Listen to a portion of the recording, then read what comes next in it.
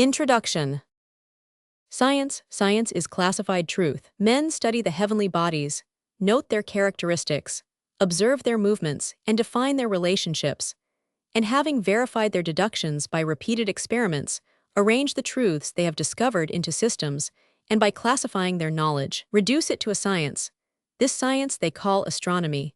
Astronomy is thus the classified arrangement of all known truths concerning the heavenly bodies. Geology, similarly, is the classified arrangement of all known truths concerning the material structure of the earth. The kingdoms of nature. The natural world has been variously divided for the purposes of study. Linnaeus divided it into 3 kingdoms: the mineral kingdom, 2, the vegetable kingdom, and 3, the animal kingdom, thus naming the 3 kingdoms in the order of their natural genesis. The mineral kingdom comprises the inorganic forms of nature, those which have no organism and which can only increase by external addition. The vegetable and animal kingdoms comprise the organic life of nature, those forms which are provided with means for promoting their own development and propagating species. The vegetable kingdom, while easily distinguishable from the mineral kingdom, is in some of its forms so similar to the lower forms of animal life as to suggest relationship between the two. While the animal kingdom, beginning with the lower forms which approximate so closely to vegetable forms, embraces the whole range of animal life and reaches its highest order in man. The science which treats of organic life as a whole is called biology, while its 2 departments are separately known as botany and zoology. Natural history is a general term popularly applied to the study of zoology. Zoology is the science of animal life. It deals with the origin of species and the evolution of the varied forms of animated nature, and treats of the structure, habits, and environment of all living creatures. Scientifically speaking, zoology is the classified arrangement of all known truths concerning all animal organisms. Classification. For convenience in study, the animal kingdom is divided into 7 subkingdoms, each of which is further divided into classes. These subkingdoms are known as Invertebrata, Roman 2 Arthropoda, Roman 3 Mollusca, Roman 4 Echinodermata, 5 Worms, Roman 6 Coelenterata, and Roman 7 Protozoa. Subkingdom I Vertebrata includes all animals distinguished by the possession of vertebrae or backbones, and its classes are Mammalia. Animals that suckle their young, Roman 2 Aves. Birds, Roman 3 Reptilia. Reptiles, Roman 4 Batrachia. Frogs, toads, etc., and 5 Pisces. Fishes. Subkingdom Roman 2 Arthropoda includes the insect families, etc., which it also divides into classes. Subkingdom Roman 3 Mollusca, animals of the cuttlefish order, including limpets, oysters, and slugs. Subkingdom Roman 4 Echinodermata, a large number of marine animals, such as the starfish and the sea urchin. Subkingdom 5 Worms, the various classes of worms. Subkingdom Roman 6 Coelenterata, corals and sponges, etc., etc., and Subkingdom Roman 7 Protozoa, protoplasms, and the lowest forms of animal life. This volume is devoted to the illustration of the first of these subkingdoms, the Vertebrata, with its 5 classes: Mammalia, Aves, Reptilia, Batrachia, and Pisces. The gorillas. The animal kingdom. Subkingdom Invertebrata. Chapter 150, I Mammalia. Order I Primates. The most perfect of all animals is man, for besides having a marvelous animal organism, he possesses reason, which so far transcends the highest instincts of other animals, that it places him in a category by himself. Suborder I. Man-shaped animals. Next to man, it is convenient to deal with man-shaped animals, Anthropoidea, those animals which most resemble him in external appearance and internal organism. This brings us to the order called Quadrumana, or 4-handed animals, which include lemurs and their allied forms, and man-like monkeys. Monkeys are divided into 5 families, one at least of which has to be further divided into subfamilies to accommodate its variety. These families are I the apes, Roman 2 the sacred monkeys, Roman 3 the cheek-pouched monkeys, Roman 4 the cebidae with its several subfamilies, and 5 the marmosets. The first 3 of these families inhabit the Old World, the last 2 belong to the New. The ape family. The family of the apes includes the gorilla, the chimpanzee, the orangutan or mias, the gibbons or long-armed apes, and the siamang. Of these, the gorilla and the chimpanzee belong to the west of Africa, the orangutan to Borneo, the gibbons to Assam, the Malay Peninsula, Java, Sumatra, Borneo, Cambodia, and Hainan, and the siamang to Java and Sumatra. The gorilla. The gorilla is the largest of the ape family and sometimes attains to the height of 6 feet. It is also the fiercest, if not the strongest, of man-shaped animals. It belongs to the genus troglodytes, of which the chimpanzee is the only other species, and it inhabits a somewhat limited range of equatorial Africa, where it makes for itself nests of sticks and foliage, among the lower branches of trees, and lives upon berries, nuts, and fruits. Though apparently a vegetarian, the gorilla has enormous physical strength. His arms bear much the same proportion to the size of his body as those of man do relatively, but his lower limbs are shorter and have no calves, the leg growing thicker from the knee downwards. The hands are broad, thick, and of great length of palm, and are remarkable for their strength. The feet, broader than those of man and more like hands, are very large and of great power. The gorilla uses his hands when walking or running, but as his arms are longer than those of other apes, and his legs shorter, he stoops less than they do in moving from place to place. The gorilla herds in small companies, or rather families, one adult male being the husband and father of the band. The females are much smaller than the males. The ancestors of the gorilla. The gorilla, though rediscovered in recent years, was apparently known to the ancients. Hanno, a Carthaginian admiral who flourished some 500 or 600 years BC, once sailed from Carthage with a fleet of 60 vessels and a company of 30,000 persons, under instructions to proceed past the Pillars of Hercules, the Straits of Gibraltar, with a view to planting colonies on the western coast of Africa. In the course of their travels, they discovered several islands inhabited by wild creatures with hairy bodies. There were, says the ancient navigator, many more females than males, all equally covered with hair on all parts of the body. The interpreters called them gorillas. On pursuing them, we could not succeed in taking a single male. They all escaped with astonishing swiftness and threw stones at us. But we took 3 females, who defended themselves with so much violence that we were obliged to kill them, but we brought their skins, stuffed with straw, to Carthage. Professor Owen remarks upon this that, though such creatures would suggest to Hanno and his crew no other idea of their nature than that of a kind of human being, yet the climbing faculty, the hairy body, and the skinning of the dead specimens strongly suggest that they were great apes. The fact that apes somewhat resembling the Negroes, of human size and with hairy bodies, still exist on the west coast of Africa renders it highly probable that such were the creatures which Hanno saw, captured, and called gorillae. A gorilla hunt. Paul du Chaillu, in his Stories of the Gorilla Country, gives a graphic description of his first sight of these wild men of the woods. He was inspecting the ruins of a native village with a party of Africans when they discovered footprints which the natives immediately recognized as those of the gorilla. It was, says he, the first time I had seen the footprints of these wild men of the woods, and I cannot tell you how I felt. Here was I now, it seemed, on the point of meeting, face to face, that monster, of whose ferocity, strength, and cunning the natives had told me so much, and which no man before had hunted. By the tracks it was easy to know that there must have been several gorillas in company. We prepared at once to follow them. My men were remarkably silent, for they were going on an expedition of more than usual risk. For the male gorilla is literally the king of the forest, the king of the equatorial regions.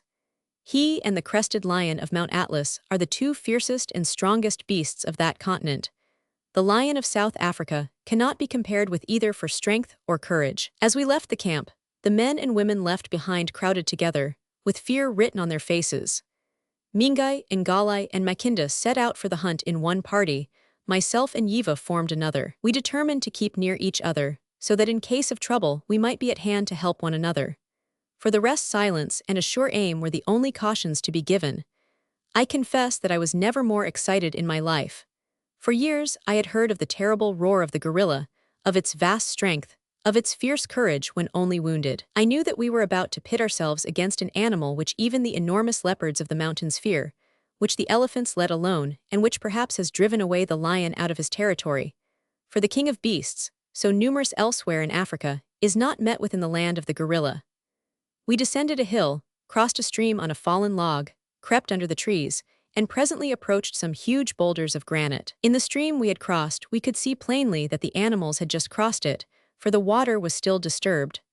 Alongside of the granite blocks lay an immense dead tree, and about this the gorillas were likely to be. Our approach was very cautious. With guns cocked and ready, we advanced through the dense wood, which cast a gloom even at midday over the whole scene. I looked at my men and saw that they were even more excited than myself. Slowly we pressed on through the dense bush, dreading almost to breathe for fear of alarming the beasts. Mackinda was to go to the right of the rock while I took the left. Unfortunately, he and his party circled it at too great a distance. The watchful animals saw him. Suddenly I was startled by a strange, discordant half-human cry and beheld 4 young and half-grown gorillas running towards the deep forest. I was not ready. We fired but hit nothing. Then we rushed on in pursuit, but they knew the woods better than we. Once I caught a glimpse of one of the animals again, but an intervening tree spoiled my mark, and I did not fire. We pursued them till we were exhausted, but in vain. I protest, I felt almost like a murderer when I saw the gorilla this first time. As they ran on their hind legs with their heads down, their bodies inclined forward, their whole appearance was that of hairy men running for their lives. Add to this their cry, so awful yet with something human in its discordance, and you will cease to wonder that the natives have the wildest superstitions about these wild men of the woods. Du Chaillu's first gorilla. In his explorations and adventures in equatorial Africa, Du Chaillu gives an equally thrilling account of the capture of his first gorilla. He says, "We started early and pushed through the most dense and impenetrable part of the forest, in hopes to find the very home of the beast I so much wished to shoot. Hour after hour we traveled, and yet no signs of gorillas, only the everlasting, little chattering monkeys, and not many of these and occasionally birds. Suddenly Mingai uttered a little cluck with his tongue, which is the native way of showing that something is stirring, and that a sharp lookout is necessary.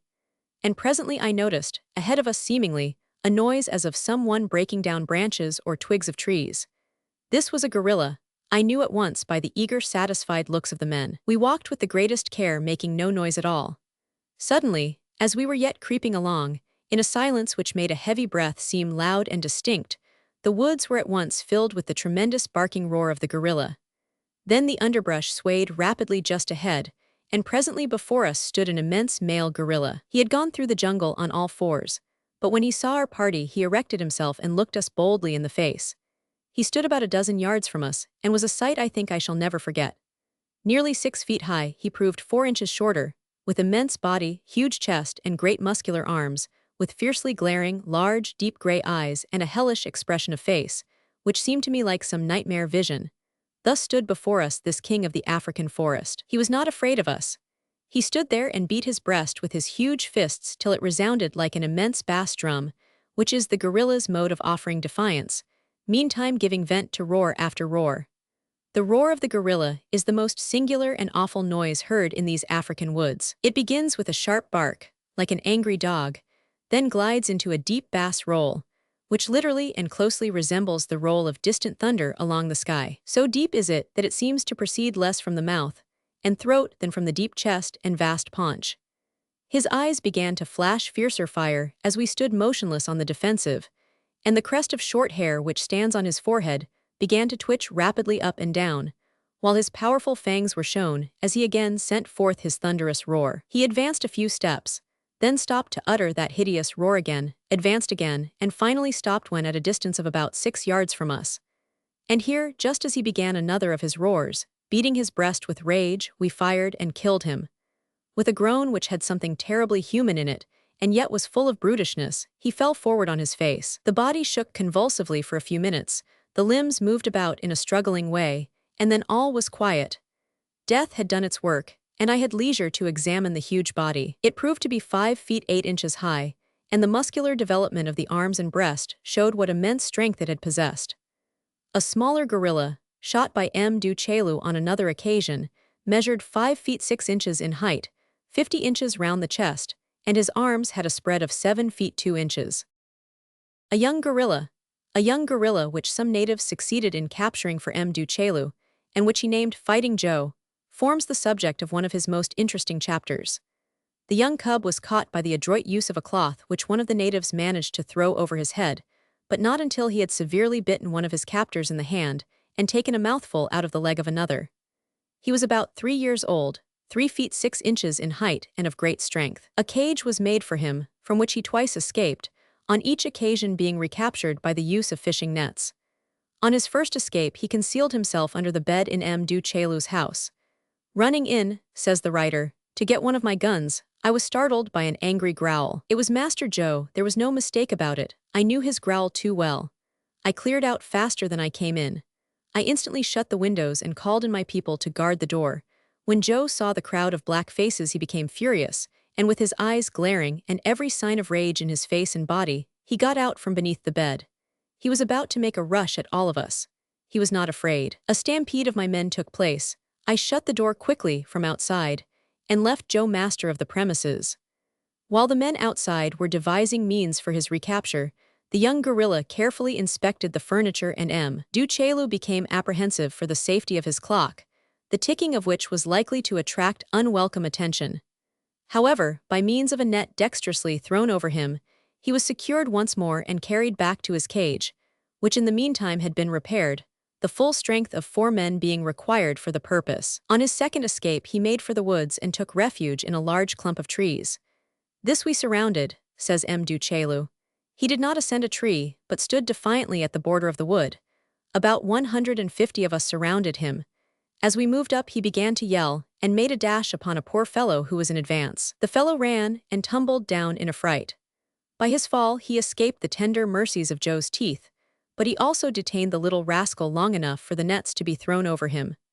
But Joe was a child of nature and could not live with the chain of civilization around his neck, and he died somewhat suddenly some 10 days afterwards and finally found his way to the British Museum. Gorilla superstitions. According to Duchelu, the natives entertain many superstitions about the gorilla, among the commonest of which is the belief that some gorillas are inhabited by human spirits. In his Stories of the Gorilla Country, he gives an interesting illustration of this. In the evening, he says, the men told stories about gorillas. I remember, said one, my father told me he once went out to the forest, when just in his path he met a great gorilla. My father had his spear in his hand. When the gorilla saw the spear, he began to roar. Then my father was terrified and dropped the spear. When the gorilla saw that my father had dropped the spear, he was pleased. He looked at him and then left him and went into the thick forest. Then my father was glad and went on his way. Here all shouted, yes, so we must do when we meet the gorilla. Drop the spear, that appeases him. Next Gambo spoke. Several dry seasons ago, a man suddenly disappeared from my village after an angry quarrel. Some time after, an Ashira of that village was out in the forest. He met a very large gorilla. That gorilla was the man who had disappeared. He had turned into a gorilla. He jumped upon the poor Ashira and bit a piece out of his arm, then he let him go. Then the man came back with the bleeding arm. He told me this, I hope we shall not meet such gorillas. Chorus, no, we shall not meet such wicked gorillas. I myself, says Duchelu, afterwards met that man in the Ashira country. I saw his maimed arm and he repeated the same story. Then one of the men spoke up. If we kill a gorilla tomorrow, I should like to have a part of the brain for a fetish. Nothing makes a man so brave as to have a fetish of gorilla's brain. That gives a man a strong heart. Chorus of those who remained awake. Yes, that gives a man a strong heart. A fetish of the brain of the gorilla is said also to help its owner in love as well as war. The chimpanzee. The chimpanzee is a near neighbor of the gorilla in equatorial Africa, though he appears to have a more extended range. He is found in Sierra Leone and in the country lying to the north of the river Congo, and according to native accounts is gregarious in his habits, traveling in formidable companies, who carry sticks and make effective use of them. They are said to reach maturity at 9 or 10 years of age, and to attain a height of from 4 to 5 feet. Like the gorillas, they have immensely powerful limbs, and have been known without apparent effort to break off branches of trees, which a man would have been powerless to bend. The docility and sagacity of the chimpanzee. The chimpanzee differs from the gorilla in his amenability to civilization. The gorilla, however young, seems incapable of being tamed, while the chimpanzee in its infancy and youth at least has often been domesticated, though like most other apes, as it approaches maturity, it needs to be kept under strong control. Captain Brown in his Habits and Characteristics of Animals and Birds gives the following illustration of the docility and sagacity of the chimpanzee. He says, M. de Grandpré saw, on board of a vessel, a female chimpanzee, which exhibited wonderful proofs of intelligence. She had learnt to heat the oven. She took great care not to let any of the coals fall out, which might have done mischief in the ship. And she was very accurate in observing when the oven was heated to the proper degree, of which she immediately apprised the baker, who, relying with perfect confidence upon her information, carried his dough to the oven as soon as the chimpanzee came to fetch him.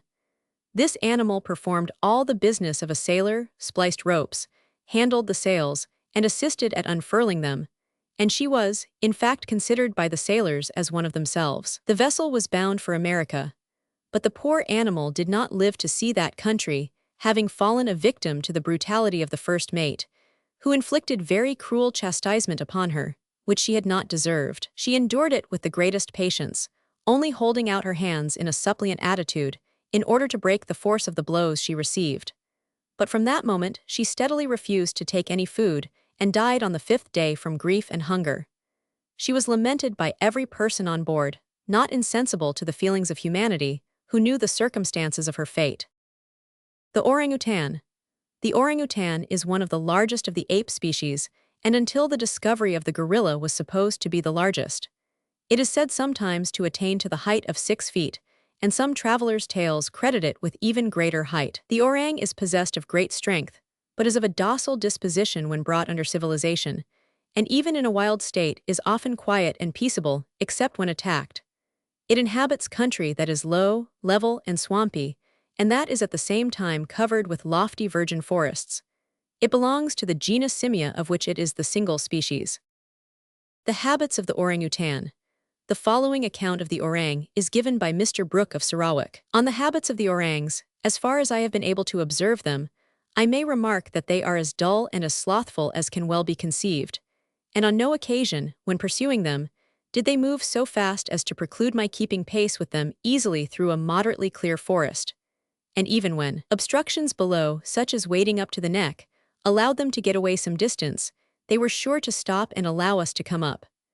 I never observed the slightest attempt at defense, and the wood, which sometimes rattled about our ears, was broken by their weight, and not thrown, as some persons represent. If pushed to extremity, however, the papan could not be otherwise than formidable, and one unfortunate man, who with a party was trying to catch one alive, lost 2 of his fingers, besides being severely bitten on the face, whilst the animal finally beat off his pursuers and escaped. When hunters wish to catch an adult, they cut down a circle of trees round the one on which he is seated, and then fell that also, and close before he can recover himself, and endeavor to bind him. The rude hut which they are stated to build in the trees would be more properly called a seat, or nest, for it has no roof or cover of any sort. The facility with which they form this seat is curious, and I had an opportunity of seeing a wounded female weave the branches together and seat herself in a minute. She afterwards received our fire without moving, and expired in her lofty abode, whence it cost us much trouble to dislodge her. The adult male I killed was seated lazily on a tree, and when approached only took the trouble to interpose the trunk between us, peeping at me and dodging as I dodged. I hit him on the wrist, and he was afterwards dispatched. The walk of the orangutan. In locomotion, the orang disdains the earth and perambulates the vernal terraces of the forest trees. It is a singular sight, says Mr. Wallace, to watch a Mia's orangutan making his way leisurely through a forest. He walks deliberately along some of the larger branches in the semi-erect attitude which the great length of his arms and the shortness of his legs cause him naturally to assume, and seems always to choose those branches which intermingle with an adjoining tree, on approaching which he stretches out his long arms, and seizing the opposing boughs, grasps them together with both hands, seems to try their strength, and then deliberately swings himself across to the next branch on which he walks along as before. He never jumps or springs, or even appears to hurry himself, and yet manages to get along almost as quickly as a person can run through the forest beneath. The strength of the orangutan. The Dayaks, says Mr. Wallace, all declare that the Mias is never attacked by any animal in the forest, with 2 rare exceptions, and the accounts received of these are so curious that I give them nearly in the words of my informants, old Dayak chiefs, who had lived all their lives in the places where the animal is most abundant. The first of whom I inquired said, "No animal is strong enough to hurt the Mias, and the only creature he ever fights with is the crocodile.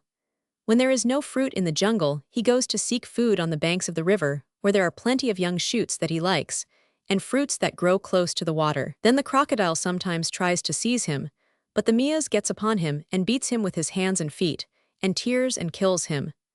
He added that he had once seen such a fight, and that he believed that the Mias is always the victor. My next informant was Orang Ko, or chief of the Balo Dayaks on the Simanju River. He said the Mias has no enemies, no animals dare attack it but the crocodile and the python. He always kills the crocodile by main strength, standing upon it, and pulling open its jaws and ripping up its throat. If a python attacks a Mias, he seizes it with his hands and then bites it, and soon kills it. The Mias is very strong. There is no animal in the jungle so strong as he. The docility of the orangutan. Buffon thus describes an orangutan that he saw. His aspect was melancholy, his deportment grave, his movements regular, and his disposition gentle. Unlike the baboon or the monkey, who are fond of mischief, and only obedient through fear, a look kept him in awe, while the other animals could not be brought to obey without blows.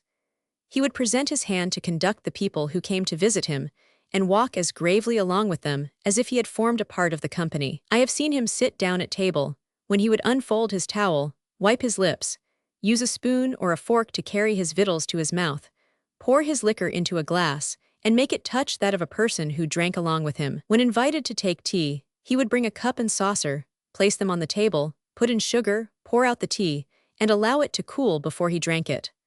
All this I have seen him perform without any other instigation than the signs or the command of his master, and often even of his own accord. The orangutan's intelligence. M. de la Bosse thus describes two young orangutans, male and female. We had these animals with us on shipboard. They ate at the same table with us. When they wanted anything, they, by certain signs, acquainted the cabin boy with their wishes. And if he did not bring it, they sometimes flew into a rage at him, bit him in the arm, and not unfrequently threw him down. The male fell sick during the voyage, and submitted to be treated like a human patient. The disease being of an inflammatory nature, the surgeon bled him twice in the right arm, and when he afterwards felt himself indisposed, he used to hold out his arm to be bled, because he recollected that he found himself benefited by that operation on a former occasion. The orangutan's affection. Dr. Tyson, in describing one of the earliest specimens of the orang brought to London, says that it conceived a great affection for those with whom travel had made it familiar, frequently embracing them with the greatest tenderness. A female orang belonging to a Dutch menagerie showed the greatest affection for her attendants, giving unmistakable signs of her delight in their company and distress in their absence. She would often take the hay from her bed and spread it at her side, and with anxious and obvious signs invite her keeper to sit beside her. M. Pallavicini credited a pair of orangs, which he had in his possession, in 1759, with the still more remarkable quality in animals of bashfulness. It is said that the female would shrink from the too persistent gaze of a spectator, and throw herself into the arms of the male, hiding her face in his bosom. The maternal instinct. In his Marvels and Mysteries of Instinct, Mr. Garrett gives the following instance of maternal affection. A gentleman was out with a party of men in Sumatra, when in some trees removed from a dense forest, a female orangutan, with a young one in its arms, was discovered, and the pursuit commenced. In the ardor of the moment, and excited by the hope of possessing an animal so rare, the gentleman forgot everything but the prize before him, and urged on his men by the promise of a reward, should their exertions be successful. Thus stimulated, they followed up the chase. The animal, encumbered by her young one, making prodigious efforts to gain the dense and intricate recesses of the wood, springing from tree to tree, and endeavoring by every means to elude her pursuers. Several shots were fired, and at length one took fatal effect, the ball penetrating the right side of the chest.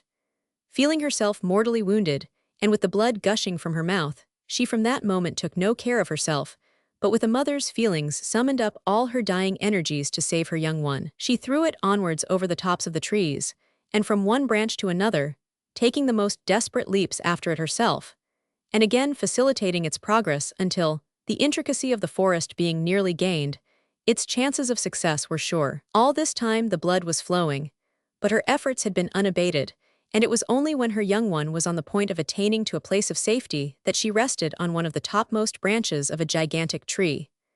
True to her ruling passion, even in death, she turned for a moment to gaze after her young one, reeled, and fell head foremost to the ground. The sight was so touching that it called forth the sympathy of the whole party. The eagerness of the chase subsided, and so deep an impression did the maternal tenderness and unexpected self-devotion of the poor orang make on the gentleman alluded to, whose heart was indeed formed in nature's gentlest mold, that he expressed the utmost remorse and pity, declaring that he would not go through the same scene again for all the world. Nor did the tragical death of the animal cease to haunt his mind for many weeks, and he never afterwards recurred to it, but with feelings of emotion. The preserved skin is now in the Museum of the Zoological Society. Gibbons or long-armed apes. The gibbons belong to the genus Hylobates, of which there are several species. They are characterized by the ability to walk almost erect, hence the name Hylobates.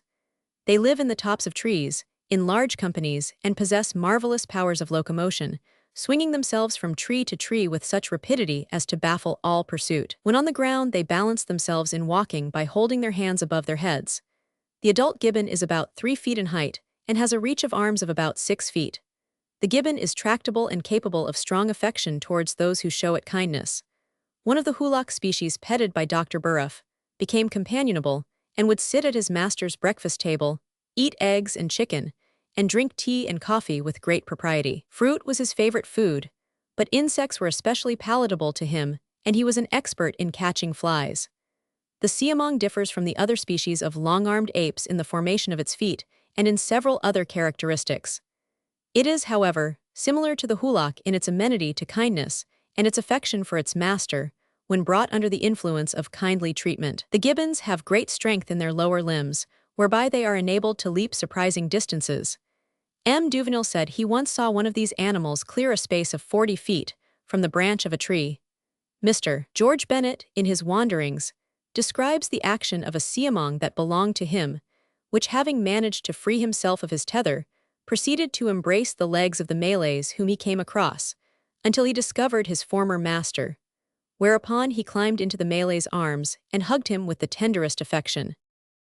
Monkeys. Monkeys differ from the apes we have dealt with in the important characteristic, among others, of possessing tails. These vary in length from inches to feet, in some cases being considerably longer than the body and in others little more than stumps.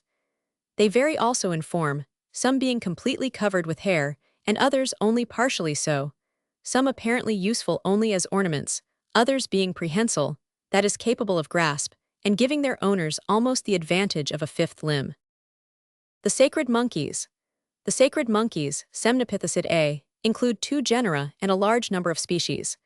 Among these are the species which bear the name of Hanuman, a Hindu divinity, and are worshipped in his honor. The protection these monkeys receive on account of the superstitions prevalent concerning them leads to their large increase in numbers and to many inconveniences arising therefrom. It is said that if a traveler should be unfortunate enough to offend one of these animals, he is likely enough to be followed by the whole party howling in a most hideous and discordant manner, and pelting him with any missiles upon which they can lay their hands. There are 18 species of the Semnopithecus, all of which are found in the East. Of these, the Entellus is one of the best-known species. It is very susceptible to cold, and cannot live long in Europe. The long-nosed monkey. The long-nosed monkey, Semnopithecus larvatus, belongs to this family and is distinguished, as its name implies, by the length of its proboscis. This animal is described by Wallace as about the size of a child of 3 years of age, while possessing a nose considerably longer than that of any human adult. From the head to the tip of the tail, the proboscis monkey measures about 4 feet and a half. It is sometimes called the cahau from its cry, which resembles the sound of that word. It is said to hold its nose when leaping to protect it from being injured by the branches of trees. The second genus of this family, of which there are numerous species, belongs to Africa. Cheek-pouched monkeys. The cheek-pouched monkeys form the third family of the Quadrumana. They include 7 genera and 60 or 70 species, of which 5 genera belong to Africa and 2 to Asia and to the Malay Islands. Among the better known of these species is the talapoin of West Africa, the Diana monkey and the Mona Africa, the little white-nosed monkey Guinea, the grivet Nubia and Abyssinia, the green monkey Cape de Verdes, the Patas Senegal, the Malbruk monkey, and the vervet monkey South Africa. The green monkey and the vervet monkey are those most commonly seen in England. One of the best-known members of this family is the baboon. The baboon. The baboon is found in many parts of Africa, and one of its species in Arabia. It is of the genus Cynocephalus, and some of its species attain to considerable size.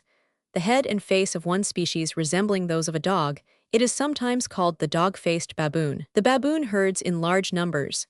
and is said to make apparently organized attacks upon villages during the absence of the peasants in harvest time, placing sentinels on the lookout to apprise them of danger, while they visit the houses and take possession of all the food they can find. They are cunning and powerful and formidable in combat, but greedy in habit. They eat to excess, and when gorged to satiety fall an easy prey to their enemies. In their wild state they feed on berries and bulbous roots, but when proximity to civilization gives them wider opportunity, they show their appreciation of a more varied menu. Among the more familiar species of the baboon are the chacma, the drill, the mandrill, the anubis, the babuin, and the sphinx, all of which belong to the west of Africa. The Arabian baboon. The Arabian baboon is an animal with a history. It was worshipped by the Egyptians, who embalmed its body after death and set apart portions of their cemeteries for its use.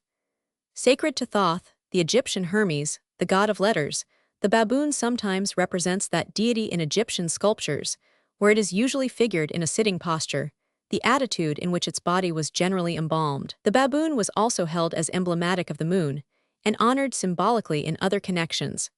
It is commonly represented in judgment scenes of the dead, with a pair of scales in front of it, Thoth being supposed to exercise important duties in the final judgment of men. The baboon was held especially sacred at Hermopolis. According to Sir J.G. Wilkinson, the Egyptians trained baboons to useful offices, making them torchbearers at their feasts and festivals. The imitative faculty of the baboon. Like others of the monkey tribes, the baboon shows an extraordinary faculty for imitation. Captain Brown, in his Characteristics of Animals, says, "The following circumstance is truly characteristic of the imitative powers of the baboon.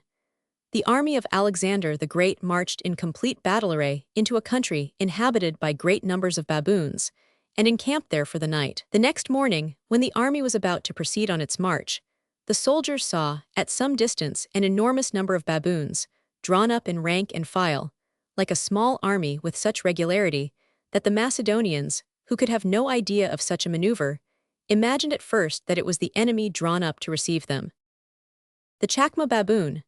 The chacma lives among the mountains of the Cape of Good Hope, where he attains about the size of an English mastiff and even greater strength. He descends to the plains on foraging expeditions, and when not attacked, will usually make off on the approach of danger, but if aroused to anger can both show and use his teeth, and is far superior to the average English boy in throwing stones. The baboon's utility. Levaillant gives an interesting account of a chacma baboon which accompanied him through South Africa and which bore the name of Keys. He says, "I made him my taster. Whenever we found fruits or roots with which my Hottentots were unacquainted, we did not touch them till Keys had tasted them. If he threw them away, we concluded that they were either of a disagreeable flavor or of a pernicious quality, and left them untasted." The monkey possesses a peculiar property, wherein he differs greatly from other animals, and resembles man, namely, that he is by nature equally gluttonous and inquisitive. Without necessity, and without appetite, he tastes everything that falls in his way, or that is given to him. But Keys had a still more valuable quality. He was an excellent sentinel, for whether by day or night, he immediately sprang up on the slightest appearance of danger. By his cry, and the symptoms of fear which he exhibited, we were always apprised of the approach of an enemy, even though the dogs perceived nothing of it. The latter, at length, learned to rely upon him with such confidence that they slept on in perfect tranquility. I often took Keys with me when I went hunting, and when he saw me preparing for sport, he exhibited the most lively demonstrations of joy. On the way, he would climb into the trees to look for gum, of which he was very fond. Sometimes he discovered to me honey, deposited in the clefts of rocks or hollow trees. But if he happened to have met with neither honey nor gum, and his appetite had become sharp by his running about, I always witnessed a very ludicrous scene. In those cases, he looked for roots, which he ate with great greediness, especially a particular kind, which to his cost I also found to be very well tasted and refreshing, and therefore insisted upon sharing with him. In order to draw these roots out of the ground, he employed a very ingenious method, which afforded me much amusement. He laid hold of the herbage with his teeth, stemmed his 4 feet against the ground, and drew back his head, which gradually pulled out the root. But if this expedient, for which he employed his whole strength, did not succeed, he laid hold of the leaves as before, as close to the ground as possible, and then threw himself heels over head, which gave such a concussion to the root that it never failed to come out. The tame baboon. Serpents excepted, There were no animals of whom Keys stood in such great dread as of his own species, perhaps owing to a consciousness of loss of natural capacity. Sometimes he heard the cry of other apes among the mountains, and terrified as he was, he yet answered them. But if they approached nearer, and he saw any of them, he fled, with a hideous cry, crept between our legs, and trembled over his whole body. It was very difficult to compose him, and it required some time before he recovered from his fright. The cunning of the baboon, like all other animals, Keys was addicted to stealing. He understood admirably well how to loose the strings of a basket, in order to take victuals out of it, especially milk, of which he was very fond. My people chastised him for these thefts, but that did not make him amend his conduct. I myself sometimes whipped him, but then he ran away, and did not return again to the tent until it grew dark. Once, as I was about to dine, and had put the beans, which I had boiled for myself, upon a plate, I heard the voice of a bird with which I was not acquainted. I left my dinner standing, seized my gun, and ran out of the tent. After the space of about a quarter of an hour I returned with the bird in my hand, but to my astonishment found not a single bean upon the plate. Keys had stolen them all, and taken himself out of the way. When he had committed any trespass of this kind, he used always, about the time when I drank tea, to return quietly, and seat himself in his usual place, with every appearance of innocence as if nothing had happened. But this evening he did not let himself be seen. And on the following day also he was not seen by any of us, and in consequence I began to grow seriously uneasy about him, and apprehensive that he might be lost forever. But on the third day, one of my people, who had been to fetch water, informed me that he had seen Keys in the neighborhood, but that, as soon as the animal espied him, he had concealed himself again. I immediately went out and beat the whole neighborhood with my dogs. All at once, I heard a cry like that which Keys used to make, when I returned from my shooting, and had not taken him with me. I looked about, and at length espied him, endeavoring to hide himself behind the large branches of a tree. I now called to him in a friendly tone of voice, and made motions to him to come down to me. But he could not trust me, and I was obliged to climb up the tree to fetch him. He did not attempt to fly, and we returned together to my quarters. Here he expected to receive his punishment, but I did nothing, as it would have been of no use. The loyalty of the baboon. An officer, wishing to put the fidelity of my baboon to the test, pretended to strike me. At this he flew in a violent rage, and from that time could never endure the sight of the officer. If he only saw him at a distance, he began to cry, and make all kinds of grimaces, which evidently showed that he wished to revenge the insult that had been done to me. He ground his teeth, and endeavored with all his might to fly at his face, but that was out of his power as he was chained down. The offender several times endeavored in vain to conciliate him by offering him dainties, but he remained long implacable. The intelligence of the baboon. When any eatables were pilfered, at my quarters, the fault was always laid upon Keys, and rarely was the accusation unfounded. For a time the eggs, which a hen laid me, were constantly stolen, and I wished to ascertain whether I had to attribute this loss also to him. For this purpose I went one morning to watch him, and waited till the hen announced, by her cackling, that she had laid an egg. Keys was sitting upon my vehicle, but the moment he heard the hen's voice, he leapt down, and was running to fetch the egg. When he saw me, he suddenly stopped, and affected a careless posture, swaying himself backwards upon his hind legs, and assuming a very innocent look. In short, he employed all his art to deceive me with respect to his design. His hypocritical maneuvers only confirmed my suspicions, and in order, in my turn, to deceive him, I pretended not to attend to him, and turned my back to the bush where the hen was cackling, upon which he immediately sprang to the place. I ran after him, and came up to him at the moment when he had broken the egg and was swallowing it. Having caught the thief in the fact, I gave him a good beating upon the spot, but this severe chastisement did not prevent his soon stealing fresh-laid eggs again. As I was convinced that I should never be able to break Keys off his natural vices, and that, unless I chained him up every morning, I should never get an egg, I endeavored to accomplish my purpose in another manner.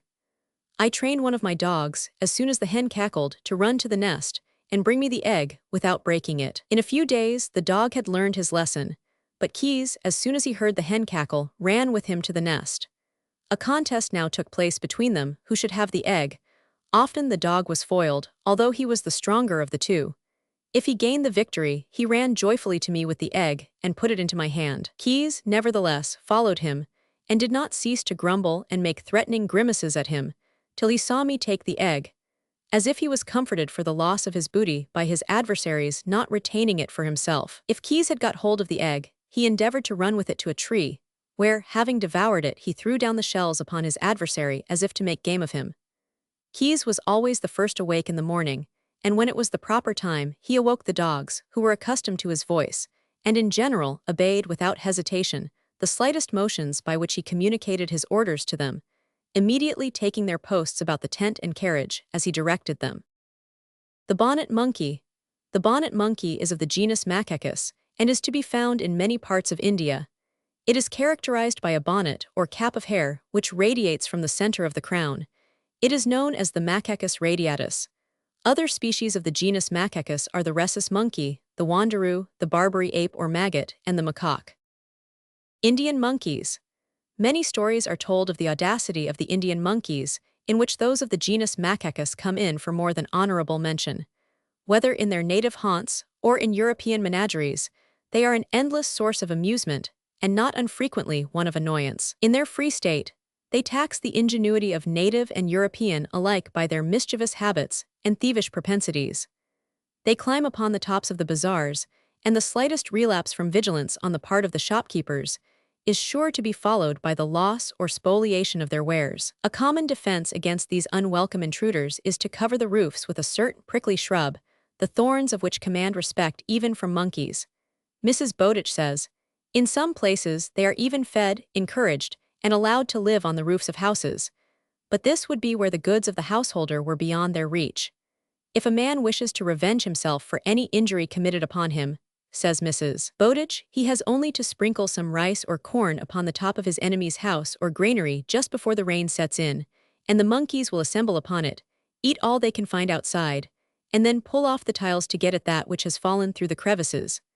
This, of course, gives access to the torrents which fall in such countries, and house, furniture, and stores are all ruined."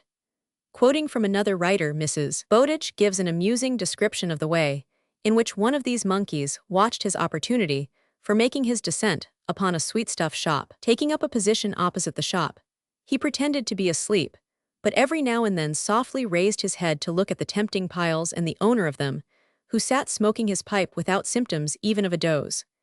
In half an hour the monkey got up, as if he were just awake, yawned, stretched himself, and took another position a few yards off, where he pretended to play with his tail, occasionally looking over his shoulder at the coveted delicacies. At length the shopman gave signs of activity and the monkey was on the alert.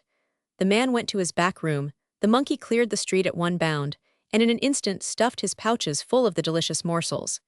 He had, however, overlooked some hornets, which were regaling themselves at the same time. They resented his disturbance, and the tormented monkey, in his hurry to escape, came upon a thorn-covered roof, where he lay stung, torn, and bleeding. He spurted the stolen bonbons from his pouches, and barked hoarsely, looking the picture of misery. The noise of the tiles which he had dislodged in his retreat brought out the inhabitants, and among them the vendor of the sweets, with his turban unwound, and streaming 2 yards behind him. All joined in laughing at the wretched monkey, but their religious reverence for him induced them to go to his assistance. They picked out his thorns, and he limped away to the woods quite crestfallen. The monkey outdone. The writer, from whom Mrs. Bowditch quoted the above story, gives a graphic account of the success of a stratagem he employed to rid himself of the unwelcome visits of his monkey friends. "Although," says he, "a good deal shyer of me than they were of the natives, I found no difficulty in getting within a few yards of them, and when I lay still among the brushwood, they gamboled round me with as much freedom as if I had been one of themselves." This happy understanding, however, did not last long, and we soon began to urge war upon each other. The casus belli was a field of sugar cane which I had planted on the newly cleared jungle. Every beast of the field seemed leagued against this devoted patch of sugar cane. The wild elephants came and browsed in it, the jungle hogs rooted it up and munched it at their leisure, the jackals gnawed the stalks into squash, and the wild deer ate the tops of the young plants. Against all these marauders there was an obvious remedy: to build a stout fence round the cane field. This was done accordingly, and a deep trench dug outside, that even the wild elephant did not deem it prudent to cross. The wild hogs came and inspected the trench, and the palisades beyond. A bristly old tusker was observed taking a survey of the defenses, but after mature deliberation, he gave 2 short grunts, the porcine language, I imagined, for no-go, and took himself off at a round trot, to pay a visit to my neighbor Ram Chunder and inquire how his little plot of sweet yams was coming on. The jackals sniffed at every crevice and determined to wait a bit, but the monkeys laughed the whole entrenchment to scorn. Day after day was I doomed to behold my canes devoured as fast as they ripened, by troops of jubilant monkeys. It was of no use attempting to drive them away. When disturbed, they merely retreated to the nearest tree, dragging whole stalks of sugarcane along with them, and then spurted the chewed fragments in my face as I looked up at them. This was adding insult to injury, and I positively began to grow bloodthirsty at the idea of being outwitted by monkeys. The case between us might have been stated in this way. I have at much trouble and expense cleared and cultivated this jungle land, said I. More fool you, said the monkeys. I have planted and watched over these sugar canes. Watched, so have we, for the matter of that, but surely I have a right to reap what I sowed. Don't see it, said the monkeys. The jungle, by rights prescriptive and indefeasible, is ours, and has been so ever since the days of Ram Hanuman of the long tail. If you cultivate the jungle without our consent, you must look to the consequences. If you don't like our customs, you may get about your business. We don't want you. I kept brooding over this mortifying view of the matter, until one morning I hatched revenge in a practicable shape. A tree, with about a score of monkeys on it, was cut down, and half a dozen of the youngest were caught as they attempted to escape. A large pot of gout treacle was then mixed with as much tartar emetic as could be spared from the medicine chest, and the young hopefuls, after being carefully painted over with the compound, were allowed to return to their distressed relatives, who, as soon as they arrived, gathered round them, and commenced licking them with the greatest assiduity. The results I had anticipated were not long in making their appearance. A more melancholy sight it was impossible to behold, but so efficacious was this treatment that for more than 2 years I hardly ever saw a monkey in the neighborhood. The monkey aroused. Tavernier was once traveling from Agra to Surat with the English president.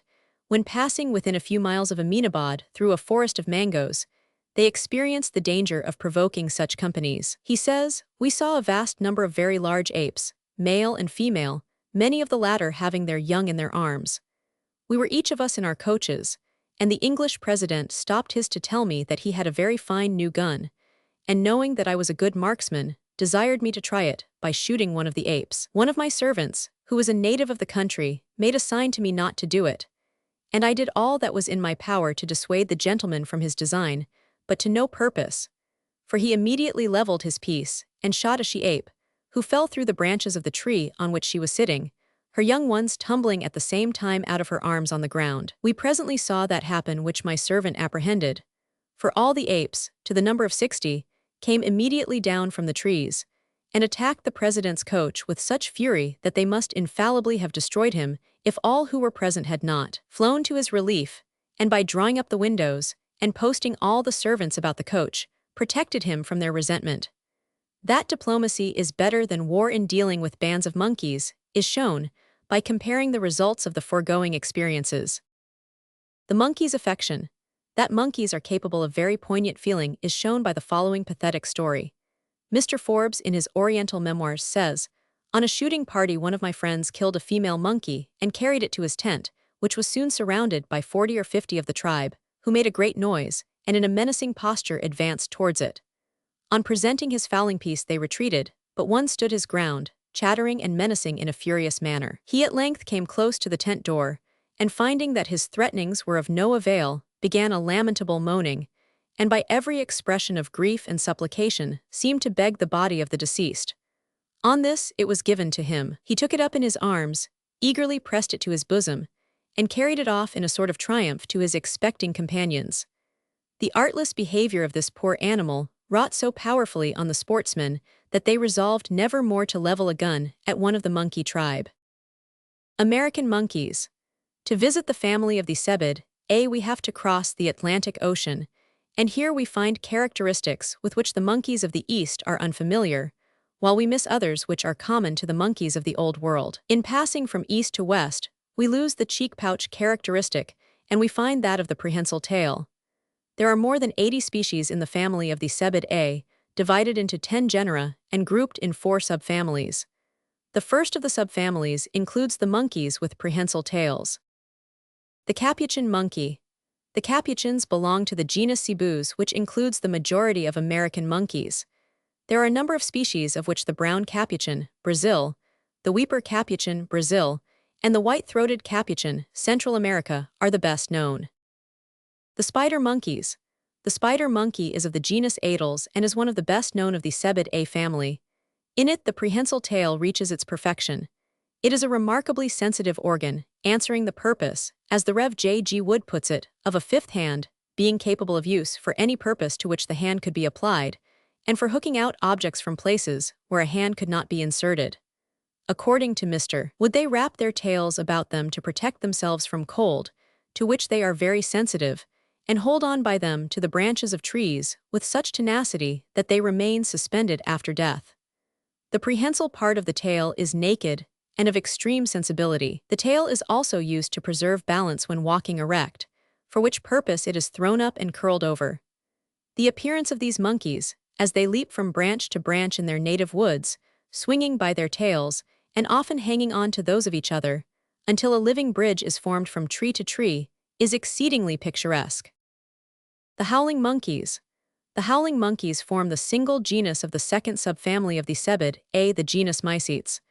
There are a number of species, popularly known as the golden howler, the black howler, and C. They are chiefly characteristic for the attribute to which they owe their name. The howl is a loud, mournful cry which can be heard at a great distance, and is said by Wallace to proceed from the leader of the band who howls for the whole company. These animals are larger and more clumsy than the spider monkeys, and therefore less agile. They have powerful, prehensile tails. The howler is much prized by the Indians as an article of food. The bearded saki. The third subfamily of the Cebidae includes some dozen species which inhabit the forests of equatorial America. They are of the genus Pithecia, and some species have broad beards and bushy tails. The head of the bearded saki, Pithecia satanas, has a singularly human appearance. The Dauerauculi. The fourth subfamily of the Cebidae includes several genera and a number of species. Of these, the Dauerauculi, Nyctopithecus felinus, is one of the most interesting. It is a small monkey, measuring only 13 inches, apart from its tail, which is 18 inches long. It is cat-like in some of its habits, sleeping during the day and prowling about at night in search of food, which it finds in fruits, insects, and small birds. It has a cat-like mew, though it often makes a louder cry more resembling the noise of the jaguar. The marmosets. The fifth family of the Quadrumana comprises the marmosets, of which there are two genera, the Hapil and the Midas. These are very small, measuring about 8 inches without the tail, which is 11 inches long. The marmoset is one of the prettiest of the monkeys, and though at first shy, soon becomes playful and affectionate. Marmosets are one of the few species that breed in confinement. Sir William Jardine describes a marmoset who gave birth to 3 offspring in Paris. One of these, for some reason, displeased her, and she killed it, but upon the others beginning to suck the maternal instinct awoke, and she became as affectionate as she was before careless. The male seemed more affectionate and careful of them than the mother, and assisted in the charge. The young generally keep upon the back or under the belly of the female, and Cuvier observed that when the female was tired of carrying them, she would approach the male with a shrill cry, who immediately relieved her with his hands, placing them upon his back or under his belly, where they held themselves and were carried about until they became restless for milk, when they were given over to the mother who, in her turn, would again endeavor to get rid of them.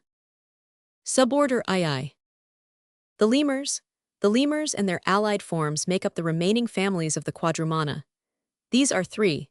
The Lemuridae, of which there are many species, most of which belong to Madagascar, others to Africa, Asia, and the Indian archipelago, the Tarsidae, which hail from Sumatra and Borneo, and the Chiromidae, of which the eye is the representative.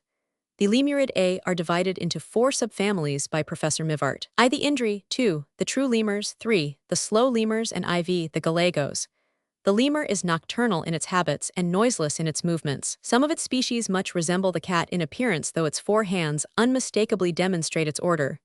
Sir William Jones describes a slow lemur, Nyctispis tardigratus, which he had in his possession, as gentle except in the cold season, when his temper seemed wholly changed. This animal expressed great resentment when disturbed unseasonably. From half an hour after sunrise to half an hour before sunset, he slept without any intermission, rolled up like a hedgehog, and as soon as he awoke, he began to prepare himself for the occupations of his approaching day, licking and dressing himself like a cat, an operation which the flexibility of his neck and limbs enabled him to perform very completely. He was then ready for a slight breakfast, after which he commonly took a short nap, but when the sun was quite set, he recovered all his vivacity. Generally, he was not voracious, but of grasshoppers he never could have enough, and passed the whole night during the hot season in prowling for them. He used all his paws indifferently as hands. Mrs. Bowditch tells of one of these animals, procured by Mr. Baird at Prince of Wales Island, who shared a cage with a dog to whom he became greatly attached, while nothing could reconcile him to a cat, which constantly jumped over his back, causing him great annoyance. The tarsier Tarsius spectrum, is a small, kitten-faced animal with long hind legs, which enable it to leap like a frog. It is nocturnal in habit, and is found in Sumatra, Borneo, and elsewhere. The Chiromys madagascariensis, is a remarkable little animal resembling, as Professor Owen says, in size and shape the domestic cat, its head and ears being larger, and its hind legs and tail longer than those of the cat.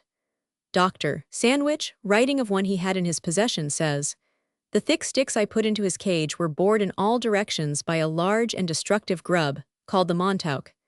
Just at sunset the eye crept from under his blanket, yawned, stretched, and betook himself to his tree. Presently he came to one of the worm-eaten branches, which he began to examine most attentively, and bending forward his ears, and applying his nose close to the bark, he rapidly tapped the surface with the curious second digit, as a woodpecker taps a tree, though with much less noise, from time to time inserting the end of the slender finger into the worm holes, as a surgeon would a probe. At length, he came to a part of the branch which evidently gave out an interesting sound, for he began to tear it with his strong teeth. He rapidly stripped off the bark, cut into the wood, and exposed the nest of a grub which he daintily picked out of its bed, with the slender, tapping finger, and conveyed the luscious morsel to his mouth. But I was yet to learn another peculiarity. I gave him water to drink in a saucer, on which he stretched out his hand, dipped a finger into it, and drew it obliquely through his open mouth. After a while he lapped like a cat, but his first mode of drinking appeared to me to be his way of reaching water in the deep clefts of trees. Order II. Wing-handed animals. The animals which most nearly resemble the four-handed animals or quadrumana are the wing-handed animals, the bats or Chiroptera. These are of singular appearance and interesting habit. If, says the Rev. J.G. Wood, the fingers of a man were to be drawn out like wire to about 4 feet in length, a thin membrane to extend from finger to finger, and another membrane to fall from the little finger to the ankles, he would make a very tolerable imitation of a bat. Of course, it should be added, making allowance for proportion, the full-grown male bat of the largest species, rarely exceeding 12 inches in height from head to foot. Bats' wings are highly nervous and sensitive, so much so as to render their owners almost independent of sight. Besides being well adapted for flight, says Dr. Percival Wright, they are still capable in a small measure of seizing, differing thus from the anterior limbs of birds. Bats. Dr. Dobson divides the order Chiroptera into 2 suborders, I, the great bats, and 2, the smaller bats. Of these there are numerous genera and a large number of species. The great bats abound in the tropical and subtropical regions of the East, where they live on fruit, and from this circumstance are classified as fruit-eating bats, though they are sometimes called flying foxes. The largest of these inhabit Sumatra and Java, living in large companies, sleeping by day and foraging by night. A large tree serves them for a sleeping chamber, where, suspending themselves head downwards from the branches, they wrap their wings about them in lieu of blankets and sleep out the sunshine. After sunset, they gradually awake and proceed to ravage any fruit preserves which may be within reach, committing serious depredations while the owners outsleep the moon. According to Mr. Francis Day, they do very great injury to coconut plantations and mango gardens.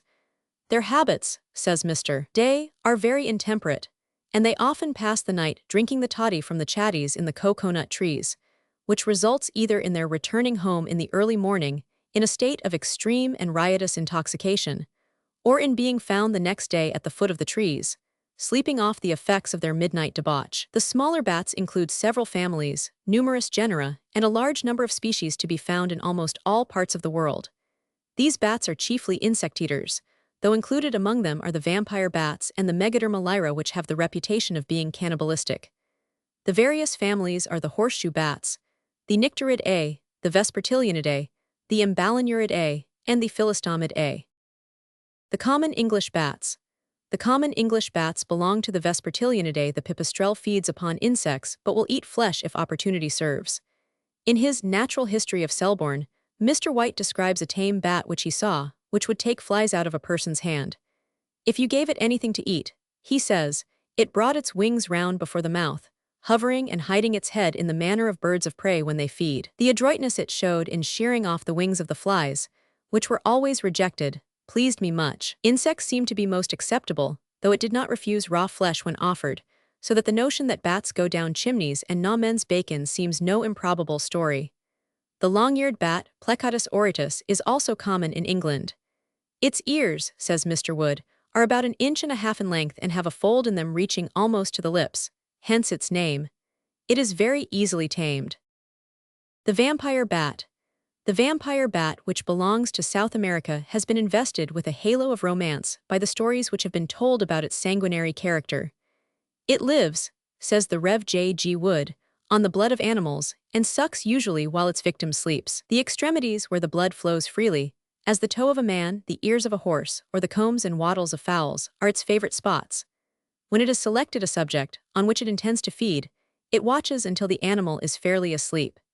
It then carefully fans its victim with its wings while it bites a little hole in the ear or shoulder, and through this small aperture, into which a pin's head would scarcely pass, it contrives to abstract sufficient blood to make a very ample meal. The wound is so small, and the bat manages so adroitly, that the victim does not discover that anything has happened until the morning, when a pool of blood betrays the visit of the vampire. The vampire bat, says Professor Darwin, is often the cause of much trouble by biting the horses on their withers. The injury is not so much owing to the loss of blood, as to the inflammation which the pressure of the saddle afterwards produces.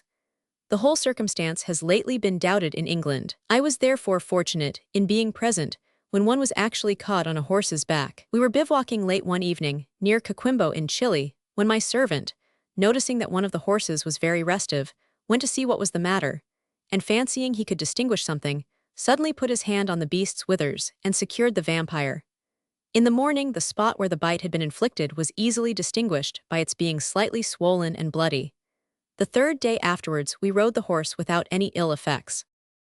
A traveler's experience. Captain Stedman, in his narrative of a 5-year expedition against the revolted Negroes of Suriname, relates that on waking about 4 o'clock one morning in his hammock, he was extremely alarmed at finding himself weltering in congealed blood, and without feeling any pain whatever. The mystery was, continues Captain Stedman, that I had been bitten by the vampire or spectre of Guiana, which is also called the flying dog of New Spain, and by the Spaniards Paravolador. This is no other than a bat of monstrous size, that sucks the blood from men and cattle while they are fast asleep, even sometimes till they die. And as the manner in which they proceed is truly wonderful, I shall endeavor to give a distinct account of it. Knowing by instinct that the person they intend to attack is in a sound slumber, they generally alight near the feet, where, while the creature continues fanning with his enormous wings, which keeps one cool, he bites a piece out of the tip of the great toe, so very small indeed that the head of a pin could scarcely be received into the wound, which is consequently not painful.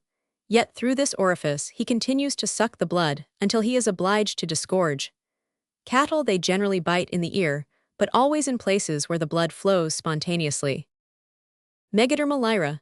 The vampire bat of South America has long been credited with sanguinivorous habits, and until recently was supposed to be the only bat having such propensities. Mr. Edward Blyth has, however, shown that the Megaderma lyra of Asia will sometimes prey upon the smaller species of bat with which it comes in contact. Mr. Blyth, one evening, observed a rather large bat of this species enter an outhouse, whereupon he procured a light, closed the door to prevent escape, and then proceeded to catch the intruder. In the chase the bat dropped what Mr. Blyth at first took to be a young one, but which proved to be a small Vespertilio bat, feeble from loss of blood, which it was evident the Megaderma had been sucking from a large, and still bleeding, wound under and behind the ear. As the Megaderma had not alighted while in the outhouse, Mr. Blyth concluded that it sucked the vital current from its victim as it flew, having probably seized it on the wing, and that it was seeking a quiet nook where it might devour the body at leisure. Having caught the Megaderma, Mr. Blyth kept both specimens until the next day, and having examined each separately put them both into a cage, whereupon the Megaderma attacked the smaller bat, with the ferocity of a tiger. Finding it impossible to escape the cage, it hung by the hind legs to one side of its prison, and after sucking the victim till no more blood was left commenced, devouring it, and soon left nothing but the head and some portions of the limbs. The voidings observed shortly afterwards in its cage, says Mr. Blyth, resembled clotted blood, which will explain the statement of Stedman and others concerning masses of congealed blood being observed near a patient who has been attacked by a South American vampire. Order III. Insect-eating animals. Insect-eating animals, insectivora, include several families, of which the hedgehogs, the moles, and the shrews are the best-known genera. The colugo is perhaps the most singular member of the order. According to some writers, his proper place is among the lemurs, and except that his feet are adorned with claws instead of nails, it is easy to understand why he might be classed with the quadrumana. The colugo is covered from head to foot by a furry membrane, resembling an overcoat open in front and ending in a three-cornered flap at the tail. The hedgehog. The family of the hedgehog contains 2 genera and a number of species. Its length is from 6 to 10 inches, the head, back, and sides being covered with short spines, the underparts with soft hair. It lives in thickets and subsists on fruits, roots, and insects. During the winter, it lies embedded in moss or dried leaves, in a state of torpidity. It inhabits Europe, Asia, and Africa. It is valuable in the garden for destroying the insects, and in the kitchen for the extermination of cockroaches, beetles, and other household pests. For defense, it rolls itself into a ball in such a manner as to present its prickly spines on all sides. In this condition, it can suffer considerable violence without injury. Mr. Bell mentions a hedgehog that was in the habit of running to the edge of an area wall 12 or 14 feet high, and without a moment's pause, leap over, contracting into a ball as he fell, and in this form reaching the ground, where it quietly unfolded itself as if nothing had happened and ran on its way. It is nocturnal in its habits and in its natural state lives in pairs. It is easily tamed. A hedgehog has been trained to serve as a turnspit as well, says Captain Brown, in all respects as the dog of that denomination. In a wild state, it has been known to attack and kill a leveret. In attacking a snake, it will roll itself up between its bites and thus protect itself against retaliation. The mole. The family of the Talpidae to which the mole belongs is a large and interesting one. The common mole, when at rest, says the author of Tales of Animals, bears more resemblance to a small stuffed sack than to a living animal, its head being entirely destitute of external ears, and elongated nearly to a point, and its eyes so extremely small and completely hidden by the fur, that it would not be surprising should a casual observer conclude it to be blind. This apparently shapeless mass is endowed with great activity and a surprising degree of strength, and is excellently suited for deriving enjoyment from the peculiar life it is designed to lead. It is found abundantly in Europe and North America, from Canada to Virginia, often living at no great distance from watercourses, or in dikes thrown up to protect meadows from inundation. The mole burrows with great quickness, and travels underground with much celerity. Nothing can be better constructed for this purpose than its broad and strong hands, or 4 paws, armed with long and powerful claws, which are very sharp at their extremities, and slightly curved on the inside. Numerous galleries, communicating with each other, enable the mole to travel in various directions, without coming to the surface, which they appear to do very rarely, unless their progress is impeded by a piece of ground so hard as to defy their strength and perseverance. The depth of their burrows depends very materially on the character of the soil and the situation of the place, sometimes running for a great distance, at a depth of from 1 to 3 inches, and sometimes much deeper. Moles are most active early in the morning, at midday, and in the evening. After rains, they are particularly busy in repairing their damaged galleries, and in long-continued wet weather we find that they seek the high grounds for security. An enterprising mole. Though as Captain Brown points out, nothing is more fatal to the mole than excessive rain, which fills their subterranean galleries with water, the following statement made by Mr. A. Bruce in the Lynn on Transactions shows that the animal is not without enterprise on the water. On visiting the Loch of Cluny, which I often did, I observed in it a small island at the distance of 180 yards from the nearest land, measured to be so upon the ice. Upon the island, the Earl of Airlie, the proprietor, has a castle and small shrubbery. I remarked frequently the appearance of fresh mole casts or hills. I for some time took them for those of the water mouse, and one day asked the gardener if it was so. No, said he, it was the mole, and that he had caught one or two lately. 5 or 6 years ago he caught 2 in traps, and for 2 years after this he had observed none. But about 4 years ago, coming ashore one summer's evening in the dusk, with the Earl of Airlie's butler, they saw at a short distance, upon the smooth water, some animal paddling towards the island. They soon closed with this feeble passenger, and found it to be the common mole, led by a most astonishing instinct from the Castle Hill, the nearest point of land, to take possession of this desert island. It had been, at the time of my visit, for the space of 2 years quite free from any subterraneous inhabitant. But the mole has, for more than a year past, made its appearance again, and its operations I have since been witness to. The use of the mole. The use of the mole is often said to be far outweighed by the mischief he perpetrates, the truth appearing to be that, like many other animals, in his own place he is valuable, out of it he is a source of danger. Both conditions are illustrated by the following, which I quote from Mrs. Bowditch's Anecdotes of Animals.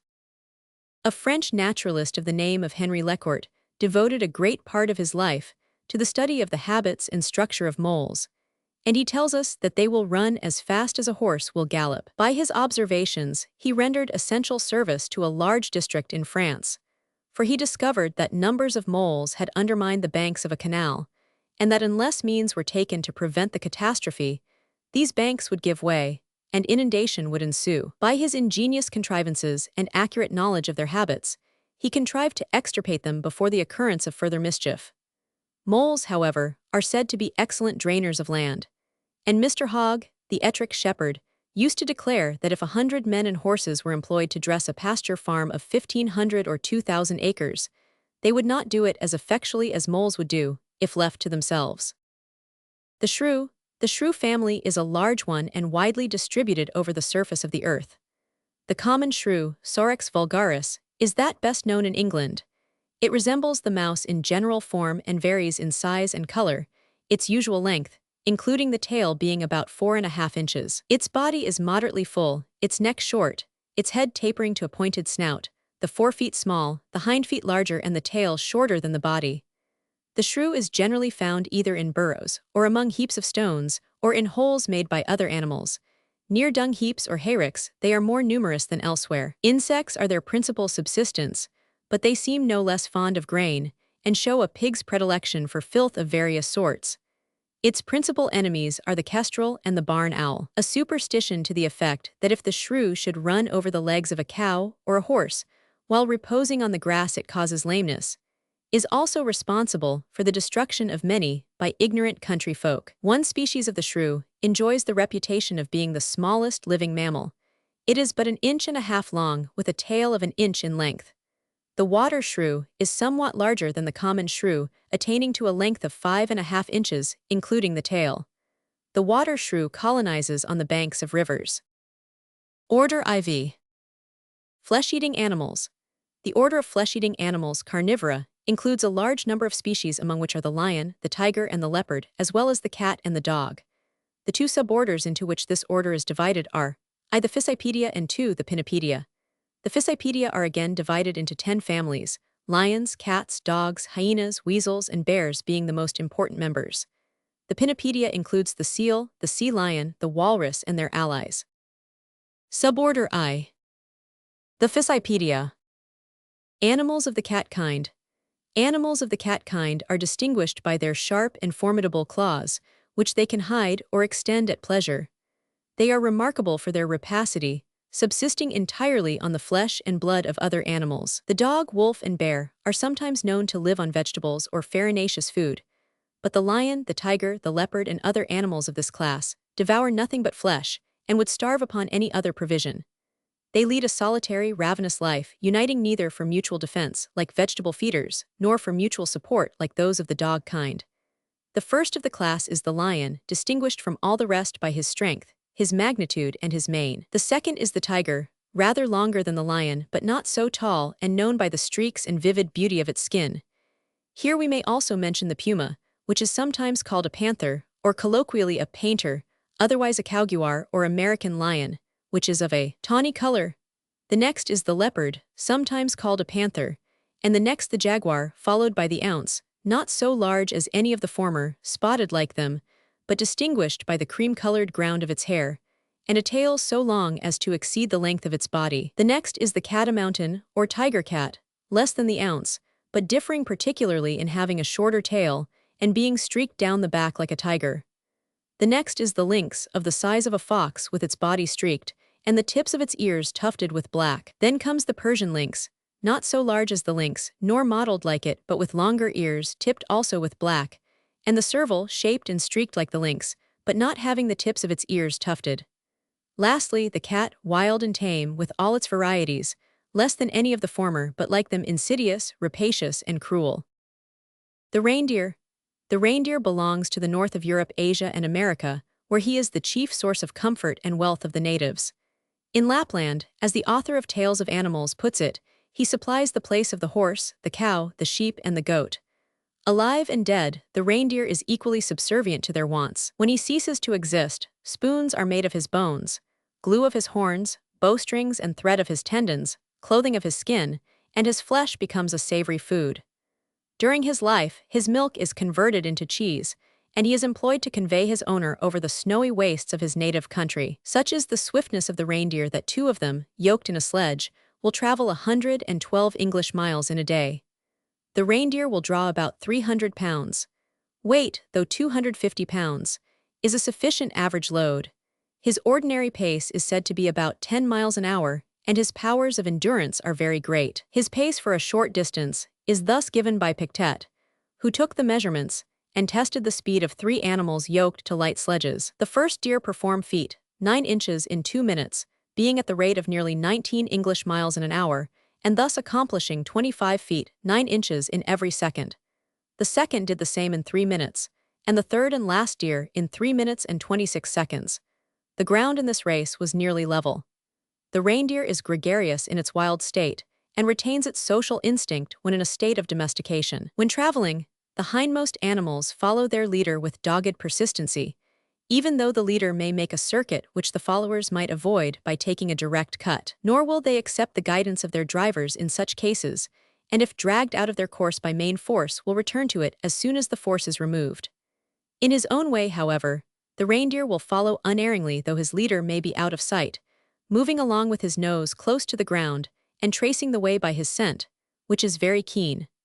The reindeer is much troubled in the summer time by the attacks of small flies. De Broek says the poor animal is thus tormented to such a degree that the Laplander, if he were to remain in the forests during the months of June, July, and August, would run the risk of losing the greater part of his herd, either by actual sickness, or from the deer fleeing of their own accord to mountainous situations to escape the gadfly. From these causes, the Laplander is driven from the forests to the mountains that overhang the Norway and Lapland coasts, the elevated situations of which, and the cool breezes from the ocean, are unfavorable to the existence of these troublesome insects, which, though found on the coast, are in far less considerable numbers there, and do not quit the valleys, so that the deer, by ascending the highlands, can avoid them. Reindeer are extremely timid when hunted, but if the hunter can get sufficiently near to strike panic into a herd, they seem to lose all sense but that of fear, and are easily captured in numbers.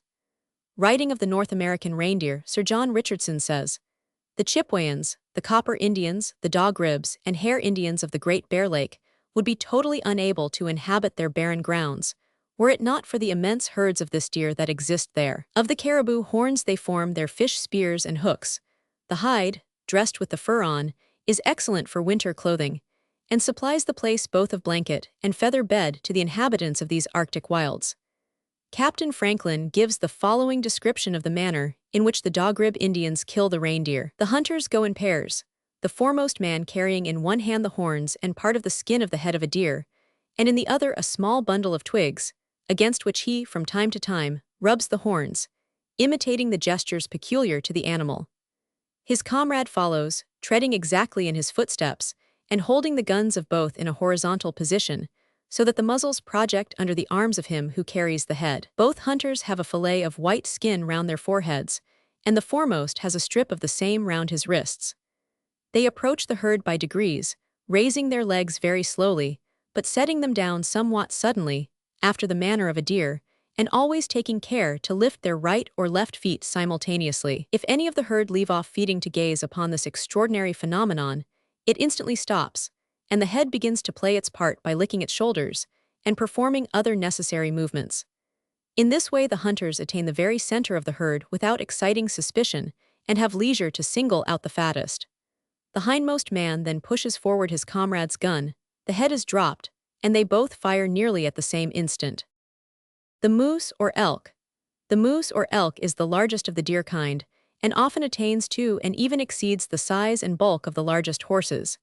He is less graceful than other members of his family, having a short, thick neck, necessary perhaps to sustain his huge antlers, which sometimes reach 5 feet in length and weigh as much as 60 pounds. He escapes the torment of insects by taking to the water, in which he is an expert swimmer. Like the other animals of the deer kind, he sheds his horns annually. Year by year, these huge growths increase in breadth and in the number of branches they bear, until there are sometimes as many as 20 on each horn. He is docile and easily tamed, and has been broken to run in harness.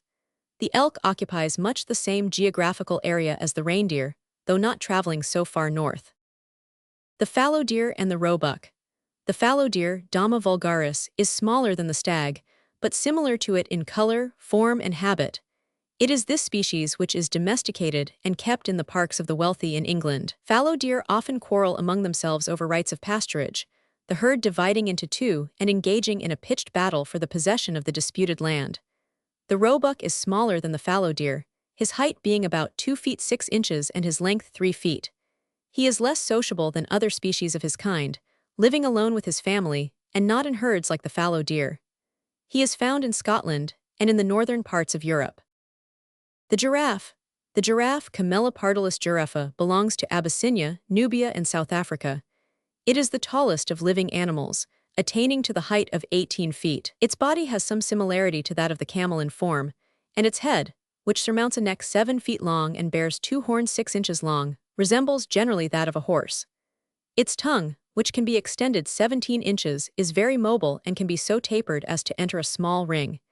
It is used in tearing off the foliage of the trees upon which the animal feeds. Its neck, but for its length, is like that of the stag, and its legs are slender. The hide is spotted like that of the leopard, and when young is of a light red color, which becomes deeper with age, that of the female becoming a yellow-brown, and that of the male a dark brown approaching to black. In repose it lies on its side, resting its head on its hind quarters. Though only living in a wild state, the giraffe is a mild and docile animal, only fighting in self-defense, and then making powerful use of its heels. The lion is its great enemy, and if it succeeds in leaping upon its back, there is not much chance for the giraffe, which usually runs until it drops from exhaustion. A blow from the heel of the giraffe in the right place would probably kill any of its enemies, and even the lion has been known to pay dearly for coming within its reach. The history of the giraffe. The giraffe was known to the ancients, though, like the gorilla, it has been rediscovered in recent years. Levaillant saw and described the giraffe, but he was credited with having invented it, and it was not until a live specimen of it was brought to Paris that his credibility was established. Mrs. Bowditch, who happened to be in Paris at the time this animal arrived, gives an amusing description of its triumphal march from Bordeaux to the capital. A deputation from each large town through which she passed, says Mrs. Bowditch, formed of the municipal authorities, met her, and one of the most learned savants went all the way from the Jardin des Plantes to accompany her on her march. La Giraffe, however, did not appreciate these honors, and was often impatient under the etiquette imposed on her. On one occasion she broke loose from her cavalcade, keeper and all, and dashing among the horsemen, scattered them right and left, some on and some off their steeds. A dignified mayor lay in the dust, and by his side rolled the painstaking savant who had performed so long a journey in her service. The enthusiasm did not abate when she reached her destination. 13,000 more than the usual weekly number passed over the Pont d'Austerlitz alone, and as the public curiosity did not but increase for 6 weeks, steps were obliged to be taken to prevent the multitude from pressing upon her. Her love for roses was very great, and she eagerly snatched them from those who carried or wore them, to their great astonishment, for few could calculate on the distance which she could reach. Mr. Gordon Cumming describes a herd of 10 giraffes which he saw moving together along an African valley, forming an imposing spectacle. Hollow-horned ruminants. We come now to a family of great importance to the human race, the family which includes among its members the ox and the sheep. These are grouped as hollow-horned ruminants, this one touch of nature making the whole family kin. The hollow-horned ruminants are divided into numerous subfamilies, of which the ox, the antelope, the sheep, and the goat are the best-known representatives. The horn by which the family is characterized comprises a hollow horny sheath which covers a bony core, and which, except in one case, unlike the horns of the stag, which are shed annually, is permanent. Sir Victor Brooke divides the family of the Bovidae into 13 subfamilies. I. Bovine A, 2. Tragelaphon A, 3. Origin A, IV. Hippotragon A, 5. Gazellin A, 6. Antilocapron A, 7. Cervicapron A, 8. Cephalophon A, 9. Alcephalon A, 10. Butorson A, 11. Rupicapron A, 12. Nemohedon A, 13. Capron A. The bull, the bison, and the buffalo. The subfamily Bovine A includes the bull, the bison, and the buffalo. The antiquity of the ruminants shrouds their origin in obscurity. They are of frequent mention in the sacred writings as belonging to the earliest historic period and as living in a state of domestication in all times. The bull has a very wide geographical area and is found in most parts of the world. In England, as the Rev. J.G. Wood puts it, there are almost as many breeds as counties, and they are generally distinguished by the length or shape of their horns. The long-horned breed belong to Lancashire, the short-horned to Durham, the middle-horned to Devonshire, besides which there is the polled, a hornless breed. Of the bison there are 2 species, one belonging to Poland and the Caucasus and the other to North America. The buffalo belongs to the south of Europe, to India, and to North Africa, the Cape buffalo inhabiting the south of the Dark Continent. The bull, the ox, the cow. Few animals show as much difference of disposition in the male and female as the bull and the cow. The bull is often excited to ungovernable fury, is generally unsafe and often dangerous. These characteristics have doubtless marked him out as the object of sport in the Roman amphitheater and the Spanish bull fight. The cow, on the other hand, displays a gentle and docile disposition, is placid, mild, and obedient to the will of those who govern it. The bull is kept mainly for the purposes of breeding, being too uncertain for use as a beast of burden or for other employment. The ox, which is the subdued offspring of the bull and the cow, is much more amenable to control and therefore a much more useful servant to man. The cow is invaluable for the milk it supplies, upon which mankind is dependent for butter and for cheese. The bull is a handsome animal and of great strength, especially about the head and neck. Its fierceness has often been turned to account by the farmer, for it is an excellent animal to dispute a right of way, the force of its arguments usually bearing down all opposition. It has been known also to use its strength for the protection of other animals. 2 robbers, says the author of Domestic Animals and Their Treatment, took a pig, weighing 14 stone, out of its sty, and drove it along a lane leading towards Rotherham. On coming to a lonely path across the fields, they thought it would be better to kill the pig at once in this quiet place, where no one would be likely to hear the cries of the animal. One of the robbers accordingly took a knife out of his pocket and commenced cutting the pig's throat. The poor pig struggled violently and managed to escape from his hands, running squealing into the next field with a fearful gash in his throat. The men ran after the pig, but found in the field a bull grazing, who seemed at once to understand the state of the case and took upon himself the championship of the wounded animal. The bull ran furiously at the robbers, who fled for their lives, and only just managed to escape a toss from his horns. They lingered outside the fence, however, hoping that an opportunity would still offer of their catching the pig.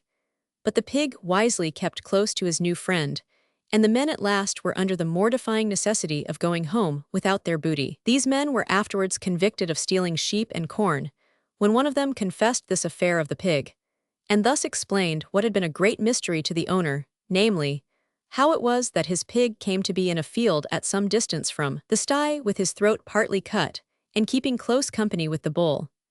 Mr. Byam's Central America affords another illustration. A bull had gored so many cattle that he was lassoed, and his horns blunted at the tips to prevent further mischief. A few weeks after, a panther jaguar killed a cow, and from the torn condition of the bull's head and neck and the trampled state of the ground, he had evidently done battle for the cow. He was secured, his wounds plastered up, his horns made sharp again, and turned out into the savannah. The wild dogs and vultures having been kept from the body of the cow during the day, the panther returned to his feast at night, and a furious engagement took place between him and the bull, for the former was found dead close by the cow the next morning, pierced through and through. The bull returned again and again to him with fury, and was himself again wounded, but his gashes were sewn up, and he remained so fierce that his horns were obliged to be reblunted. The Brahman bull. The Brahman bull of India is a sleek, tame animal of a different species to the ordinary working ox. He is protected as sacred and allowed more liberty than is sometimes either convenient or pleasant, as he is apt to become obtrusive, and his devotees fear to check or thwart him. Sacred as he is, he does not believe in the eighth commandment, and so helps himself without scruple to the wares of the fruiterer and the gardener's preserves. The ox. The ox is one of the most useful creatures of the animal world. It is used as a beast of burden and employed to draw wagons and to drag the plough in England, and in a variety of useful labors abroad. Every part of the ox is of value, says the Rev. J.G. Wood. We eat his flesh, we wear shoes soled with his skin, our candles are made from his fat, our tables are joined with glue made from his hoofs. His hair is mixed with the mortar of our walls. His horns are made into combs, knife handles, drinking cups, etc., etc. His bones are used as a cheap substitute for ivory, and the fragments ground and scattered over the fields as manure, and soup is made from his tail. The value of the ox in drawing wagons abroad may be gathered from the following quotation from Mr. Gordon Cummings, Hunting Adventures in South Africa. They, the oxen, are expected, unguided by reins, to hold the rare-trodden roads, which occur throughout the remoter parts of the colony, either by day or night. And so well trained are these sagacious animals, that it is not uncommon to meet with a pair of four-oxen which will, of their own accord, hold the spoor or track of a single wagon, which has perhaps crossed a plain 6 months previously. The cow. The cow, after supplying enormous quantities of milk during life, is almost as valuable as the ox when dead. It is from the cow, moreover, that we get the lymph used in vaccination, which has proved such a wonderful safeguard against smallpox. In its quiet way, the cow sometimes shows sagacity. Mr. Bell gives us the following illustration. A cow which was feeding tranquilly in a pasture, the gate of which was open to the road, was much annoyed by a mischievous boy who amused himself by throwing stones at the peaceful animal, which, after bearing with his impertinence for some time, at length went up to him, hooked the end of her horn into his clothes, and lifting him from the ground, carried him out of the field and laid him down in the road. She then calmly returned to her pasture, leaving him quit with a severe fright and a torn garment. Cows have been taught to graze close to forbidden crops without yielding to the temptation to eat them. The pride of a cow. A writer in Frank Leslie's popular monthly gives an amusing instance of vanity as shown by a cow. This cow, he was told, claimed precedence in all cases. She always went ahead of the herd and claimed the best piece of pasture as her exclusive domain. So far did she carry her pretensions, that if any of the other cows entered the stable before her, she would refuse to follow. Anxious to see this with his own eyes, he desired to be taken to her stable at evening. The man, instructed how to act, drove in some of the other cows. The white cow drew up. Not only did she refuse to advance, in spite of all encouraging words, but her whole frame swelled with anger and offended dignity. She kept lowing continually. At last the cows within, as though conscious that they had forgotten their place, began to come out, and as they were driven out, the proud white cow, with an evident air of gratified pride, strode in silence. It is almost impossible to convey the impression produced by this exhibition of downright pride, hidalgo pride, in what many would call a dumb brute. The bison. The American bison is a formidable animal when engaged alone, and when charging in a pack simply irresistible. He is about the size of an ox, one measured by Sir J. Richardson being 8 feet 6 inches in length, without his tail, and more than 6 feet in height at his forequarters. He has an enormous head, surmounted by a huge hump on his shoulder which is covered in winter with shaggy mane-like hair. His hinder quarters are comparatively thin and small, and his color is a dark brown approaching to black. Sharp piercing eyes and short powerful horns give him a fierce appearance and dangerous powers. He has enormous strength in his head and neck. The bison is gregarious, associating in herds many hundreds strong. These herds have been greatly reduced during late years, but a herd seen by Captains Lewis and Clerk was numbered by them at not less than 20,000. Such was the multitude of these animals, that, although the river, including an island over which they passed, was a mile in breadth, the herd stretched as thick as they could swim completely from one side to the other. When they join in a stampede, they are said to rush over the plains like a cataract, with a noise resembling that of thunder.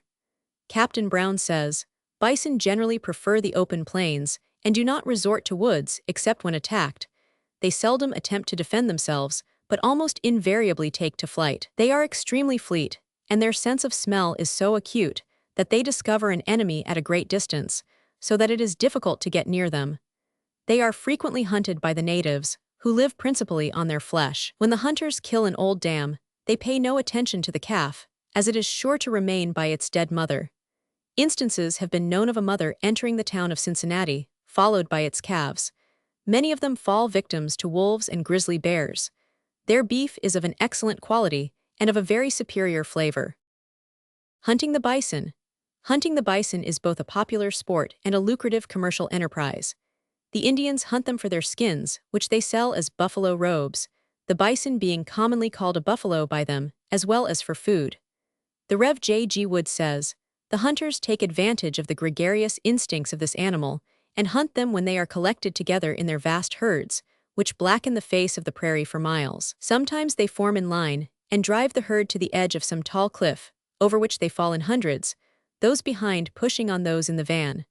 Or sometimes they form a large circle, driving the animals into a helpless and leaderless mass, into which the hunters spring, leaving their horses, and treading with the skill of rope dancers on the backs of the bewildered bisons, whom they slaughter as they pass, stepping from one to the other, and driving the sharp blade of their spear through the spine of the animal whose back they have just quitted. When only wounded, the bison is a most dangerous antagonist, and rushes on its enemy with the most determined ferocity. The eastern bison lives in the forests of Byaloeshcha in Lithuania, under the protection of the Tsar of Russia. The numbers are much smaller than those of North America, but they are said to be more fierce. The buffalo. The buffalo, which must not be confused with the bison, is similar in appearance to an ox, which it often exceeds in size. It has no hump on its shoulder as the bison has, but it has much longer horns that often measure 3 feet in length, and is much fiercer in their use. The Indian buffalo will attack the hunter when it is brought to bay, and unless the hunter can dispatch him as he approaches, there is no chance for him at close quarters. These buffaloes, however, may be tamed and are often trained to and employed in useful service. Hunting the Indian buffalo. Captain Brown gives the following account of a buffalo hunt, which took place at Keshnagar, in Hindustan, when 4 gentlemen on horseback chased a herd of 7 buffaloes and a calf for a long distance. After having followed them 3 miles, the young ones separated from the herd and joined some tame cattle belonging to a neighboring village. It was killed by the party, who afterwards continued the pursuit of the old ones, when they were overtaken in a high-grass jungle 4 miles farther off. They were quickly driven from this place, and closely followed for more than 6 miles over a plain. At length, the party succeeded in separating 1 buffalo from the herd. Here the encounter began. After receiving several wounds, he still continued his flight. He suddenly halted, and kept his pursuers at bay. After a short interval he again fled, and was pursued and wounded as before, carrying the spears sticking in his back and sides for several hundred yards. Lieutenant White, of the 15th Native Infantry, rode up very close to him, threw his spear, and wounded the animal in the loins. His horse, being much exhausted, was unable to wheel round before the buffalo turned about and charged with such vigor that both horse and rider were overthrown and lay many yards distant. Fortunately, the lieutenant received no material injury, and when the animal approached, he had the presence of mind to lie flat on his back. The beast approached, but stood at his feet, without offering any violence. The other sportsmen called repeatedly to their companion to arise and escape. For some time, however, he disregarded the advice, fearful of the consequences. At length, in compliance with their entreaty, he arose. The buffalo instantly rushed forward, but Mr. White escaped by throwing himself down, while the enraged beast, missing his aim, fell on the ground, his horns grazing Mr. White's back as he passed over him. After this lucky escape, he seized the favorable opportunity and regained his horse. The buffalo then took refuge in a tank, and when his former opponent joined his companions, who were standing upon the bank, the animal issued forth, and selecting Lieutenant White for the object of its vengeance, pursued him to a considerable distance. The animal was now rendered quite furious, and attacked everything within his reach, such as cows and dogs. Unfortunately, an old woman returning from market passed, and became the victim of his rage. She was taken up without any appearance of life, having her arms broken and many wounds. The cavalry, being from fatigue hors de combat, could not renew the attack, and the buffaloes, whose system was retreat, having gained a victory, now continued their course without molestation. The Cape buffalo. The Cape buffalo is the fiercest of the bull family. He will charge a lion or a tiger and often come off victor in the strife. According to Mr. Pringle, he is considerably larger than the domestic ox, the bony pad on his forehead making a complete helmet, and it is impossible to pierce him with bullets which have not been hardened by tin. He is said to be fierce, treacherous, and savage, and even when not provoked, to attack any man who strays near his haunts, skulking in the jungle when he sees him approach, and then suddenly rushing out upon him. Having tossed his enemy to his heart's content or thrown him down, he will trample and gore him, tearing off his skin with his tongue until he is shockingly mutilated. He is one of the few animals which seem to cherish the spirit of revenge. Hunting the Cape buffalo. Mr. Pringle gives the following description of a Cape buffalo hunt. A party of boars had gone out to hunt a herd of buffaloes which were grazing on a piece of marshy ground. As they could not get within shot of the game without crossing part of the marsh, which was not safe for the horses, they agreed to leave them in charge of the Hottentots and advance on foot, thinking that if any of the buffaloes should turn upon them, it would be easy to escape by retreating across the quagmire, which, though passable for man, would not support the weight of a heavy quadruped. They advanced accordingly, and under a covert of the bushes, approached the game with such advantage that the first volley brought down 3 of the fattest of the herd, and so severely wounded the great bull leader that he dropped on his knees, bellowing furiously. Thinking him mortally wounded, the foremost of the huntsmen issued from the covert, and began reloading his musket as he advanced to give him a finishing shot. But no sooner did the infuriated animal see his foe in front of him, than he sprang up and rushed headlong upon him. The man, throwing down his heavy gun, fled towards the quagmire, but the beast was so close upon him that he despaired of escaping in that direction, and turning suddenly round a clump of copsewood, began to climb an old mimosa tree which stood at one side of it. The raging beast, however, was too quick for him. Bounding forward with a roar which my informant described as being one of the most frightful sounds he ever heard, he caught the unfortunate man with his terrible horns just as he had nearly escaped his reach, and tossed him into the air with such force that the body fell, dreadfully mangled, into a cleft of the tree. The buffalo ran round the tree once or twice, apparently looking for the man, until, weakened with loss of blood, he again sank on his knees. The rest of the party, recovering from their confusion, then came up and dispatched him, though too late to save their comrade, whose body was hanging in the tree quite dead. The zebu. The zebu is found in India, China, Arabia, Persia, and Africa. It is of about the same size as a cow, but is distinguished by the possession of a hump upon its shoulders, giving it some resemblance to the bison. It is used both for riding and driving in India, where it admirably serves the purposes of a horse, traveling at the rate of 6 miles an hour for many hours at a stretch, and leaping obstacles with the facility of a practiced hunter. It is also used for plowing land and thrashing corn. The yak. The yak belongs to western Tibet.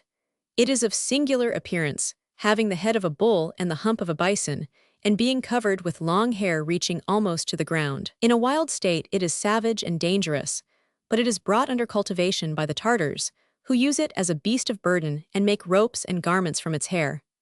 The female yields rich milk, from which excellent butter is made, butter which is stored in bladders from which the air is excluded. It is then carried to market by the faithful animal which has produced it. The antelopes. The antelopes are numerous in kind and various in form, too numerous and various to be separately described.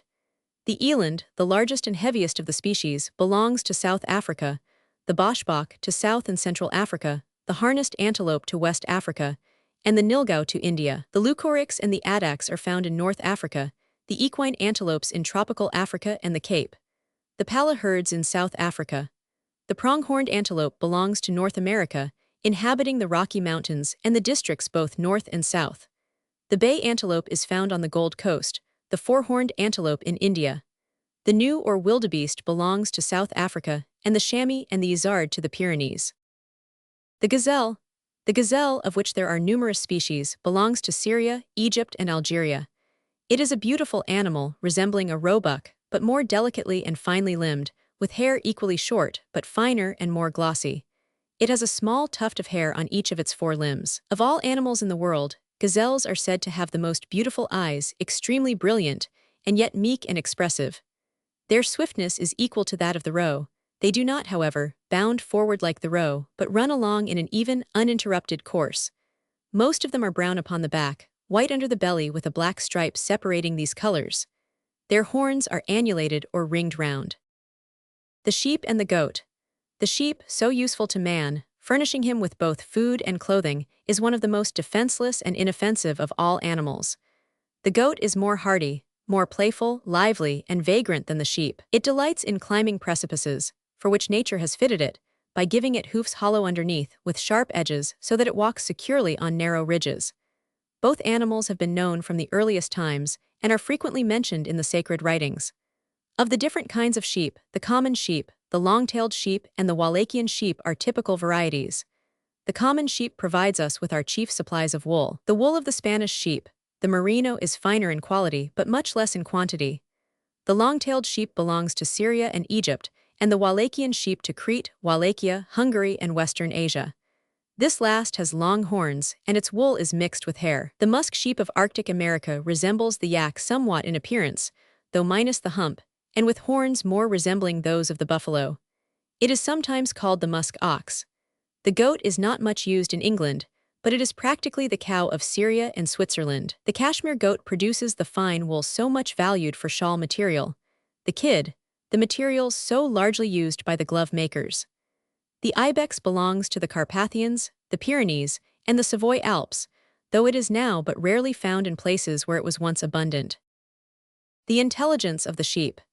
Mr. W. H. G. Kingston tells an interesting story of a ewe, bred in the neighborhood of sheep, Edinburgh, who was driven into Perthshire, a distance of upwards of 100 miles, to a place where she became the mother of a lamb. Not liking her new quarters, she evidently determined to revisit the old, and set off with that purpose, taking her lamb with her.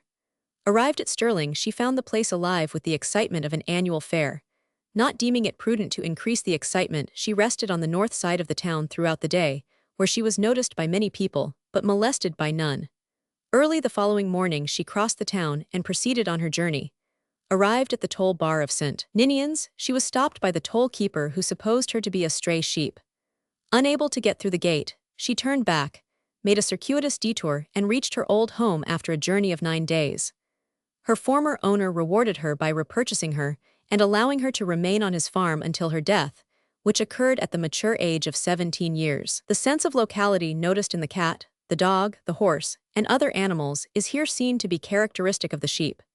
Mr. Kingston tells another story of a ewe who, unable to extricate a lamb which had become entangled in a hedge, made her way through several hedges into a neighboring field and fetched a ram to its assistance, thus effecting its liberation. Sheep have also been known to seek and secure the assistance of cattle when in difficulty. Sheep and music. Haydn the composer tells a pretty story of the power of music over the mountain sheep in the neighborhood of Lago Maggiore in Lombardy.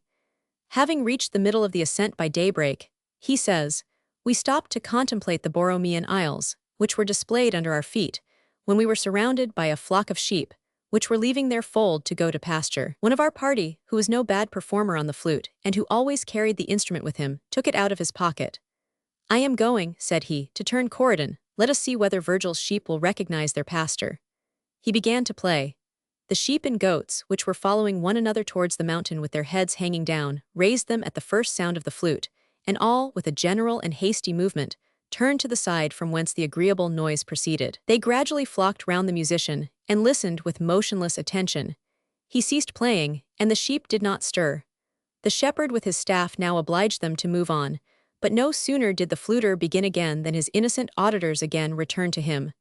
The shepherd, out of patience, pelted them with clods of earth, but not one of them would move. The fluter played with additional skill.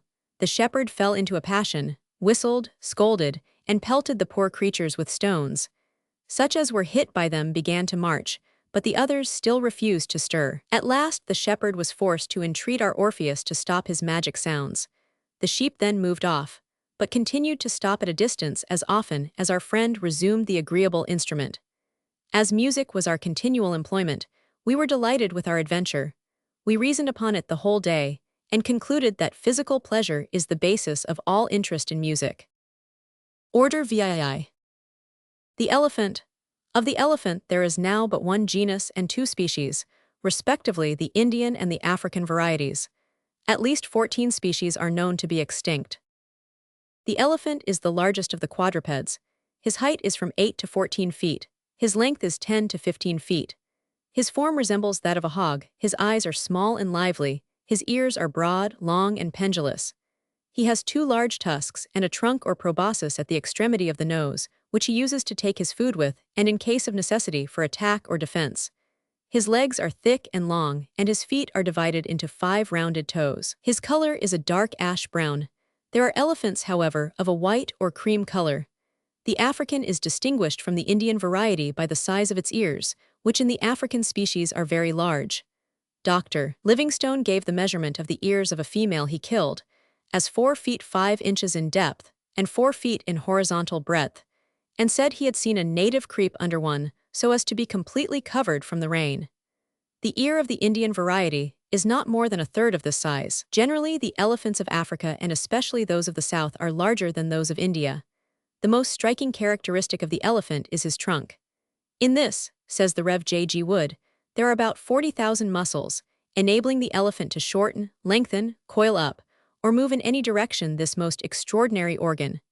The trunk is pierced throughout its length by 2 canals, through which liquids can be drawn by suction. If the elephant wishes to drink, after drawing the liquid into its trunk, it inserts the end of its proboscis into its mouth and discharges the contents down its throat. But if it merely wishes to wash itself or play, it blows the contained liquid from the trunk with great violence. Through the trunk, the curious trumpet-like voice of the elephant is produced. At the extremity is a finger-like appendage, with which it can pick up small objects. The elephant is 30 years old before he attains maturity.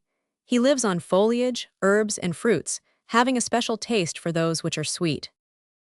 The wild elephant.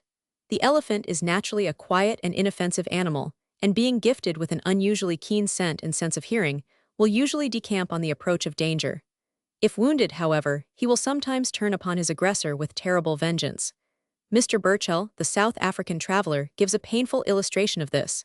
He says, Carl Krieger was a fearless hunter, and being an excellent marksman, often ventured into the most dangerous situations. One day, having, with his party, pursued an elephant which he had wounded, the irritated animal suddenly turned round, and singling out from the rest the person by whom he had been injured, seized him with his trunk, and lifting his wretched victim high in the air, dashed him with dreadful force to the ground. His companions, struck with horror, fled precipitately from the fatal scene, unable to look back upon the rest of the dreadful tragedy.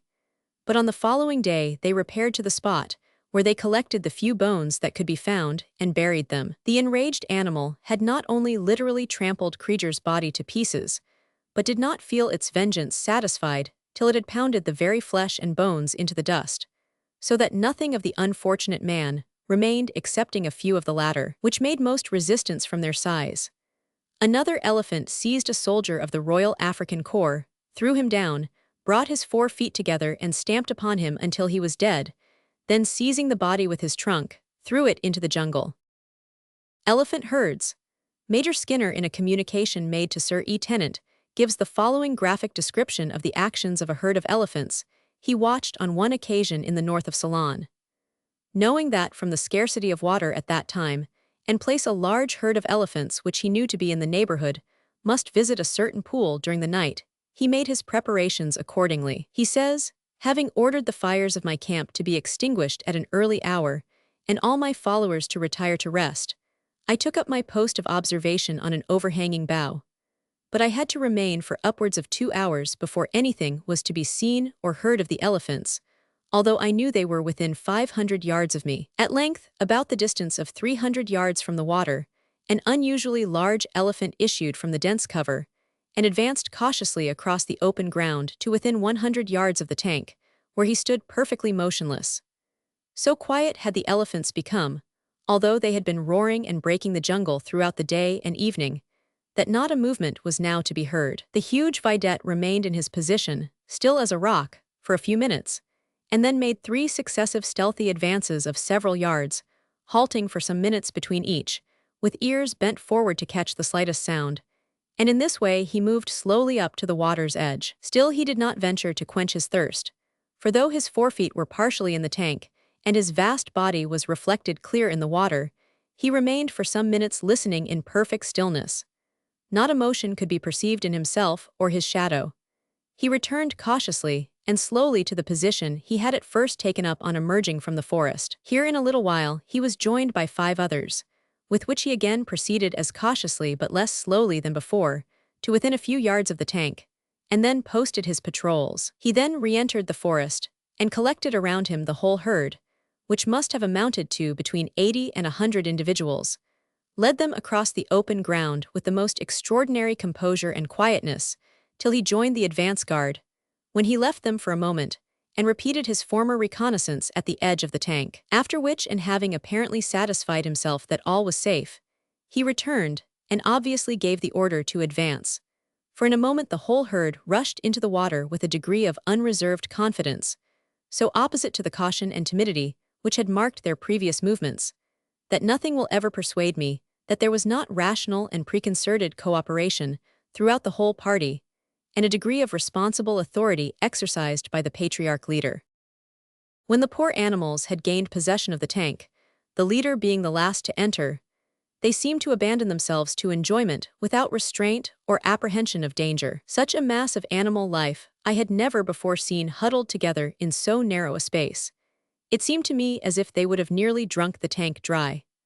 I watched them with great interest until they had satisfied themselves as well in bathing as in drinking, when I tried how small a noise would apprise them of the proximity of unwelcome neighbors. I had but to break a little twig, and the solid mass instantly took flight like a herd of frightened deer, each of the smaller calves being apparently shouldered and carried along between 2 of the older ones. In drinking, the elephant, like the camel, although preferring water pure, shows no decided aversion to it when discolored with mud, and the eagerness with which he precipitates himself into the tanks and streams attests his exquisite enjoyment of the fresh coolness, which to him is the chief attraction. In crossing deep rivers, although his rotundity and buoyancy enable him to swim with a less immersion than other quadrupeds, he generally prefers to sink till no part of his huge body is visible, except the lip of his trunk through which he breathes, moving beneath the surface, and only now and then raising his head to look that he is keeping the proper direction. Elephant friendships. The affection shown by elephants for each other has often had pathetic illustration. 2 elephants, male and female, which had been brought separately to Paris, were placed in adjoining apartments divided by a portcullis. The male soon discovered that this was fastened by a bolt well within his reach, and hastily withdrawing it rushed into the other apartment. The meeting is described as indescribable. Their cries of joy, says Mrs. Bowditch, shook the whole building, and they blew air from their trunks resembling the blasts from Smith's bellows. The female moved her ears with great rapidity and entwined her trunk round the body of the male. The male encircled her with his trunk and shed tears. The elephant's sagacity. The sagacity of the elephant has been said sometimes to equal that of the dog. A striking illustration of it is related in Petit's work on the Tinnevelly missions. While the large chapel at Nadrocoil was building, the missionaries obtained the loan of a trained elephant for drawing the larger timber used in its erection. The late Mrs. Malt kindly saw the animal regularly fed, lest the food should be stolen by the attendant. One day the allowance of rice seemed very deficient in quantity, and the good lady expostulated on the subject with the keeper. Raising his hands to heaven, the man loudly, and with great apparent earnestness and sincerity, repudiated the idea of his having taken any of the rice. "Do you think, madam, that I would rob my child? No, never, no more than I would deprive my own children of their daily food." While he was speaking and gesticulating, the intelligent creature, slyly extending his trunk, unfastened the man's waistcloth, spilling the missing rice, which had been concealed in a corner of the cloth, and exposing the dishonesty of the attendant. A centenarian elephant. Some years ago there was an elephant who was known to be 100 years old, named Supermany, or Old Soup as he was called, who lived upon the banks of the Ganges near the city of Kanpur. On one occasion, Old Soup was engaged with a number of other elephants and a party of soldiers, under the direction of Major Dolly, in loading a ship with bags of rice.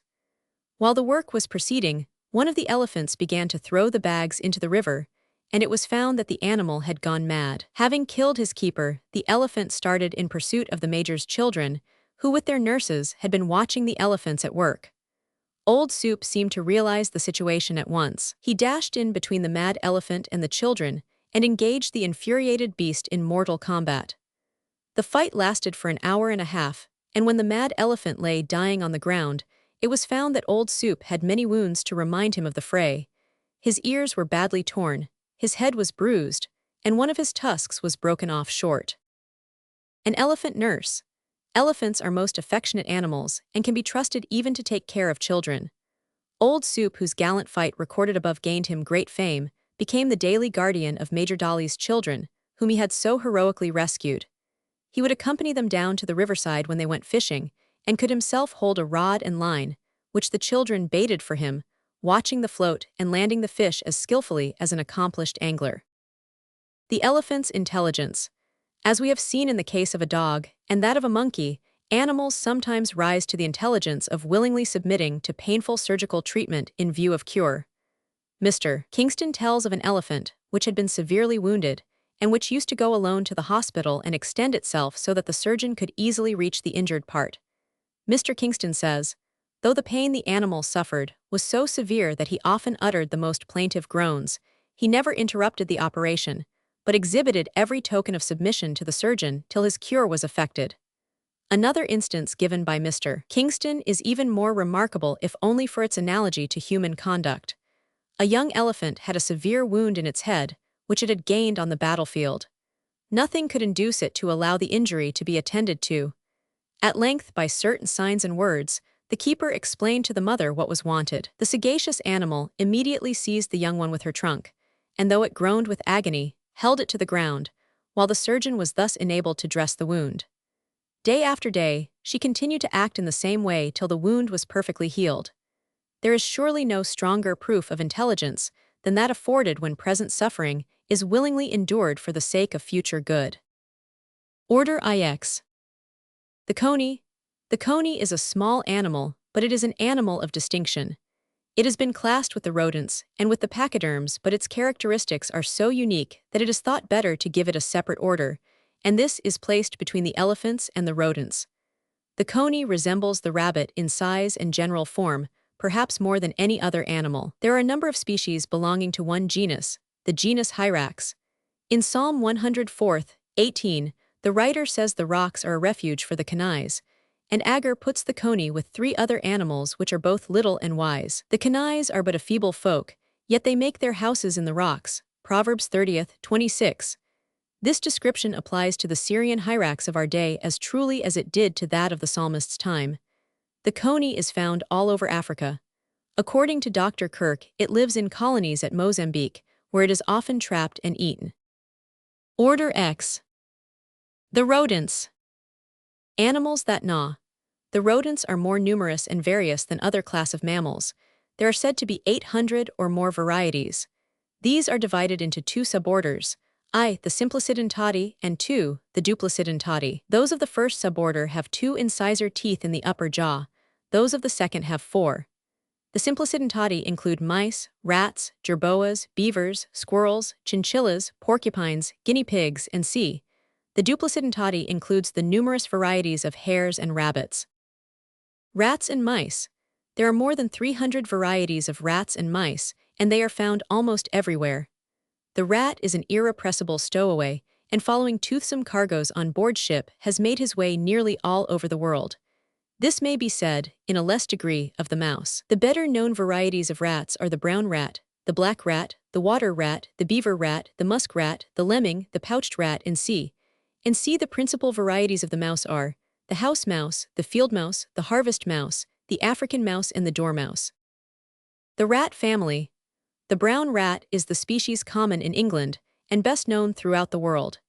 It is said to have traveled from Persia to England less than 200 years ago and to have spread from thence to other countries visited by English ships. It measures about 9 inches and is of a light brown color. It multiplies very fast and once colonized is very difficult of extermination.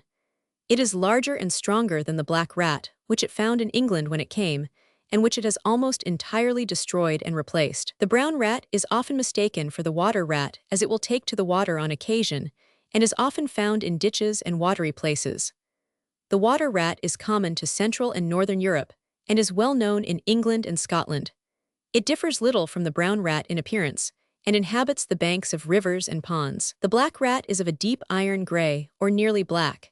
It is about 7 inches long and in other respects bears a close resemblance to the brown rat. The beaver rat is a native of America and measures about 14 inches exclusive of tail. It resembles the beaver in form, is fond of the water and swims well. At the approach of winter, it builds itself little dome-topped houses, in which it hibernates in families. In the spring its flesh is good eating, but later it acquires a musk-like flavor which is disagreeable. It is easily tamed when young. The Muscovy musk rat is about the size of the common rat. It has a long and slender nose, no external ears, and very small eyes. The tail is compressed sideways, and its hind feet are webbed. It is of a dusky color. The belly is of a light ash. It is a native of Lapland and Russia, in the former of which countries it is called the desman. It frequents the banks of rivers and feeds on small fish. The Hudson's Bay lemming is covered by very fine soft and long hair of an ash color. In winter it is white. The limbs are quite short, and the 4 feet being formed for burrowing, are very strong.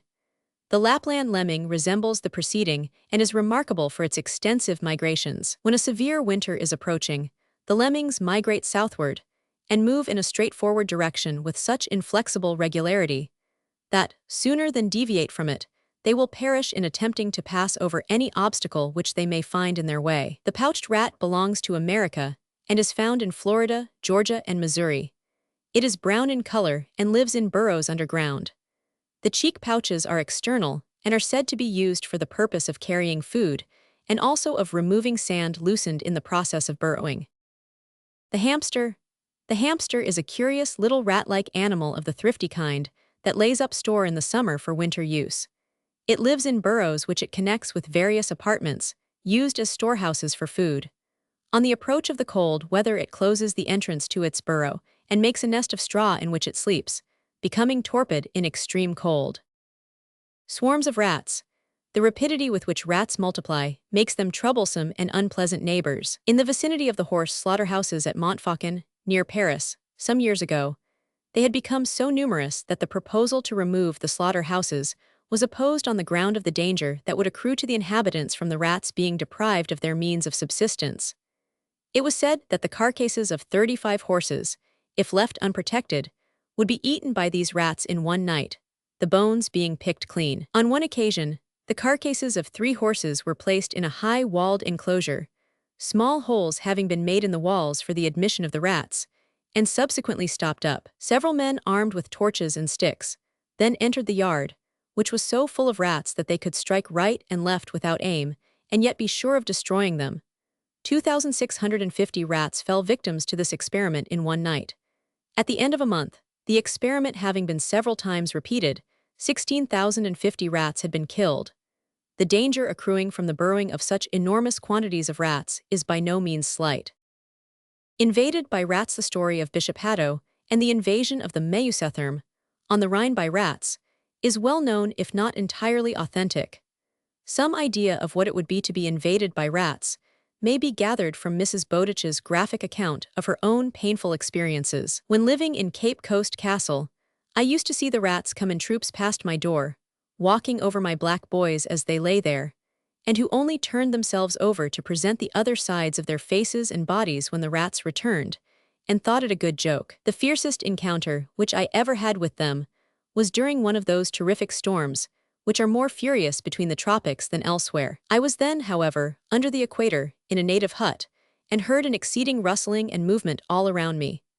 To my terror, I perceived that these proceeded from a number of rats running up and down the sides of the room in which I was to pass the night, and who shortly began to run over me, they being disturbed by the torrents of rain which were then falling. The only weapon I could find was a shoe, and curling myself into a large armchair taken out of a French vessel, and covered with blue satin damask, I sat prepared for my enemies, whom I dreaded much more than the lightning, which was flashing across the iron bars laid upon the floor. I felt that the silk of my place of refuge was some sort of protection against this, but my own arm could alone save me from my 4-footed foes. Presently my husband came in, and saluted me with a shout of laughter, which, however, abated when he saw my antagonists. The storm lulled for a while, and the rats retreated. We then crept within the curtains of bamboo cloth which encircled a rude imitation of a 4-post bedstead, but I kept possession of my shoe. Weary with watching, I closed my eyes but was awakened by a tremendous flash of lightning, immediately followed by awful thunder and a tumultuous rush of rats. Some of them scrambled up the outside of the curtains, but arms in hand, I sat up, and directed by the noise, I hurled the invaders to the ground, till at length resistance and the passing away of the storm allowed me to sleep in peace. This was the brown rat so familiar all over the world. Migrations of rats. The habit of rats to migrate in numbers, apparently well-ordered and under leadership, has often been noticed, and the way in which they will leave a burning house or a sinking ship has often been recorded. These companies will, as a rule, pass on their own way and mind their own business if unmolested, but instances are recorded of their attacking and severely biting those who have opposed their progress. The Rev. Mr. Ferriman, who resided at Quorn in Leicestershire, and who made somewhat of a study of rats, was walking in a meadow one evening when he observed a large number of rats in the act of migrating from one place to another. He stood perfectly still, and the whole assemblage passed close to him. His astonishment, however, was great when he saw amongst the number an old, blind rat, which held one end of a piece of stick in its mouth, while another rat had hold of the other end of it, and thus conducted its blind companion. The intelligence of rats. Some remarkable illustrations of the intelligence of rats have been recorded from time to time. The following, which occurred recently, seems to show both thought and reason. A burly rat found a dead hen in a field one evening and departed to inform his brethren of the discovery, when a gentleman, who afterwards reported the incident to the Leeds Evening Post, removed the prize, which the speedy return of half a dozen rats was too late to secure. The first rat plainly evinced his disappointment, but his friends suspected him of hoaxing them, turned upon him suddenly, and in a few moments he was as dead as the chicken which had disappeared, and was left lying on almost the same spot which it had occupied. Captain Brown tells the following story of the ingenuity of the rat in self-preservation. During the great flood of September the 4th, 1829, when the River Tyne was at its height, a number of people were assembled on its margin. A swan at last appeared, having a black spot on its plumage, which the spectators were surprised to find, on a nearer approach, was a live rat.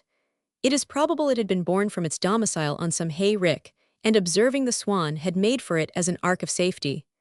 When the swan reached the land, the rat leapt from its back and scampered away. Saved by a rat. Perhaps no better example of the intelligence of the rat could be given than that afforded by the incident quoted by Jesse from Mr. Ferriman. Mr. Ferriman records that he had an old friend, a clergyman, of retired and studious habits. When sitting in his room one day, he saw an English rat come out of a hole at the bottom of the wainscot, and threw it a piece of bread. In process of time, he so familiarized the animal that it became perfectly tame, ran about him, was his constant companion, and appeared much attached to him. He was in the habit of reading in bed at night, and was on one occasion awoke by feeling a sharp bite on his cheek, when he discovered the curtains of his bed to be on fire.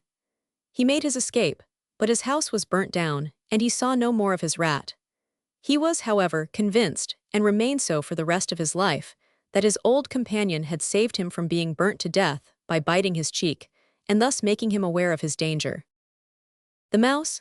The mouse is a much more popular animal than the rat, though taking its size and numbers into account it is scarcely less destructive. No one weeps when the rat suffers capital punishment, but many a tear has been shed over a dear little mouse. The house mouse is too well known to need description. Like rats, mice appear to act in companies, either under leadership or by common consent. Mrs. Bowditch describes a number of mice which she observed during an illness frequently emerge from her bedroom closet, and gravely form themselves into a circle, and apparently hold a council. That they frequently combine to effect purposes which they are unable to accomplish singly is well known. Mrs. Bowditch describes an attempt made by a combined force of mice to get possession of the dainties provided for her as she approached convalescence. These were placed under tin covers upon a chest of drawers, and the mice were evidently of opinion that if they could only climb to the top of these covers, they would find them open like a basin, and so effect an entry. Unable to gain a footing on the smooth metal sides, they mounted upon each other's shoulders, and so accomplished the feat. Though like Arctic explorers they failed to find an open sea, and were compelled to return with disappointment. An organized attempt to remove a cover from the bottom, when on one occasion it had not been firmly set down, resulted in an accident similar to those incident to human engineering, for the cover slipped and many tiny hands were severely pinched. After this, they abandoned their attempts, though a single mouse would occasionally reconnoiter the scene, apparently unsatisfied with the defeat. Mice, like many other animals, are said to be much affected by music. The harvest mouse. The harvest mouse is a most interesting little creature, whose habits are thus described by White of Selborne. They build their nest amidst the straws of the corn above the ground, and sometimes in thistles. They breed as many as 8 at a litter, in a little round nest composed of the blades of grass or wheat. One of these I procured this autumn, most artificially plated, and composed of the blades of wheat, perfectly round, and about the size of a cricket ball, with the aperture so ingeniously closed that there is no discovering to what part it belonged. It was so compact and well filled that it would roll across the table without being discomposed, though it contained 8 little mice that were naked and blind. As this nest was perfectly full, how could the dam come at her litter respectively so as to administer a teat to each? Perhaps she opens different places for that purpose, adjusting them again when the business is over. But she could not possibly be contained herself in the ball with her young, which moreover would be daily increasing in bulk.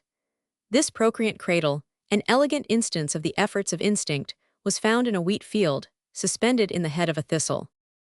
The field mouse. There are 2 kinds of field mice, the long-tailed and the short-tailed varieties. The long-tailed field mouse is the mouse immortalized by Burns, and is found throughout Europe. The short-tailed variety occupies much the same geographical area, though it probably extends further. The latter are very destructive, and have sometimes increased to such an extent that organized efforts have had to be made to exterminate it. The dormouse. The common dormouse and the greater dormouse are the principal varieties of this interesting little animal.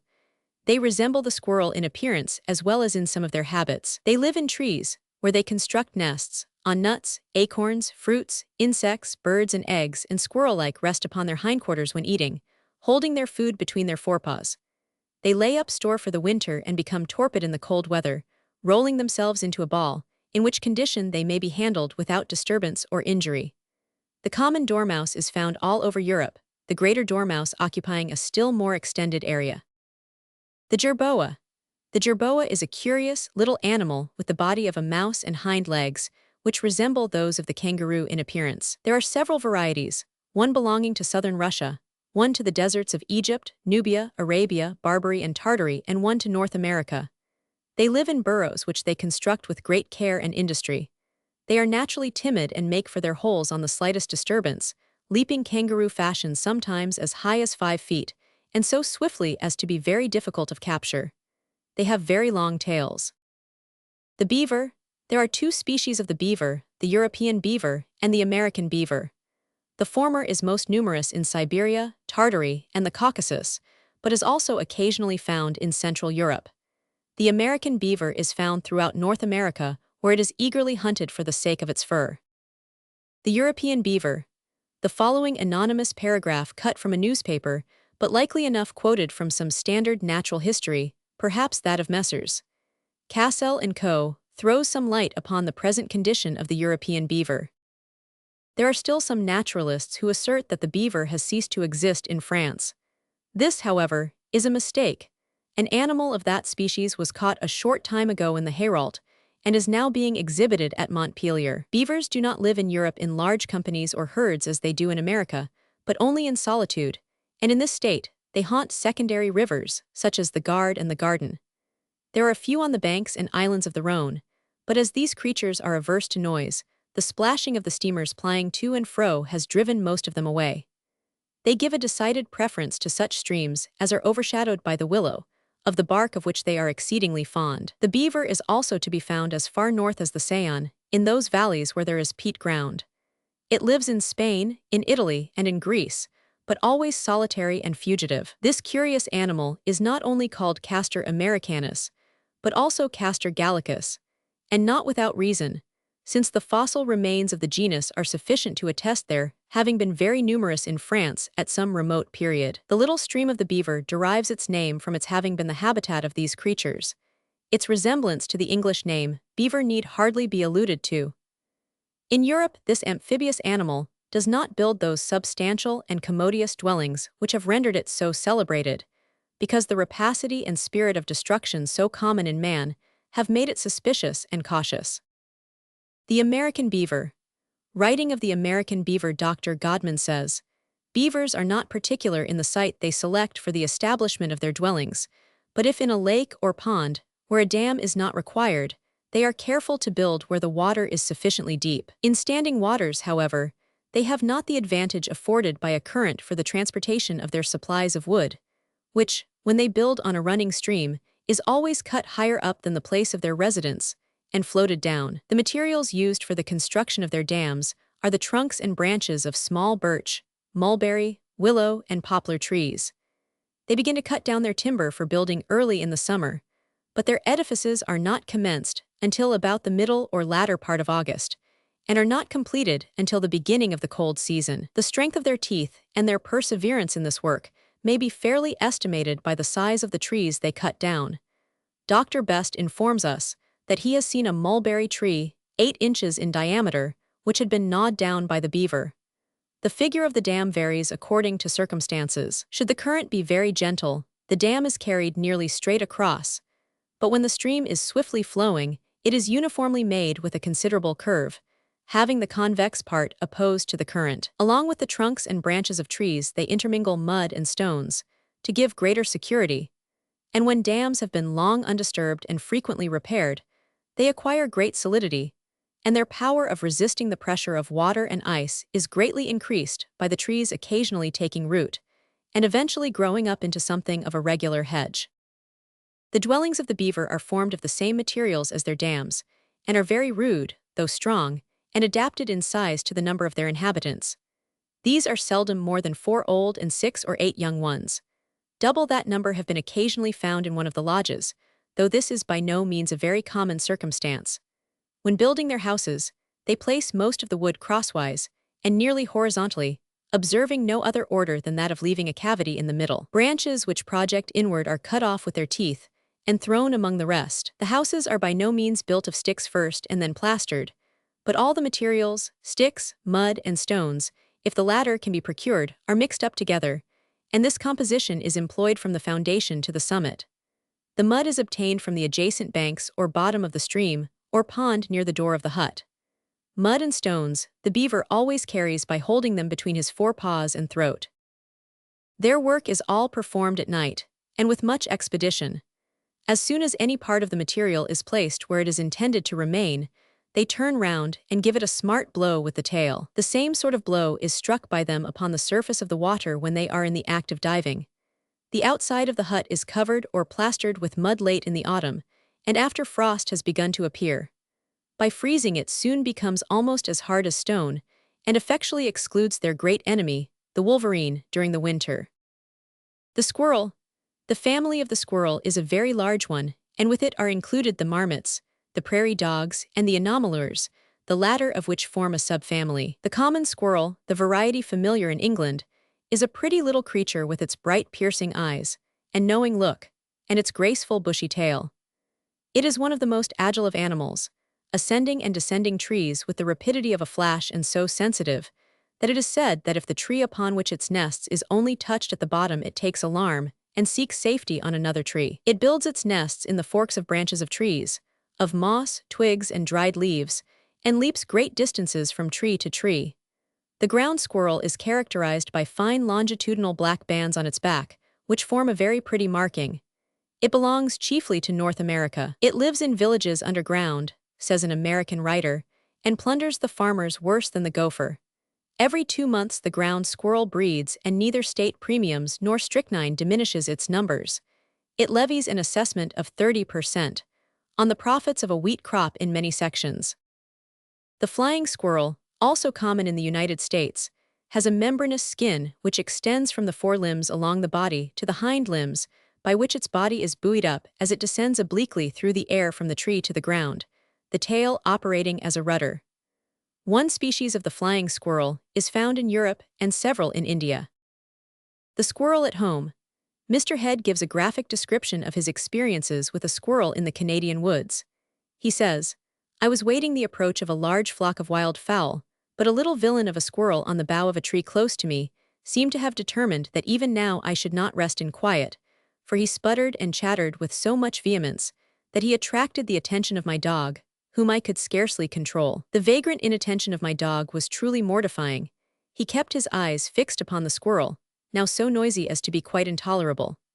With my hand, I made a motion to threaten him, But the little beast actually set up his back and defied me, becoming even more passionate and noisy than before, till all of a sudden, as if absolutely on purpose to alarm the game, down he let himself drop, plump at once within a couple of yards of Rover's nose. This was too much for any four-footed animal to bear, so he gave a bounce and sprang at the impertinent squirrel, who, in 1 second, was safe out of his reach, cocking his tail and showing his teeth on the identical bough where he had sat before. Away flew all the wild fowl, and my sport was completely marred.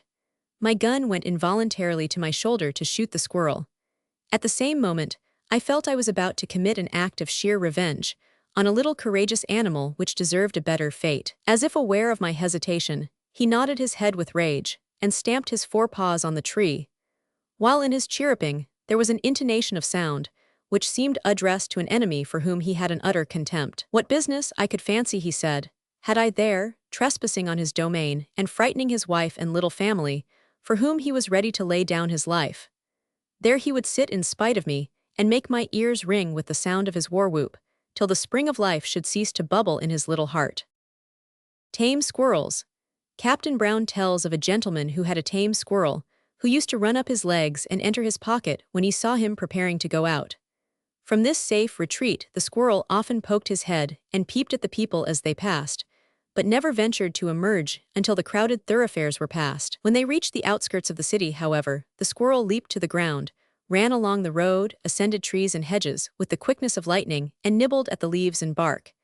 If the gentleman walked on, it would descend, scamper after him, and again enter his pocket. On hearing a carriage or cart, it became much alarmed, and always hid itself till it had passed by. This gentleman had a dog, between which and the squirrel a certain enmity existed. Whenever the dog lay asleep, the squirrel would show its teasing disposition by rapidly descending from its box, scampering over the dog's body, and quickly mounting to its box again. Another squirrel who frequented his master's pocket on one occasion rendered important service. One evening, as was his practice, when his master's coat was taken off and hung behind a door, the squirrel ran up the door and took up his quarters in the familiar pocket, carrying with him a supply of tow with which to make himself comfortable for the night. After all the family had retired to rest, a burglar made his appearance, effected an entrance, and proceeded to examine the pockets of the coat hanging to the door. Putting his hand rather unceremoniously into the squirrel's bedroom, the robber received such a sharp and unexpected bite that he could not forbear to cry out, and the master of the house, aroused by the unusual sound, entered the room, armed with a poker, just in time to secure the thief as he was escaping through the window. The marmot, the bobek, the prairie dog. Marmots are found in the northern parts of both the Old and the New Worlds. The bobek belongs to southern Russia, the prairie dog to North America, and the woodchuck to Canada. The marmot is easily tamed, and is familiar to many from being made the companion of itinerant Savoyards who exhibit them when asking alms. The bobek is also readily amenable to kindness. All these animals live in burrows and are exceedingly interesting in their habits. The anomalure is a squirrel with a membranous skin, resembling to some extent that of the flying squirrels, and used by it for the same purpose. It belongs to Fernando Poe. The chinchilla. The chinchilla is about 9 inches long, its tail being about 5 inches. Its eyes are full like those of the rabbit, its hind legs are long, its foreones short. It sits upon its haunches and takes its food in its forepaws. It is found in Chile and Peru, and inhabits the open country, living in burrows and subsisting on the roots of bulbous plants, which are abundant in those regions. Great numbers of them are killed for their skins, which furnish the most delicate and beautiful of furs. The alpine viscacha and the viscacha of the pampas are included in the same family. The porcupine. The porcupine is found throughout Africa and southern Asia and also in the south of Europe. Less completely covered with weapons of defense than the hedgehog, says Captain Brown, the porcupine possesses them in greater strength, for its formidable quills are capable of inflicting severe wounds. When irritated or in danger, it raises its quills on its back, but it is though fretful, not fierce in disposition, but easily tamed. When cornered, the porcupine turns its back to its assailant, who usually wounds himself by coming in contact with the quills. The porcupine lives in burrows by itself. It is a lonely animal. The cavies and the agouti of America are classified with this family. Among the former is the capybara, the largest of the rodents, an animal which attains to from 3 to 4 feet in length. It belongs to Brazil, Guinea, and Paraguay. The Canadian porcupine and the Brazilian porcupine are tree porcupines and are only found in America. The guinea pig. The guinea pig, Cavia cobia, is said to be the domestic form of the Cavia apirea of Brazil and Peru.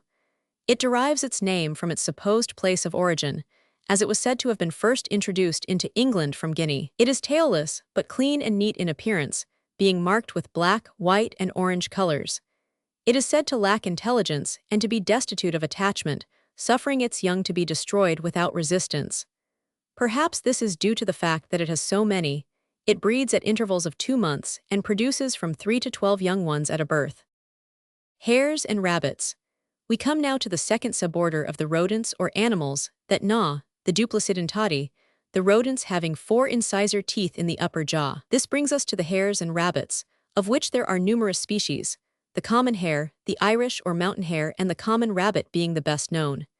The Irish or mountain hare is somewhat larger than the common hare and changes from brown to white in the winter.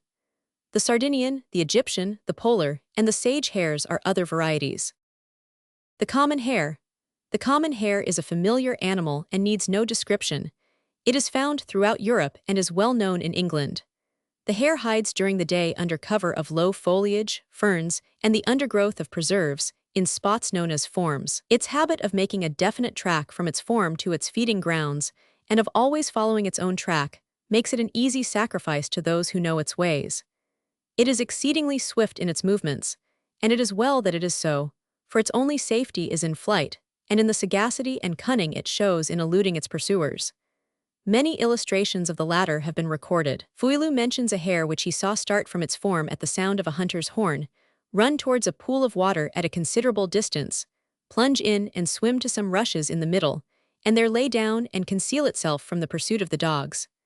Another hare, when closely pressed passed under a gate, the dogs leaping over it. The hare quickly perceived the advantage it had gained by this, and so doubled, returning under the gate, the dogs following over it as before. This was repeated several times until, taking advantage of the exhaustion of the dogs, the hare escaped. The hare will often run perfectly straight while in view of the hounds, but immediately on gaining the slightest cover will double and redouble with astonishing rapidity, apparently to confuse the scent. A hare's breadth escape. The intelligence of the hare. The following anecdote seems to show remarkable intelligence on the part of a hare. It is from a statement made by Mr. Yarrell in the Magazine of Natural History. A harbor of great extent on our southern coast has an island near the middle, of considerable size, the nearest point of which is a mile distant from the mainland at high water, and with which point there is frequent communication by a ferry. Early one morning in spring 2 hares were observed to come down from the hills of the mainland towards the seaside, one of which from time to time left its companion, and proceeding to the very edge of the water, stopped there a minute or 2, and then returned to its mate. The tide was rising, and after waiting some time, one of them, exactly at high water, took to the sea and swam rapidly over, in a straight line, to the opposite projecting point of land. The observer on this occasion, who was near the spot but remained unperceived by the hares, had no doubt that they were of different sexes, and that it was the male, like another Leander, which swam across the water, as he had probably done many times before. It was remarkable that the hares had remained on the shore nearly half an hour, one of them occasionally examining, as it would seem, the state of the current, and ultimately taking to the sea at that precise period of the tide called slack water, when the passage across could be effected without being carried by the force of the stream, either above or below the desired point of landing. The other hare then cantered back to the hills. A hunted hare. The following story of a hunted hare is from the Annals of Sporting, for May 1822. 2 years ago, a doe hare produced 2 young ones in a field adjoining my cottage, and the 3 were occasionally seen, during the summer, near the same spot. But the leverets were, I have reason to believe, killed at the latter end of September of the same year. The old doe hare was also coursed, and making directly for my cottage, entered the garden and there blinked the dogs. I repeatedly afterwards saw her sitting, sometimes in the garden, which is 110 yards by 43, but more frequently in the garden hedge. She was repeatedly seen by greyhounds when she sat at some distance, but uniformly made for the garden, and never failed to find security. About the end of the following January, puss was no longer to be seen about the garden, as she had probably retired to some distance with a male companion. One day in February, I heard the hounds, and shortly afterwards observed a hare making towards the garden, which it entered at a place well known, and left not the least doubt on my mind that it was my old acquaintance, which in my family was distinguished by the name of Kitty. The harriers shortly afterwards came in sight, followed Kitty, and drove her from the garden. I became alarmed for the safety of my poor hare, and heartily wished the dogs might come to an irrecoverable fault. The hare burst away with the fleetness of the wind, and was followed breast high by her fierce and eager pursuers. In about 20 minutes I observed Kitty return towards the garden, apparently much exhausted and very dirty. She took shelter beneath a small heap of sticks, which lay at no great distance from the kitchen door. No time was to be lost, as by the cry of the hounds I was persuaded they were nearly in sight. I took a fishing net, and with the assistance of the servant, covered poor Kitty, caught her, and conveyed the little, panting, trembling creature into the house. The harriers were soon at the spot, but no hare was to be found. I am not aware that I ever felt greater pleasure than in thus saving poor Kitty from her merciless pursuers. Towards evening I gave Kitty her liberty. I turned her out in the garden and saw her not again for some time. In the course of the following summer, however, I saw a hare several times, which I took to be my old friend, and in the latter end of October, Kitty was again observed in the garden. Henceforward she was occasionally seen as on the preceding winter. One morning, in January, when I was absent, a gun was fired near my cottage. Kitty was heard to scream, but nevertheless entered the garden vigorously. The matter was related to me on my return home, and I was willing to hope that Kitty would survive. However, I had some doubt on the subject. And the next morning, as soon as light permitted, I explored the garden, and found that my poor unfortunate favorite had expired. She was stretched beneath a large gooseberry tree, and I could not help very much regretting her death. Tame hares? Though exceedingly timid creatures, hares are readily tamed, and have often become as domesticated as cats and dogs.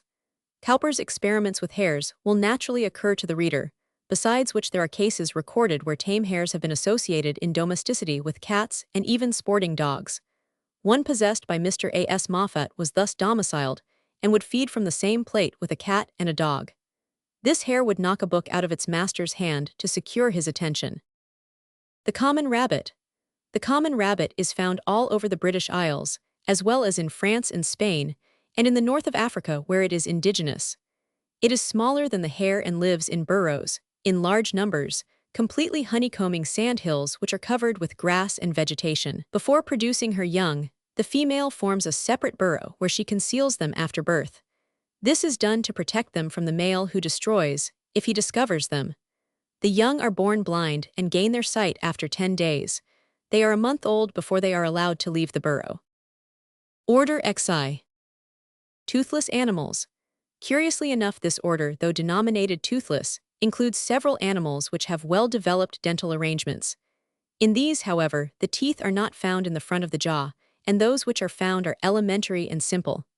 Several families are classified with this order, of which the sloth, the pangolin, the armadillo, the Cape ant bear, and the anteater are the best-known representatives. The sloth belongs to South America. In its wild state, says Waterton, the sloth spends its whole life in the trees and never leaves them but through force or accident, and what is more extraordinary, not upon the branches like the squirrel and monkey but under them. He moves suspended from the branch, he rests suspended from the branch, and he sleeps suspended from the branch. In fact, says the Rev. J.G. Wood, as Sidney Smith observes, he passes a life of suspense, like a curate distantly related to a bishop. To render it fit for this singular mode of life, its long and powerful arms are furnished with strong curved claws, which hook round the branches, and keep the animal suspended without any effort. When on the ground, these claws are very inconvenient, and it can barely shuffle along. But when it is in its native element, it moves with exceeding rapidity, particularly in a gale of wind, when it passes from branch to branch, and from tree to tree, with an activity which its movements on the ground by no means portend. The pangolin. There are two species of the pangolin, or manis, the long-tailed and the short-tailed, the former being a native of Africa and the latter of the East Indies. The long-tailed manis measures about 5 feet inclusive of the tail, which is about 3 feet long, the short-tailed manis about 4 feet in all. All the upper parts of its body are closely covered with scales of different sizes, which, as they are attached to the skin only by the lower extremity, it can erect at pleasure. opposing to its adversary a formidable row of offensive weapons. They are sharp at the point, and so hard as, on collision, to strike fire like a flint. The moment it perceives the approach of an enemy, it rolls itself up like a hedgehog, by which means it covers all the weaker parts of its body. The pangolins live on ants, which they catch by thrusting their long, slender tongues into the midst of their prey, their tongues being covered by a gummy saliva to which the ants adhere. The armadillo. The armadillo is a native of South America, in which country there are several varieties. They are all covered with a strong crust or shell, resembling, as the Rev. J. G. Wood puts it, the modified plate armor worn by men in the 16th century. They eat vegetables and insects and do good work as scavengers. They burrow with great rapidity and when rolled up, after the manner of the hedgehog, are invulnerable to their ordinary enemies.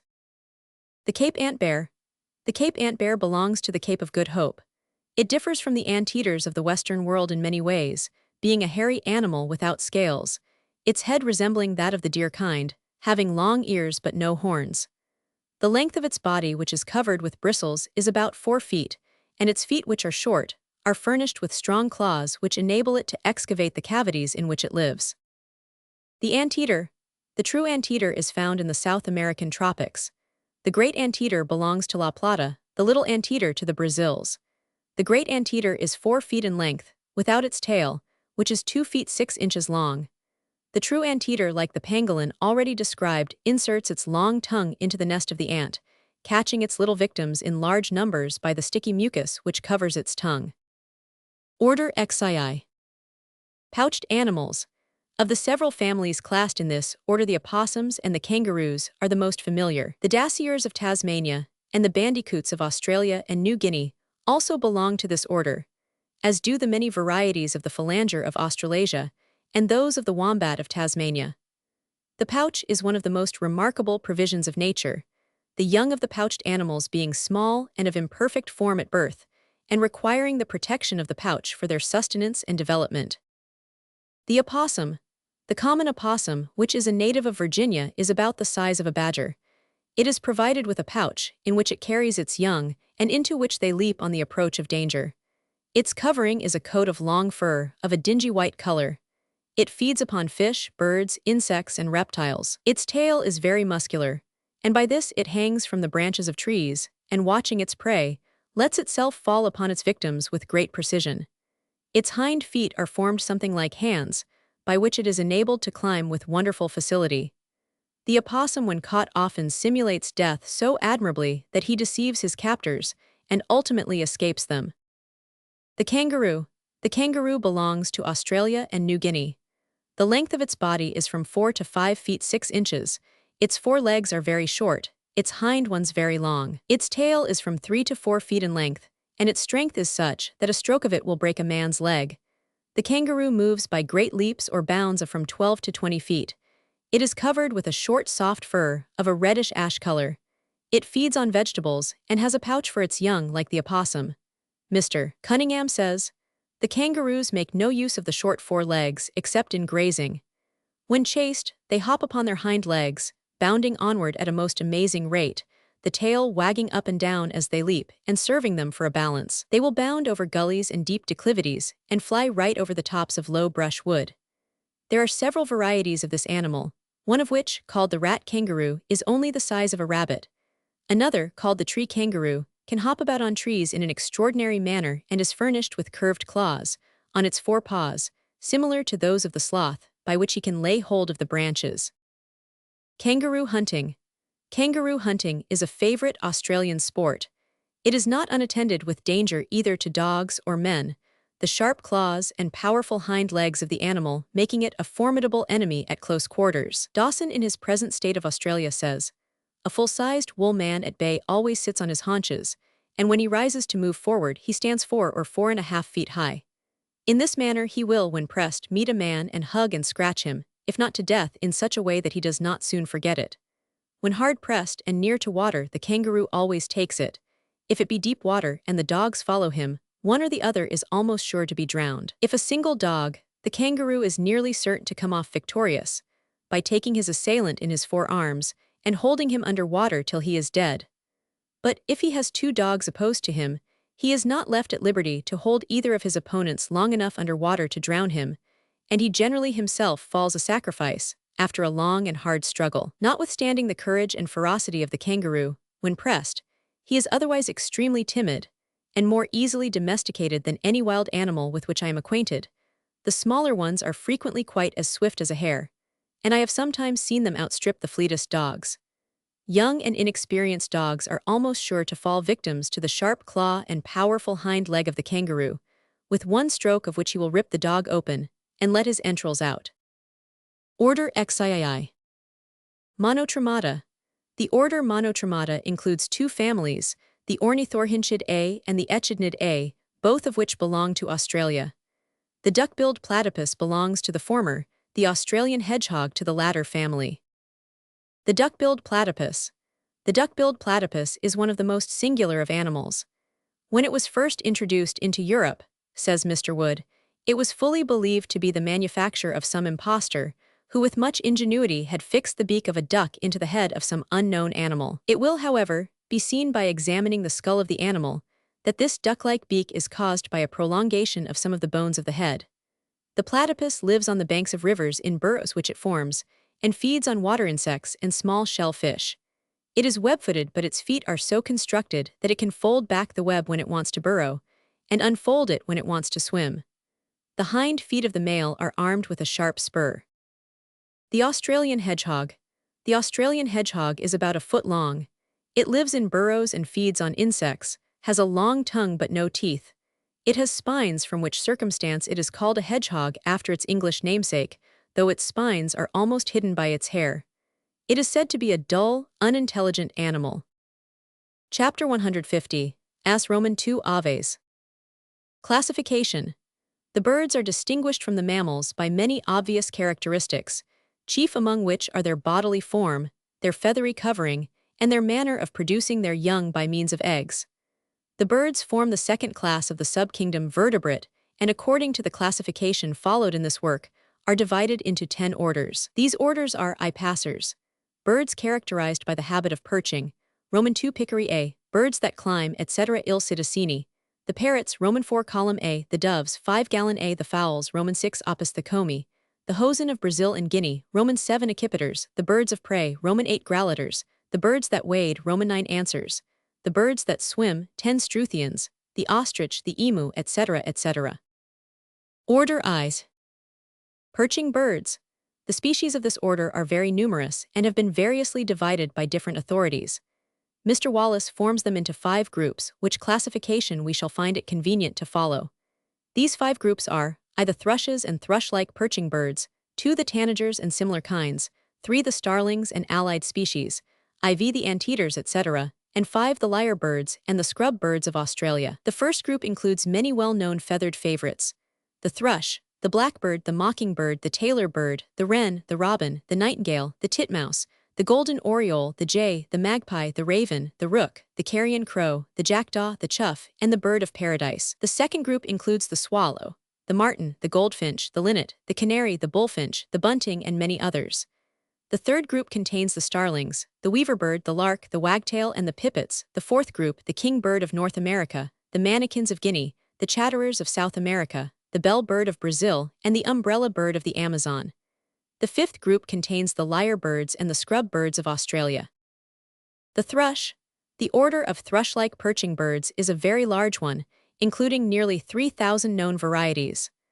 Of these, it will be impossible, within present limits, to even mention a very large number, and we shall content ourselves with dealing with a few of the better-known species. The common thrush. The thrush is one of the most popular of English native birds, as its song is one of the most beautiful of those of the bird kind. It is a herald of the English spring and summer, beginning to sing at the end of January and continuing until July. It builds its nest in a hedge or bush, and as it breeds early in the year, lines it with a plaster of mud to protect its young from the cold winds. It is a bold bird and will vigorously defend its nest from the attacks of larger birds. It feeds on insects, snails, and worms. Watch an old thrush, says Dr. Stanley, pounce down on a lawn moistened with dew and rain. At first he stands motionless, apparently thinking of nothing at all, his eye vacant or with an unmeaning gaze. Suddenly he cocks his ear on one side, makes a glancing sort of dart with his head and neck, gives perhaps 1 or 2 hops, and then stops, again listening attentively, and his eye glistening with attention and animation. His beak almost touches the ground. He draws back his head as if to make a determined peck. Again he pauses, listens again, hops perhaps once or twice, scarcely moving his position, and pecks smartly on the sod, then is once more motionless as a stuffed bird. But he knows well what he is about. For after another moment's pause, having ascertained that all is right, he pecks away with might and main, and soon draws out a fine worm, which his fine sense of hearing had informed him was not far off, and which his hops and previous peckings had attracted to the surface, to escape the approach of what the poor worm thought might be his underground enemy, the mole. The mistle thrush. The mistle thrush, so called from its fondness for the mistletoe, is larger than the common or song thrush, less melodious and not so common in England, but well known upon the continent of Europe. Like the song thrush, it finds a determined enemy in the magpie, against which it often defends itself with success. It is, however, unable to withstand a combined attack. Gilbert White says, "The mistle thrush is, while breeding, fierce and pugnacious, driving such birds as approach its nest with great fury to a distance. The Welsh call it pen yllwyn, the head or master of the coppice. He suffers no magpie, jay, or blackbird to enter the garden where he haunts, and is, for the time, a good guard to the new-sown legumens. In general, he is very successful in the defense of his family, but once I observed in my garden that several magpies came determined to storm the nest of a mistle thrush. The dams defended their mansion with great vigor and fought resolutely pro aris et faucis, but numbers at last prevailed, they tore the nest to pieces and swallowed the young alive." The blackbird. The blackbird is another of the most cherished of English songbirds. It is one of the earliest to wake the morning with a song. Its habits are similar to those of the thrush. It builds its nest in bushes, in shrubberies and gardens, safe from the sight, but close to the haunts of man. It lines its nest with a plaster of mud which it covers over with dry grass, and is exemplary in the care of its young. It has a black coat, as its name implies, and an orange tawny bill. The blackbird has to some extent the power of the mockingbird, of imitating the sounds it hears, such as the chuckling of a hen, the song of the nightingale, the caw of the crow. In the Magazine of Natural History of September 1831, Mr. Bouchier of Wold Rectory, near Northampton, says, "Within half a mile of my residence there is a blackbird which crows constantly, and as accurately as the common cock, and nearly as loud, as it may, on a still day, be heard at the distance of several hundred yards." When first told of the circumstance, I conjectured that it must have been the work of a cock-pheasant, concealed in a neighboring brake. But on the assurance that it was nothing more or less than a common blackbird, I determined to ascertain the fact with my own eyes and ears. And this day I had the gratification of getting close to it, seated on the top bough of an ash tree, and pursuing with unceasing zeal its unusual note. The resemblance to the crow of the domestic cock is so perfect that more than one in the distance were answering it. It occasionally indulged in its usual song, but only for a second or two, resuming its more favorite note, and once or twice it commenced with crowing and broke off in the middle into its natural whistle. In what way this bird has acquired its present propensity, I am unable to say, except that as its usual haunt is near a mill where poultry are kept, it may have learned the note from the common fowl. The blackbird of America resembles his English cousin in most particulars. He is often seen following the plow, looking for worms in the fresh furrows, and frequently, like the crow, stealing the planted maize or Indian corn from the hill. In the autumn, the American blackbirds gather in vast flocks, and sometimes produce a roar like the rush of a waterfall by their flight. The mockingbird. The mockingbird is a native of America, and many stories are told of its wonderful powers of mimicry. The following description is furnished by Wilson. The plumage of the mockingbird, though none of the homeliest, has nothing gaudy or brilliant in it, and had he nothing else to recommend him, would scarcely entitle him to notice.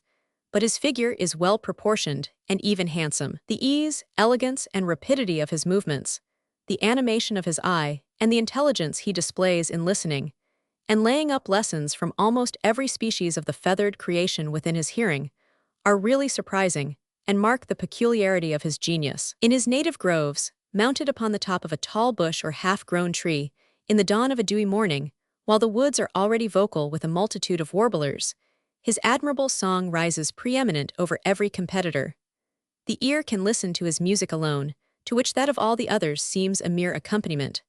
Neither is this strain altogether imitative. His own native notes, which are easily distinguishable by such as are acquainted with those of our various songbirds, are bold and full, and varied seemingly beyond all limits. They consist of short expressions of 2, 3, or at the most 5 or 6 syllables, generally interspersed with imitations, and all of them uttered with great emphasis and rapidity, and continued with undiminished ardor for half an hour or an hour at a time. His expanded wings and tail, glistening with white, and the buoyant gaiety of his action, arresting the eye, as his song most irresistibly does the ear, he sweeps round with enthusiastic ecstasy and mounts and descends as his song swells or dies away. He bounds aloft with the celerity of an arrow, as if to recover or recall his very soul, which expired in the last elevated strain. He often deceives the sportsman, and sends him in search of birds that are not perhaps within miles of him, but whose notes he exactly imitates.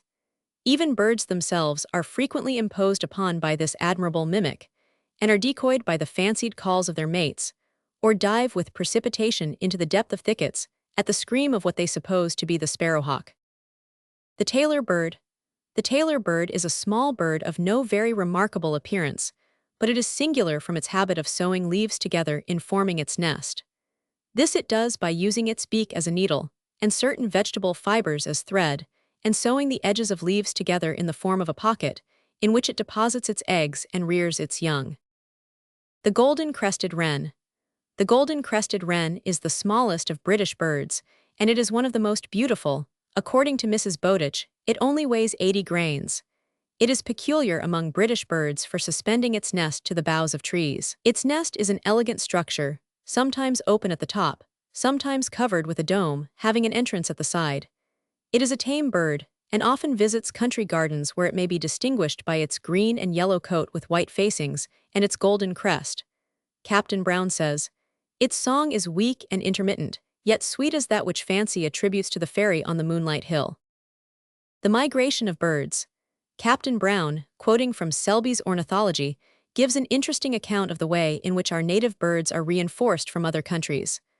On the 24th of October, 1822, says Mr. Selby, after a very severe gale with thick fog from the northeast, but veering, towards its conclusion, to the east and south of east, thousands of these birds were seen to arrive upon the seashore and sandbanks of the Northumbrian coast, many of them so fatigued by the length of their flight, or perhaps by the unfavorable shift of wind, as to be unable to rise again from the ground, and great numbers were in consequence caught or destroyed. This flight must have been immensely numerous, as its extent was traced through the whole length of the coasts of Northumberland and Durham. There appears little doubt of this having been a migration from the more northern provinces of Europe, probably furnished by the pine forests of Norway, Sweden, and sea, from the circumstance of its arrival being simultaneous with that of large flights of the woodcock, fieldfare, and redwing. Although I had never before witnessed the actual arrival of the gold-crested regulus, I had long felt convinced, from the great and sudden increase of the species, during the autumnal and hymeneal months, that our indigenous birds must be augmented by a body of strangers making these shores their winter's resort. A more extraordinary circumstance in the economy of this bird took place during the same winter, viz., the total disappearance of the whole, natives as well as strangers, throughout Scotland and the north of England. This happened towards the conclusion of the month of January 1823, and a few days previous to the long-continued snowstorm, so severely felt throughout the northern counties of England, and along the eastern parts of Scotland. The range and point of this migration are unascertained, but it must probably have been a distant one, from the fact of not a single pair having returned to breed, or pass the succeeding summer, in the situations they had been known always to frequent. Nor was one of the species to be seen till the following October, or about the usual time, as I have above stated, for our receiving an annual accession of strangers to our own indigenous birds. The willow wren. The willow wren is a summer visitor to the British Isles. He arrives about the end of March and leaves in the month of September. He is an active little bird, an expert flycatcher, and an agreeable singer. His coat is of a greenish yellow-brown, his waistcoat is white tinged with yellow. The common wren. The common wren is indigenous to Great Britain. It builds its nest under the shelter of thatched eaves, in out-of-the-way and unusual places. It is a plain, homely-looking little bird of a pale chestnut-brown color. Captain Brown gives the following interesting description of a wren's music lesson. A wren's music lesson. A pair of wrens, says Captain Brown, built their nest in a box, so situated that the family on the grounds had an opportunity of observing the mother's care in instructing her young ones to sing. She seated herself on one side of the opening of the box, facing her young, and commenced by singing over all her notes very slowly and distinctly. One of the little ones then attempted to imitate her. After chirping rather inharmoniously a few notes, its pipe failed and it went off the tune.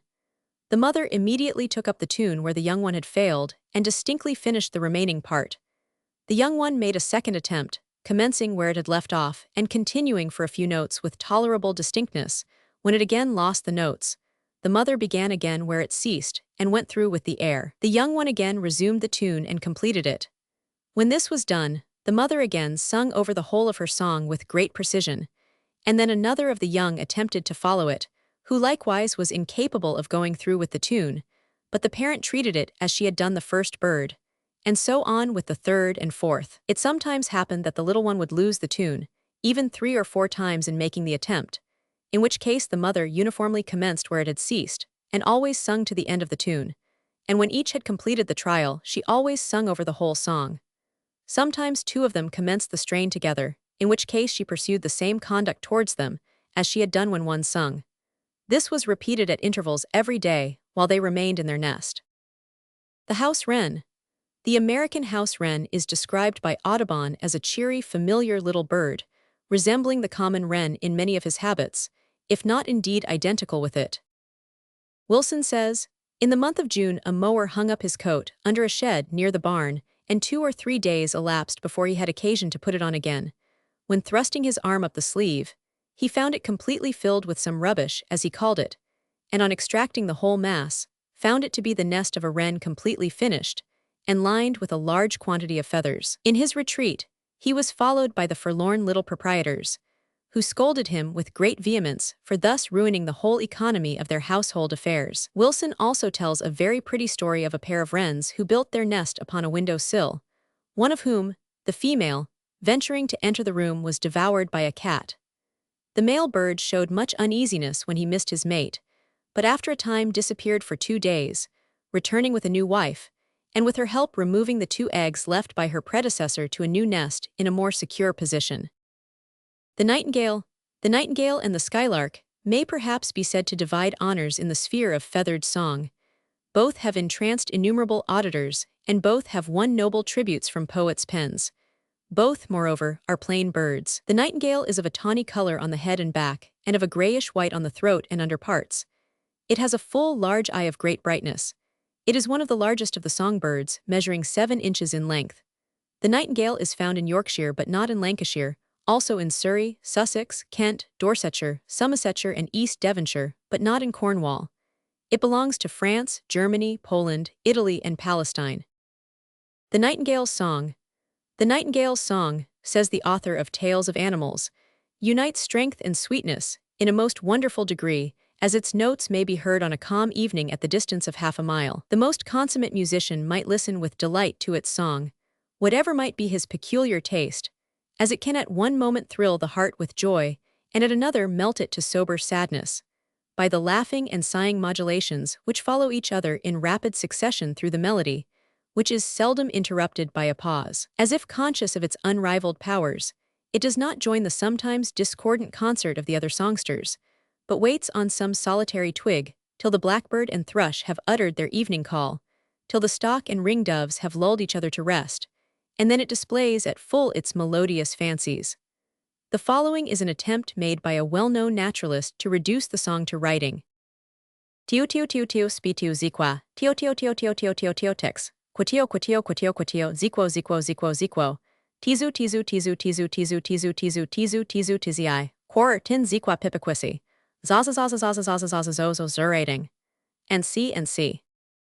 Quaint old Izaak Walton says, "But the nightingale, another of my airy creatures, breathes such sweet, loud music out of her instrumental throat, that it might make mankind to think that miracles are not ceased. He that at midnight, when the very laborer sleeps securely, should hear, as I have very often, the clear airs, the sweet descents, the natural rising and falling, the doubling and redoubling of her voice, might well be lifted above earth, and say, Lord, what music hast thou provided for the saints in heaven, when thou affordest bad men such music on earth? The robin redbreast. The robin redbreast is a prime favorite in English cottage homes. Its appearance on the window sill at the approach of winter is an irresistible appeal to human sympathy and seldom fails of a hearty response. Captain Brown mentions a robin which, during a severe storm, came to the window of the room where his father sat, upon which his father opened the window to give it some crumbs. Instead of flying away, the robin hopped into the room and picked the crumbs from the floor. His father, being very fond of animals, took great pleasure in taming this bird, and so completely succeeded that it would pick small pieces of raw flesh and worms from his hand, sat on the table at which he wrote, and when the day was very cold, perched upon the fender. When a stranger entered, it flew to the top of a door where it perched every night. The window was frequently opened to admit air, but the robin never offered to go away.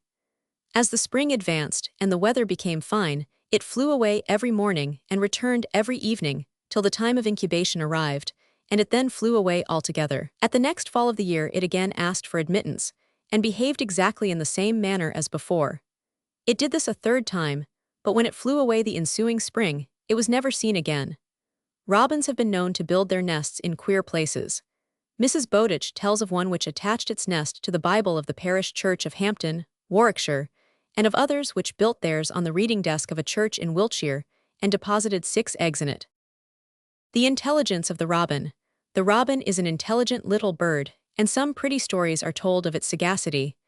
Mrs. Bowditch mentions a gardener who was in the service of a friend of hers, who, having made a pet of a robin, was one day much struck with the uneasiness of his little friend, and concluding that he wanted assistance, followed him to his nest, which occupied a flower pot, when he discovered that a snake had coiled itself round the little home.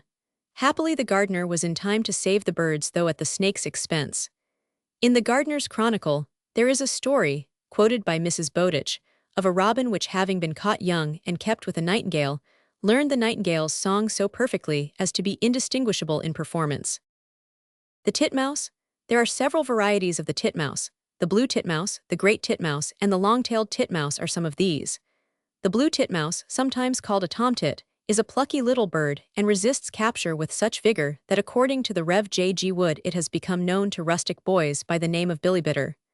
The angry hiss of the female, says Mr. Wood, has frequently caused an intruding hand to be rapidly withdrawn, for the sound is so exceedingly like the hiss of an irritated snake, and the little beak is so sharp that few have the courage to proceed with their investigations. A pair of these birds built their nest in the coping of the Great Western Railway at the Shrivenham station, not 2 feet from the fiery and noisy engines, which were constantly passing. The men respected the courage of the little birds, and the whole brood was hatched and suffered to fly at liberty. The great titmouse is found in various parts of Europe. According to Mrs. Bowditch, it is sufficiently pliable to roll itself up in a ball, and is strong enough to crack a hazel nut. She says it will plant itself at the door of a hive and tap loudly on the edge, which signal is answered by a sentinel bee who is immediately snapped up, taken to the bough of a tree where he is beaten to death, and then loses his head and thorax, the rest of him being unworthy of the appetite of his captor. The long-tailed titmouse is famous for the beauty, security, and warmth of its nest. The golden oriole. The golden oriole deserves mention if only for its beautiful name. It has, however, other claims to attention. It is found in Europe and Australia and visits England occasionally during the summer, but is not found in America. The male is a very handsome bird of a golden yellow color, with wings and tail of black, the feathers of the latter ending in yellow. It lives on fruit and berries, and failing these, insects, and inhabits thickets and wooded spots adjacent to orchards, upon which it commits serious depredations. The shrike. There are several species of shrikes, the thick-headed shrike, the great shrike, and the red-backed shrike being among these. The great shrike belongs to both Europe and America. In appearance it resembles the mockingbird, for which it is sometimes mistaken. It preys upon mice, frogs, birds, grasshoppers, and large insects, killing and then impaling them upon thorns until such time as it chooses to eat them. Its rapacity has earned for it the name of the butcher bird. According to Mr. Bell, these birds are kept tame in the houses in Russia. One in his possession was furnished with a sharply pointed stick for a perch, on the end of which it spitted any bird or animal it caught. The shrike believes in a well-filled larder and does not proceed to eat his game until he has a good stock. He is also known as the Nine Killer in America, from his supposed preference for spitting that number at a forage. The jay. We now come to the family of the corvidae, the crow family, which includes the jays, the magpies, and the choughs. The common jay is indigenous in England, where it secludes itself in woody fastnesses, rarely exposing itself in open country. It is a handsome bird about 13 inches long, with beautiful blue markings on its wings, but is so shy that it is difficult to get a sight of it when at liberty. Taken young, it may be easily tamed, when it becomes an amusing, if mischievous pet. It has considerable powers of mimicry, and can imitate the common sounds it hears with wonderful exactness. The bleat of the lamb, the mew of the cat, the neigh of the horse, and the cries of other birds give exercise to this faculty, and Bewick says, "We have heard one imitate the sound made by the action of a saw, so exactly, that though it was on a Sunday, we could hardly be persuaded that the person who kept it had not a carpenter at work in the house." Like many other birds, it becomes bold in the care and protection of its young. Knapp, in his Journals of a Naturalist, says, "This bird is always extremely timid, when its own interest or safety is solely concerned. But no sooner does its hungry brood clamor for supply, than it loses all its wary character, and becomes a bold and impudent thief. At this period it will visit our gardens, which it rarely approaches at other times, plunder them of every raspberry, cherry, or bean that it can obtain, and will not cease from rapine as long as any of the brood or the crop remains. We see all the nestlings approach, and settling near some meditated scene of plunder, quietly await a summons to commence. A parent bird from some tree surveys the ground, then descends upon the cherry or into the rose, immediately announces a discovery by a low but particular call, and all the family flock into the banquet, which having finished by repeated visits, the old birds return to the woods with all their chattering children, and become the same wild, cautious creatures they were before. The blue jay. Wilson gives the following description of the blue jay. This elegant bird, peculiar to North America, is distinguished as a kind of beau among the feathered tenants of the woods, by the brilliancy of his dress, and like most other coxcombs, makes himself still more conspicuous by his loquacity and the oddness of his tones and gestures. Of all birds, he is the most bitter enemy to the owl. No sooner has he discovered the retreat of one of these, than he calls the whole feathered fraternity to his assistance, who surround the glimmering recluse, and attack him from all sides, raising such a shout as may be heard on a still day more than half a mile off. The owl at length, forced to betake himself to flight, is followed by his whole train of persecutors, until driven beyond the boundaries of their jurisdiction. But the blue jay himself is not guiltless of similar depredations as the owl, and becomes in his turn the very tyrant he detested, and he is sometimes attacked with such spirit as to be under the necessity of making a speedy retreat. The blue jay is not only bold and vociferous, but possesses a considerable talent for mimicry, and seems to enjoy great satisfaction in mocking and teasing other birds, particularly the little hawk, imitating his cry whenever he sees him, and squeaking out as if caught. This soon brings a number of his own tribe around him, who all join in the frolic, darting about the hawk, and feigning the cries of a bird sorely wounded, and already in the clutches of its devourer, while others lie concealed in bushes, ready to second their associates in the attack. But this ludicrous farce often terminates tragically. The hawk, singling out one of the most insolent and provoking, swoops upon him in an unguarded moment, and offers him up a sacrifice to his hunger and resentment. In an instant the tune is changed, all their buffoonery vanishes, and loud and incessant screams proclaim their disaster. Whenever the jay has had the advantage of education from man, he has not only shown himself an apt scholar, but his suavity of manners seems equaled only by his art and contrivances, though it must be confessed that his itch for thieving keeps pace with all his other acquirements. The magpie. The magpie is an ancient bird, and is mentioned by Plutarch and other early writers. It is indigenous in England and shows great industry and ingenuity in the construction of its nest, which it lines with mud plaster and covers with thorns, building upon high trees and in secluded spots. It feeds upon both animal and vegetable food, attacking birds, young ducks and chickens, as well as mice and even rats, and regaling itself on both fruit and grain. It attains to a length of about 18 inches and is a handsome bird, though captivity does not improve its appearance. The magpie's mischief. The mischievous habits of the magpie have won for it the name of the monkey of the birds, the raven, as Mr. Wood puts it, being the ornithological baboon.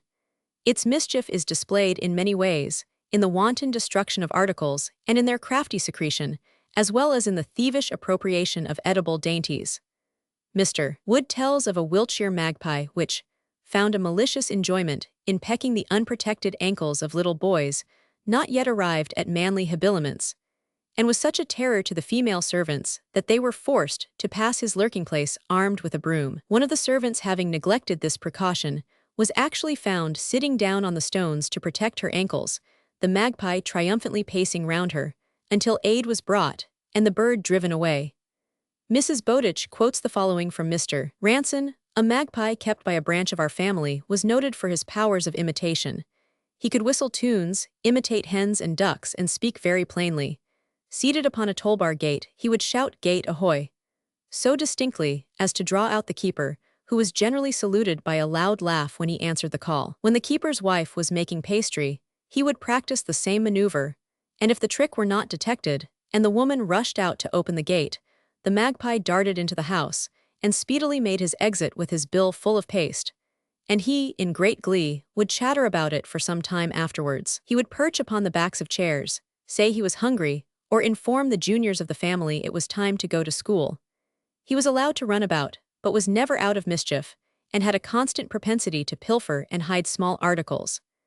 Of the serious consequences sometimes attending this habit of secreting things, the following story from Lady Morgan's Italy is a painful illustration. A noble lady of Florence resided in a house which stands still opposite the lofty Doric column which was raised to commemorate the defeat of Pietro Strozzi and the taking of Siena by the tyrannic conqueror of both. Cosmo I lost a valuable pearl necklace, and one of her waiting women, a very young girl, was accused of the theft. Having solemnly denied the fact, she was put to the torture, which was then a plaisir at Florence. Unable to support its terrible infliction, she acknowledged that she was guilty, and without further trial was hung. Shortly after, Florence was visited by a tremendous storm. A thunderbolt fell on the figure of justice and split the scales, one of which fell to the earth, and with it fell the ruins of a magpie's nest containing the pearl necklace. Those scales are still the haunts of birds, and I never saw them hovering round them without thinking of those good old times, when innocent women could be first tortured and then hung on suspicion. The raven. The raven is a large bird, indeed the largest of the British crows, attaining to a length of 2 feet 2 inches, and having a stretch of wing of 4 feet 8 inches in width. It is an historic bird, being mentioned by Pliny, who records that a tame one kept in the temple of Castor was taught by a tailor whom it used to visit, to pronounce the name of the Emperor Tiberius and of the other members of the royal family. The fame of the bird brought the tailor riches, but excited the jealousy of his neighbors, one of whom killed the bird. The record states that the offender was punished, and the bird accorded a magnificent funeral. The raven builds its nest in high trees and among inaccessible and precipitous rocks, especially in the Hebrides, and lives on carrion, not disdaining fruit and grain. Like many other birds who afterwards show little concern for their young, the raven is assiduous in its attentions during the period of incubation. The following is from White's Natural History of Selborne.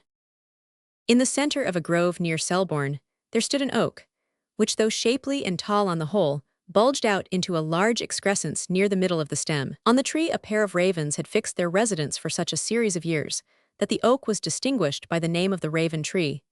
Many were the attempts of the neighboring youths to get at this eyrie. The difficulty whetted their inclinations, and each was ambitious of surmounting the arduous task. But when they arrived at the swelling, it jutted out so much in their way, and was so far beyond their grasp, that the boldest lads were deterred, and acknowledged the undertaking to be too hazardous. Thus the ravens continued to build nest after nest, in perfect security, till the fatal day arrived on which the wood was to be leveled. This was in the month of February, when these birds usually sit. The saw was applied to the trunk, the wedges were inserted in the opening, the woods echoed to the heavy blows of the beetle or mallet, the tree nodded to its fall, but the dam persisted to sit. At last, when it gave way, the bird was flung from her nest, and though her maternal affection deserved a better fate, was whipped down by the twigs, which brought her dead to the ground.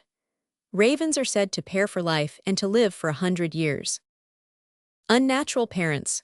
Though models of conjugal fidelity, ravens are said to be very unnatural parents, often showing not only indifference but cruelty to their young. Mr. Morris, in his Anecdotes of Natural History, tells an interesting story of a family of ravens whose mother came to an untimely death. For a time, the surviving parent hovered about the nest, uttering loud and menacing croakings whenever anybody approached. At length, however, he disappeared and absented himself for 2 or 3 days, and then returned with another mate, when a strange scene occurred. The poor half-starved nestlings were attacked without mercy by the stepmother, who, after severely wounding, precipitated them from the nest. 2, however, were found at the foot of the tree with signs of life, and with great care and attention reared at the rectory, about half a mile distant, and after being slightly pinioned, were allowed their liberty, but they seldom quitted the lawn or offices, roosting in a tree in the shrubbery. Here, however, they were soon discovered by their unnatural parents, who for a long time used to come at early dawn and pounce upon them with fierce cries. In this case, it was the stepmother, and not the mother, that treated the young ravens so unkindly, and the father may be charitably credited with acting under the influence of his second wife. That the raven drives its young out of its nest as soon as they are able to provide for themselves is true, but why they should pursue them after they have become independent is not clear. This habit of the ravens, as Mr. Morris points out, may be referred to in the following quotations. He giveth to the beast his food, and to the young ravens which cry, Psalm, who provideth for the raven his food? When his young ones cry unto God, they wander for lack of meat. Job. The tame raven. The raven may be easily tamed, and in private life is always an amusement, if sometimes an annoyance. Like all birds which are capable of imitating sounds, and which learn words and phrases, it will often speak its lines, with startling appropriateness as to time and place. Captain Brown tells a good story of a raven which belonged to a gentleman who resided on the borders of the New Forest in Hampshire. On one occasion, a traveler who was passing through the forest was startled by the frequent repetition of the words, Fair play, gentlemen, fair play, for God's sake, gentlemen, fair play, and upon tracing the source of the sound, discovered the tame raven defending himself from the attacks of 2 of his own species. It is needless to say that the traveler rescued the gentleman from the 2 ruffians who molested him. Captain Brown also tells of a tame raven who was an expert rat catcher, and whose method was to place a meat bone in front of a rat hole, and to stand on a ledge above the hole, pouncing on the rat as soon as he emerged from his retreat. In this way he captured as many as 6 in a forenoon. The raven and the dog. Dr. Stanley tells the following story of a raven and a dog. A strong attachment was once formed between a raven and a large otter dog. The raven had been taken when young, and reared in a stableyard, where the dog was kept chained up. A friendship soon commenced, which, increasing from little to more, in time ripened into a most extraordinary degree of intimacy. At first the bird was satisfied with hopping about in the vicinity of the kennel, and occasionally pecking a hasty morsel from the dog's feeding pan when the latter had finished his meal. Finding, however, no interruption on the part of his friend, the raven soon became a constant attendant at meal times, and taking up his position on the edge of the dish, acted the part of a regular guest and partaker of the dog's dinner, which consisted usually of meal and milk, with occasional scraps of offal meat, a piece of which the bird would often snatch up, almost from the very mouth of the dog, and hasten beyond the reach of his chain, as if to tantalize his 4-footed friend, and then hopping towards him, would play about and hang it close to his nose, and then as speedily, at the moment the dog was preparing to snap it up, would dart off beyond the reach of the chain. At other times he would hide the piece of meat under a stone, and then coming back, with a cunning look, would perch upon the dog's head. It was observed, however, that he always ended his pranks by either sharing or giving up the whole piece to his friend the dog. By some accident the raven had fallen into a tub of water, and either weakened by struggling or unable to get out owing to its feathers being soaked with water, it was nearly drowned. The dog, whether the same dog or another does not appear, chained at a short distance, saw the poor bird's danger, and dragging his heavy kennel towards it, reached his head over the side of the tub, and taking the drowning raven up in his mouth, laid him gently on the ground, when he soon recovered. The rook. The rook, which is often confused with the carrion crow, is found in many parts of Europe, and is abundant in England, where it is common to see groups of trees near gentlemen's houses given up to their occupancy. Here they build their nests, rear their young, keep up an incessant cawing, quarrel and make peace as do all other large communities. If a newcomer appears among them, he is generally received in a very rough manner. At Newcastle, a pair of rooks attempted to introduce themselves into a rookery, but were so rudely treated that in high dudgeon they ascended to the steeple of one of the public buildings and built their nest on the vane. Here they lived for several successive seasons, turning about with every change of wind, and regardless of the busy scene in the town beneath. The rook is gregarious, in which particular it differs from the carrion crow, which lives in pairs. Further differences are found in the feathering of the head and neck of these birds, that of the crow being much more completely covered than that of the rook. The croak of the crow is, moreover, much harsher than the caw of the rook. Like most, if not all other birds and animals, the rook serves a useful purpose in nature, in checking the multiplication of the worms and insects which prey upon the crops. And doubtless, were he able to argue the question, he would contend that helping the farmer to produce his harvest, he has a right to a share in it. It is only when the rook in his turn gets too numerous that he needs a similar check.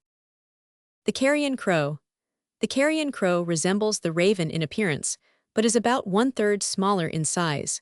It lives in pairs and is said to be a model of conjugal fidelity and parental care. Omnivorous in habit, it appropriates all kinds of food: insects, grain, eggs, fruit, nuts, mice, ducklings, and chickens, as well as such dead meat as may offer opportunity.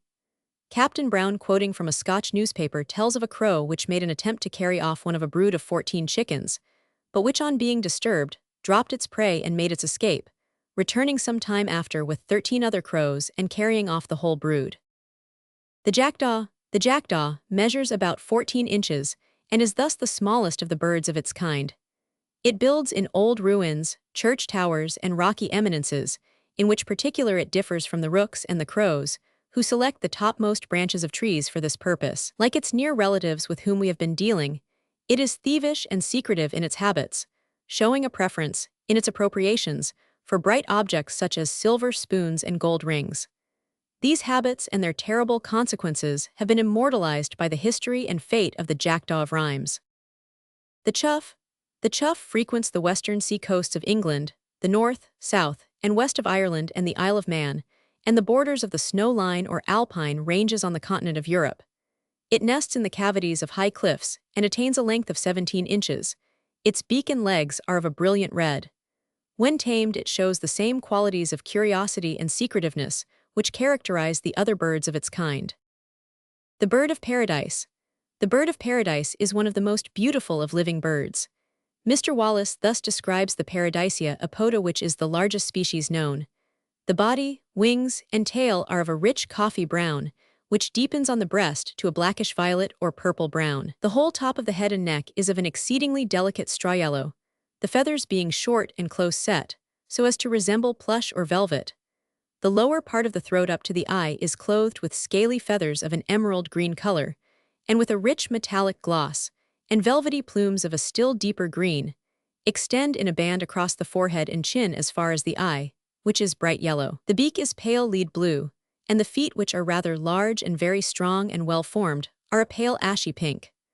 The two middle feathers of the tail have no webs, except a very small one at the base and at the extreme tip, forming wire-like cirri, which spread out in an elegant double curve, and vary from 24 to 34 inches long. From each side of the body beneath the wings springs a dense tuft of long and delicate plumes, sometimes 2 feet in length, of the most intense golden-orange color and very glossy, but changing towards the tips into a pale brown. This tuft of plumage can be elevated and spread out at pleasure so as almost to conceal the body of the bird. These splendid ornaments are entirely confined to the male sex. The female is a very plain and ordinary-looking bird. The male is generally 17 or 18 inches from the beak to the tip of the tail. Hunting the bird of paradise. In catching the bird of paradise, the natives take advantage of the apparent vanity of their victims.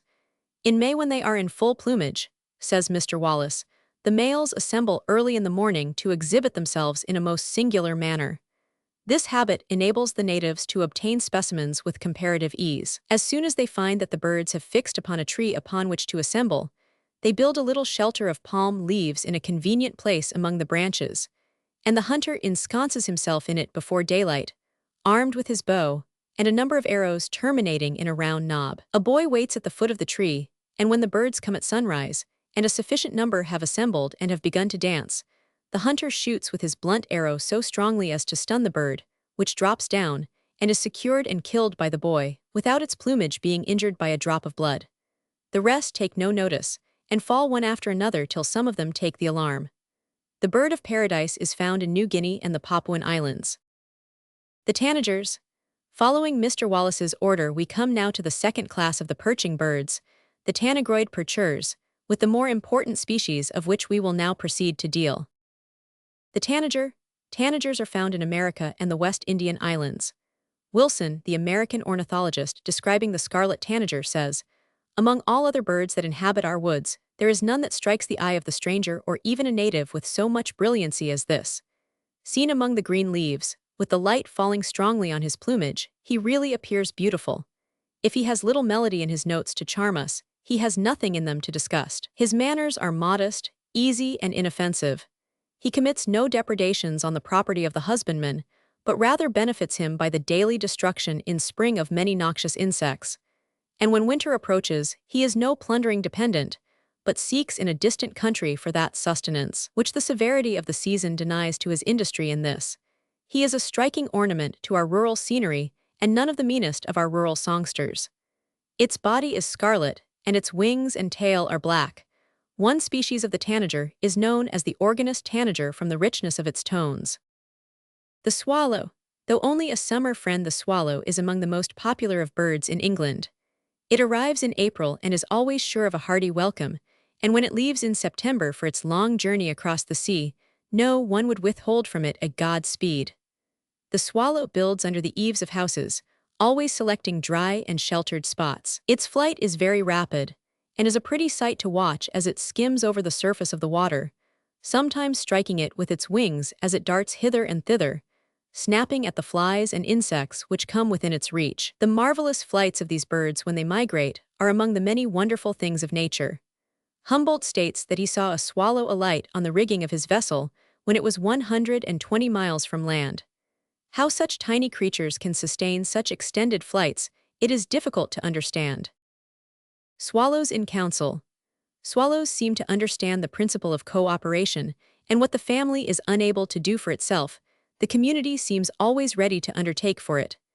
Captain Brown tells of a pair of swallows who, returning to their last year's nest, found it occupied by a robust English sparrow. The sparrow declined to give up the nest, and the swallows were not strong enough to eject it, whereupon a council was called, as a result of which a large army of swallows proceeded to close up the entrance to the nest with clay, leaving the sparrow to perish in the garrison it had so gallantly defended. This happened at Strathendry, Bleachfield, in Fifeshire, on the banks of the Leven, and was witnessed by Mr. Gavin Inglis. But not only do the swallows cooperate for the purposes of war, Mr. Inglis was a witness of another effort of combination. It happened that a pair of swallows had built a nest in the corner of one of his windows, in which they had hatched 5 offspring. The parent birds fell victims to a sportsman's gun, and Mr. Inglis contemplated an attempt to rear the family himself. This, however, proved unnecessary. In a very short time, a number of swallows came and inspected the bereaved dwelling, apparently noting the condition of the house as well as the brood. A supply of food was immediately brought, and the next morning the kindly offices were renewed, and thenceforward continued, until the young were able to provide for themselves. Remarkable as these incidents are, they are not singular, for both have been known to occur more than once. The house martin.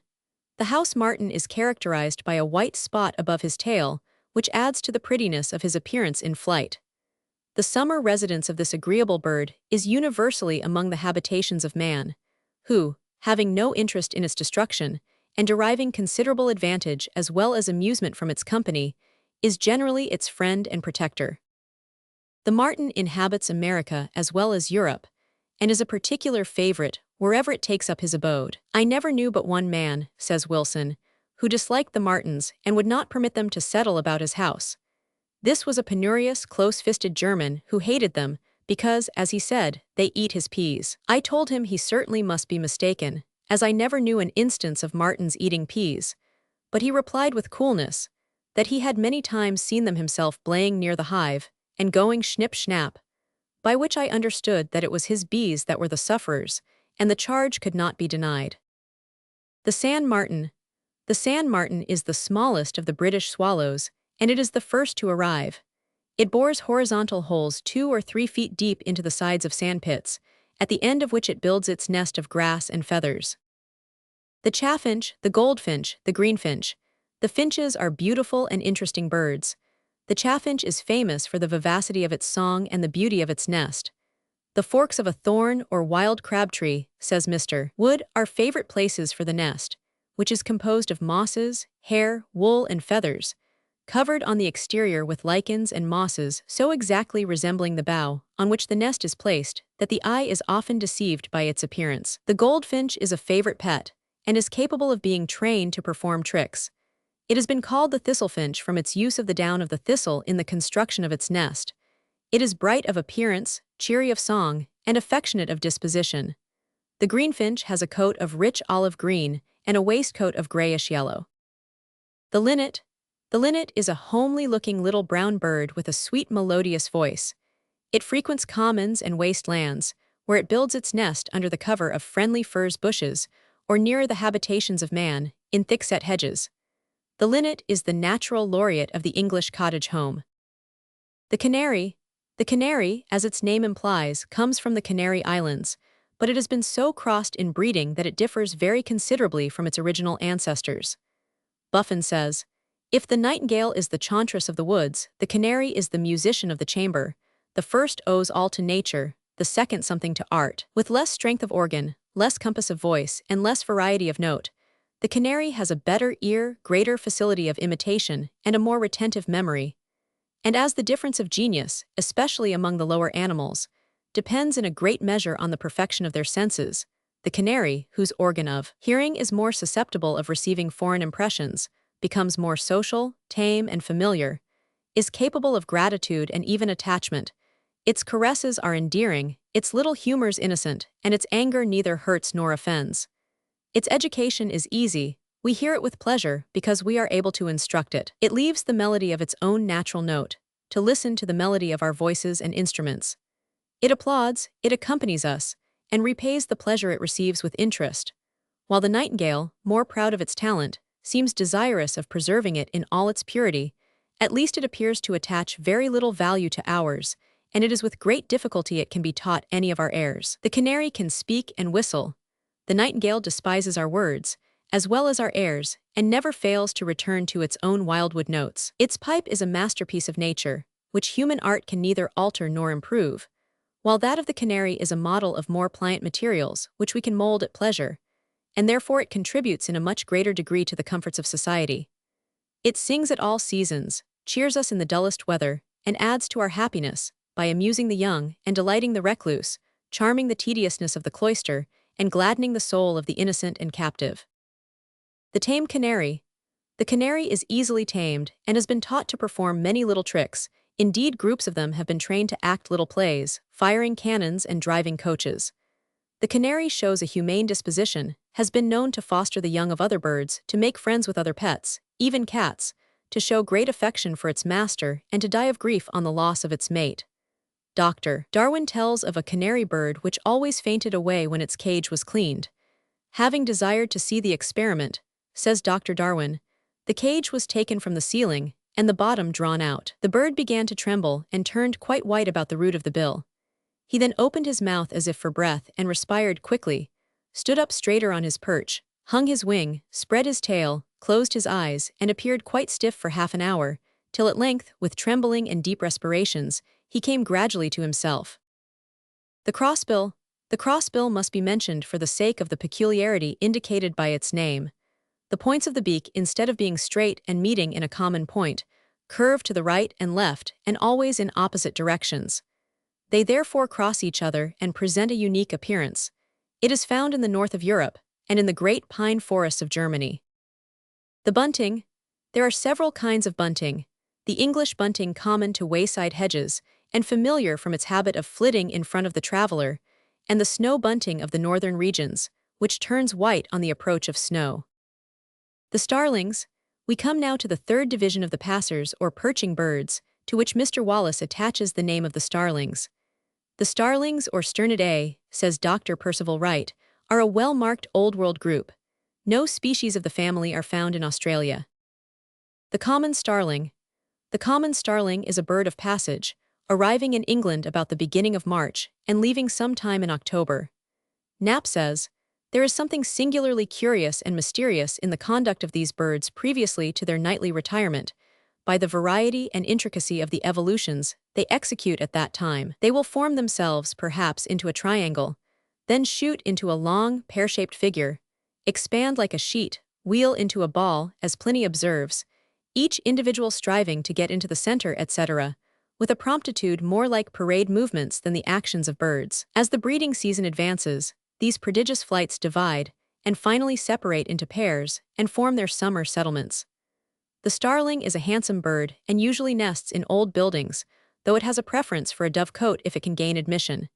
It is a peaceable bird, and for all its military evolutions does not seem to war with other species. Its domestic character is also good. The weaver bird. The weaver birds, which are included in this division, are a very interesting species. They belong to Africa, where they hang their nests upon trees, those of the sociable weaver birds giving the trees the appearance of partially thatched wall-less structures. Levaillant thus describes his experience of the sociable weaver bird. He says, "I observed, on the way, a tree with an enormous nest of these birds, to which I have given the appellation of republicans, and as soon as I arrived at my camp, I dispatched a few men with a wagon to bring it to me, that I might open the hive and examine its structure in its minutest parts.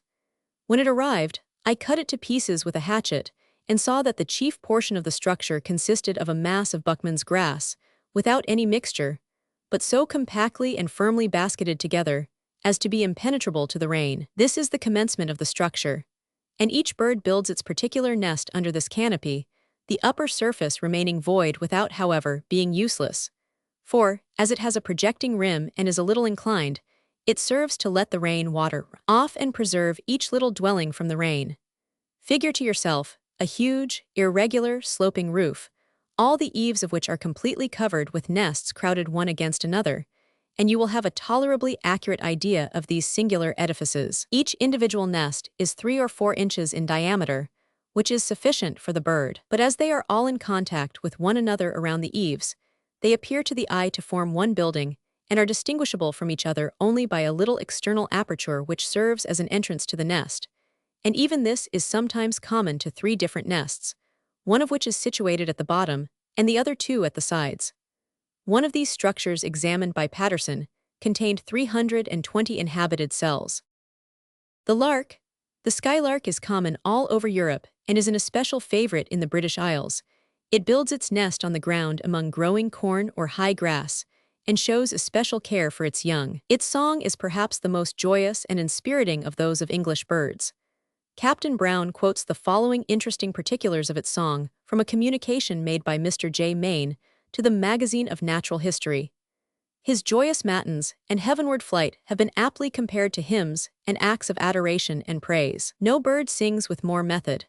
There is an overture performed vivace crescendo while the singer ascends. When at the full height, the song becomes moderato and distinctly divided into short passages, each repeated 3 or 4 times over, like a fantasia, in the same key and time. If there be any wind, he rises perpendicularly by bounds, and afterwards poises himself with breast opposed to it. If calm, he ascends in spiral circles, in horizontal circles during the principal part of his song, and zigzagly downwards during the performance of the finale. Sometimes, after descending about halfway, he ceases to sing, and drops with the velocity of an arrow to the ground. Those acquainted with the song of the skylark can tell without looking at them whether the birds be ascending or stationary in the air, or on their descent. So different is the style of the song in each case. In the first, there is an expression of ardent impatience. In the second, an andante composure, in which rests of a bar at a time frequently occur, and in the last, a graduated sinking of the strains. The maternal instinct of the lark. Mrs. Bowditch, quoting from The Naturalist, gives the following pretty story of the maternal instinct of the lark. The other day, some mowers shaved off the upper part of the nest of a skylark, without injuring the female, who was sitting on her young. Still she did not fly away, and the mowers leveled the grass all round her, without her taking any notice of their proceedings. The son of the owner of the crop witnessed this, and about an hour afterwards, went to see if she were safe. When, to his great surprise, he found that she had actually constructed a dome of dry grass over the nest during the interval, leaving an aperture on one side for ingress and egress, thus endeavoring to secure a continuance of the shelter previously supplied by the long grass. Buffon tells a remarkable story of the self-sacrifice of a young lark who took upon itself the duties of a foster mother. He says, "A young hen bird was brought to me in the month of May, which was not able to feed without assistance. I caused her to be educated, and she was hardly fledged when I received from another place a nest of 3 or 4 unfledged skylarks. She took a strong liking to these newcomers, which were scarcely younger than herself. She tended them night and day, cherished them beneath her wings, and fed them with her bill. Nothing could interrupt her tender offices. If the young ones were torn from her, she flew to them as soon as she was liberated, and would not think of effecting her own escape, which she might have done 100 times.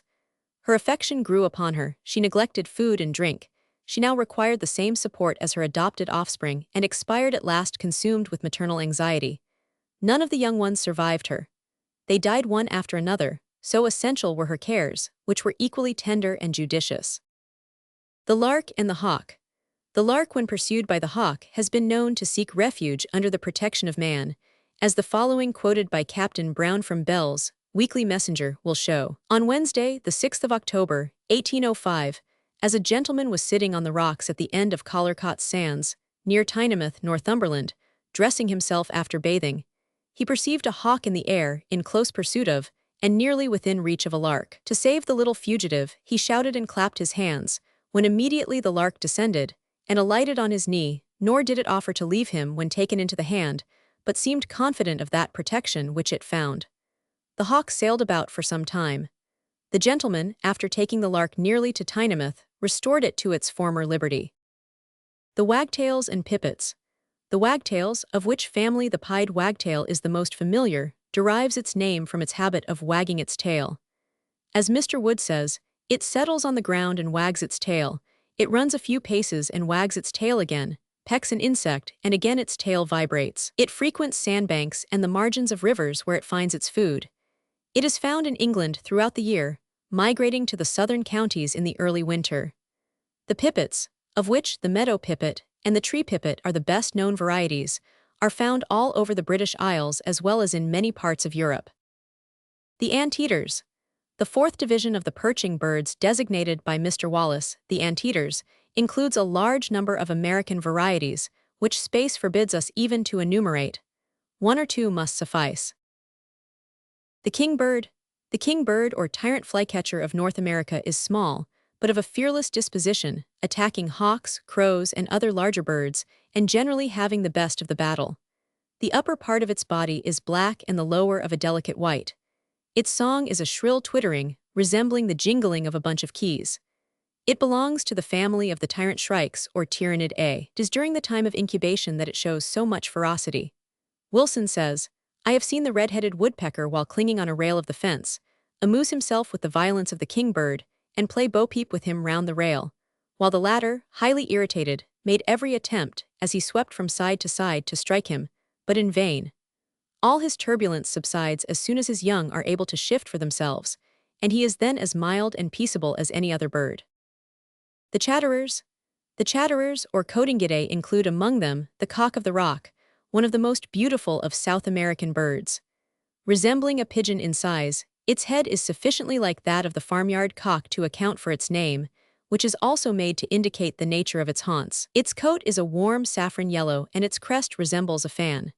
Sir Robert Schomburgk says, "While traversing the Kikuritsi Mountains in Guyana, we saw a number of that most beautiful bird, the cock of the rock or rock manakin, Rupicola elegans, and I had an opportunity of witnessing an exhibition of some of its very singular antics, of which I had heard stories from the Indians, but had hitherto disbelieved them. Hearing the twittering noise so peculiar to the Rupicola, I cautiously stole near, with 2 of my guides, towards a spot secluded from the path from 4 to 5 feet in diameter, and which appeared to have been cleared of every blade of grass, and smoothed as by human hands. There we saw a cock of the rock, capering to the apparent delight of several others, now spreading its wings, throwing up its head, or opening its tail like a fan, now strutting about, and scratching the ground, all accompanied by a hopping gait until tired, when it gabbled some kind of note, and another relieved it. Thus 3 of them successively took the field, and then with self-approbation withdrew to rest on one of the low branches near the scene of action.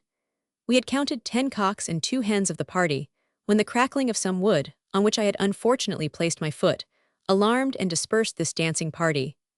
The bell bird of Brazil, the umbrella bird of the Amazons, the broadbills, the plant cutters, the oven bird, and the ant thrushes are all included in this group. The lyre bird. The lyre bird, which according to the classification we are following, with the scrub bird, forms the fifth group of the perching birds, belongs to Australia. The lyrebird has been so often depicted in illustrations that its form is familiar to most people. The tail of the male bird, which is composed of 3 different kinds of feathers, so beautifully resembles the lyre that there could be no hesitation in giving the bird its name. Since its discovery, this bird has been so hunted as to considerably reduce its numbers, and the tail feathers, which at one time could be purchased at a low price, have become rare and costly. Order II. Climbers and gapers. This order includes some widely different species and is made up of scansors, climbers, and physeirosters, gapers. A few of the better-known species are all that we can mention. The woodpecker. The green woodpecker is the variety best known in England, where it inhabits the woods and feeds upon the insects it finds in the bark of trees. Audubon, writing of the ivory-billed variety, says, "The birds pay great regard to the particular situation of the tree and the inclination of its trunk. First, because they prefer retirement, and again, because they are anxious to secure the aperture against the access of water during beating rains. To prevent such a calamity, the hole is generally dug immediately under the junction of a large branch with the trunk. It is first bored horizontally for a few inches, then directly downwards, and not in a spiral manner as some people have imagined. According to circumstances, this cavity is more or less deep, being sometimes more than 10 inches, whilst at other times it reaches 3 feet downwards into the core of the tree. The average diameter of the different nests which I have examined was about 7 inches within, although the entrance, which is perfectly round, is only just large enough to admit the bird. Wilson declares that during the excavation of its nest, which occupies several days, the woodpecker will often carry the chips and strew them at a distance to divert suspicion. Audubon, describing the red-headed woodpecker, says, "With the exception of the mockingbird, I know no species so gay and frolicsome. Their whole life is one of pleasure." The wryneck. This bird, which was known to the Greeks and described by Aristotle, forms with its allied species a connecting link between the woodpecker and the cuckoo. It feeds on caterpillars and insects, which it catches with its long sticky tongue, with such rapidity of movement that the eye cannot follow it. The cuckoo. The cuckoo is always welcomed in England as the harbinger of spring. Its cry is one of the most easily distinguished of bird songs, and is the nearest approach to a definite musical interval produced by any bird. The habit of the cuckoo of laying its eggs in the nests of other birds has given rise to much speculation, ancient and modern, and now, though the fact remains, a sufficiently satisfactory reason seems as remote as ever. The nest of the hedge sparrow seems to be the one most often selected, though that of the wagtail is sometimes chosen. The consequences to the young of the native bird are somewhat serious, as the following will show. The cuckoo and the hedge sparrow. Dr. Jenner, the discoverer of vaccination, says, "On the 18th of June, 1787, I examined the nest of a hedge sparrow accentor modularis, which then contained a cuckoo and 3 hedge sparrows' eggs. On inspecting it the day following, the bird had hatched, but the nest then contained only a young cuckoo and 1 hedge sparrow. The nest was placed so near the extremity of a hedge that I could distinctly see what was going forward in it, and to my great astonishment, I saw the young cuckoo, though so lately hatched, in the act of turning out the young hedge sparrow. The mode of accomplishing this was very curious.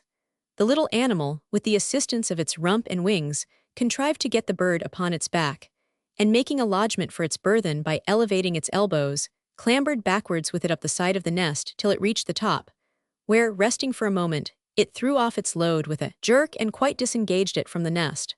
It remained in this situation for a short time, feeling about with the extremities of its wings, as if to be convinced whether the business was properly executed, and then dropped into the nest again. I afterwards put in an egg, and this, by a similar process, was conveyed to the edge of the nest and thrown out. These experiments I have since repeated several times, in different nests, and have always found the young cuckoo disposed to act in the same manner. It sometimes happens that 2 cuckoos' eggs are deposited in the same nest, and then the young produced from one of them must inevitably perish. 2 cuckoos and 1 hedge sparrow were hatched in the same nest, and 1 hedge sparrow's egg remained unhatched. In a few hours afterwards, a contest began between the cuckoos for the possession of the nest, which continued undetermined till the next afternoon, when one of them, which was somewhat superior in size, turned out the other, together with the young hedge sparrow and the unhatched egg. The combatants alternately appeared to have the advantage, as each carried the other several times to the top of the nest, and then sunk down again, oppressed by the weight of the burthen, till at length, after various efforts, the strongest prevailed, and was afterwards brought up by the hedge sparrow. Jenner's experiences have been corroborated by repeated experiments since. Colonel Montague carried a hedge sparrow's nest, so inhabited, into his house where he could watch it at leisure, and where he saw the young cuckoo frequently oust the baby hedge sparrow in the manner described. The cuckoo feeds on caterpillars and insects. It may be tamed, but as a rule does not live long in confinement. Its note is heard from April to June. The cuckoo and the thrush. That the cuckoo is scarcely an amiable bird would appear from the following incident recorded by Dr. Stanley. A young thrush, just able to feed itself, was placed in a cage.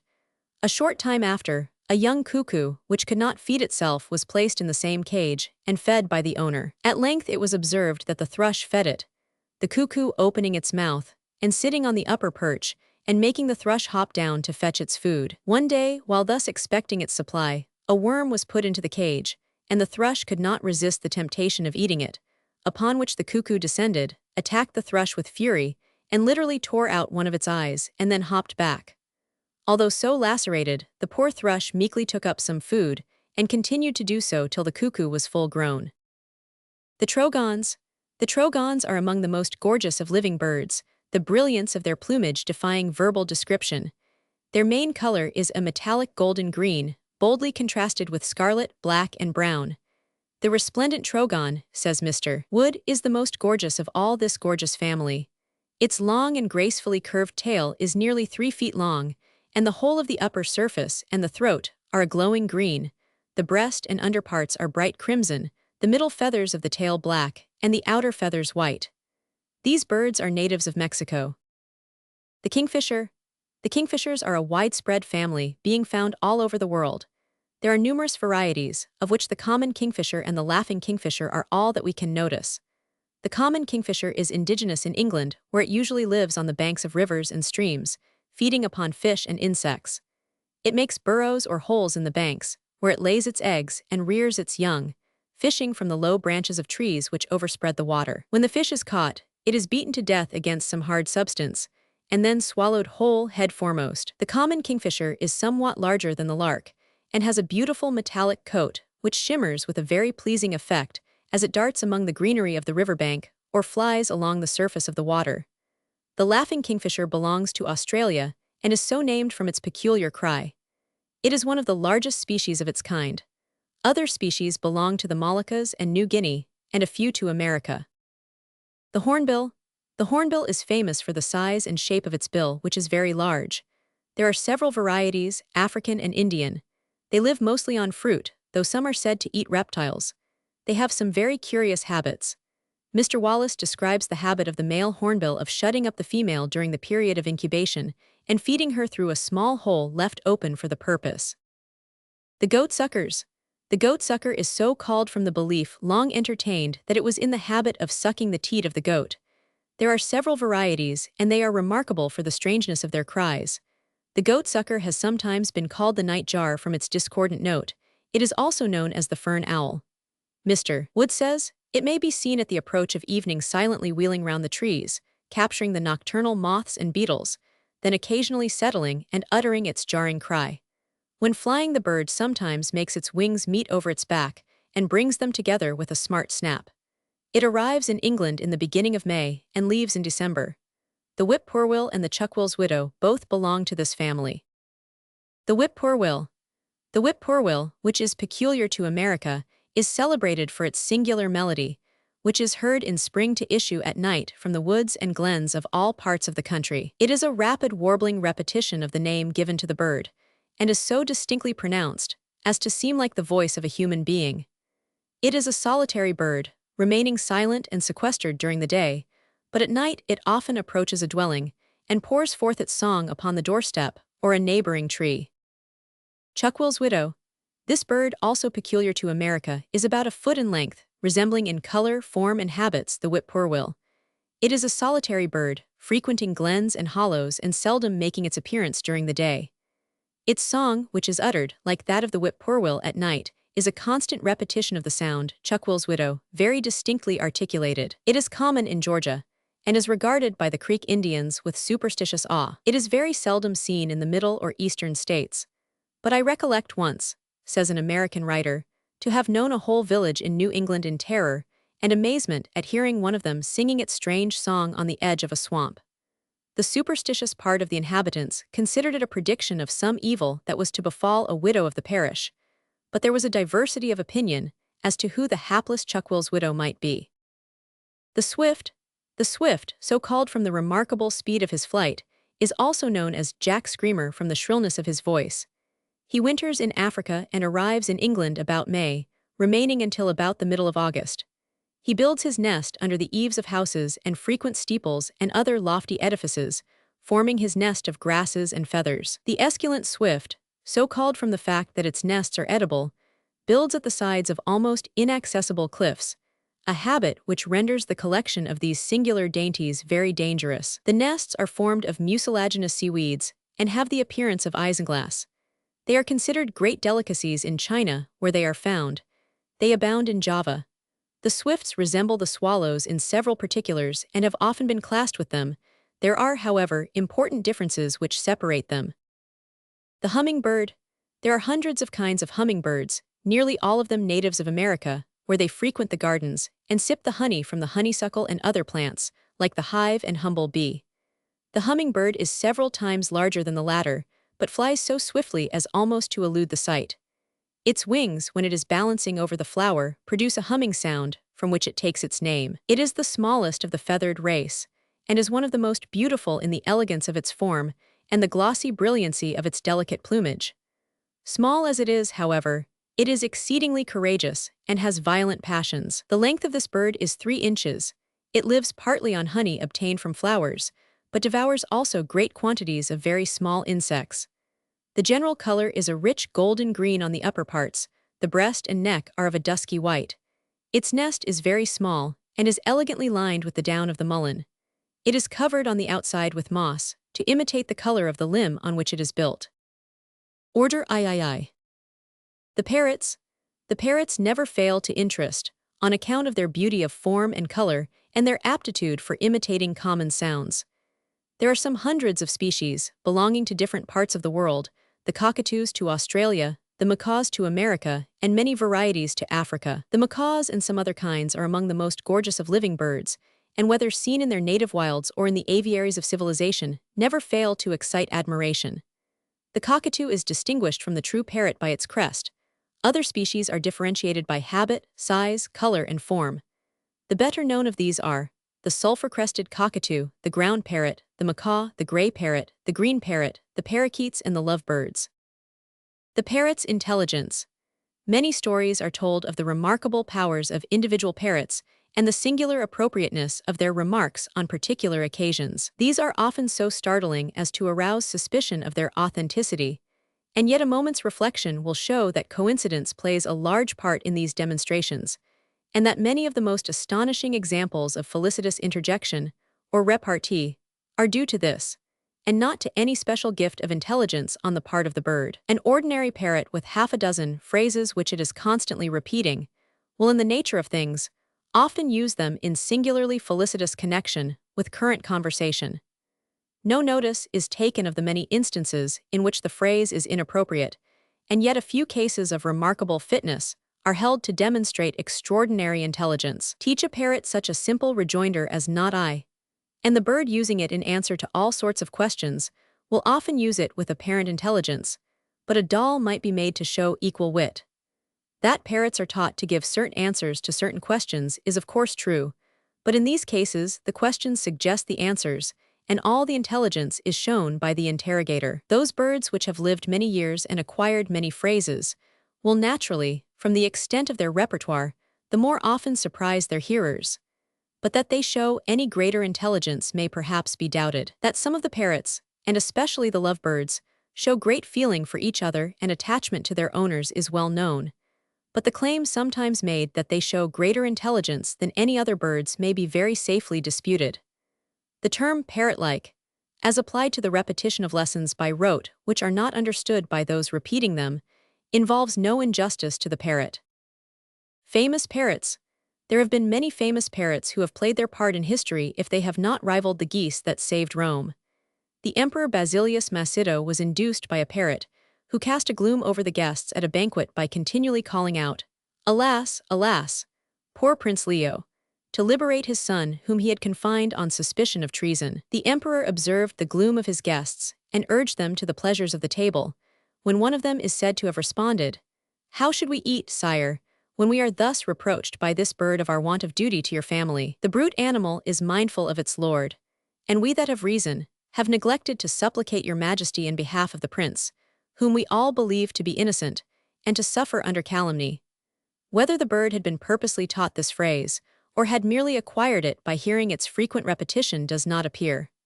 The following memorial, which appeared in the London papers in October 1822, is quoted from the Percy Anecdotes. "A few days ago, died, in Half Moon Street, Piccadilly, the celebrated parrot of Colonel O'Kelly. This singular bird sang a number of songs in perfect time and tune. She could express her wants articulately, and give her orders in a manner nearly approaching to rationality. Her age was not known.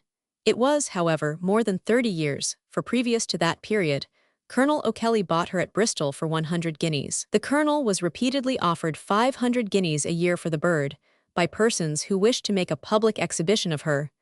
But this, out of tenderness to the favourite, he constantly refused.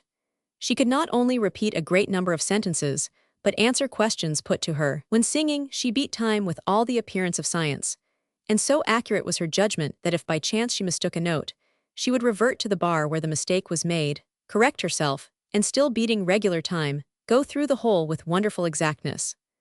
A grey parrot is said to have been sold in 1500, for 100 guineas, to a Lord High Cardinal at Rome, on account of its ability to repeat, without error, the Apostles' Creed.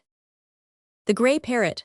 The grey parrot, though less attractive in color than other species, is perhaps the most popular of the parrot family on account of its superior accomplishments as an imitator of familiar sounds. Mr. Jesse secured from a lady friend a description of the performances of a grey parrot which resided at Hampton Court, from which we quote the following. "Her laugh is quite extraordinary, and it is impossible not to help joining in it, more especially when in the midst of it she cries out, 'Don't make me laugh so, I shall die, and then continues laughing more violently than before. Her crying and sobbing are curious, and if you say, 'Poor Pole, what is the matter?' she says, 'So bad, got such a cold,' and after crying some time will gradually cease and making a noise like drawing a long breath say, 'Better now,' and begins to laugh. If anyone happens to cough or sneeze she says, 'What a bad cold.' She calls the cat very plainly, saying, 'Puss, puss,' and then answers, 'Mew.' But the most amusing part is that whenever I want to make her call it, and to that purpose say, 'Puss, puss,' myself she always answers, 'Mew,' till I begin mewing. And then she begins calling 'Puss' as quickly as possible. She imitates every kind of noise and barks so naturally that I have known her to set all the dogs on the parade of Hampton Court barking, and the consternation I have seen her cause in a party of cocks and hens, by her crowing and chuckling, has been the most ludicrous thing possible. She sings just like a child, and I have more than once thought it was a human being, and it is most ludicrous to hear her make what one would call a false note and then say, 'Oh la,' and burst out laughing at herself, beginning again in quite another key. She is very fond of singing 'by a broom,' which she says quite plainly, but if we say, with a view to make her repeat it, 'by a broom,' she always says 'by a brush,' and then laughs as a child might do when mischievous. She often performs a kind of exercise which I do not know how to describe, except by saying that it is like the lance exercise. She puts her claw behind her, first on one side and then on the other, then in front and round over her head, and whilst doing so keeps saying, 'Come on, come on.' And when finished she says, 'Bravo, beautiful,' and draws herself up. Parrot talk. To deny the parrot the understanding of what it says is to relieve it of the responsibility of using bad language and offering unsound advice, and this it surely needs. A gentleman who was in the habit of kissing his parrot, and then kissing his wife before leaving home in the morning, taught the bird to say, on being kissed, 'Now kiss the missus,' with the result that most of the gentlemen visitors who took any notice of the parrot were recommended to salute the lady of the house. Another parrot whose cage occupied a window close to a fashionable church continually accosted the passersby by calling out, "That's right. Go to church, keep up appearances." Such remarks must often be very embarrassing, as must have been the words and actions of a parrot who frequently called out, "Who kissed the pretty girl?"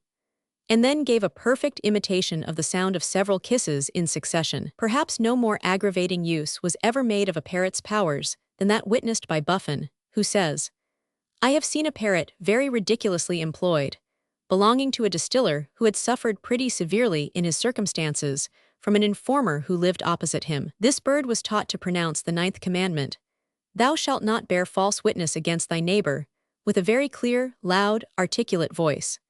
The bird was generally placed in a cage over against the informer's house and delighted the whole neighborhood with its persevering exhortations."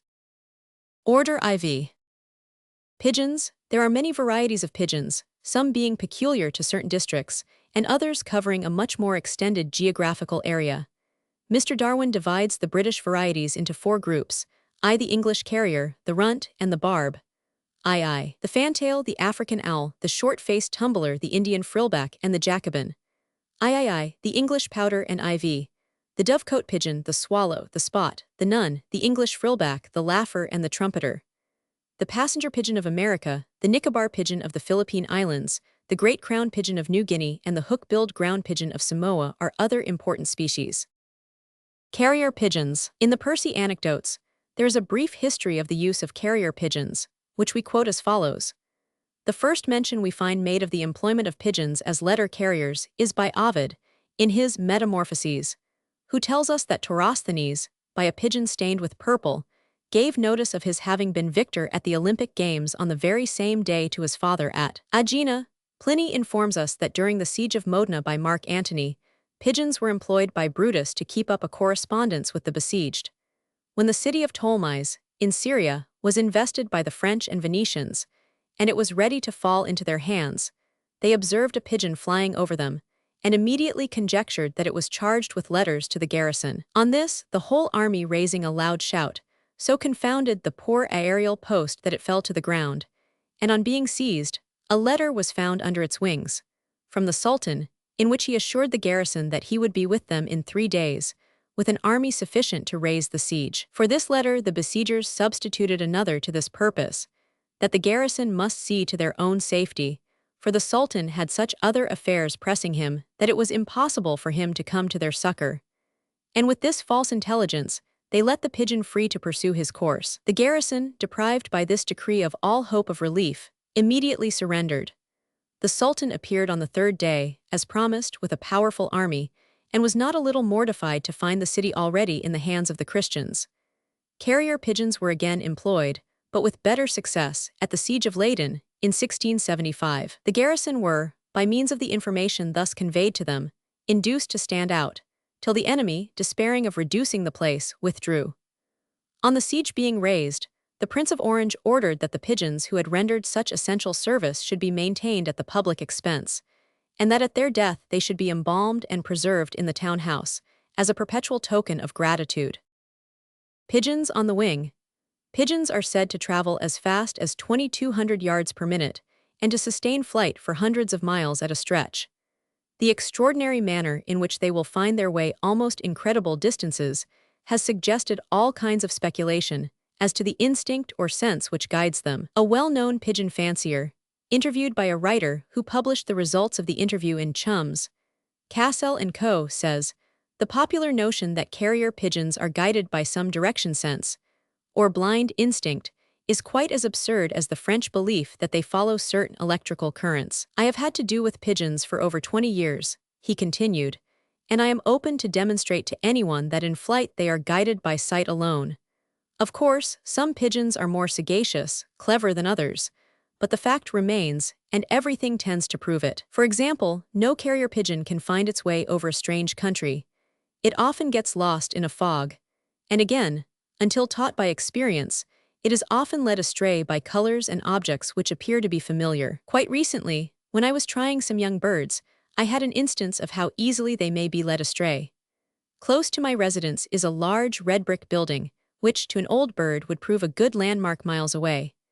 In this case, however, the birds had not been tried before, although of course they had been let loose and had circled round the loft for several weeks. I took 5 birds with me some half-mile distant from home, and, letting them loose separately from the box, was rather surprised to see 4 out of the 5, after circling round, fly off in an entirely opposite direction to that in which they should have gone. I soon solved the mystery, however, for watching the birds, I saw they were making for another red brick building which showed up clearly in the sunlight. Arriving there, each one evidently discovered its mistake, and after flying back to the starting point, found their whereabouts and made for home. Not in a straight line, however, for young birds invariably take a crooked, tortuous path as though feeling their way. If pigeons are let loose on water from a boat in a lake or wide river, they always make for the nearest land first. Then, circling round, widening their circle and rising higher at the same time, they keep the starting point in view until they sight some familiar object, in which direction they travel. If a bird is dull or stupid, as we term it, and has been tried from various points of the compass, it often happens that, when taken to a distance, say 30 or 40 miles, the time occupied in reaching the loft is 3 of 4 times longer than was expected. But take it there next day, and the journey will be done quicker than a mile a minute. Why is that? Well, the birds get confused. Some object which it may have seen on a former journey may possibly stand out boldly, and flying at once toward this, the bird may find itself just as far from finding the lay of the land. Thus it may go from one familiar point to another before striking for home. That is the reason why, in training a bird for a match, we take it only in the direction from which it will have to fly, increase the distance gradually, until the bird is familiar with the path it must travel and recognizes each landmark as soon as it comes in sight. Order Vs. Fowls. In this order, Gallon A, the grouse, the ptarmigan, the quail, the peacock, the pheasant, the jungle fowl, the guinea fowl, and the wild turkey are included, as well as our domestic fowls to the forms of which they more or less closely approximate. The black grouse and the red grouse are found throughout Great Britain, the prairie grouse in North America. The ptarmigan is found in Scotland and in the north of the continent of Europe. It changes color with the seasons, becoming snow white in winter. The quail is found in many parts of Europe, Asia, and Africa. It visits England in the early summer and leaves about October for Africa, where it winters. The peacock. The peacock has been famous in the East from before the days of Solomon and the Queen of Sheba, and has been much affected in England in more recent years, on account of its beauty, as an adornment of English lawns, and as a royal dainty upon the festive board. It may be said still to keep its place as an ornament of the park, but it is no longer the choice of the epicure and seldom appears at the feast. It is said to have come originally from Persia, and has doubtless reached the West from India where it still abounds. Colonel Williamson says that he has seen, in the passes of the Jungle-Terry district, as many as 12 or 1,500 peafowls of various sizes within sight of one spot. The gorgeous plumes that adorn the peacock, says Mr. Wood, do not compose the tail as many suppose, but are only the tail coverts. The tail feathers themselves are short and rigid, and serve to keep the train spread, as may be seen when the bird walks about in all the majesty of his expanded plumage. Although peafowls seek their food on the ground, they invariably roost on some elevated situation, such as a high branch or the roof of a barn or haystack. The peacock is swift of foot, but heavy on the wing, and remains ordinarily on the ground where it finds its food. It has a harsh voice. The peahen is a plain, homely-looking bird, lacking the gorgeous tail which adorns her lord and master. Gillam, an old writer quoted by Captain Brown, says, "The peacock is so proud, that when he erecteth his fan of plumes, he admireth himself. He displayeth his plumes against the rays of the sun, that they may glister the more gloriously. And he loseth this beautiful train yearly with the fall of the leaf, at which time he becometh bashful and seeketh corners, where he may be secret from the sight of men until the spring of the year, when his train beginneth to be renewed. And such is the quality of many dames, who being painted and richly attired, cannot keep within doors, but being undressed, and in their own hue, they are loath any man should see them." The pheasant. There are several varieties of the pheasant, of which the peacock pheasant of Burma, the Argus pheasant of Malacca, the golden pheasant of China, and the common pheasant are the better-known species. The common pheasant is a native of the British Isles, where it is cultivated and preserved. Under some circumstances, the cock pheasant displays considerable pugnacity, and a story is told of a young lady who, when walking near Stirling, was attacked by one which, with spurs and beak, began a furious assault. Seeing no escape from the enraged bird, she seized her adversary and carried him home. He was, however, soon released, and when the door was opened, he went out without any sign of fear, and with a deliberate step, paced backwards and forwards in front of the house, and manifested an inclination to join the fowls in the poultry yard. The only way to account for this assault is that the lady wore a scarlet mantle, to which the pheasant may have had such an antipathy as the turkey-cock manifests to that color, an antipathy evinced by many other birds and various quadrupeds, and the cause of which is to us a mystery. The partridge. The partridge is an interesting bird and shows great intelligence in the care of its young. Mr. Jesse mentions an instance quoted by Mr. Wood. A gentleman who was overlooking his plowman saw a partridge run from her nest, almost crushed by the horse's hoofs. Being certain that the next furrow must bury the eggs and nest, he watched for the return of the plow, when to his great astonishment, the nest, previously containing 21 eggs, was vacant. After a search, he found the bird sitting upon the eggs under a hedge, nearly 40 yards from the nest, to which place she and her mate had removed the whole number in less than 20 minutes. Mr. Marquick relates that, as he was once hunting with a young pointer, the dog ran on a brood of very small partridges. The old bird cried, fluttered, and ran trembling along just before the dog's nose, till she had drawn him to a considerable distance, when she took wing and flew farther off, but not out of the field. On this, the dog returned nearly to the place where the young ones lay concealed in the grass, which the old bird no sooner perceived than she flew back again, settled just before the dog's nose, and a second time acted the same part, rolling and tumbling about till she drew off his attention from the brood, and thus succeeded in preserving them. The wild turkey.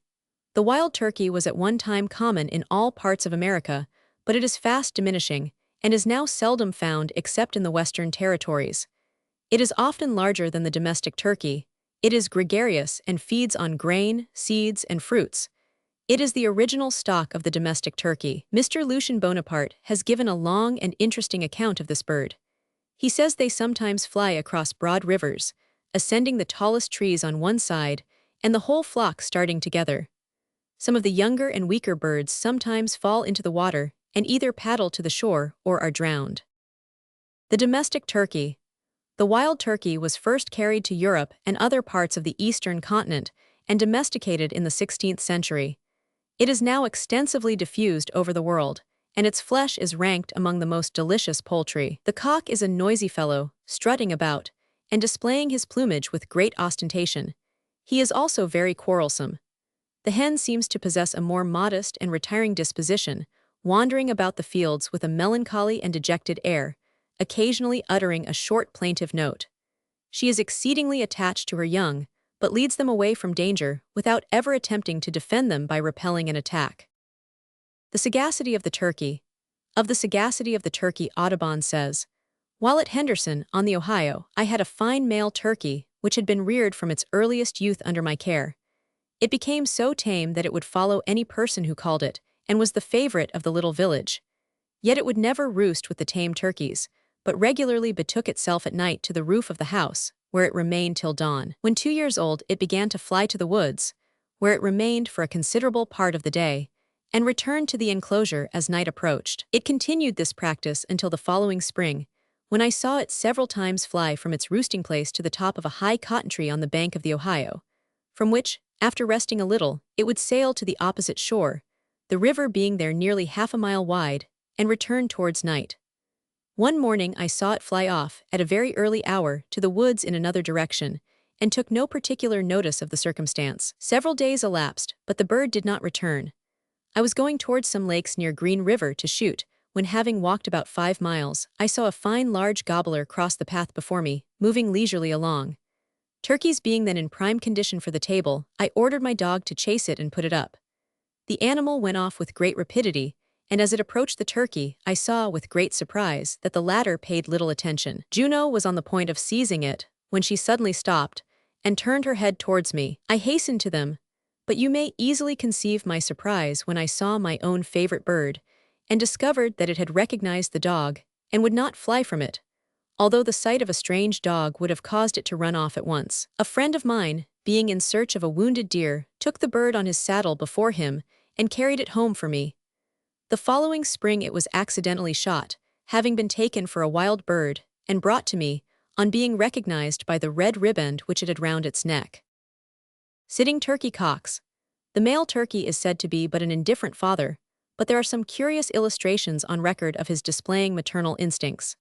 Captain Brown tells of a cock turkey near Abingdon who manifested a desire to sit and was allowed to experiment with 13 eggs, from which in 3 weeks he hatched 12 fine chickens. A precisely similar incident occurred many years ago in Sweden, according to the same authority. Domestic fowls.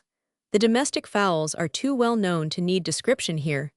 They are said to have descended from the Java species and have long been the subjects of systematic and careful culture. John Gillam, who wrote in 1677 and whose quaint description of the peacock we have already quoted, says, "As some account the eagle the queen, and the swallow or wagtail the lady, so may I term this, the cock, the knight amongst birds, being both of noble courage, and also prepared evermore to the battle, having his comb for an helmet, his sharp and hooked bill for a falchion or court-lax, to slash and wound his enemy. And as a complete soldier armed cap a pee, he hath his legs armed with spurs, giving example to the valiant soldier to expel danger by fight, and not by flight. The cock croweth when he is victor and giveth a testimony of his conquest. If he be vanquished, he shunneth the light and society of men. The cock is a courageous bird, and in fighting with his own kind or in the defense of his family will show great gallantry and endurance." Buffon thus describes an encounter of which he was an observer. He says, "I have just witnessed a curious scene. A sparrow-hawk alighted in a populous courtyard, when a young cock of this year's hatching instantly darted at him and threw him on his back.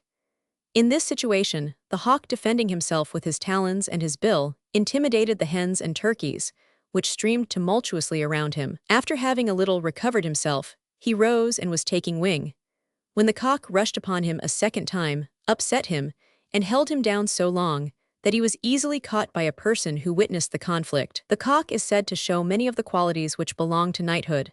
He is jealous, and has been known to kill a hen which has hatched a foreign brood, and he is chivalrous both in the treatment of his hens and in their defense against their enemies. He has a sense of justice too, which he does not hesitate to assert on occasion." Miss Bowditch says, "On one occasion I saw a cock pursue a hen round the poultry yard, and as she had a worm in her bill, I at first thought he was so acting from a greedy desire to have the delicious morsel. But when he at last caught her, he gave her a knock on the head with his beak, and taking up the worm which she had dropped, brought it to another hen, who stood witnessing the affray in mute expectation. A further knowledge of the habits of these birds has made me feel sure she had purloined the worm from the other, and the cock had restored it to its rightful owner. Though natural fighters, cocks sometimes form friendships for each other, and Captain Brown records an instance of 2 game cocks, belonging to the same owner, who obstinately declined combat though all means were tried to excite mutual animosity. These same birds, when placed in the ring with other cocks, fought furiously, and in both cases destroyed their antagonists. The common hen. The hen gathering her chickens under her wings is a favorite type of motherhood, and it cannot be denied that in many ways the hen shows herself a model parent. The care she will expend upon her brood, or upon a brood of ducks which she may have hatched, is well known, and the courage she will show in their defense is well attested. The following from the Percy Anecdotes is an illustration of this. In June, 1820, a contest of rather an unusual nature took place in the house of Mr. Collins, at Knowle in Ireland. The parties concerned were a hen of the game species and a rat of the middle size. The hen, in an accidental perambulation round a spacious room, accompanied by an only chicken, the sole surviving offspring of a numerous brood, was roused to madness by an unprovoked attack made by a voracious rat on her unsuspecting companion. The shrieks of the beloved captive, while dragged away by the enemy, excited every maternal feeling in the affectionate bosom of the feathered dame. She flew at the corner whence the alarm arose, seized the lurking enemy by the neck, writhed him about the room, put out one of his eyes in the engagement, and so fatigued her opponent by repeated attacks of spur and bill, that in the space of 12 minutes, during which time the conflict lasted, she put a final period to the invader's existence. Nimbly turned round, in wild but triumphant distraction, to her palpitating nestling, and hugged it in her victorious bosom. In this same work there is a story of a hen, near Exeter, which devoted itself with much assiduity and success to catching mice. Hens often take to other animals, and have been known to show great attachment to kittens, and to dogs, instances being recorded of hens living in dogs' kennels, and laying their eggs there under canine protection. The concern shown by hens, when the ducks they may have hatched take to the water, is very amusing. Captain Brown gives an instance of a hen which had become used to this phenomena, from having been employed in hatching successive broods of ducks, and which showed equal concern when a brood of her own chickens avoided the watery element. Order VI. The hosen. The hosen is the only bird of this order. It belongs to Brazil and Guyana and is nearly as large as the peacock. It has been variously classified, but differing in important characteristics from any other bird, it is deemed best to place it in an order by itself. Order VII. Birds of prey. This order includes the vultures, condors, eagles, kites, falcons, goshawks, sparrowhawks, buzzards, kestrels, owls, and sea. Interesting as many of these birds are, the briefest possible mention is all that we can give of some of them. The eagle. Whatever may be said of the claims of other birds, the eagle is traditionally the king of the air, as the lion is king of the forest. There are a large number of species of which the golden eagle, the spotted eagle, the imperial eagle, and the white-headed sea eagle are among the best-known varieties. The golden eagle belongs to Europe and America, and is sometimes found in Scotland and Ireland. It lives upon smaller birds and animals, hares, young lambs and deer, grouse, plovers, and sea. Though the eagle has often attacked children, the stories of its carrying them away are generally discredited. Eagles often hunt in pairs and show great ferocity and determination in attacking their prey. Eagle shooting. Mr. St. John gives the following description of a shooting expedition in which he bagged a pair of splendid birds. On a very dark morning I sallied out with Malcolm to take a shot at the eagles, and at last I was ensconced in a hiding place near the dead body of a sheep, which gave me hardly room to stand, sit, or lie. It was scarcely gray dawn when a bird with a slow, flapping flight passed, and alighted out of sight but near, for I heard him strike the ground, and my heart beat faster. What was my disappointment when his low, crowing croak announced a raven. He hopped and walked suspiciously round the sheep, till, supposing the coast clear, he hopped upon the carcass, and began with his cut and thrust beak to dig at the meat. Another raven soon joined him, and then two more, who after a kind of parley were admitted to their share of the banquet. They suddenly set up a croak of alarm, stopped feeding, and all turned their knowing eyes in one direction. At that moment I heard a sharp scream, but very distant. The black party heard it too, and instantly darted off, alighting again at a little distance. Next came a rushing noise, and the monarch of the clouds lighted at once on the sheep. He quietly folded up his wings, and throwing back his magnificent head, looked round at the ravens, as if wondering at their impudence in approaching his breakfast. They kept a respectful silence, and hopped further away. The royal bird then turned his head in my direction, his bright eye that instant catching mine, as it glanced along the barrel of my gun. He rose, I drew the trigger, and he fell quite dead 6 yards from the sheep.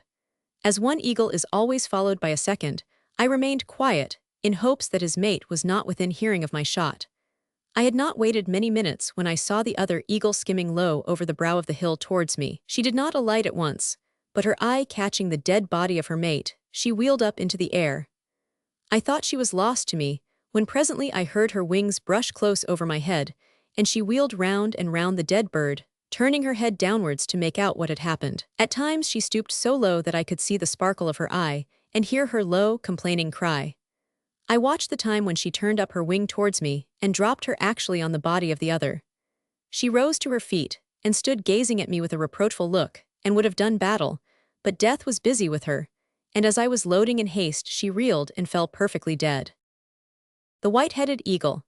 The white-headed or bald eagle is a native of North America, and feeds equally on the produce of the sea and of the land, but is particularly fond of fish. In procuring these, says Wilson, he displays in a very singular manner the genius and energy of his character, which is fierce, contemplative, daring, and tyrannical, attributes not exerted but on particular occasions, but when put forth overwhelming all opposition. Elevated, says Wilson, in his American Ornithology, on the high dead limb of some gigantic tree that commands a high view of the neighboring shore and ocean, he seems calmly to contemplate the motions of the various feathered tribes that pursue their busy avocations below. The snow-white gulls, slowly winnowing the air, the busy tringay coursing along the sands, trains of ducks streaming over the surface, silent and watchful cranes, intent and waiting, clamorous crows, and all the winged multitude that subsist by the bounty of this vast liquid magazine of nature.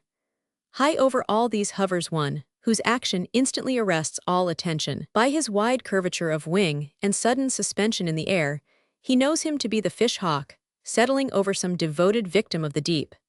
His eye kindles at the sight, and balancing himself with half-opened wings on the branch, he watches the result. Down, rapid as an arrow from heaven, descends the distant object of his attention, the roar of its wings reaching the ear as it disappears in the deep, making the surges foam around. At this moment the looks of the eagle are all ardor, and leveling his neck for flight, he sees the fish-hawk once more emerge, struggling with his prey, and mounting into the air with screams of exultation. This is the signal for the eagle, who, launching in the air, instantly gives chase, and soon gains on the fish-hawk. Each exerts his utmost power to mount above the other, displaying in these rencontres the most elegant and sublime aerial evolutions. The unencumbered eagle rapidly advances, and is just on the point of reaching his opponent, when with a sudden scream, probably of despair and honest execration, the latter drops his fish. The eagle, poising himself for a moment, as if to take a more certain aim, descends like a whirlwind, snatches it in his grasp ere it reaches the water, and bears his ill-gotten booty silently away into the woods. The vultures have been sometimes called the high annas of the feathered world, and judged by their habits, they certainly justify the term. As scavengers, they serve a useful purpose in eastern lands and deserve the protection they are said to receive from the natives. The griffin vulture of Europe, Turkey, Persia, and Africa, the Egyptian vulture of the Nile country, and the condor or American vulture are the best-known varieties. The American condor is the largest of the birds of prey, and is said to partake of the ferocity of the eagle and the filthiness of the vulture. Two of these birds, acting in concert, says an American writer, will frequently attack a puma, a llama, a calf, or even a full-grown cow. They will pursue the poor animal with unwearied pertinacity, lacerating it incessantly with their beaks and talons, until it falls exhausted with fatigue and loss of blood. Then, having first seized upon its tongue, they proceed to tear out its eyes, and commence their feast with these favorite morsels. The intestines form the second course of their banquet, which is usually continued until the birds have gorged themselves so fully as to render themselves incapable of using their wings in flight. This bird is said to measure from 3.5 to 4 feet from head to tail. The king of the vultures. This bird, which is the handsomest of its tribe, is called the king of the vultures because of the royal honors it receives from common vultures. Mr. Byam says in his Central America, one day, having lost a mule by death, he was dragged up to a small hill, not far off, where I knew, in an hour or two, he would be safely buried in vulture sepulture. I was standing on a hillock, about 100 yards off, with a gun in my hand, watching the surprising distance that a vulture descries his prey from, and the gathering of so many from all parts, up and down wind, where none had been seen before, and that in a very short space of time.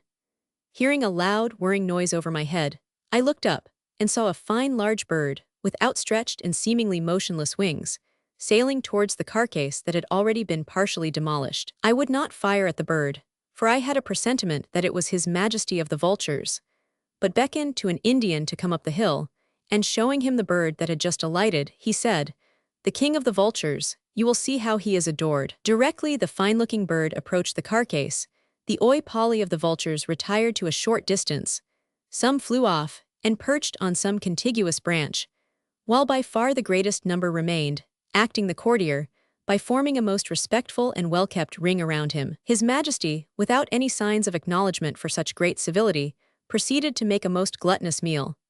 But during the whole time he was employed, not a single envious bird attempted to intrude upon him at his repast, until he had finished, and taken his departure with a heavier wing and slower flight than on his arrival. But when he had taken his perch on a high tree, not far off, his dirty, ravenous subjects, increased in number during his repast, ventured to discuss the somewhat diminished carcass, for the royal appetite was certainly very fine.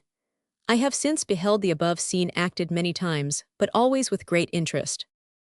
A Feast of Vultures. Wilson gives the following account of the black vulture of America. February 21, 1809. Went out to Hampstead this forenoon. A horse had dropped down in the street in convulsions, and dying, it was dragged out to Hampstead and skinned. I ventured cautiously within 30 yards of the carcass, where 3 or 4 dogs and 20 or 30 vultures were busily tearing and devouring. Seeing them take no notice, I ventured nearer, till I was within 10 yards and sat down on the bank. Still they paid little attention to me. The dogs, being sometimes accidentally flapped with the wings of the vultures, would growl and snap at them, which would occasion them to spring up for a moment, but they immediately gathered in again. I remarked the vultures frequently attack each other, fighting with their claws or heels, striking like a cock with open wings, and fixing their claws in each other's heads. The females, and I believe the males likewise, made a hissing sound with open mouth, exactly resembling that produced by thrusting a red-hot poker into water, and frequently a snuffing like a dog clearing his nostrils, as I suppose they were theirs. On observing that they did not heed me, I stole so close that my feet were within 1 yard of the horse's legs, and I again sat down. They all slid aloof a few feet, but seeing me quiet, they soon returned as before. As they were often disturbed by the dogs, I ordered the latter home. My voice gave no alarm to the vultures. As soon as the dogs departed, the vultures crowded in such numbers that I counted at one time 37 on and around the carcass, with several within, so that scarcely an inch of it was visible. Sometimes one would come out with a large piece of the entrails, which in a moment was surrounded by several others, who tore it in fragments, and it soon disappeared. They kept up the hissing occasionally. Some of them, having their whole legs and heads covered with blood, presented a most savage aspect.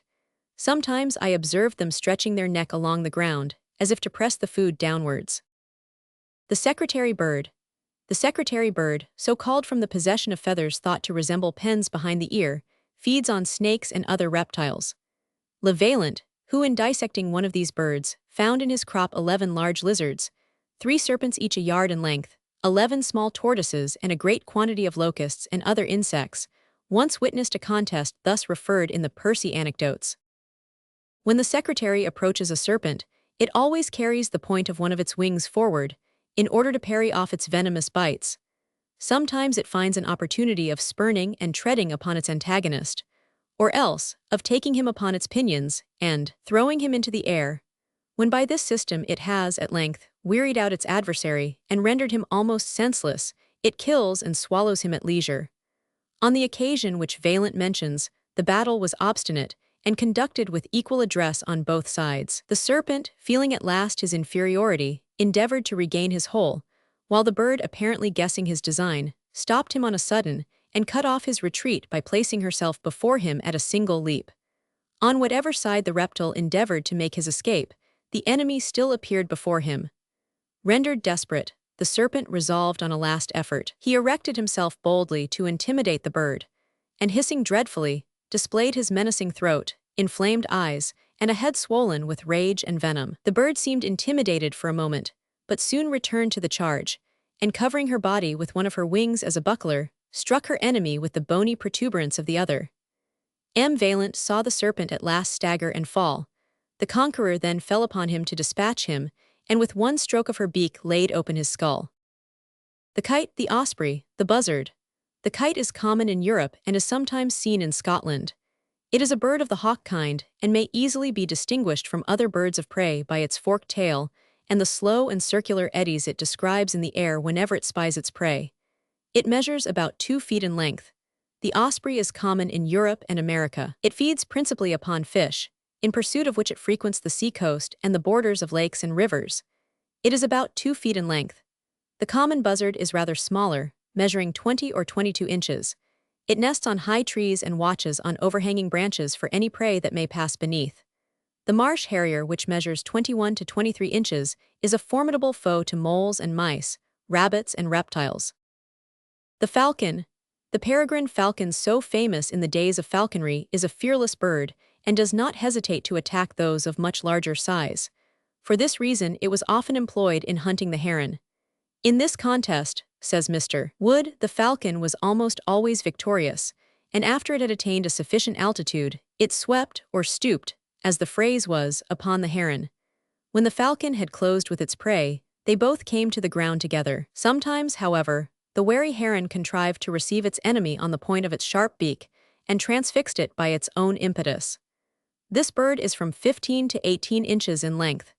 Mr. Selby in his Ornithology says, "In daring disposition, This bird equals most of its congeners. I may be allowed to add the following instance, as having happened under my own observation, and as exemplifying not only its determined perseverance in pursuit of its prey, when under the pressure of hunger, but as arguing also an unexpected degree of foresight. In exercising my dogs upon the moors, previous to the commencement of the shooting season, I observed a large bird of the hawk genus, hovering at a distance, which, upon approaching, I knew to be a peregrine falcon. Its attention was now drawn towards the dogs, and it accompanied them, whilst they beat the surrounding ground.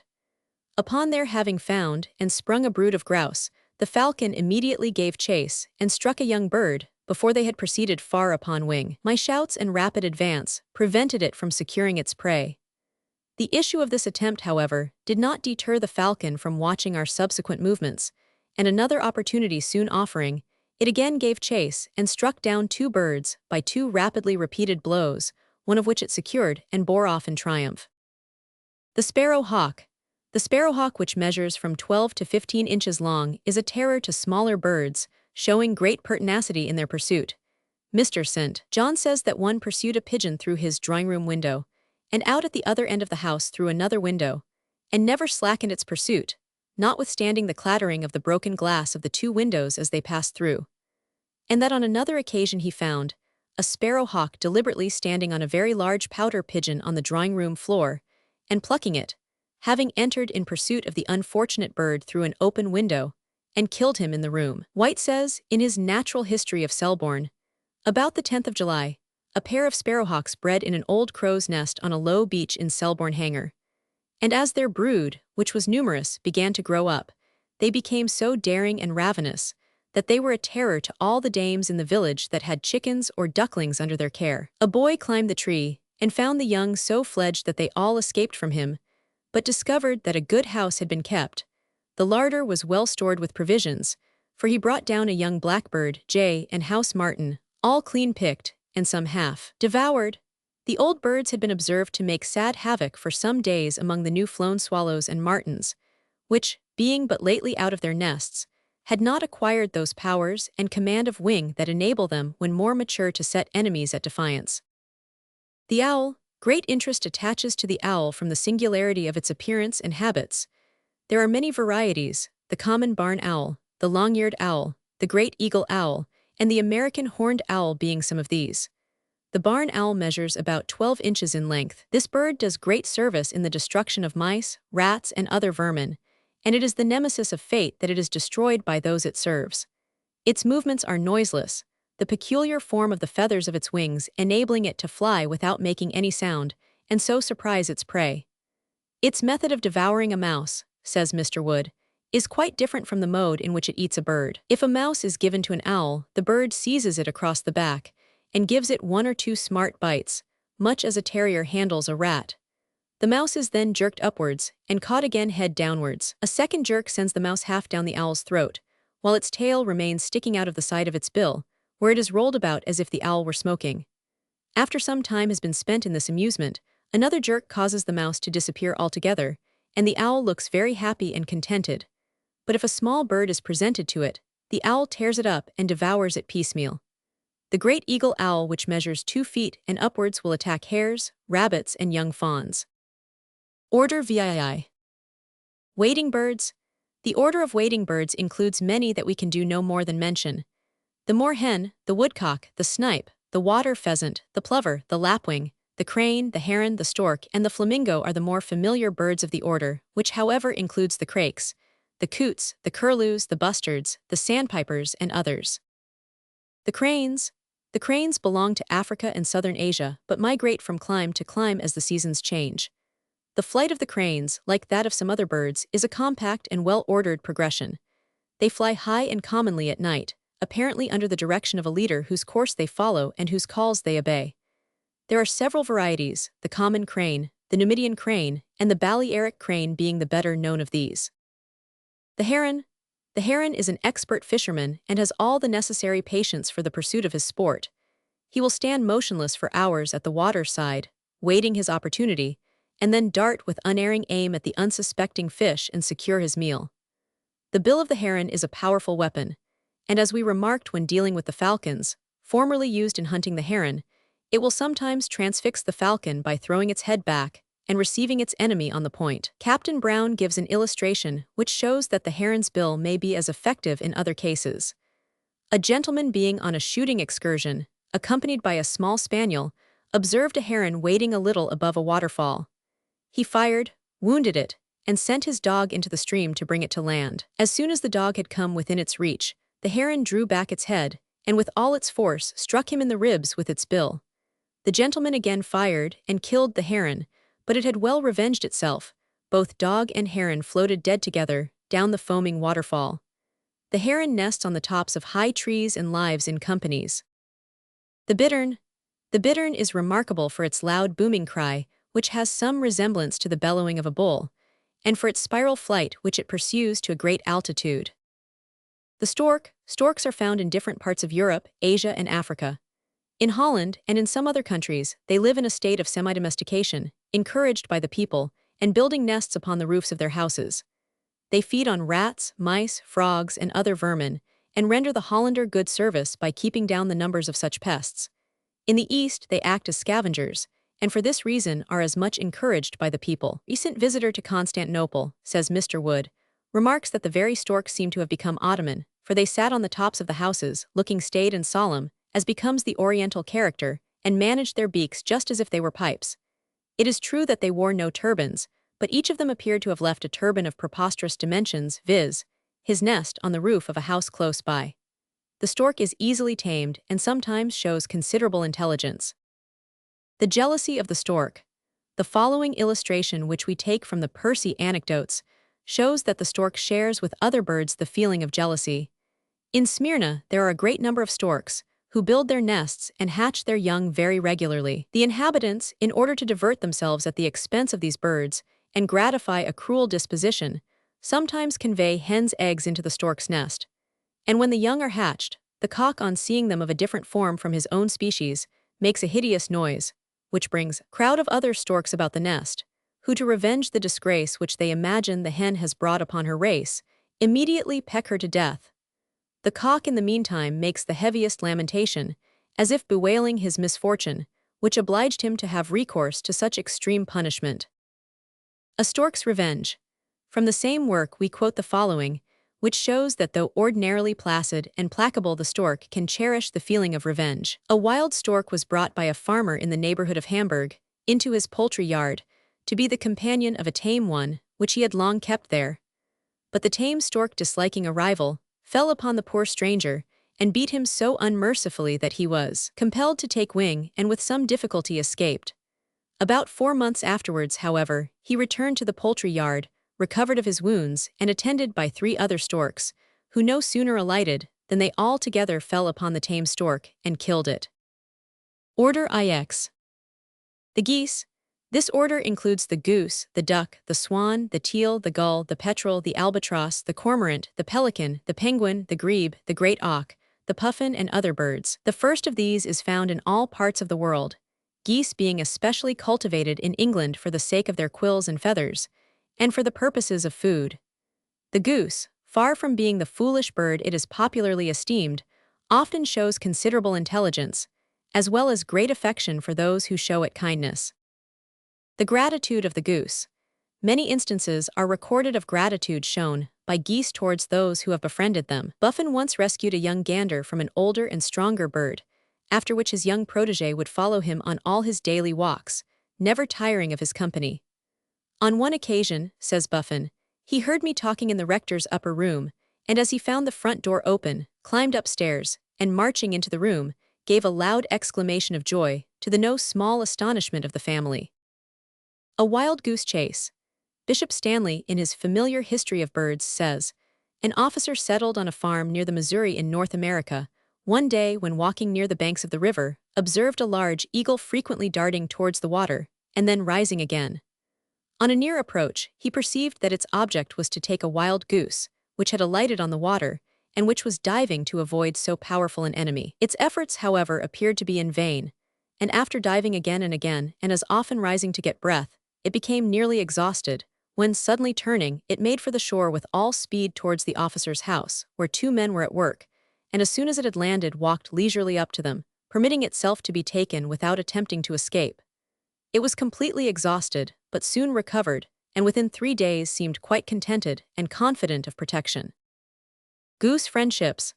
There are some curious instances known of friendships formed by geese for both men and animals, apparently without any special reason. A goose in Cheshire once followed a farmer with so much persistency, at the plough to the market, and in the house, that the farmer, who had shown it no special kindness, superstitiously regarded it as a bird of ill omen and had it killed. A singular friendship grew up some years ago between a gander at York and an old man who lived near the farm to which the bird belonged. In this case, the gander waddled off in the morning and spent the day with his human friend, returning at night to its home at the farm. One of the prettiest of these stories is that of a gander in Germany who used to lead a blind woman to church, taking the corner of her apron in his beak, and wait quietly in the churchyard until the service was over to conduct her home again. Another goose was known to have a great affection for soldiers and to regularly perform sentry duty, walking backwards and forwards for hours with his red-coated friends.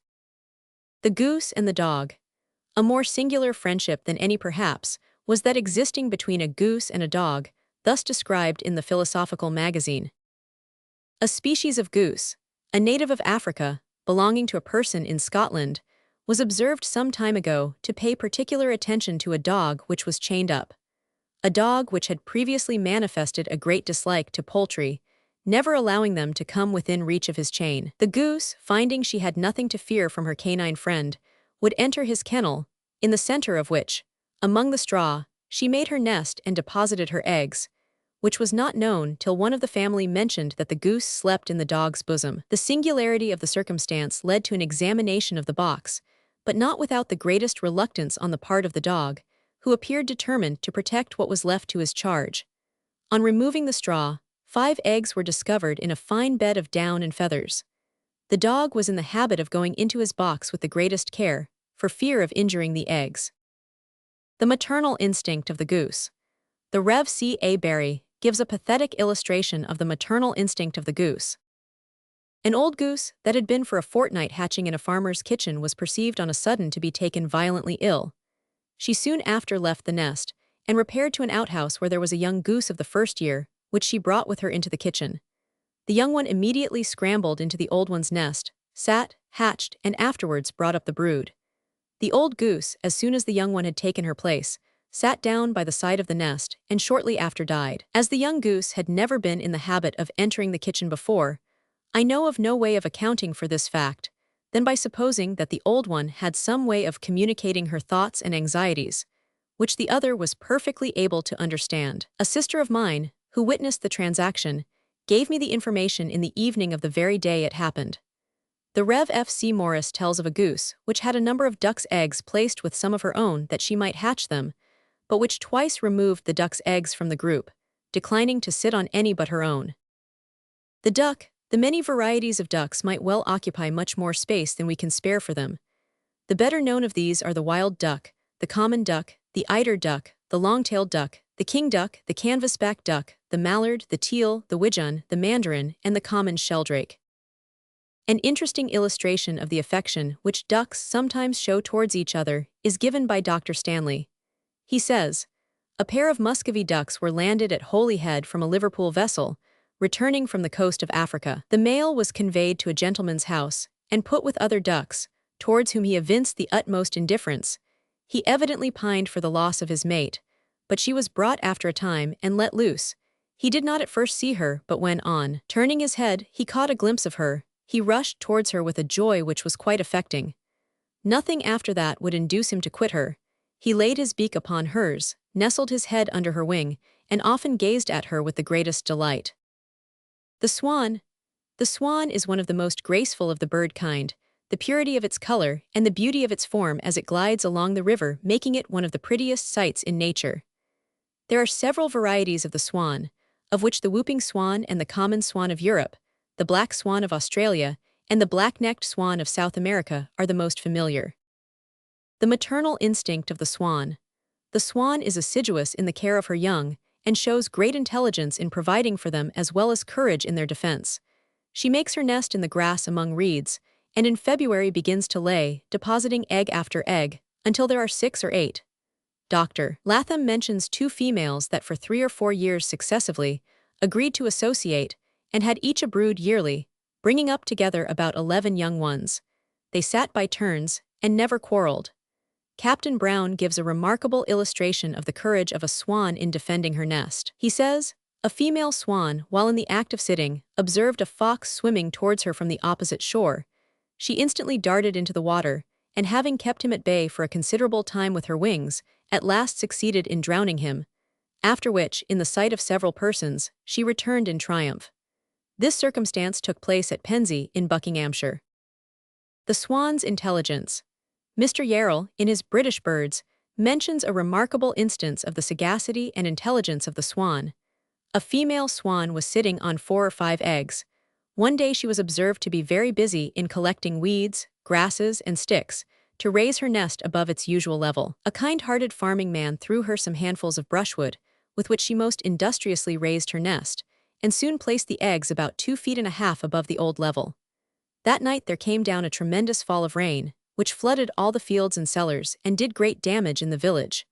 Man made no preparation, the bird did, and instinct prevailed over reason. Her eggs were above, and only just above, the water. The swan and the fawn. Swans are said to be spiteful at times, and to show a savagery of temper on occasion, for which, as in the following case, it is difficult to account. In the park of Lord Grantley at Wonnersh, near Guildford, a fawn drinking was suddenly pounced upon by one of the swans, which pulled the animal into the water, and held it under until quite drowned. This action was observed by the other deer in the park, and did not long go unrevenged. For shortly after, this very swan, which had hitherto never been molested by the deer, was singled out when on land, and furiously attacked by a herd, which surrounded and killed it. The common sea-gull. The gulls are a numerous family, the common gull, the herring gull, the great black-backed gull, and the ivory gull being well-known species. The common gull is found everywhere. It frequents the coasts of continents and islands and feeds principally upon fish, though its voracity is very accommodating, and its taste not over-fastidious. A tame seagull. Many years ago, Mr. Scott of Benholme, near Montrose, caught a seagull, and having cut its wings put it into his garden. The bird remained in this situation for several years, and being kindly treated, became so familiar as to come at call to be fed at the kitchen door and to answer to the name of Willie. It became so tame at last that no pains were thought necessary to circumscribe its liberty, and its wings having grown to full length, it flew away, joined the other gulls on the beach, and came back from time to pay a visit to the house. When its companions left the country at the usual season, Willie accompanied them, much to the regret of the family. To their great joy, however, it returned next season, and with its usual familiarity came to its old haunt, where it was welcomed and fed very liberally. In this way it went and returned for 40 years, without intermission, and kept up its acquaintance with the family. For while in the country it visited them almost daily, answered to its name like any domestic animal, and ate almost out of the hand. One year, however, very near the period of its final disappearance, Willie did not pay his respects to the family for 8 or 10 days after the general flock of gulls were upon the coast, and great was their lamentation for his loss, as it was feared he was dead. But to the surprise and joy of the family, a servant one morning came running into the breakfast-room with delight, announcing that Willie was returned. The whole company rose from the table to welcome the bird. Food was supplied in abundance, and Willie with his usual frankness ate of it heartily, and was as tame as any barnyard fowl about the house. In a year or two afterwards, this grateful bird disappeared forever. Mother Carey's chicken. The stormy petrel or Mother Carey's chicken is a small black bird well known to mariners and familiar to all at sea in stormy weather. It follows in the wake of ships and is regarded as a prophet of evil, at least in so far as stormy weather is concerned. It is seen in many parts of the ocean, busily engaged in searching for food, braving the fury of the storm and skimming along the waves, sometimes above their tops, and sometimes screening itself from the blast by sinking down into the billows between them. It nests in all but inaccessible places, the island of St. Kilda being the chief British breeding place of the Fulmar variety. These are of great importance to the natives who run great risks in searching for their eggs and who catch the birds for the purposes of food and for the oil which they supply. Catching the stormy petrel. The danger attaching to the capture of the petrel in its rocky haunts in the Hebrides is thus vividly described by Mr. Drozier. as the stormy petrel is scarcely ever to be seen near the land, except in very boisterous weather. One of the natives, for a trifling remuneration, agreed to traverse the face of a rock and take me some from out its fissures. Accordingly, accoutred with a rope of hemp and hog's bristles coiled over his shoulders, he proceeded to the cliff. Having made one end fast by means of a stake, he threw the coil over the face of the rock and gradually lowered himself down, but with the utmost caution and circumspection, carefully pressing his foot hard upon the narrow ridges before he at all loosened his firm grasp of the rope, which he never altogether abandoned. I had previously thrown myself upon my chest to enable me to have a better view of him by looking over the cliff, and certainly, to see the dexterity and bravery with which he threw himself from one aperture to another was truly grand. The tumbling roar of the Atlantic was foaming many hundreds of feet beneath, and dashing its curling cream-like surge against the dark base of the cliff, in sheets of the most beautiful white, while the herring and black-backed gulls, alternately sweeping past him so as to be almost in reach of his arm, threw a wildness into the scene, by the discordant scream of the former, and the laughing, oft-repeated bark of the latter. This, however, he appeared entirely to disregard, and continuing his search, returned in about half an hour, with 7 or 8 of the stormy petrels, tied up in an old stocking, and a pair of the Manx puffins together with their eggs. The birds, he told me, he had no difficulty in capturing. The eggs of the stormy petrel are surprisingly large, considering the diminutive size of the bird, being as large as those of the thrush. The female lays 2 eggs, of a dirty or dingy white, encircled at the larger end by a ring of fine rust-colored freckles. The birds merely collect a few pieces of dried grass, with a feather or two, barely sufficient to prevent the eggs from rolling or moving on the rock. The cormorant. The common cormorant is familiar all round the coast of England, and will even sometimes venture inland, or at any rate up the mouths of rivers. Captain Brown mentions one that, many years ago, was seen resting upon the vane of St. Martin's Steeple, Ludgate Hill, London, and was shot in the presence of a large number of people. It is a voracious bird, and shows great dexterity in the catching and swallowing of fish, turning them round so as to swallow them head foremost, in order to avoid the resistance of the fins and spines. Colonel Montague had one, caught in a tributary of the Bristol Channel, by a Newfoundland dog, which at first refused food but offered no resistance to being crammed. The colonel, having retired to the library after seeing the bird fed, says Captain Brown, was surprised in a few minutes to see it walk boldly into the room, unceremoniously place itself by him at the side of the fire, and begin to dress its feathers. This practice it continued till removed to an aquatic menagerie. Whenever it saw the water it became restless, and on being set at liberty, plunged into it, and incessantly dived for a considerable time in search of fish. After this, it seemed to be convinced that there were none to be found there, as it was not noticed to dive again for 3 days. The albatross.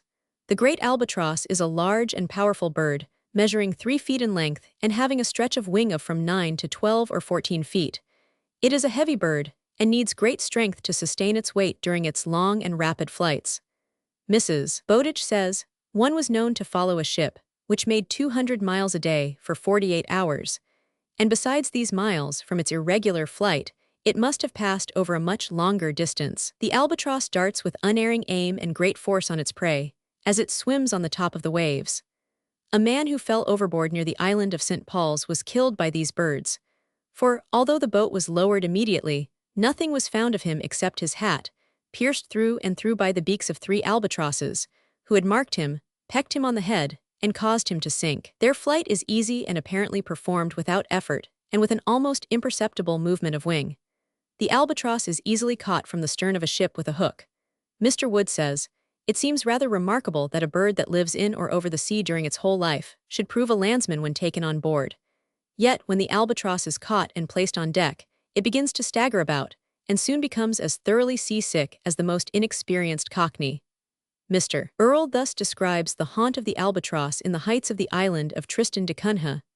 A death-like stillness prevailed in these high regions, and to my ear our voices had a strange, unnatural echo, and I fancied our forms appeared gigantic, whilst the air was piercing cold. The prospect was altogether sublime, and filled the mind with awe. The huge albatross here appeared to dread no interloper or enemy, for their young were on the ground completely uncovered, and the old ones were stalking around them. The pelican. The pelican is one of the largest of swimming birds. It is distinguished by the possession of a pouch which is capable of holding 2 gallons of water, and which it uses for the purposes of catching fish and feeding its young. In this latter operation, the bird presses its pouch, which hangs beneath its beak, against its breast, and so disgorges its contents. This action is said to have given rise to the fable that pelicans pluck nourishment from their own breasts to feed their young. The pelican belongs to the south and east of Europe and the north of Africa. A tame pelican. Mr. Hill, of St. Domingo, gives an interesting account of a tame pelican which is quoted by Mrs. Bowditch. He says, "The facility with which the pelican resigns itself to fasting or feasting was very interestingly exhibited to me in a bird I saw the other day at Passage Fort. It was a pelican of mature age. It flew backwards and forwards, visiting the wild flocks and feeding with them in the harbor during the day, and withdrew from them to roost in its master's yard during the night. In that period of restraint, when it was necessary to observe the caution of drawing its quill feathers, to keep it within diminished capabilities of flight, until it became familiar and domesticated, it was wholly dependent on the fish provided for it by the fishermen of the beach. Sunday was no fishing day with these men, and this was, therefore, a day in which there were no supplies for the pelican. It became, in time, so conscious of the recurrence of this fast day, that although, at all other times, it went daily down to the seaside to wait the coming in of the canoes, on the 7th day it never stirred from the incumbent trunk of a tree, on which it roosted within the yard. It had been found necessary to pluck its wings within the last 2 or 3 months, to restrain it within bounds, in consequence of its absence latterly with the wild birds, for several days in succession, and in this state it was reduced, as formerly, to depend on the fishermen for food. The old habit of abstinence and drowsy repose on the Sundays again recurred, and when I saw it, it was once more a tranquil observer of the rest, and with it the fast of the Sabbath day. The penguin. The penguin belongs to South America, Australia, New Zealand, and the Cape of Good Hope. There are a number of species: the jackass penguin, so called from the peculiarity of its cry, the king penguin of the South Pacific, and the Cape penguin of Cape Horn, the largest of the penguins, being the principal varieties. Mr. Darwin, in describing the jackass penguin, says, "In diving, its little plumeless wings are used as fins, but on the land as front legs. When crawling, it may be said on 4 legs, through the tussocks, or on the side of a grassy cliff. It moved so very quickly that it might readily have been mistaken for a quadruped. When at sea and fishing, it comes to the surface, for the purpose of breathing, with such a spring, and dives again so instantaneously, that I defy anyone at first sight to be sure that it is not a fish leaping for sport. The penguin is a courageous bird, and will not hesitate to attack a man." Mr. Darwin, when on the Falkland Islands, placed himself between one of the Patagonian penguins and the water, and till it reached the sea, it regularly fought and drove him backwards. It stood close before him, erect and determined, and every inch gained it firmly kept. Nothing less than heavy blows would have stopped it. The puffin. The puffin is a bird of singular appearance and interesting habits. It is sometimes called the sea parrot from the resemblance of its head to that of the parrot kind. The bird measures 13 inches in length, and its bill is a formidable weapon. The raven seems to be its natural enemy, and when they come to close quarters a great deal depends upon which succeeds in getting the first grip. Naturally, each bird has the best chance in its own element. It is a bird of passage, visiting its customary breeding places in the summer and wintering in southern Europe. Mr. Rennie says, "In the breeding season, numerous troops of them visit several places on our coasts, particularly the small island of Priesthome, near Anglesey, which might well be called Puffin Land, as the whole surface appears literally covered with them. Soon after their arrival in May, they prepare for breeding, and it is said, the male, contrary to the usual economy of birds, undertakes the hardest part of the labor. He begins by scraping up a hole in the sand not far from the shore, and after having got some depth he throws himself on his back, and with his powerful bill as a digger and his broad feet to remove the rubbish, he excavates a burrow with several windings and turnings from 8 to 10 feet deep. He prefers, where he can find a stone, to dig under it, in order that his retreat may be more securely fortified. Whilst thus employed, the birds are so intent upon their work that they are easily caught by the hand." Order X. The ostriches. This order includes the ostrich, the rhea, the cassowaries, and the emus. The ostrich belongs to Africa, Australasia, and South America. It is the largest of the birds, attaining to a height of 6 feet and a weight of 300 pounds. It is hunted for the sake of its feathers, but being very swift of foot has to be circumvented by strategy. It is said to run in large curves, which habit gives the hunter the opportunity of riding straight and intercepting it. A favorite method adopted by the wild bushman for approaching the ostrich and other varieties of game, says Captain Gumming, is to clothe himself in the skin of one of these birds, in which, taking care of the wind, he stalks about the plain, cunningly imitating the gait and motions of the ostrich, until within range, when, with a well-directed poisoned arrow from his tiny bow, he can generally seal the fate of any of the ordinary varieties of game. The eggs of the ostrich are also much prized. The nest, says Captain Gumming, is merely a hollow scooped in the sandy soil, generally amongst heath or other low bushes. Its diameter is about 7 feet. It is believed that 2 hens often lay in one nest. The hatching of the eggs is not left, as is generally believed, to the heat of the sun, but on the contrary, the cock relieves the hen in the incubation. The eggs form a considerable item in the bushman's cuisine, and the shells are converted into water flasks, cups, and dishes. I have often seen bush girls and Bakalahari women, who belong to the wandering Bechuana tribes of the Kalahari Desert, come down to the fountains from their remote habitations, sometimes situated at an amazing distance, each carrying on her back a karas, or a network containing from 12 to 15 ostrich eggshells, which had been emptied by a small aperture at one end. These they fill with water. The ostrich and its young. The ostrich shows the same affection for its mate, and the same devotion to the care of its young that we have noticed in other birds, and in animals.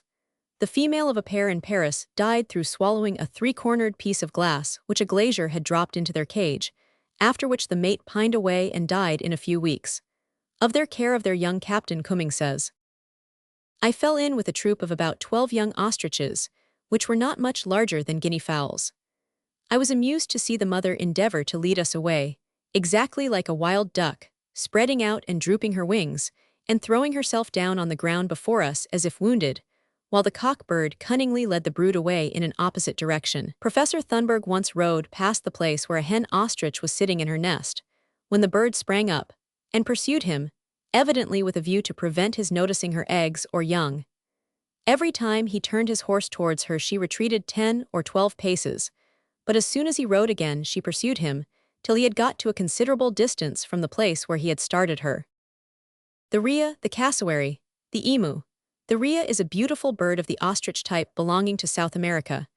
There are several species, known as the common rhea, the great-billed rhea, and Darwin's rhea, the latter belonging to Patagonia. A common rhea bred some time ago in the zoological gardens, when the male bird discharged the duties of incubation. The cassowary and the emu belong to Australia. The cassowary resembles the ostrich in form, but is not so large. It stands about 5 feet. Like all these birds, it is unable to fly, but is very swift of foot. It can kick too, with great violence, as dogs have sometimes found to their cost.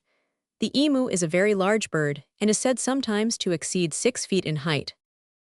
Mr. Bennett says, the length of its legs and the muscularity of its thighs enable it to run with great swiftness, and as it is exceedingly shy, it is not easily overtaken or brought within gunshot. Captain Curry states that it affords excellent coursing, equaling if not surpassing the same sport with the hare in England, but Mr. Cunningham says that dogs will seldom attack it, both on account of some peculiar odor in its flesh which they dislike, and because the injuries inflicted upon them by striking out with its feet are frequently very severe. The settlers even assert that the emu will break the small bone of a man's leg by this sort of kick, to avoid which, well-trained dogs run up abreast and make a sudden spring at the neck, whereby the bird is quickly dispatched. Its flesh has been compared to coarse beef, which it resembles both in appearance and taste. Mr. Jesse says, the only instance I have met with in which the hen bird has not the chief care in hatching and bringing up the young is in the case of the emus, at the farm belonging to the Zoological Society, near Kingston. A pair of these birds bred 5 young ones. The female, at different times, dropped 9 eggs in various places in the pen in which she was confined. These were collected in one place by the male, who rolled them gently and carefully along with his beak. He then sat upon them himself, and continued to do so with the utmost assiduity, for 9 weeks, during which time the female never took his place, nor was he ever observed to leave the nest. When the young were hatched, he alone took charge of them, the female not appearing to notice them in any way. On reading this anecdote, many persons may suppose that the female emu is not possessed of that natural affection for its young which other birds have. In order to rescue it from this supposition, I will mention that a female emu belonging to the Duke of Devonshire at Chiswick laid some eggs, and as there was no male bird, she collected them together herself and sat upon them. The apteryx, the wingless bird of New Zealand, belongs to this order. Chapter 150, As Roman 3 Reptilia. Order Eyes. The tortoise and the turtle. This order introduces us to creatures differing very widely, in form and character, from those which we have been considering. There are more than 200 species of the tortoise, and these are grouped into 4 families. The common European tortoise is found in the south of France and Italy, as well as in Sicily and Greece. It feeds on vegetables, and under favorable circumstances lives a great number of years. It is slow in its movements, but it burrows rapidly and is soon out of sight in the sandy soil it affects. Tortoises are commonly kept in a state of domestication in England, one known to the writer showing a great preference for pansies, eating the flowers and leaving the other parts of the plant. Mr. Wood describes the efforts made by a tortoise in his possession to attain the summit of a footstool, which shows that the reptile has some measure of intelligence. Unfit as the form of the creature may seem for such a purpose, says Mr. Wood, it did contrive to scramble upon a footstool which was placed by the fender. Its method of attaining this elevation was as follows. First it reared up against the footstool in the angle formed by it and the fender, and after several ineffectual attempts, succeeded in hitching the claws of one of its hind feet into the open work of the fender. On this it raised itself, and held on to the top of the stool by its 4 feet, while it gained another step on the fender, and so managed to raise itself to such a height that it only had to fall flat on the top of the footstool. When once there, it could hardly be induced to leave the elevation which it had gained with such difficulty. The elephant tortoise. The gigantic tortoises of the Galapagos Islands came under the observation of Mr. Darwin, from whom we quote the following descriptive passages. These animals are found, I believe, in all the islands of the Galapagos archipelago. They frequent in preference the high damp parts, but likewise inhabit the lower and arid districts. Some individuals grow to an immense size. Mr. Lawson told us that he had seen several so large that it required 6 or 8 men to lift them from the ground, and that some had afforded as much as 200 pounds of meat. This tortoise is very fond of water, drinking large quantities and wallowing in the mud. The larger islands alone possess springs, and these are always situated towards the central parts and at a considerable elevation. The tortoises, therefore, which frequent the lower districts, when thirsty have to travel from a long distance.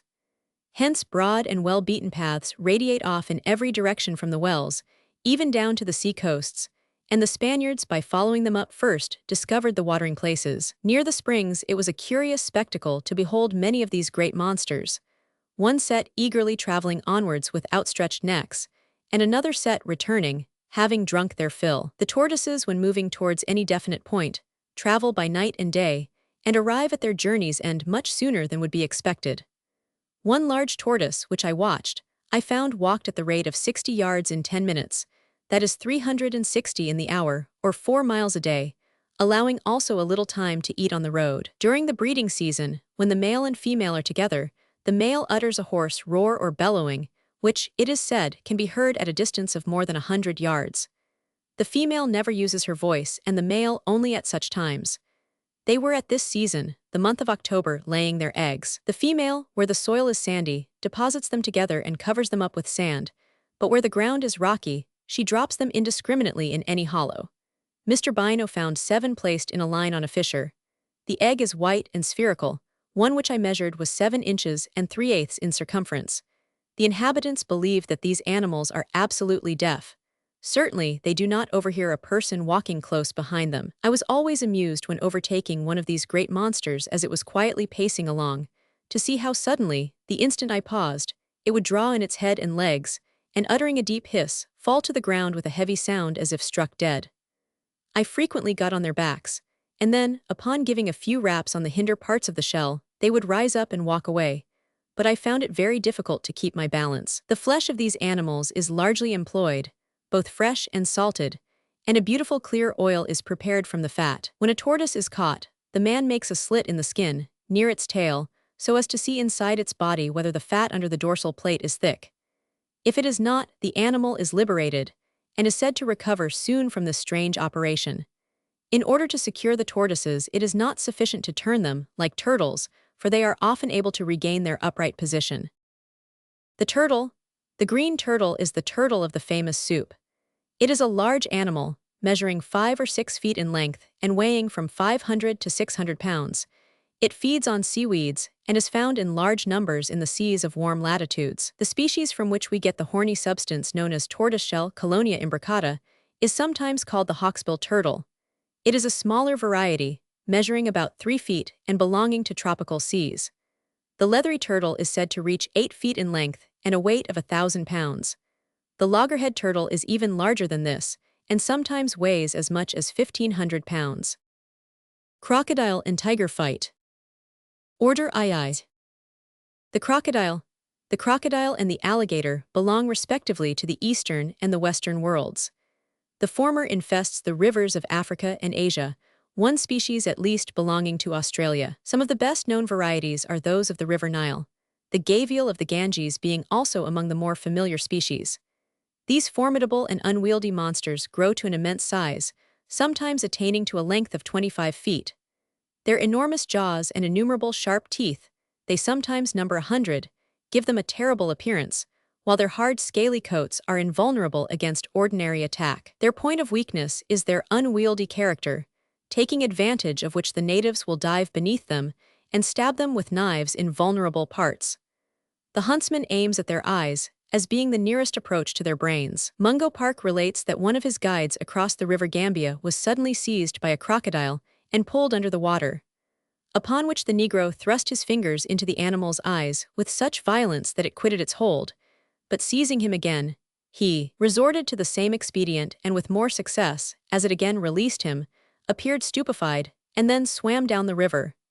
This man reached the bank bleeding very much, with long and deep wounds in his thighs, which incapacitated him for travel for 6 days. The crocodile lays an enormous number of eggs on the banks of its native rivers, but most of these are prevented from maturing by the birds and animals which prey upon them. Mrs. Bowditch tells an amusing story of a merchant who packed some crocodile's eggs in sand for shipment to England and placed the barrel containing them with other goods in his warehouse. Strange and unaccountable noises attracted attention to the spot when it was discovered that the eggs had become hatched and the young crocodiles were quite ready to assume the responsibilities of life. The natives fled in terror, and the merchant had to take speedy measures for destroying his unexpected brood. Some species of the crocodile have been tamed or partially so, the sacred crocodiles being among these.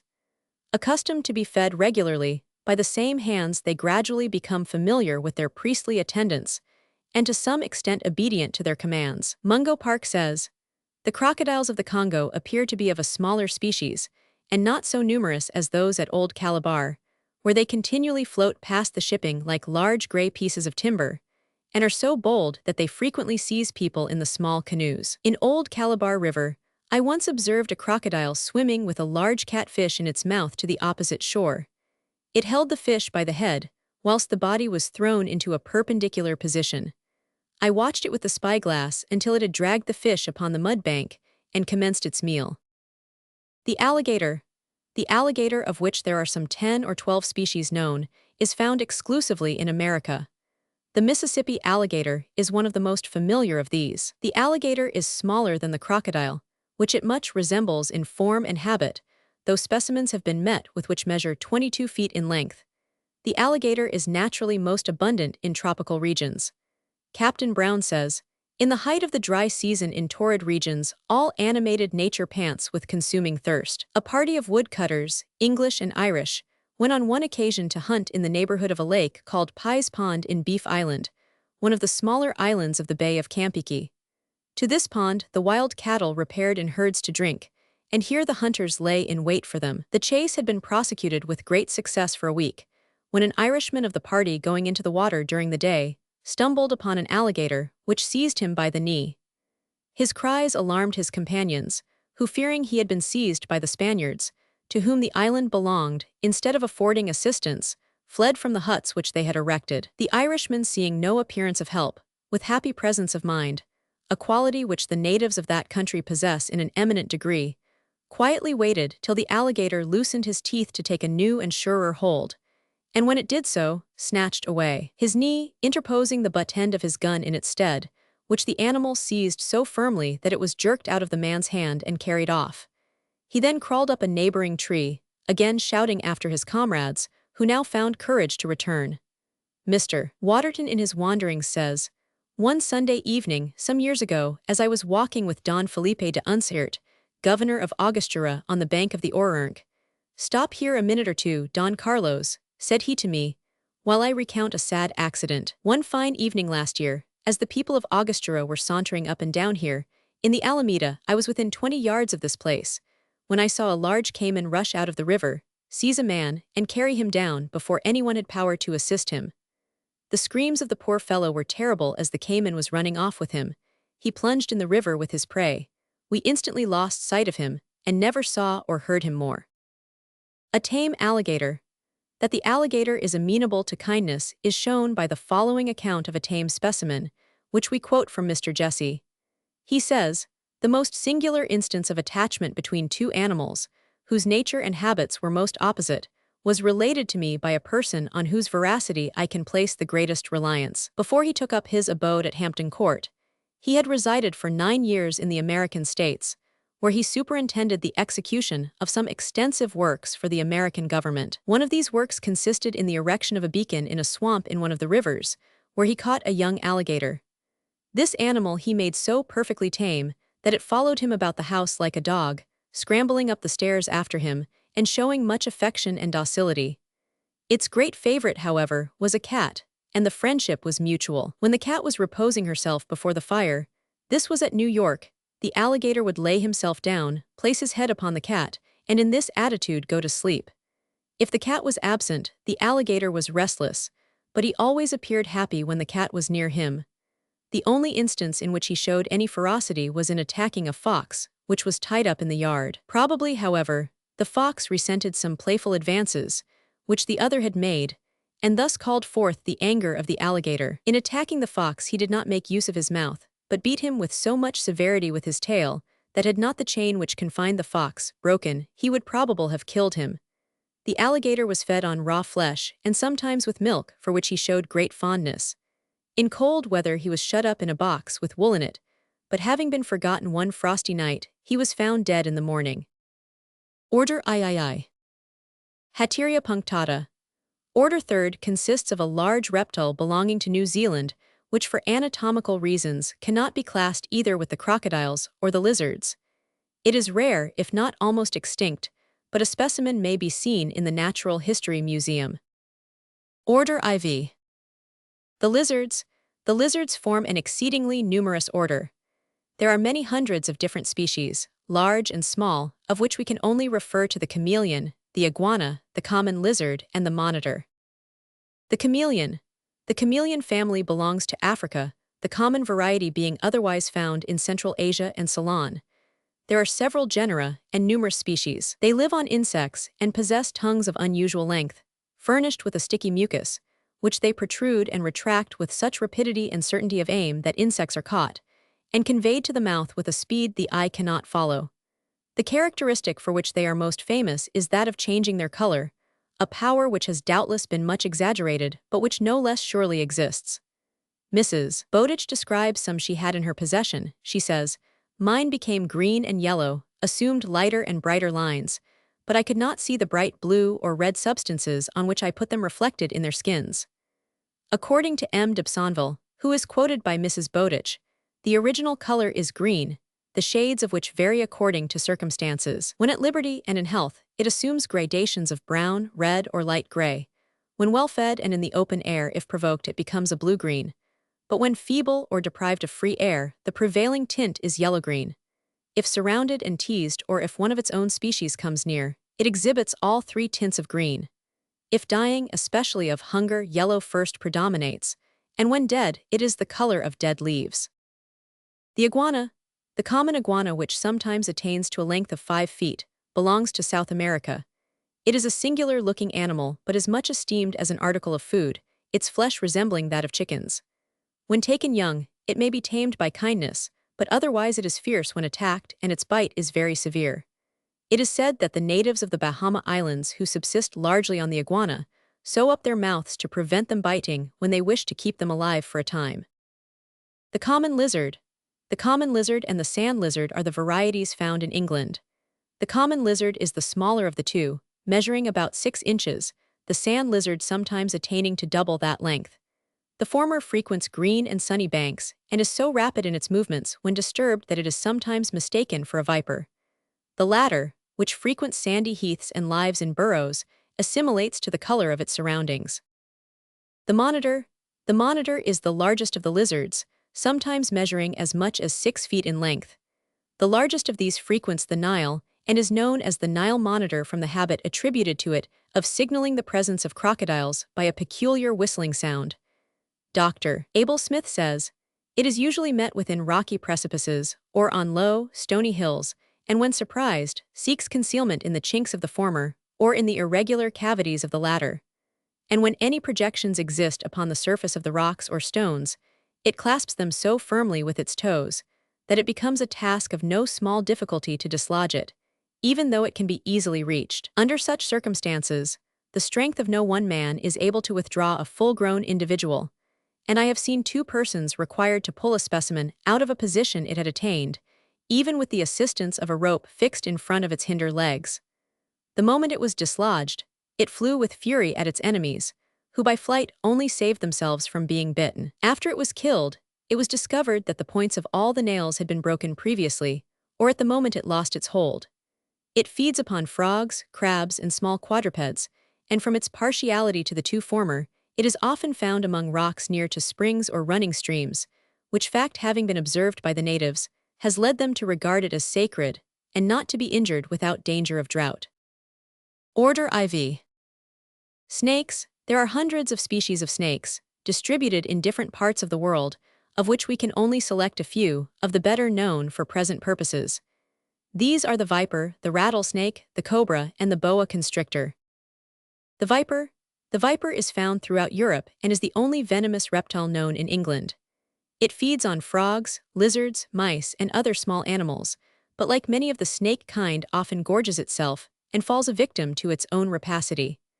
A viper mentioned in the Magazine of Natural History swallowed a lizard almost as large as itself, with the result that one of the lizard's legs protruded through its side. Another viper came into the possession of Professor Bell, which had lost its life through attempting to swallow a mouse which was too big for it, the skin of its neck being so distended as to burst in several places. The sting of the viper, though venomous, is not nearly so fatal as is commonly supposed.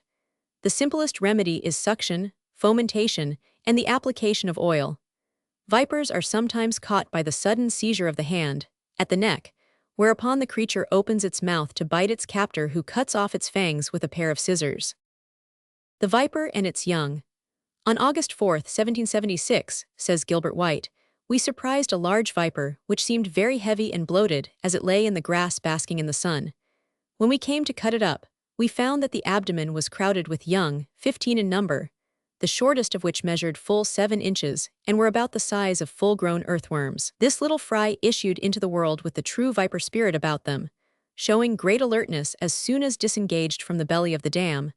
They twisted and wriggled about, and set themselves up, and gaped very wide when touched with a stick, showing manifest tokens of menace and defiance, though as yet they had no manner of fangs that we could find, even with the help of our glasses. To a thinking mind, nothing is more wonderful than that early instinct which impresses young animals with a notion of the situation of their natural weapons, and of using them properly in their own defense, even before those weapons subsist or are formed. Thus a young cock will spar at his adversary before his spurs are grown, and a calf or a lamb will push with their heads before their horns are sprouted. The rattlesnake. The rattlesnake belongs to America, and many exaggerated stories are current concerning it. At certain seasons it is very fierce and its bite is at all times very dangerous, but in the ordinary way it will not attack anything but the animals it feeds upon, unless molested.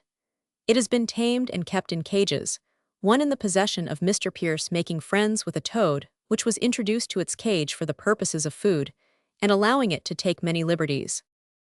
The sting of the rattlesnake. After the death of the snake, says Mr. Pierce, I examined his fangs, they were sharp like a sickle. A duct led from the reservoir of poison at the bottom of the tooth quite through its whole length, and terminated just by the point, which was exceedingly sharp. Thus, when the fang is darted out, it makes the puncture, and simultaneously the poison flows through the duct and is deposited in the very bottom of the wound. As this rarely fails to touch a blood vessel, the venom is thus instantly issued into the system, and without delay, commences the march of death through every vein and artery.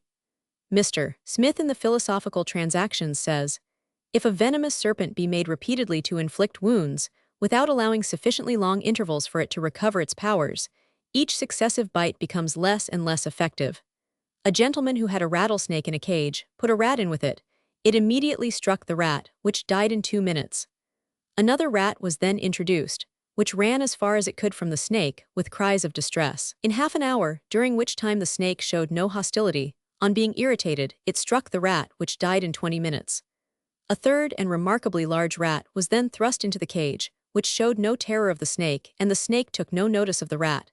The gentleman, after watching them for the whole evening, went to bed, and when he inspected the cage the next morning, the snake was dead, and the muscular part of its back eaten by the rat." The rattle consists of a number of horny joints, which when shaken produce the sound by which it is known, and which gives notice of the proximity of the snake. The black snake and the rattlesnake. The black snake of Central America, says Mr. Byam, is a deadly enemy to the rattlesnake. It is next in size to the boa but much more agile, very vicious and ill-tempered but not poisonous. It measures from 9 to 10 feet, and whenever they meet a pitched battle ensues, which, if tolerably equal in size, ends in favor of the black snake. It is not known whether they bite each other, but, at all events, the poison of the venomous serpent has no effect upon his adversary, although a rattlesnake bit itself one day and died of the wound. A black and a rattlesnake were each descending opposite banks to drink at a stream a yard broad. The black fellow sprang over the stream, and they instantly joined in conflict. They twined together, and the black snake had evidently most muscular power, so that in half an hour the rattlesnake was dead, and the black snake swallowed him, gliding into the thicket, double the size he was when he came out of it. The cobra. The cobra is one of the most venomous of the snakes of the East. It is common all over India and Ceylon and the islands of the archipelago. It attains to a length of 5 or 6 feet, and feeds on birds, small animals, lizards, frogs, toads, and fishes, in the pursuit of which it will ascend trees and swim the sea. Notwithstanding its dangerous character, the cobra is the chosen subject of the Indian snake charmer, who keeps it in a basket until the time for the performance and then allows it to creep out to the sounds of a native fife, upon hearing which the cobra immediately expands its beautiful though threatening hood, erects its neck, and commences a series of undulating movements, which are continued until the sound of the fife ceases, when the snake instantly drops, and is replaced in its basket by its master. Snake charming. "One morning, as I sat at breakfast," says a writer in the Penny magazine, "I heard a loud noise and shouting among my palanquin bearers. On inquiry, I learned that they had seen a large hooded snake and were trying to kill it. I immediately went out and saw the snake creeping up a very high green mound, whence it escaped into a hole in an old wall of an ancient fortification. The men were armed with their sticks, which they always carry in their hands, and had attempted in vain to kill the reptile which had eluded their pursuit, and in his hole had coiled himself up securely, whilst we could see his bright eyes shining. I had often desired to ascertain the truth of the report as to the effect of music upon snakes. I therefore inquired for a snake catcher. There was one about 3 miles off, and I accordingly sent for him, keeping a strict watch over the snake, which never attempted to escape, whilst we, his enemies, were in sight. About an hour elapsed when my messengers returned, bringing a snake catcher. This man wore no covering on his head, nor any on his person, excepting a small piece of cloth round his loins. He had in his hands 2 baskets, one containing tame snakes, the other empty. These and his musical pipe were the only things he had with him. I made the snake catcher leave his 2 baskets on the ground at some distance, while he ascended the mound with his pipe alone. He began to play. At the sound of music the snake came gradually and slowly out of his hole. When he was entirely within reach, the snake catcher seized him dexterously by the tail and held him thus at arm's length, while the snake, enraged, darted his head in all directions, but in vain. Thus suspended, he has not the power to round himself, so as to seize hold of his tormentor. He exhausted himself in vain exertions. When the snake catcher descended the bank, dropped him into the empty basket, and closed the lid, he then began to play, and after a short time raising the lid of the basket, The snake darted about wildly and attempted to escape. The lid was shut. Down again quickly, the music always playing. This was repeated 2 or 3 times, and in a very short interval, the lid being again raised, the snake sat on his tail, opened his hood, and danced quite as quietly as the tame snakes in the other basket, nor did he again attempt to escape. The cobra as companion of the bath. A gentleman in India once visited a neighboring station for the purpose of taking part in a cricket match, and was hospitably entertained. He was put up in a large tent, accompanied by his wife. After the day's play, at dusk, he went between the canvas walls of the tent where his bath was ready. Touching the bathtub were placed 2 large earthenware jars, full of cold water, and next to them was a brass basin, also containing water on a stand. The light was burning in the center of the tent, so that between the canvas walls was darkness. He stepped into the tub, and finding the water too hot, bent down to take up one of the cold water jars, but something induced him instinctively to refrain. He stayed his hand, at the same time calling out to his wife to bring a light, which she did when, to his horror, he saw a large cobra coiled round the mouth of the jar, within a foot of his naked legs. The sensation can be imagined. To move was probably death, to stand still required nerve. Experience and courage decided the point, and fixing his eye on the reptile, he quietly told his wife to put down the light on the ground and get him a stick. The wife, a sensible creature, obeyed, leaving her lord in the agonies of suspense as to what the snake's next move would be. This was soon settled by the reptile uncoiling itself, and gliding up the chilimchi stand onto the basin, from which it commenced drinking. By this time the stick was gently put into the bather's hand, who with a well-directed blow cut the snake in half against the edge of the copper basin, thus putting a full stop to a thrilling period. A night with a cobra. I was on a visit during the rainy season, a few years ago, says a recent writer, when I slept upon an iron bedstead which had 2 lots of bedding on it. The first night I awoke, as I thought with a horrible nightmare, feeling the cold, slimy body of a snake gliding over my person, and imagining myself in the regions described in Milton's Paradise Lost, and so wondrously drawn by Doré. I was bathed in perspiration, and trembled all over till daylight brought relief, and I convinced myself it must have been merely a nightmare.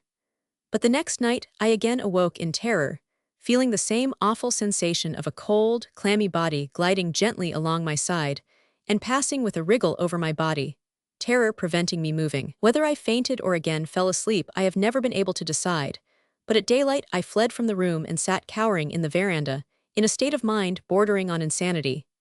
My hostess was informed of my state, and got me round with a glass of wine. Nothing would induce me to re-enter my bedroom. The bearer and other domestics were sent for, and headed by the mistress of the house, inspected the bed by removing the sheets. Nothing was to be seen till one of the servants brushed his leg against something soft and cold, and looked down at the junction of the 2 beddings. He saw the end of a dark-colored tail. A howl from him scattered the servants and made me imagine the snake was about to attack me. The valiant servants again assembled, and with sticks entered the bedroom and poked off the upper bedding, revealing a large hooded cobra coiled in the center, which was eventually dispatched by blows. An unpleasant bedfellow. A soldier in a regiment stationed at 100 was, for disorderly conduct, condemned to pass the night in one of the cells. Just as he was going to sleep, he was startled by hearing a noise, which he knew could only be occasioned by a snake. Instead of jumping up and calling to the sentinel for help, and perhaps treading on the snake and being bitten by it, he lay perfectly still, knowing that unless disturbed the snake would not hurt him. Presently the snake drew its cold, slimy body over his bare feet. There are few persons who, in a similar condition, would not have drawn up their legs with a start, but our hero did not even move. Soon the snake began to crawl over his body and even passed over his face. The poor soldier hardly dared to breathe. At last the reptile coiled itself under his pillow, and when day broke our soldier, seizing the stone with which he ought to have blocked up the hole by which the snake entered, crushed it to death. On being examined, the reptile proved to be of a kind whose bite is almost invariably fatal. The boa constrictor. The boa constrictor is one of the largest of the snake kind. It is not venomous, but is possessed of enormous strength which it shows by coiling itself round the object of its attack and crushing it into a shapeless mass. It belongs to tropical America and feeds on birds and animals of all kinds, not hesitating to attack even the larger quadrupeds. The following account from the pen of Mr. Byam will give an idea of the way in which these monsters dispose of their prey. The boa and its prey. An Englishman and an Indian, traveling together through a thick forest, heard a noise like the cry of a child in great pain. Pulling out their pistols and tying up their horses, they proceeded to the spot, and there saw a boa crushing a young roebuck with short horns. It had wound itself twice round its prey, just behind the shoulders, one coil lying on the other to increase the weight, and its teeth were fastened on the back of the deer's head. The tail was twisted twice round a young tree close by. It was too busy to observe the strangers, and the Englishman wished to attack it and save the deer, but the Indian walked off very gently and made signs to him to follow. When they had regained their horses, the Indian said it would have been madness to have fought with the irritated animal, and they went their way. This was 7 in the morning, and they marked the spot by notching the trees. At 4 in the afternoon, they again passed that way, and found the boa lying straight upon the ground, one of the horns of the roebuck sticking out of a corner of the mouth, and the other looking as if it would perforate the neck of the snake. The tail was still coiled round the tree, and the middle of the body looked like a 9-gallon cask.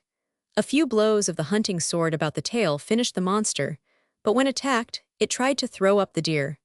The boa has been known to measure upwards of 25 feet, though commonly not exceeding 18 feet. The boa's appetite. Captain Halen thus describes a boa which was in his possession for some time.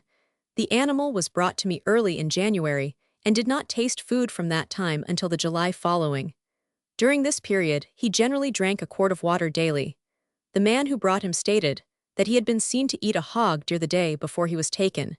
He was allowed to be at liberty in the grounds about my house. One evening early in July, hearing a noise, I went out and discovered that the snake had left his harbor under the boards of a stable where he generally lay, and having entered a small shed in which some fowls were roosting, had swept 11 from the perch, and destroyed them by pressing them between his folds. Then taking them one by one, head foremost into his mouth, swallowed the whole down in 20 minutes. The largest animal that he ate while in my possession was a calf, which he killed and gorged in 2 hours and 20 minutes. He never attacked dogs, cats, or pigs. Of these last, indeed, he seemed to be in dread, for whenever one was presented to him, he retired to a corner and coiled himself up with his head undermost. If fed with animals not larger than a duck, he ate readily every day, but after the meal of a goat, refused food for a month. A terrible boa. Not many years ago, says a writer in Chums, a boa escaped from a menagerie at Grenoble and disappeared without leaving a trace. A few days afterwards, a certain Monsieur Flisson went on a visit to Beauregard along with a friend, who accompanied him on an excursion among the romantic hills and rocks in that part of the country. At a particularly interesting spot, he tarried behind his friend, and in order to enjoy the glorious prospect, sat down on what appeared to be a stone covered with soft moss. It was 8 o'clock in the evening, and M. Flisson, though short-sighted, was a man of prodigious strength. This was lucky for him, for the stone now began to move under him, stretched itself out with the elasticity of a spring, and lifted him several feet from the ground. M. Flisson had sat down on the boa. Before he had time to recover his presence of mind, he felt himself rolling downwards. The serpent had curled his tail round a tree trunk, and Flisson held its head firmly grasped between his hands. A strange and terrible struggle ensued. The boa, securely fastened to the tree, pulled upwards, and Flisson, still clinging with Herculean strength to the head of the creature, found himself at last swinging over a precipice or about 70 feet in depth, as though suspended by a rope. In this terrible situation he remained 10 minutes, until his friend, with the assistance of a few countrymen, came to his relief. A narrow escape. Mr. Byam's book contains many interesting anecdotes of the experiences of travelers, of which the following snake story is one. 2 travelers passed a hillock in a marsh, and heard some groans proceeding from a man on the top of it.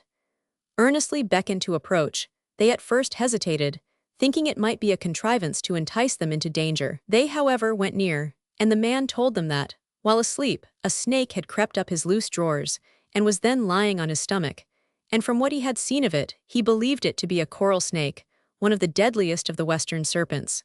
He had nothing on but his drawers and a short cloak. The travelers saw the form of the snake under the drawers. They dismounted, put on thick gloves, took a pair of scissors, cut very carefully through the drawers till they came to the head of the animal, still fast asleep, and then one of them seized it by the neck, and so released the poor man. It was nearly 3 feet long, as thick as a walking stick, coral red in color with yellow rings. The poor man said he had passed 2 or 3 hours in that dangerous situation, which appeared as long as weeks, and had called to 2 or 3 passers-by who had all avoided him from the supposition that it was the decoy of a marauding Indian. He was completely unmanned, and his strength was prostrated by his apprehensions. Chapter 150, As Roman 4 Batrachia. The batrachia, class 4th of the vertebrata, comprises the batrachia, which are divided into 3 orders: I Pseudophytia, 2 Urodela, 3 Anura. The first order comprises the limbless worm-like reptiles of the genus C. Acilia of Africa and South America. The second includes the newts, the salamanders, etc., etc. The third the frogs and the toads. Leaving the first 2 orders, we devote a few lines to the third, dealing with the toad, the common frog, and the tree frog. The members of this order are singular for the extraordinary changes through which they pass between birth and maturity. As tadpoles, in which form they first reach life, they have thick black legless bodies ending in tapering tails, and are provided with the fish-like anatomy necessary to an aquatic existence. In the process of development, they completely change both in internal arrangement and external appearance. The gills are exchanged for lungs, the legs supersede the tail, and the internal system undergoes corresponding change. In the end, the animal becomes semi-aquatic, capable of living underwater for some time, but compelled to come to the surface for air at intervals, and also of living out of the water altogether in such places as afford sufficient moisture, damp being as necessary to their comfort as food and air. They hibernate in the winter and propagate in the spring, and in times of drought burrow into the earth and remain lethargic until rain falls. They feed on insects and slugs, for which they have a voracious appetite. Their tongues, which like those of the chameleon and other insect eaters, are furnished with a sticky mucus to which insects adhere, when in repose, turn inwards towards the throat, and the act of catching flies and other insects is simply that of flapping the tongue out and in again, an act performed with such rapidity as to almost escape observation. The common toad. The toad is found in all temperate and torrid climes. It hides in damp, secluded places during the day, emerging in search of food at night or after the fall of rain. Though voracious in its appetite, it can accommodate itself to circumstances and can subsist with little food if its abode be damp. Failing food and damp, it has yet another resource, namely that of sleep or torpor, in which condition it can lay by and wait for better times. Under such circumstances, the toad naturally lives a long life and survives conditions usually fatal. The veracity of the toad is attested by the following incident, furnished by Captain Brown. A gentleman who resides at Keswick, Cumberland, one evening in the latter end of July, observed a rustling among the strawberries in his garden, and on examining what it was, found that a toad had just seized a field mouse, which had got on the toad's back, scratching and biting to get released, but in vain. The toad kept his hold, and as the strength of the mouse failed, he gradually drew the unfortunate little animal into his mouth and gorged him. Tame toads. The toad may be easily tamed. Mr. Wood tells of one which lived with a family for years and was in the habit of supping on a piece of sugar. The story of the Duke of Wellington and the tame toad deserves telling in this connection. The Duke of Wellington was one day taking his usual country walk, when he heard a cry of distress. He walked to the spot, and found a chubby, rosy-faced boy lying on the ground, and bending his head over a tame toad, and crying as if his little heart would break. Inquiry elicited the fact that the boy was about to be sent to boarding school, and that he was afraid the toad, lacking his attention, would die in his absence. The Duke promised to look after the toad, and apprised the boy, from time to time, of its condition. During the time the boy was at school, he received 5 letters couched in the following terms. Strathfield Say, July 27, 1837. Field Marshal the Duke of Wellington is happy to inform William Harries that his toad is alive and well. When the boy returned for his Christmas holidays, the toad was, as the Duke said, alive and well. But, in accordance with the usual habits of these animals, he was in his winter's sleep, in which he remained until spring and genial weather brought him from his well-guarded hole in the ground. The common frog. The common frog, Rana temporaria, is now found all over the British Isles. Formerly unknown in Ireland, it was introduced there about the year 1700 and has since spread all over the country. The frog is more sociable than the toad, and is often seen and heard in large numbers. His habits, however, are very similar, and his mode of seizing his prey the same. The edible frog belongs to Europe, where it is used as an article of food, and is not found in England. The bullfrog is an Indian variety and attains to a great size. The American bullfrog is also an interesting species. The ingenuity of the frog. Mr. Jesse gives the following illustration of the ingenuity of the frog. I may mention a curious observation made in regard to some frogs that had fallen down a small area, which gave light to one of the windows of my house. The top of the area, being on a level with the ground, was covered with some iron bars, through which the frogs fell. During dry and warm weather, when they could not absorb much moisture, I observed them to appear almost torpid. But when it rained, they became impatient of their confinement, and endeavored to make their escape, which they did in the following manner. The wall of the area was about 5 feet in height, and plastered and whitewashed, as smooth as the ceiling of a room. Upon this surface, the frogs soon found that their claws would render them little or no assistance. They therefore contracted their large feet, so as to make a hollow in the center, and by means of the moisture which they had imbibed in consequence of the rain, they contrived to produce a vacuum, so that by the pressure of the air on the extended feet, in the same way that we see boys take up a stone by means of a piece of wet leather fastened to a string, they ascended the wall and made their escape. This happened constantly in the course of 3 years. The tree frog. The tree frog, of which there are numerous varieties, belongs to both East and West, occurring in China and Japan, or well as in North and South America. It is not found in England. Mr. Goss says, they are very numerous in the damp woods of tropical America, and reside by day in the tufts of those parasitical plants, which form reservoirs for rainwater. The undersurface of their bodies is very different to that of the terrestrial species, for the skin, instead of being smooth, is covered with granular glands, pierced by numerous pores, through which the dew or rain, spread on the surface of the leaves, is rapidly absorbed into the system, and reserved to supply the moisture needful for cutaneous respiration. The males make the woods resound throughout the night with their various cries, and mingled with the shrill chirping of insects, quite banish sleep from the stranger's eyes. Chapter 150, As 5 Pisces. Fishes.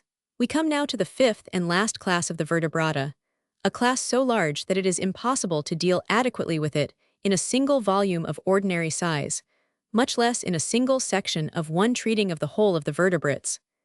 There are said to be 10,000 species, so that a book which devoted 1 page to each would make an enormous volume. All that can be done here is to deal with a few of the better-known species, as far as possible selecting types of orders without attempting to follow closely any classification. Gunther divides the fishes into 6 subclasses, which are further arranged in 13 orders. The first of these orders includes the sticklebacks, the perches, the mullets, the gurnards, the mackerel, and the swordfish, besides others. Of these we can deal with but 2 or 3. The stickleback. The stickleback associated with the earliest efforts of the youthful angler, and most of us can remember capturing specimens of some fresh water variety in the days of childhood, and carrying them home in triumph in a bottle. There are a number of species of the stickleback, some living in fresh water and some being marine. They are extremely voracious, and it is a good job for a large number of other living things that they are no bigger than they are. They are also very pugnacious, and fight among themselves with great determination. The stickleback is about 1.5 inches in length, and is furnished with spines, which it uses with great effect when fighting with its enemies. The stickleback and the leech. Mr. John Stark, who experimented with some sticklebacks and leeches some years ago, gives the following description of his experiences. On putting the leeches into the water, the stickleback darted round the tumbler with lively motions till it found a leech detached, and in a proper situation for being seized. When the leech was very small, say about 1/2 inch in length, it was often swallowed at once before it reached the bottom of the vessel. But when a larger one, about 1 inch or 1.5 inches in length in its expanded state, was put in, and had fastened itself by its mouth to the glass, the efforts of the stickleback to seize and tear it from its hold were incessant, and never failed to succeed. It darted at the loose extremity, or when both ends were fastened at the curve in its middle, seized it in its mouth, rose to near the surface, and after a hearty shake, such as a dog would give a rat, let it drop. The leech, who evidently wished to avoid its enemy upon its release, again attached itself by its mouth to the glass. But again and again the attack was repeated, till the poor leech became exhausted, and ceased to attempt holding itself by its disc. The stickleback then seized it by the head in a proper position for swallowing, and after a few gulps, the leech disappeared. The flattened leech, being of an oval form and having a hard skin, was not attacked, unless when very young and small, and leeches of the other species, when pretty well grown, or larger than himself when expanded, were killed in the manner above mentioned, but not swallowed. In one of his attempts to seize a leech, the stickleback having got it by the tail, the animal curled back and fixed its disc upon his snout. The efforts of the stickleback to rid himself of this encumbrance were amusing. He let go his hold of the leech, which then hung over his mouth, and darting at the bottom and sides of the glass with all his strength, endeavored to rub off this tantalizing morsel. This lasted for nearly a minute, when at last he got rid of the leech by rubbing his back upon the bottom of the vessel. The leech, perfectly aware of the company he was in, no sooner loosed his hold than he attempted to wriggle away from his devourer. But before he had reached midway up the tumbler, the stickleback had turned and finished the contest by swallowing him up.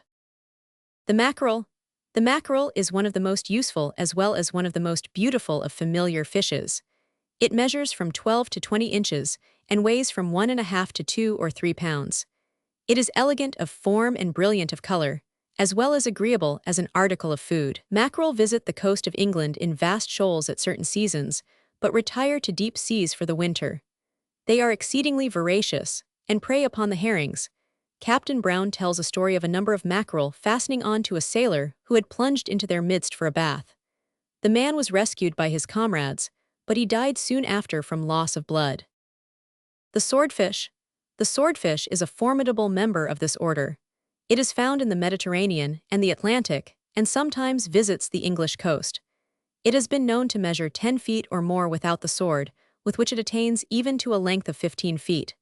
It attacks other large fish and is a great enemy to the whale, which it charges with great force and destructive effect. It is said sometimes to mistake the hull of a ship for the body of a whale, and to charge it accordingly, with the result that it leaves its sword fixed in the ship's timbers, as the bee leaves its sting in human flesh. The sword of this fish is formed by the elongation of its upper jaw, and some idea of the force with which it can be used may be gained from the fact that one found in the hull of a ship at Liverpool, and described by Scoresby, had penetrated a sheet of copper, an oak plank 2.5 inches in thickness, a solid oak timber of 7.5 inches, and another plank also of 2 inches. The position of the bone was at the distance of 4 feet horizontally from the stern, and 2 feet below the surface of the water when the vessel was afloat.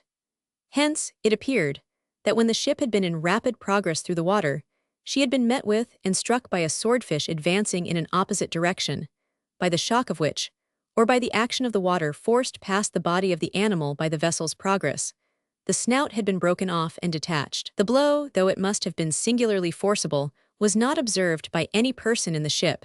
Had the bone been withdrawn, the vessel would probably have foundered. Mr. Wood says in one instance, a swordfish attacking a whaling ship drove its weapon through the copper sheathing, an inch board sheathing, a 3-inch plank of hard wood, the solid white oak timber of the ship 12 inches thick, through another 2.5-inch hard oak ceiling plank, and lastly perforated the head of an oil cask, where it still remained immovably fixed, so that not a single drop of oil escaped. The cod. The third order of Dr. Gunther's classification includes many of the more familiar fishes. Here we find the cod, the haddock, the plaice, the flounder, the halibut, the turbot, the brill, and the sole. Of these we will take the cod as representative. The cod is one of the most prolific of fish. Enormous quantities are caught and consumed every year, and yet the number seems to increase rather than decrease. This is accounted for by the fact that the spawn of one fish will sometimes contain 9 millions of eggs. The cod frequents the deep seas of the temperate and colder climes, not being found in any quantities north of Iceland or south of Gibraltar. They are found chiefly in the northern Atlantic, where extensive fisheries are carried on, but they are also caught in the Firth of Forth, at the mouth of which some of the best are taken. The cod grows very rapidly, and often to a great size. One is said to have been caught off Scarborough many years ago, which weighed 78 pounds and measured 5 feet 8 inches in length. They feed on herrings, sprats, mollusca, worms, and small shellfish, are very voracious, and have excellent digestions. Captain Brown killed one at Killiff, Co. Down, Ireland, in which he found upwards of 50 small crabs and other testaceous and crustaceous animals. The cod fisheries find employment for a large number of people and are a great source of profit. The flesh is highly valued as an article of diet, and the liver for the properties of the oil which it produces, while other parts are used for various purposes. The salmon. In the fourth order of Dr. Gunther's classification we find the salmon, the trout, the pike, the flying fish, the carp, the roach, the chub, the herring, the sardine, the anchovy, the gymnotus, and the eel, besides other fish. Of these, the salmon takes easy precedence. Isaac Walton called it the king of freshwater fish, and many have accorded it the first place among its kind for the delicacy of its flavor. It is of migratory habits, leaving the sea in the autumn and ascending rivers for the purpose of depositing its spawn and returning to the sea in the spring. In seeking suitable places for its purpose, the salmon brooks no obstacle, leaping with great vigor the rapids and falls that impede its course, even though they may sometimes exceed 8 or 10 feet in height. Curving the body until it forms a circular spring, it strikes the water with great force, throwing itself forward, and thus lifting itself over rocks and weirs. In the shallow, gravelly pools which they find towards the source of rivers, salmon form hollows in which they spawn, covering up their eggs with the loose sand they excavate in the process. The eggs deposited in the later months of the autumn are hatched in the earlier months of spring, and by the end of May, the whole of the young fish have followed their parents to the sea. The pike, fierce, strong, and voracious, holds his own in the rivers of both the Old and the New Worlds. It has been known to attack a man when its retreat has been cut off, to bite the legs of bathers, and to snap at the fingers of persons cooling their hands in the water, and when pressed with hunger, to fight an otter for the possession of a carp which the latter had caught. Its strength and endurance have often been demonstrated in the destruction of strong tackle, and in its power to survive, without apparent inconvenience, with hooks and wires mingling with its anatomy. Captain Brown gives an instance of a pike being caught, which had a strong piece of twisted wire projecting from its side. It was in excellent condition, and on being opened, discovered in its stomach a double eel hook, much corroded and attached to the protruding wire. Another pike, when caught in the river Ouse, was found in possession of a watch with a black ribbon and seals attached, property which it was afterwards discovered had belonged to a gentleman's servant who had been drowned. The pike has often been caught with portions of tackle, broken from the line, in former engagements hanging from the mouth. Its rapacity is extraordinary. 800 gudgeon are said to have been consumed in 3 weeks by 8 pike, of not more than 5 pounds weight each. The appetite of one of my pike, says Mr. Jesse, was almost insatiable. One morning I threw to him one after the other 5 roach, each about 4 inches in length. He swallowed 4 of them, and kept the 5th in his mouth for about a quarter of an hour, when it also disappeared. The pike attains to large proportions and to a great age. When less than 2 pounds weight, it is called a jack, but it has been known to attain to 60 or 70 pounds weight, and if all records be true, to more than 100 years of age. Gessner mentions a pike caught in standing water at Heilbronn, in Swabia in 1497, which had a ring round its head with an inscription in Greek which ran somewhat as follows: I am the first fish that was launched into this pond, and was thrown in by Frederick II, Emperor of the Romans, on the 5th of October, 1230. If this be true, the pike was 257 years old at the time of its capture, when it is said to have weighed 350 pounds. The herring? Probably no living thing of its size is equal to the herring in its value to man. It visits the northern coasts of England and Scotland in vast shoals, of several miles in extent, in the autumn of the year, heralded by seagulls and followed by dogfish, both of whom take toll as it proceeds.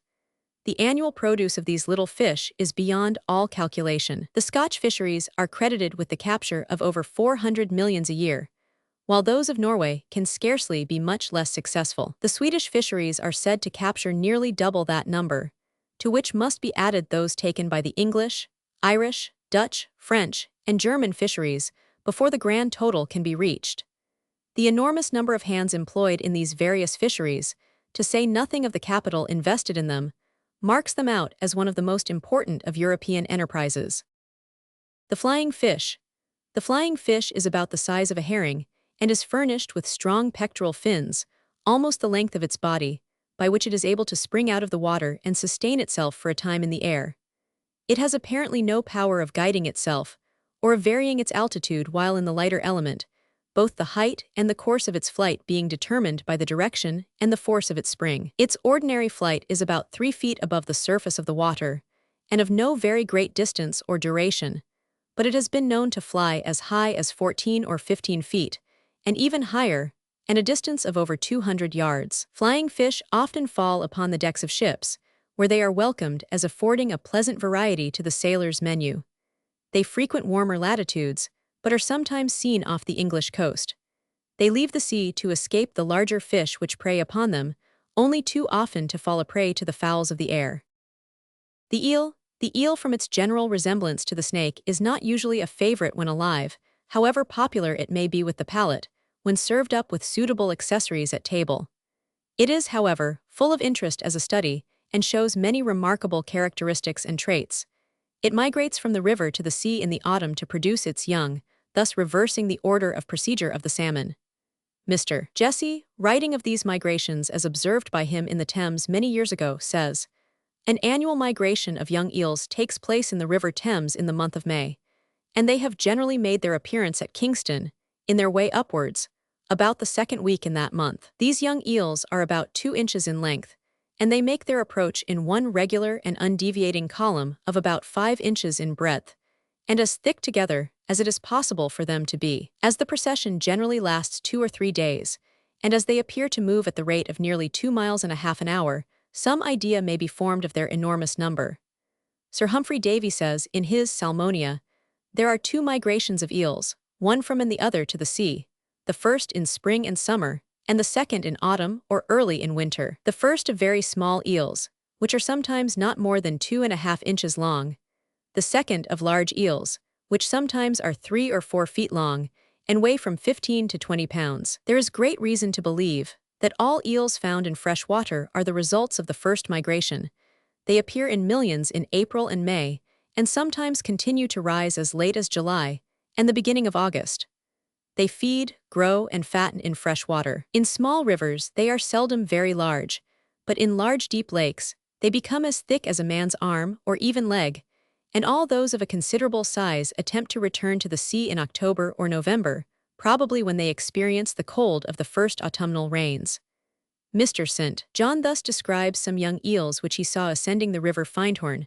When they came to a fall which they could not possibly ascend, they wriggled out of the water, and gliding along the rock, close to the edge, where the stone was constantly wet from the splashing and spray of the fall, they made their way up till they got above the difficulty, and then again, slipping into the water, continued their course. The eel is voracious, and will leave the water in search of frogs and other food. It will attack and appropriate young ducks, and one is said to have been caught near Bootle with 2 rats in its stomach. The conger eel grows to a great size and attains great weight. It is said sometimes to measure 8 or even 10 feet, and to weigh 100 pounds or even more. It is plentiful in the English Channel and on the coast of Cornwall. The gymnotus. The gymnotus is the famous electric eel, and like the torpedo of the English Channel and the Mediterranean, has the power of communicating a violent electric shock. It belongs to the Amazon and other South American rivers and their tributaries, and is well known to American Indians. Humboldt describes the shock produced by this creature as exceeding in strength that of a large Leyden jar.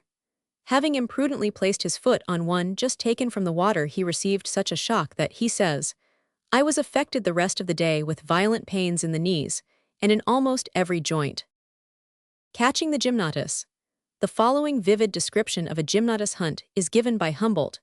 "We at first wished to make our experiments in the house we inhabited at Calaboze, but the dread of the electrical shocks of the gymnoti is so exaggerated among the vulgar, that during 3 days we could not obtain one, thought they are easily caught, and though we had promised the Indians 2 piasters for every strong and vigorous fish."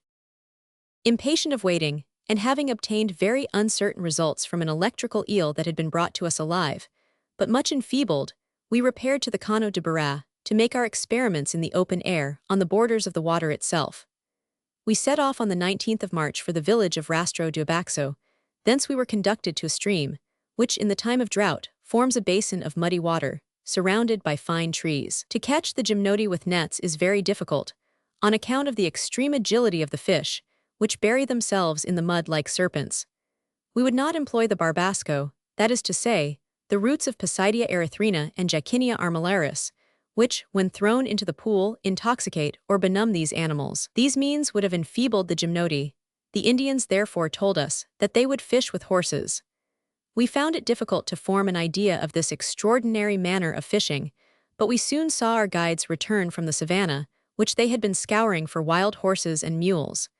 They brought about 30 with them, which they forced to enter the pool. The extraordinary noise caused by the horses' hoofs makes the fish issue from the mud, and excites them to combat. These yellowish and livid eels resemble large aquatic serpents, swim on the surface of the water, and crowd under the bellies of the horses and mules. A contest between animals of so different an organization furnishes a very striking spectacle. The Indians, provided with harpoons and long slender reeds, surround the pool closely, and some climb upon the trees, the branches of which extend horizontally over the surface of the water. By their wild cries and the length of their reeds, they prevent the horses from running away and reaching the bank of the pool. The eels, stunned by the noise, defend themselves by the repeated discharge of their electric batteries. During a long time, they seem to prove victorious.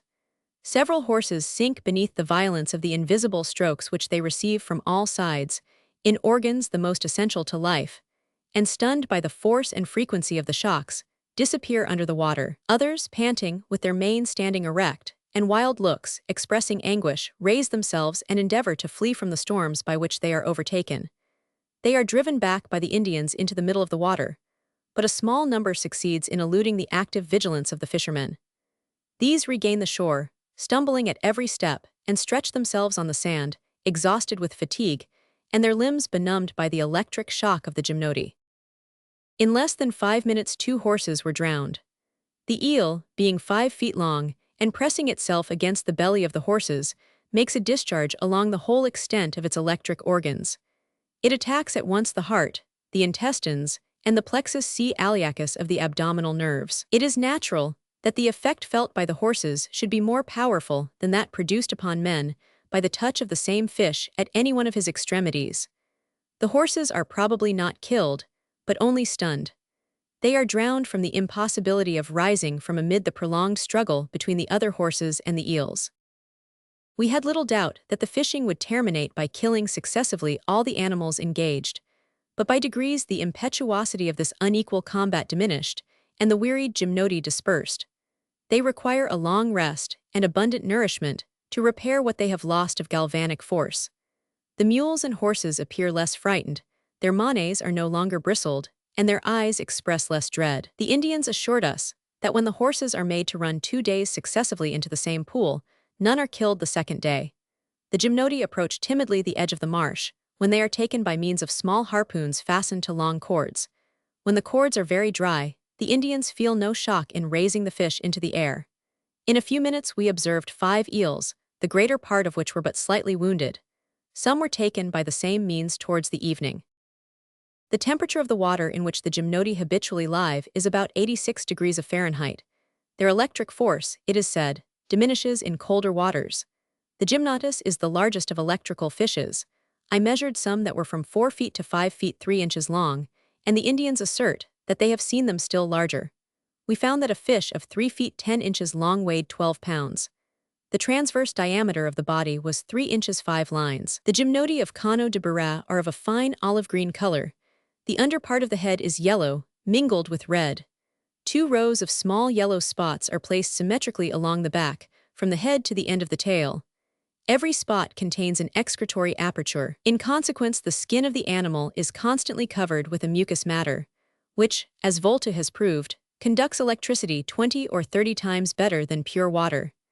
It is somewhat remarkable that no electrical fish yet discovered in the different parts of the world is covered with scales. It would be rashness to expose ourselves to the first shocks of a very large and strongly irritated gymnotus. If by chance you receive a stroke before the fish is wounded, or wearied by a long pursuit, the pain and numbness are so violent that it is impossible to describe the nature of the feeling they excite.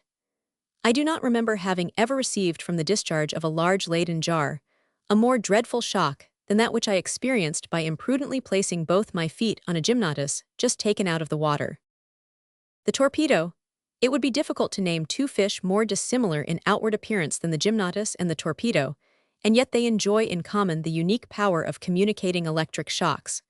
The gymnotus is a long eel-like fish. The torpedo is round and flat. The torpedo belongs to the family of the rays and sometimes reaches a large size. It is common in the Mediterranean and is sometimes found on the southern coasts of the British Isles. Although it has once or twice been caught on our coasts, says Mr. Wood, it is usually found in the Mediterranean where its powers are well known and held in some awe. The shock that the torpedo gives, of course, varies according to the size of the fish and its state of health, but a tolerably large fish in good health can, for the time, disable a strong man. From the effects of its shock, it is in some parts called the crampfish. It has been known to weigh from 70 to 100 pounds. The shark. The shark, whose name instinctively suggests a shudder, is the largest of the fishes and one of the largest of marine animals.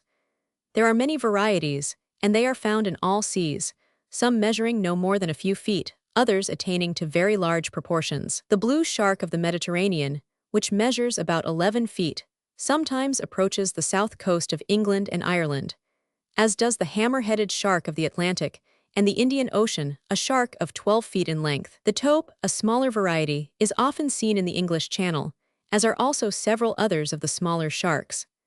The great basking shark, which often measures 30 feet in the length, is the largest of those which visit the English coast, but like the largest of all the sharks, Rhinodontypicus, which sometimes exceeds 50 feet in length, is herbivorous, and therefore not bloodthirsty. The white shark. The shark known to sailors as the white shark is a fierce and sanguinary creature. It frequents the Atlantic Ocean and the Mediterranean Sea, where it follows ships for days for the sake of the refuse, which is thrown overboard. This creature has been known to swallow a man entire, and commonly to devour one in 2 or 3 portions. Sailors get no mercy from the shark, and consequently show him none. There is a story told of a Negro cook, who seeing a shark follow in the wake of a ship, made a brick hot in the stove, and then threw it to the monster, who probably never had a warmer or more indigestible meal. This shark suffered great agony if its contortions may be taken as evidence, and after exhausting itself with its fury, allowed itself to drift away with the tide. Expert swimmers, armed with long sharp knives, have sometimes engaged the shark single-handed, diving underneath it, and stabbing it before it discovered their whereabouts. The Negroes of the West Indies are credited with this hardihood, and are said to be frequently successful. Sharks in the South Seas.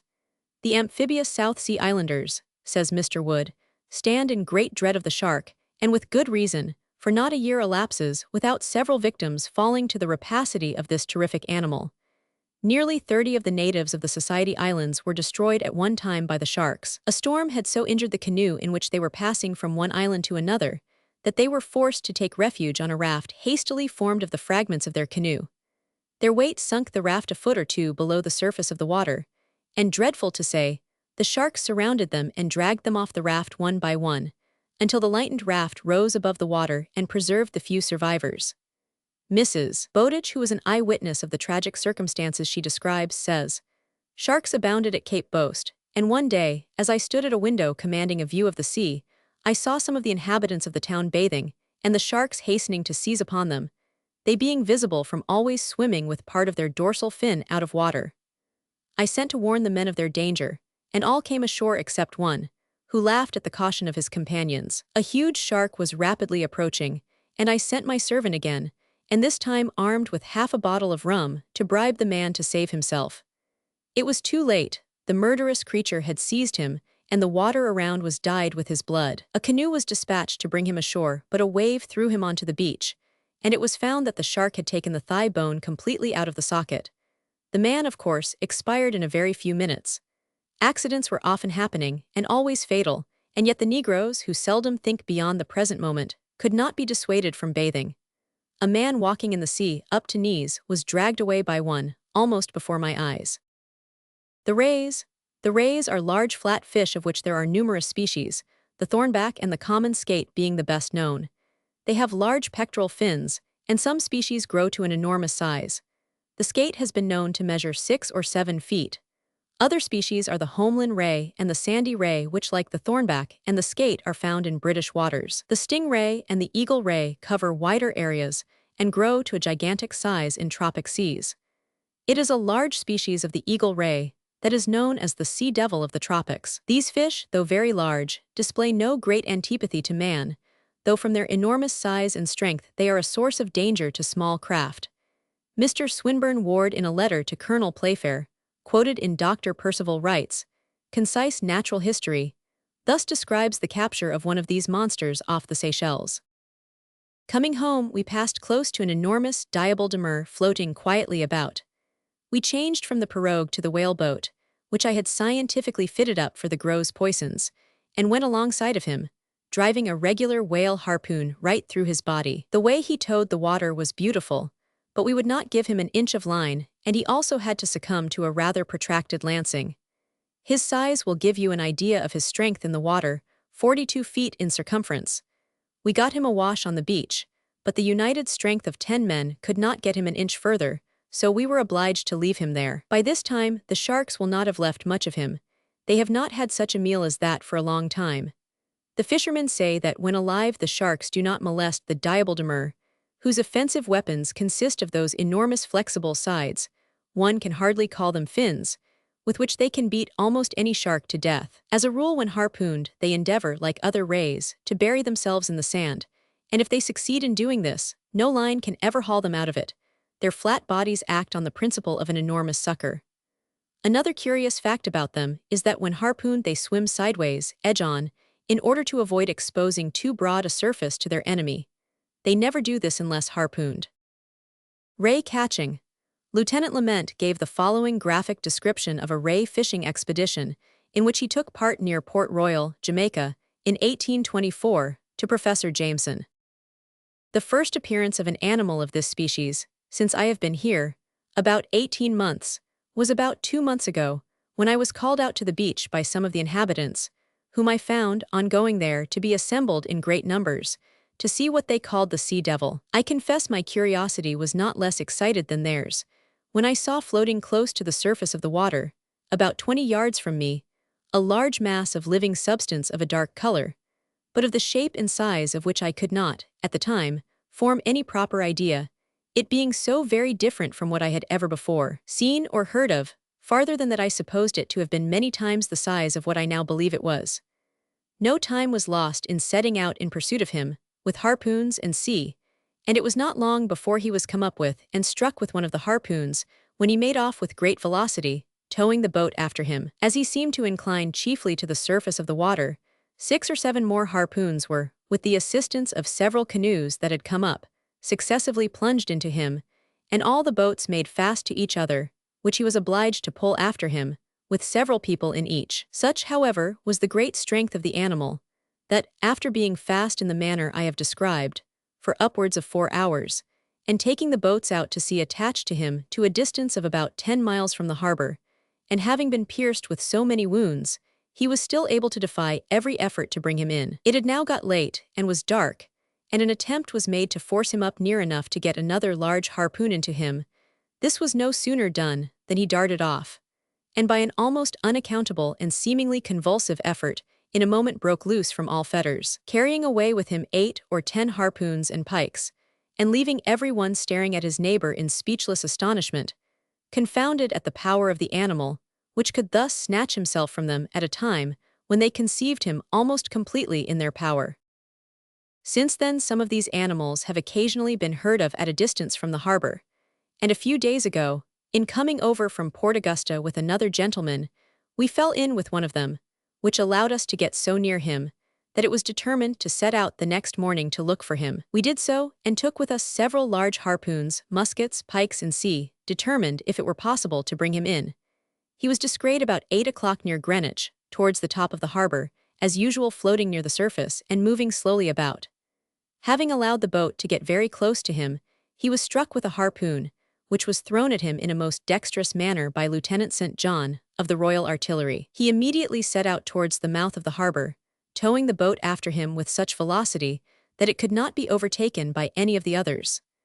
After going on this way for near an hour he turned back, which enabled the other boats to lay hold, and 4 of them were tied, one after the other, to the one in which he was harpooned, with 4 of 5 people in each of them. By this means we hoped to tire him out the sooner.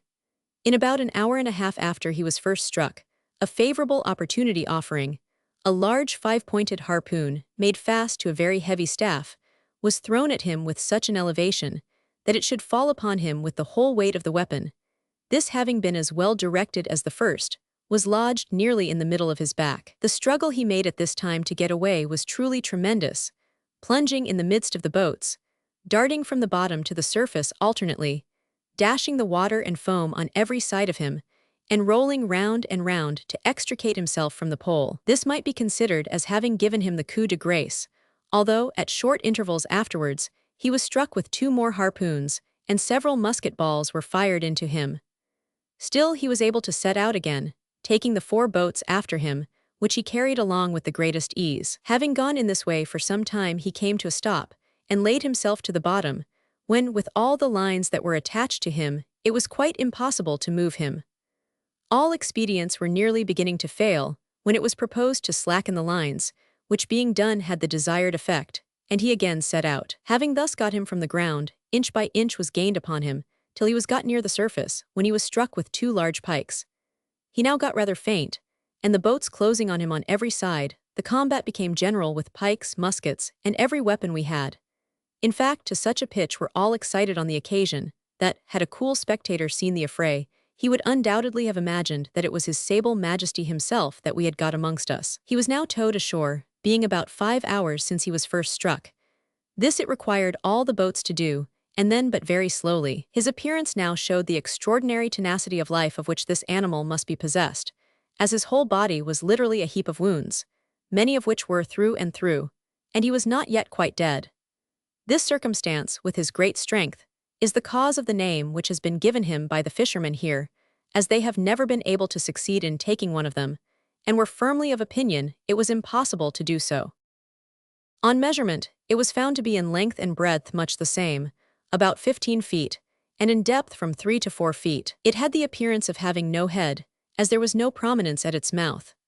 On the contrary, its exterior margin formed, as it were, the segment of a circle, with its arc towards the animal's body, and opening into a large cavity of about 2.5 feet in width without teeth, into which a man went with so much ease, that I do not exaggerate when I say that another might have done so at the same time. On each side of the mouth projected a mass of cartilaginous substance like horns, about 1.5 feet long, and capable of meeting before the mouth. These feelers moved about a great deal in swimming, and are probably of use in feeding. On looking on this animal as it lay on the ground with its back upwards, it might be said to be nearly equal in dimensions on every side, with the exception of the 2 lateral extremities, extending to a point about 4 feet from the body, and a tail about 5 feet long, 4.5 inches diameter at the root, and tapering to a point. Above the root of the tail was the dorsal fin, and on each side of it a flat and flabby substance close to the body, of the appearance of fins. There were no other distinct fins, and its sole propelling power seemed to be its 2 lateral extremities, which became very flat and thin towards the point. As it shows these much in swimming, it gives a spectator an extraordinary idea of its size. As to him imperfectly seen, the conclusion naturally is, if the breadth is so great, how much greater must the length be? This animal was a female and was viviparous. On opening it, a young one about 20 pounds weight was taken out, perfectly formed, and which had been preserved. Wishing to know what it fed upon, I saw the stomach opened, which was round, about 8 inches in diameter and quite empty. It was closely studded over with circular spots of a muscular substance. Under the stomach was a long bag, with transverse muscular layers from end to end, and which contained nothing but some slime and gravel. This muscular appearance of the digestive organs would lead one to suppose that it fed upon other fish, as is the general opinion here, though its having no teeth does not support that idea. Its weight was so great that it was impossible to ascertain it at the time, but some idea may be formed of it when I assure you that it was with difficulty that 40 men, with 2 lines attached to it, could drag it along the ground. Its bones were soft, and with the exception of the jawbones, could be cut with a knife. One ridge of bone ran from the mouth to the middle of the back, where it was met by another running transversely, from the extremities of which there were 2 larger ones converging towards the tail. The lion. The lion is known as the king of beasts, though modern travelers have done much to rob him of the homage that he once received. Like a human being who has been too much lionized, he suffers from the detractions which are excited by his preeminence. He is found chiefly in India and Africa, though he once had a more extended range. He was well known to the Greeks, and appears in both their poetry and history. Homer celebrates him, and according to Herodotus, he exploited himself by attacking the camels of the army of Xerxes. His noble appearance is said to be responsible for the popular ideal of his character, which travelers and naturalists declare to be minus the magnanimous and generous qualities with which it was at one time credited. The lion's character. In judging of the lion's character, it is important to remember that he belongs to the cat family, and that his virtues and vices are naturally of the cat kind. The lion seldom runs, says the author of Tales of Animals. He either walks or creeps, or, for a short distance, advances rapidly by great bounds. It is evident, therefore, that he must seize his prey by stealth, that he is not fitted for an open attack, and that his character is necessarily that of great power, united to considerable skill and cunning in its exercise. Again, the lion, as well as others of the cat tribe, takes his prey at night, and it is necessary, therefore, that he should have peculiar organs of vision. In all those animals which seek their food in the dark, the eye is usually of a large size, to admit a great number of rays. This peculiar kind of eye, therefore, is necessary to the lion to perceive his prey, and he creeps towards it with a certainty which nothing but this distinct nocturnal vision could give. Men who hunt the lion in the daytime, when he is usually sleeping off the effects of a hearty meal, and who awaken him in a surprised and dazed condition when his cat-like eyes cannot bear the blaze of the sun, ought not to be surprised if he tries to postpone fighting until a more convenient season. Nor can he be said to be less noble because he only fights when it is necessary to procure food, to protect his young, and to defend himself.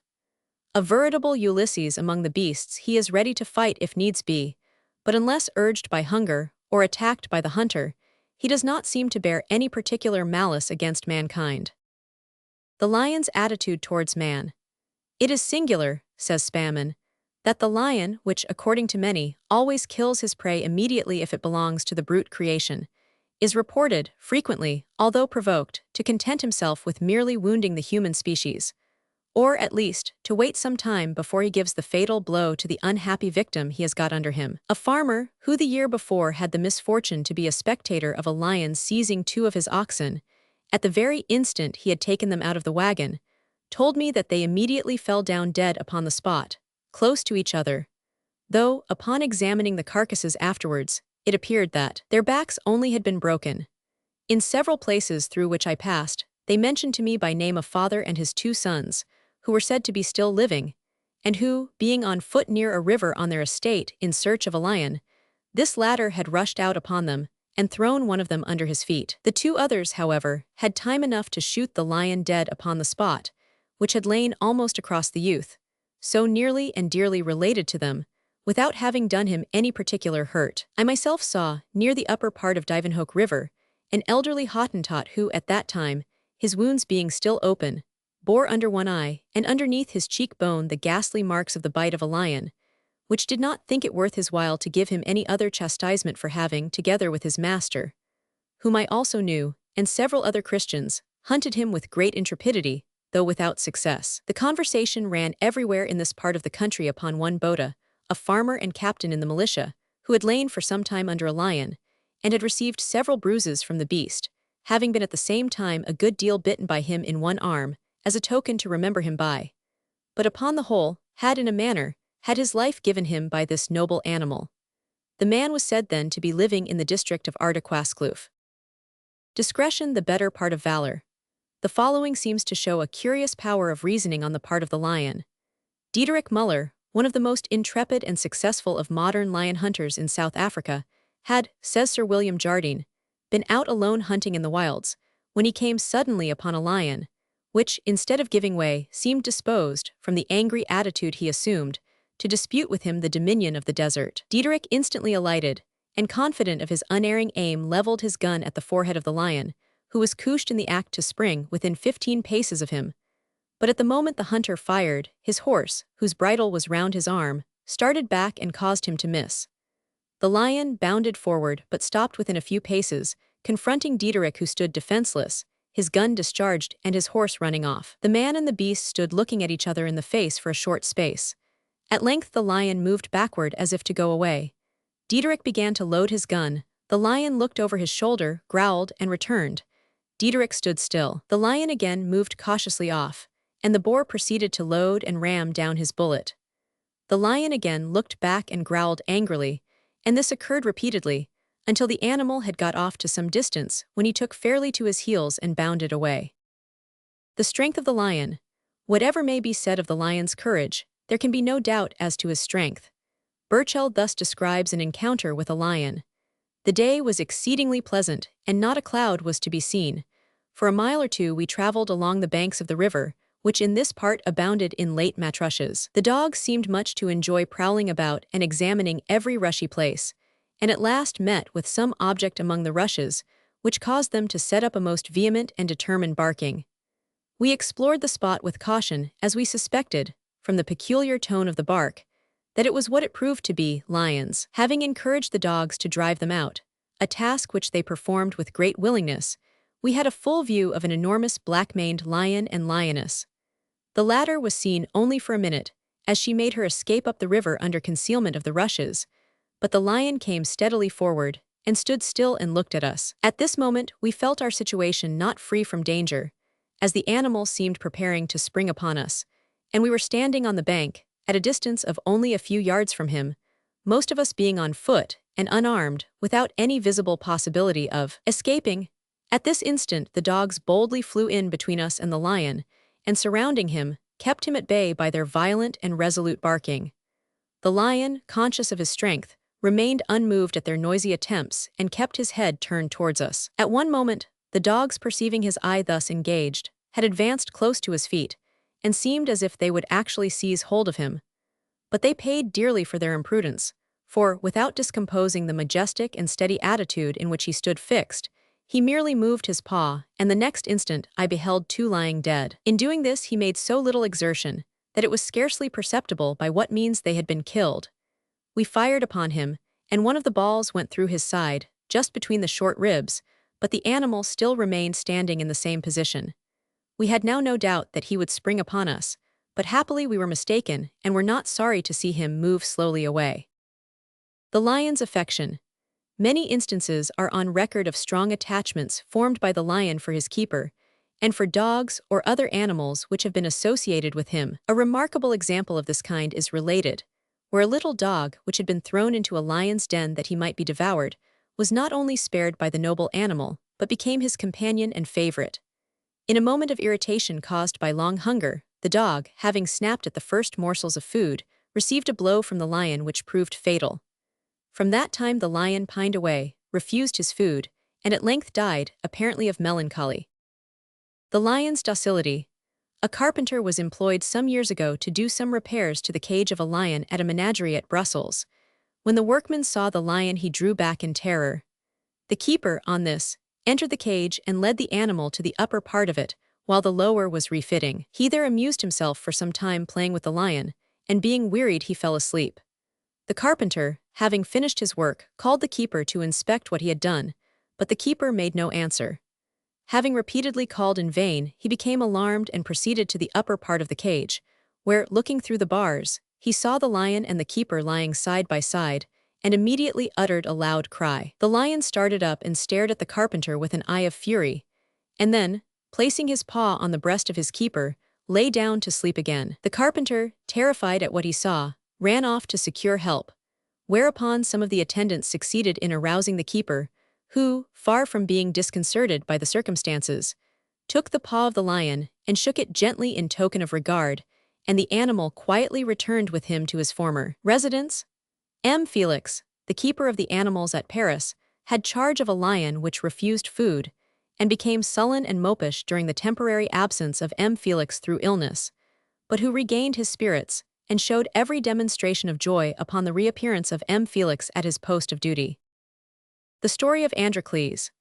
With so many authentic instances, which can be cited of the amenability of the lion to kindly influences, the story of Androcles and the lion does not seem so improbable as it has been sometimes thought. The following is the story.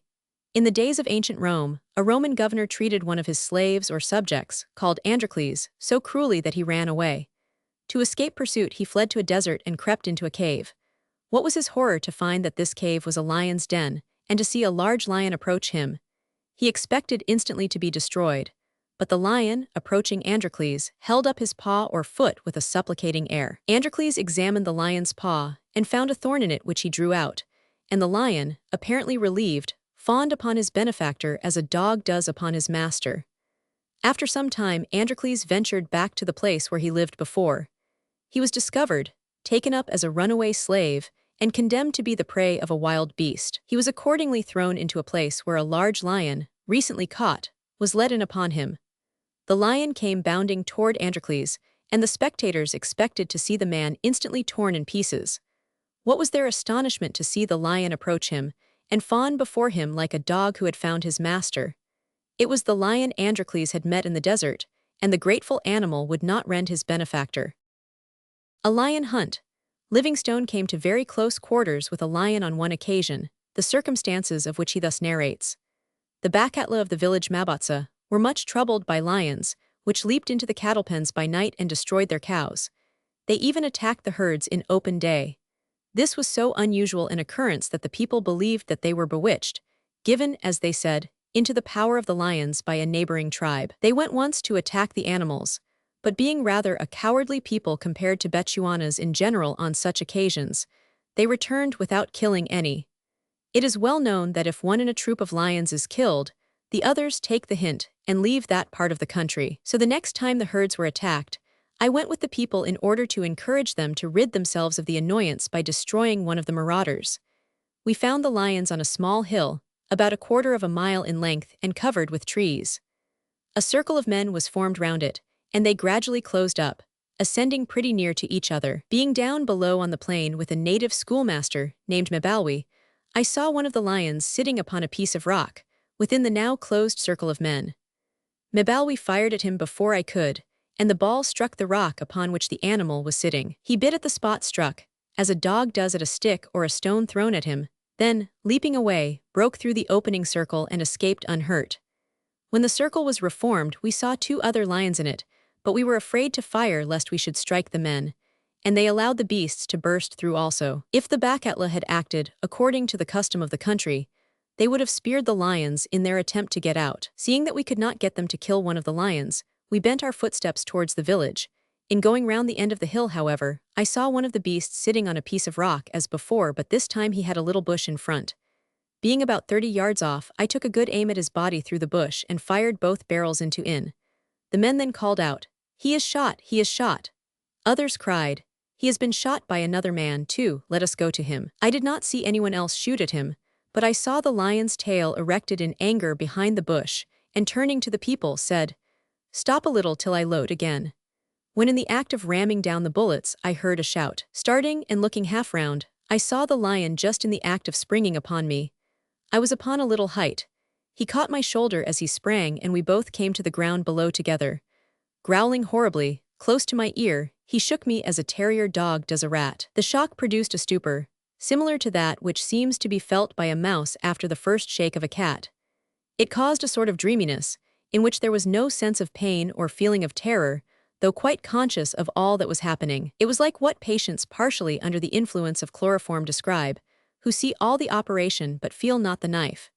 This singular condition was not the result of any mental process.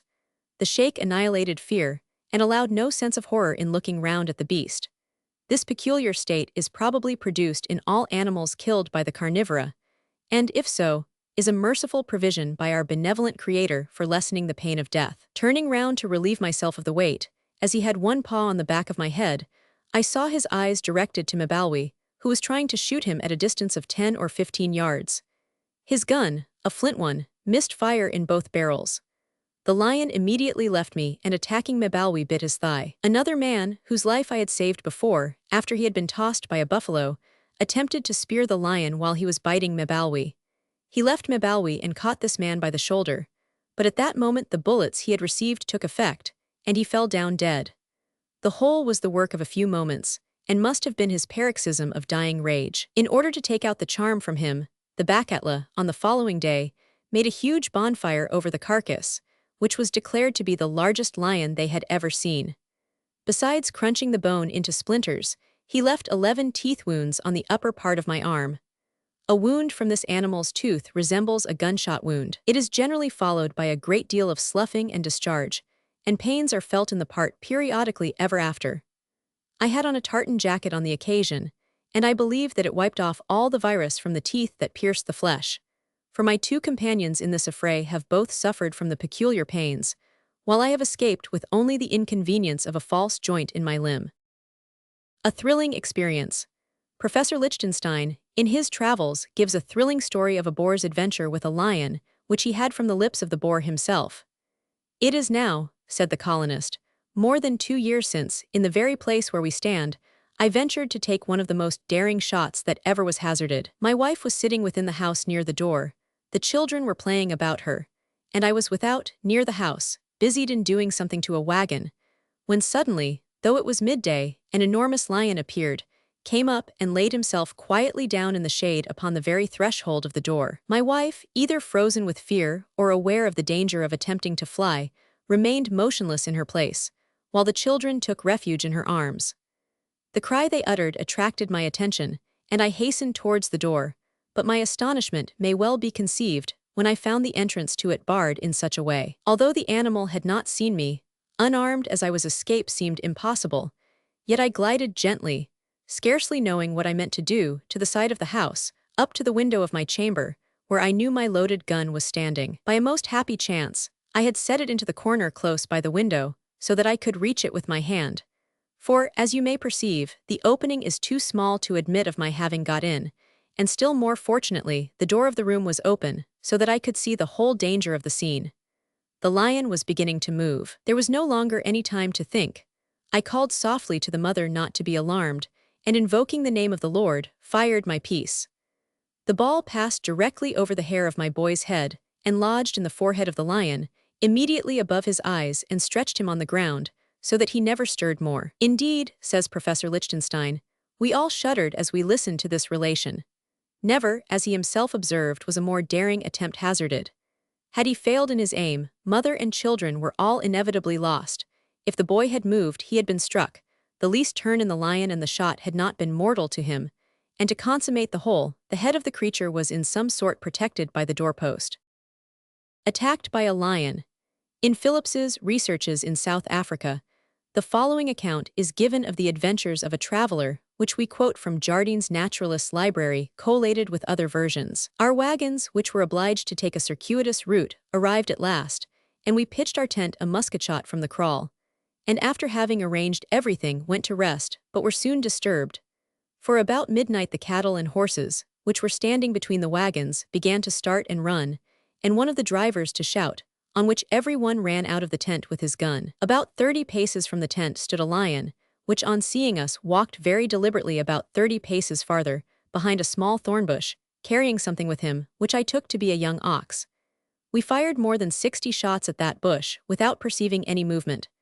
The southeast wind blew strong, the sky was clear, and the moon shone very bright, so that we could perceive everything at that distance. After the cattle had been quieted again, and I had looked over everything, I missed the sentry from before the tent, Jan Smit, from Antwerp. We called as loudly as possible, but in vain. Nobody answered, from which I concluded that the lion had carried him off. 3 or 4 men then advanced very cautiously to the bush, which stood right opposite the door of the tent, to see if they could discover anything of the man, but returned helter-skelter. For the lion, who was there still, rose up and began to roar. They found there the musket of the sentry, which was cocked, and also his cap and shoes. We fired again about 100 shots at the bush, without perceiving anything of the lion, from which we concluded that he was killed or had run away. This induced the marksman of our company to go and see if he was still there or not, taking with him a firebrand. As soon as he approached the bush, the lion roared terribly and leapt at him, on which he threw the firebrand at him, and the other people having fired about 10 shots at him, he retired directly to his former place behind that bush. The firebrand which he had thrown at the lion had fallen in the midst of the bush, and favored by the strong southeast wind, it began to burn with a great flame, so that we could see very clearly into and through it. We continued our firing into it until the night passed away, and the day began to break, when 7 men were posted on the farthest wagons to watch him, and to take aim at him if he should come out. At last, before it became quite light, he walked up the hill with the man in his mouth, when about 40 shots were fired without hitting him, although some were very near. Every time this happened, he turned round towards the tent and came roaring towards us, and I am of opinion that if he had been hit he would have rushed on the people and the tent. When it became broad daylight, we perceived by the blood and a piece of the clothes of the man that the lion had taken him away. For the satisfaction of the curious, says Sir William Jardine, it may be mentioned that he was followed and killed in the forenoon over the mangled remains of the unfortunate sentinel. A night surprise. Mr. Gordon Cumming gives an even more thrilling account of a similar adventure of his experience. He says, "About 3 hours after the sun went down, I called to my men to come and take their coffee and supper which was ready for them at my fire, and after supper, 3 of them returned before their comrades to their own fireside and lay down. In a few minutes, an ox came out by the gate of the kraal and walked round the back of it. Hendrik got up and drove him again, and then went back to his fireside and lay down. Hendrik and Ryder lay on one side of the fire under one blanket, and John Stophalis lay on the other. Suddenly, the appalling and murderous voice of an angry, bloodthirsty lion, within a few yards of us, burst upon my ear, followed by the shrieking of the Hottentots. Again and again the murderous roar of the attack was repeated. We heard John and Ryder shriek, "The lion, the lion!" Next instant John Stophalis rushed into the midst of us almost speechless with fear and terror, and eyes bursting from their sockets, and shrieked out, "The lion, the lion! He has got Hendrik!" He dragged him away from the fire beside me. I struck him with the burning brands upon his head, but he would not let go his hold. "Hendrik is dead! Oh God, Hendrik is dead! Let us take fire and seek him." It appeared that when the unfortunate Hendrik rose to drive in the ox, the lion had watched him to his fireside, and he had scarcely lain down, when the brute sprang upon him, and Ryder for both lay under one blanket with his appalling murderous roar, and roaring as he lay, grappled him with his fearful claws and kept biting him on the breast and shoulder, all the while feeling for his neck, having got hold of which, he at once dragged him away backwards round the bush into the dense shade. The next morning, just as the day began to dawn, we heard the lion dragging something up the river side under cover of the bank.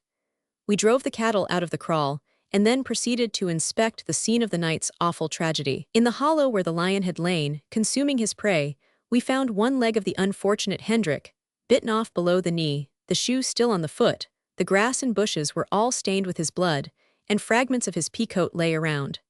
Hendrik was by far the best man I had about my wagons. His loss to us all was very serious. A lion outwitted. In the southern part of Africa, where the Hottentots live, lions were very common, and the adventures of the inhabitants with them very frequent. One evening a Hottentot saw that he was pursued by a lion. He was very much alarmed, and devised the following means of escape. He went to the edge of a precipice, and placed himself a little below it. He then put his cloak and hat on a stick, and elevated them over his head, giving them a gentle motion. The lion came crouching along, and mistaking the cloak and hat for the man, as the Hottentot intended he should do, he sprang upon them with a swift leap, and passing over the head of the Hottentot, was plunged headlong down the precipice. Old instincts and new opportunities. In the Miscellany of Natural History, from which several of these anecdotes are taken, there is a story illustrating the way in which old instincts will show themselves in the presence of new opportunities. On the evening of the 20th October 1816, a lioness made her escape from a traveling menagerie, which was drawn up on the roadside, about 7 miles from the town of Salisbury. It was about 8 o'clock and quite dark, and the Exeter mail was passing when the animal suddenly darted forward, and springing at the throat of the off-leader, fastened the talons of her forefeet on each side of the neck, close to the horse's head, while those of the hind feet were forced into the chest. In this situation she hung, while the blood streamed from the agonized creature, as if a vein had been opened by a lancet. It may be easily supposed that the alarm excited by this encounter was very great. 2 inside passengers instantly dashed out of the coach, and fled to a house on the roadside. The keeper of the caravan came, and immediately set a large Newfoundland dog on the animal. The lioness, on finding herself seized by the leg, quitted the horse, and turned upon the dog, which the spectators expected would very soon become the victim of her fury.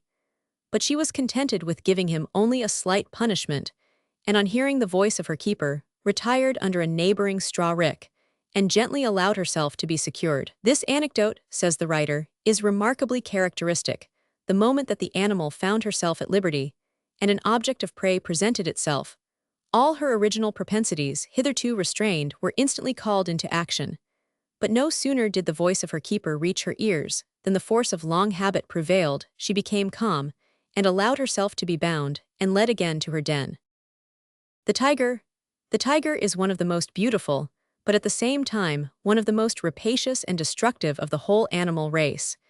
It is found in the warm climates of the East, especially in India and Siam. It so much resembles the cat, as almost to induce us to consider the latter a tiger in miniature. It lurks generally near a fountain, or on the brink of a river, to surprise such animals as come to quench their thirst, and like the lion bounds upon its prey, easily making a spring of 20 feet and upwards. When it has killed one animal, it often attacks others, swallowing their blood for which it has an insatiable thirst in large draughts. For even when satisfied with food, it is not satiated with slaughter. The tiger is said by some to prefer human flesh to that of any other animal, and it is certain that it does not, like many other beasts of prey, shun the presence of man, but has been even known on more than one occasion to spring upon a hunting party when seated at their refreshment, and carry off one of the number, rushing through the shrubs into the forest, and devouring the unfortunate victim at its leisure. The strength as well as the agility of this animal is remarkable. It carries off a deer with the greatest ease. The tiger is ornamented with long streaks across its body. The ground color is yellow, very deep on the back, but growing lighter towards the belly, where it softens to white, as it does also on the throat and the inside of the legs. The bars which cross the body from the back to the belly are of the most beautiful black, and the skin altogether is so extremely fine and glossy that it is much esteemed and sold at a high price in all the eastern countries, especially China. The coloring of the tiger, says the Rev. J.G. Wood, is a good instance of the manner in which animals are protected by the similarity of their external appearance to the particular locality in which they reside. The stripes on the tiger's skin so exactly assimilate with the long jungle grass amongst which it lives, that it is impossible for unpracticed eyes to discern the animal at all, even when a considerable portion of its body is exposed. Ravages committed by tigers. The ravages committed by tigers have often led to the organization of hunting parties formed with a view to exterminate the more aggressive of the enemy. The following narrative of a tiger excursion at Dungal is from the East India Government Gazette. There were 5 tigers killed by the party, besides one bear killed and another wounded, a wolf, a hyena, a panther, a leopard, and some immense rock and cobra capella snakes. Among the occurrences during the excursion, some were of a peculiar and pathetic nature. The first happened to a poor bunnia, or dealer, of the village of Dungal, who had been to the city of Hyderabad to collect some money, and who was returning after having gathered together a small sum. When on the way, a little beyond the cantonment of Secunderabad, he saw an armed peon seated and apparently a traveler in the same direction. After mutual inquiries, the peon told the bunnia he was going to the same place, and, as the bunnia was glad to have somebody to accompany him, he gave him a part of his victuals, and on their way they mutually related their histories. The bunnia innocently mentioned the object of his visit to the city, and the fact of his returning with the money he had collected. This immediately raised the avarice of the peon, who decided in his mind to kill the poor bunnia in a suitable place, and strip him of his money. They proceeded together with this design in the mind of the peon, until they came to a place where the ravages of the tiger were notorious, and he prepared to kill the bunnia. And while he was struggling with him, and in the act of drawing his sword to slay him, a tiger sprang upon the peon and carried him off, leaving his shield and sword, which the bunnia carried to Dungal, as trophies of retributive justice in his favor. The next victim was the wife of a banjara. They were resting under a tree, when a tiger sprang up and seized the woman by the head. The husband, from mere impulse to save his wife, held her by the legs, and a struggle ensued between the tiger pulling her by the head and the man by the legs, until the issue, which could not be doubted, when the tiger carried off the woman. The man seemed to be rather partial to his wife, and devoted himself to revenge her death, forsook his cattle and property, resigned them to his brother, and offered his services to be of the tiger-killing party, and strayed about the jungles, until he was heard of no more. A camel driver, who had been just married, was bringing home his bride, when a tiger followed, and kept them in view a great part of the road, for an opportunity to seize one of them. The bride, having occasion to alight, was immediately pounced upon by the ferocious beast, and he scampered away with her in his mouth. A shepherd was taken by a young tiger, which was followed by the mother, a large tigress, and devoured at a distance of 2 miles, and a bunnia or dealer from Bolaram was seized returning from a fair. A woman with an infant about a year old was captured by a tiger, and the infant was found by the puddle, or head of the village, who brought it to his house. Some of the company's elephants that were going for forage were chased by a tiger, which was kept off by a spearman, and a comical chase of them was made up to Dungal, the elephants running before the tiger, until they entered the village. It is said the lives lost by these tigers amounted to about 300 persons in 1 year, within the range of 7 villages, and the destruction of cattle, sheep, and goats was said to be immense. Lieutenant Collett and the Tiger. An intrepid hunter, Captain Brown, in his Natural History of Animals, tells a thrilling story of an adventure of Lieutenant Collett, of the Bombay Army, who, having heard that a very large tiger had destroyed 7 inhabitants of an adjacent village, resolved, with another officer, to attempt the destruction of the monster. Having ordered 7 elephants, they went in quest of the animal, which they found sleeping beneath a bush. Roused by the noise of the elephants, he made a furious charge upon them, and Lieutenant Collett's elephant received him on her shoulder, the other 6 having turned about and run off, notwithstanding the exertions of their riders. The elephant shook off the tiger, and Lieutenant Collett having fired 2 balls at him, he fell. But again recovering himself, he made a spring at the lieutenant. Having missed his object, he seized the elephant by the hind leg, and having received a kick from her, and another ball, he let go his hold and fell a second time. Supposing that he was now disabled, Collett very rashly dismounted, with the resolution of killing him with his pistols. But the tiger, who had only been crouching to take another spring, flew upon the lieutenant and caught him in his mouth. The strength and intrepidity of the lieutenant, however, did not forsake him. He immediately fired his pistol into the tiger's body, and finding that this had no effect, disengaged his arms with all his force, and directing the other pistol to his heart, he at last destroyed him, after receiving 25 severe wounds. The leopard, who is also known as the panther, belongs to Asia and Africa. He is distinguished by the beauty of his coat, which is of a rich fawn color, graduating to white underneath his belly. It is covered with spots or clusters of marks which resemble the form of a rose. He is an agile climber and a terror to goats, sheep, monkeys, and all lesser animals, but shows no special hostility to man unless attacked or cornered. The leopard's tenacity of life. Like other members of the cat family, the leopard shows remarkable tenacity of life. Whether like the domestic cat he has 9 lives or not, he certainly takes a great deal of killing. The following account is from the pen of an eyewitness, quoted from Captain Brown's Natural History of Animals. I was at Jaffna, at the northern extremity of the island of Ceylon, in the beginning of the year 1819, when one morning my servant called me an hour or 2 before my usual time, with master. People sent for master's dog's tiger in the town. There are no real tigers in Ceylon, but leopards or panthers are always called so, and by ourselves as well as by the natives. This turned out to be a panther. My gun chanced not to be put together, and while my servant was doing it, the collector and 2 medical men, who had recently arrived, in consequence of the cholera morbus having just then reached Ceylon from the continent, came to my door, the former armed with a fowling piece, and the 2 latter with remarkably blunt hog spears. They insisted upon setting off without waiting for my gun, a proceeding not much to my taste. The tiger, I must continue to call him so, had taken refuge in a hut, the roof of which, like those of Ceylon huts in general, spread to the ground like an umbrella. The only aperture into it was a small door about 4 feet high. The collector wanted to get the tiger out at once. I begged to wait for my gun, but no, the fowling piece, loaded with ball of course, and the 2 hog spears were quite enough. I got a hedge stake and awaited my fate from very shame. At this moment, to my great delight, there arrived from the fort an English officer, 2 artillerymen and a Malay captain, and a pretty figure we should have cut without them, as the event will show. I was now quite ready to attack, and my gun came a minute afterwards.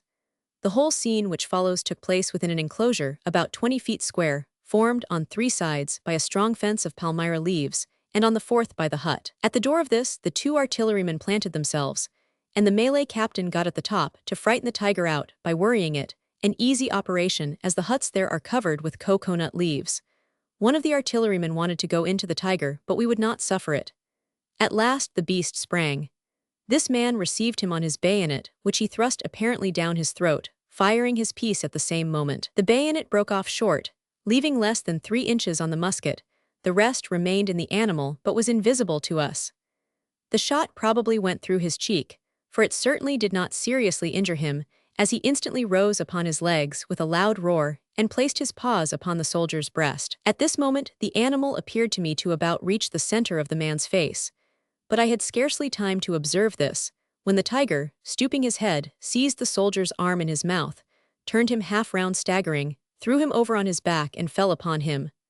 Our dread now was that, if we fired upon the tiger, we might kill the man. For a moment there was a pause, when his comrade attacked the beast exactly in the same manner as the gallant fellow himself had done.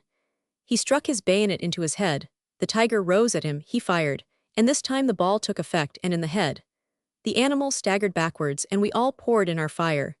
He still kicked and writhed, when the gentleman with the hog spears advanced and fixed him, while he was finished by some natives beating him on the head with hedge stakes. The brave artilleryman was, after all, but slightly hurt. He claimed the skin, which was very cheerfully given to him. There was, however, a cry among the natives that the head should be cut off. It was, and in so doing the knife came directly across the bayonet. The animal measured little less than 4 feet, from the root of the tail to the muzzle. There was no tradition of a tiger having been in Jaffna before. Indeed, this one must have either come a distance of almost 20 miles, or have swam across an arm of the sea nearly 2 miles in breadth, for Jaffna stands on a peninsula on which there is no jungle of any magnitude. Hunters hunted. Captain Brown gives a thrilling story of an adventure which befell 2 Boers in South Africa in 1822. They were returning from a hunting excursion when they unexpectedly fell in with a leopard in a mountain ravine and immediately gave chase to him. The animal at first endeavored to escape by clambering up a precipice, but being hotly pressed and slightly wounded by a musket ball, he turned upon his pursuers with that frantic ferocity which, on such emergencies, he frequently displays, and springing upon the man who had fired at him, tore him from his horse to the ground, biting him at the same time very severely on the shoulder, and tearing his face and arms with his claws. The other hunter, seeing the danger of his comrade, sprang from his horse and attempted to shoot the leopard through the head, but whether owing to trepidation, or the fear of wounding his friend, or the sudden motions of the animal, he unfortunately missed his aim. The leopard, abandoning his prostrate enemy, darted with redoubled fury upon the second antagonist, and so fierce and sudden was his onset, that before the boar could stab him with his hunting knife, he had struck him in the face with his claws, and torn the scalp over his forehead. In this frightful condition, the hunter grappled with the raging beast, and struggling for life, they rolled together down a steep declivity. All this passed so rapidly that the other man had scarcely time to recover from the confusion into which his feline foe had thrown him, to seize his gun and rush forward to aid his comrade, when he beheld them rolling together down the steep bank, in mortal conflict. In a few moments he was at the bottom with them, but too late to save the life of his friend, who had so gallantly defended him. The leopard had torn open the jugular vein, and so dreadfully mangled the throat of the unfortunate man, that his death was inevitable, and his comrade had only the melancholy satisfaction of completing the destruction of the savage beast, which was already much exhausted by several deep wounds it had received in the breast, from the desperate knife of the expiring huntsman. The jaguar, otherwise known as the American leopard, belongs to the forests of South America, and has many points of difference from as well as some of similarity with the leopard of Asia. Though ferocious in his wild state, he is amenable to civilizing influences and becomes mild and tame in captivity. He is an excellent swimmer and an expert climber, ascending to the tops of high branchless trees by fixing his claws in the trunks. It is said that he can hunt in the trees almost as well as he can upon the ground, and that hence he becomes a formidable enemy to the monkeys. He is also a clever fisherman, his method being that of dropping saliva onto the surface of the water, and upon the approach of a fish, by a dexterous stroke of his paw knocking it out of the water onto the bank. 500 Azara says, he is a very ferocious animal causing great destruction among horses and asses. He is extremely fond of eggs, and goes to the shores frequented by turtles, and digs their eggs out of the sand. The strength of the jaguar. The strength of the jaguar is very great, and as he can climb, swim, and leap a great distance, he is almost equally formidable in 3 elements. He is said to attack the alligator and to banquet with evident relish off his victim. 500 Azara says that on one occasion he found a jaguar feasting upon a horse which it had killed. The jaguar fled at his approach, whereupon he had the body of the horse dragged to within a musket shot of a tree, in which he purposed watching for the jaguar's return. While temporarily absent, he left a man to keep watch, and while he was away the jaguar reappeared from the opposite side of a river which was both deep and broad. Having crossed the river, the animal approached, and seizing the body of the horse with his teeth, dragged it some 60 paces to the water side, plunged in with it, swam across the river, pulled it out upon the other side, and carried it into a neighboring wood. A night of horror.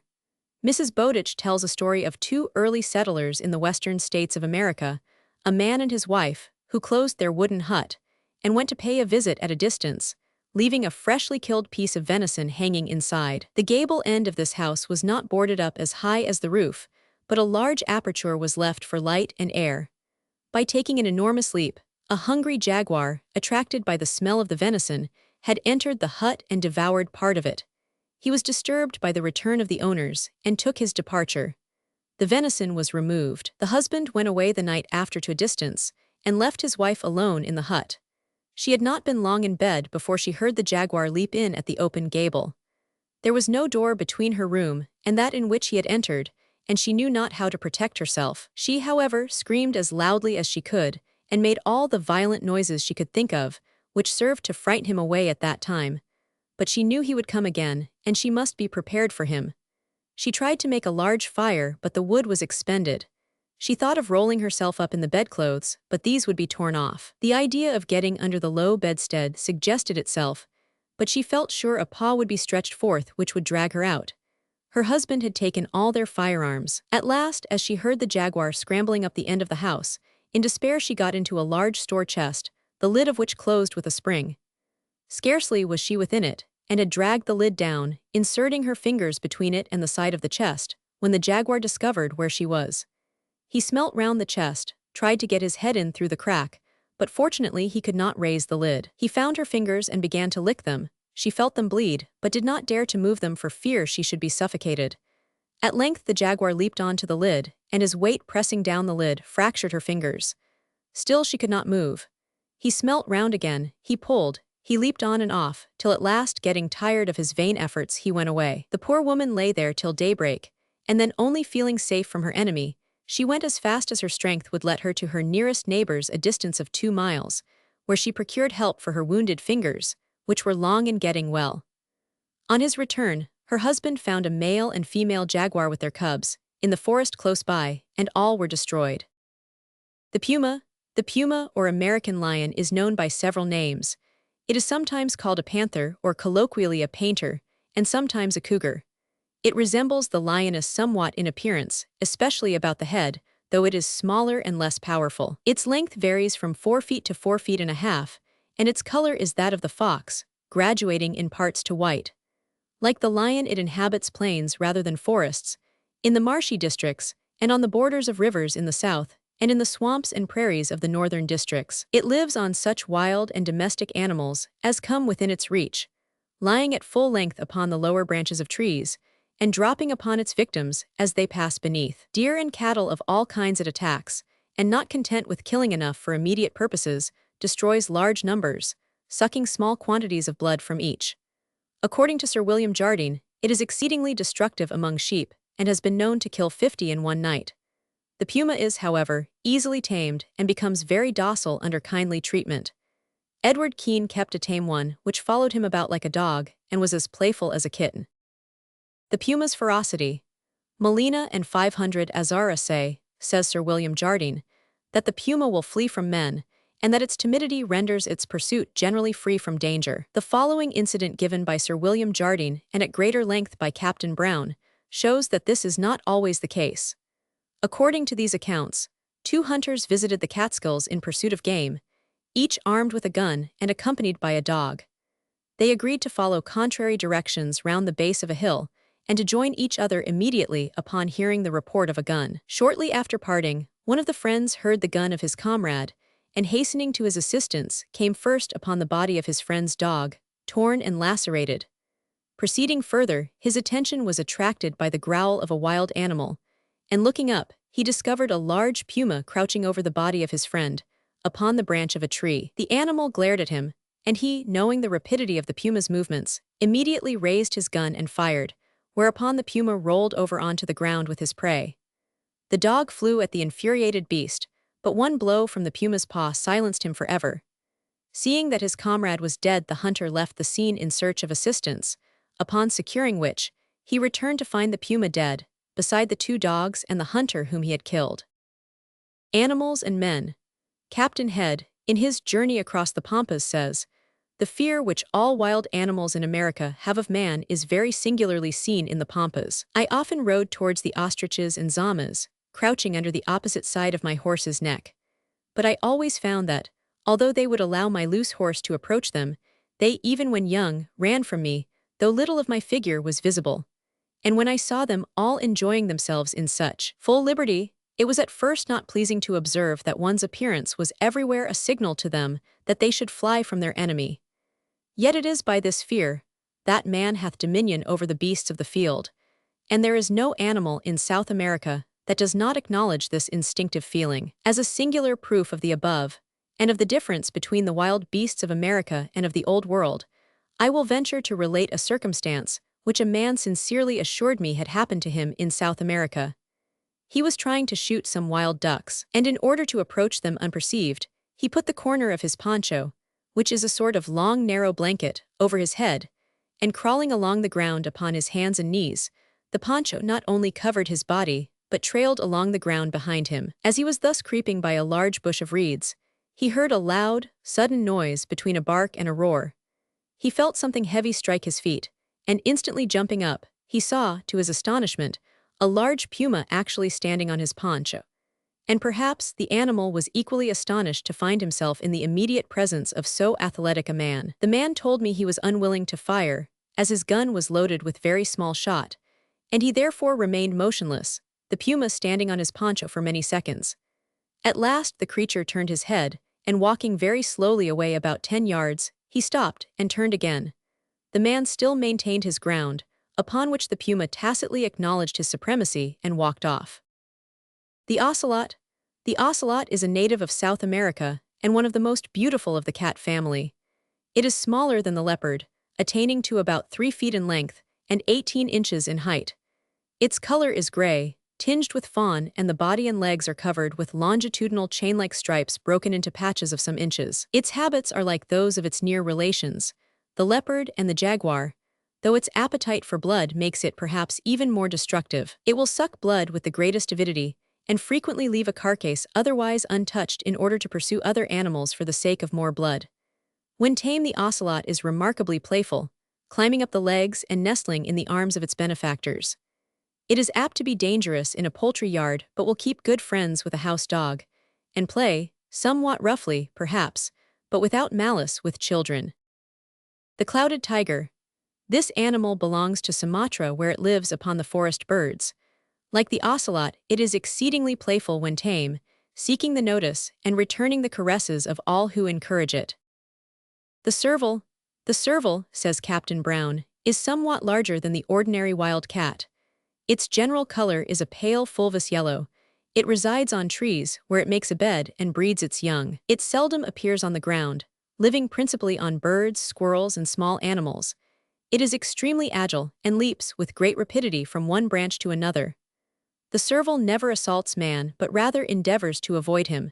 If, however, it is compelled to attack, it darts furiously on its antagonist and bites and tears, like the rest of the cat kind. The common wild cat. The common wild cat is one of the few wild animals still to be found in the British Isles. Up till recent years, these cats were observed among the woody mountainous districts of Cumberland and Westmoreland, and in the wild parts of Scotland and Ireland, though as the land is brought more and more under cultivation, they decrease in numbers, failing suitable asylum. They abound in the forests of Germany and Russia, where they live in the hollows of trees and caves of rocks, and feed on birds, squirrels, hares, and rabbits, and will even attack young lambs and fawns. The wild cat is not to be confused with the domestic cat, which has relapsed into a wild state. In the form and shape of the tail, says Sir William Jardine, this animal somewhat resembles the lynx. The fur is very thick, woolly, and long. The general color is a grayish-yellow, in some specimens inclining much to a shade of bluish-gray. They spring, says Mrs. Bowditch, furiously upon whoever approaches, and utter unearthly cries. Mr. St. John, when walking up to his knees in heather over broken ground, came suddenly upon a wild cat. She rushed out between his legs, every hair standing up. He cut a good-sized stick, and 3 Skye Terriers gave chase till she took refuge in a corner, spitting and growling. On trying to dislodge her, she flew at Mr. St. John's face over the dogs' heads, but he struck her while in the air, and she fell among the dogs, who soon dispatched her, even though it has been said that a wild cat has 12 instead of 9 lives. If one of these animals is taken, those in the neighborhood are sure to be also secured, as they will all, after the manner of foxes, assemble round the body of their relative. The domestic cat. The origin of the domestic cat is difficult to determine. Cats were numerous in Egypt from an early date and are said to be native to Syria. According to Professor Rolleston, the cat was not domesticated anywhere except in Egypt before the Christian era. Few animals are more familiar to the general reader, and few therefore need less description. The tabby is perhaps the commonest, though black, white, and tortoiseshell varieties abound. The Angora or Angola cat, the Persian cat, and the Manx cat, which latter is deficient in the useful and ornamental embellishment of a tail, are also well known. Cat superstitions. There are many superstitions concerning the cat, the black variety coming in for the larger share of popular suspicion. To steal one and bury it alive was at one time regarded as a specific against cattle disease in the Irish Highlands, while, according to Captain Brown, it was the practice for families in Scotland to tie up their cats on Halloween to prevent their use for equestrian purposes by witches during the night. They have always been regarded as attendants upon witches, says Mrs. Bowditch, and witches themselves have been said to borrow their shapes when on their mysterious expeditions.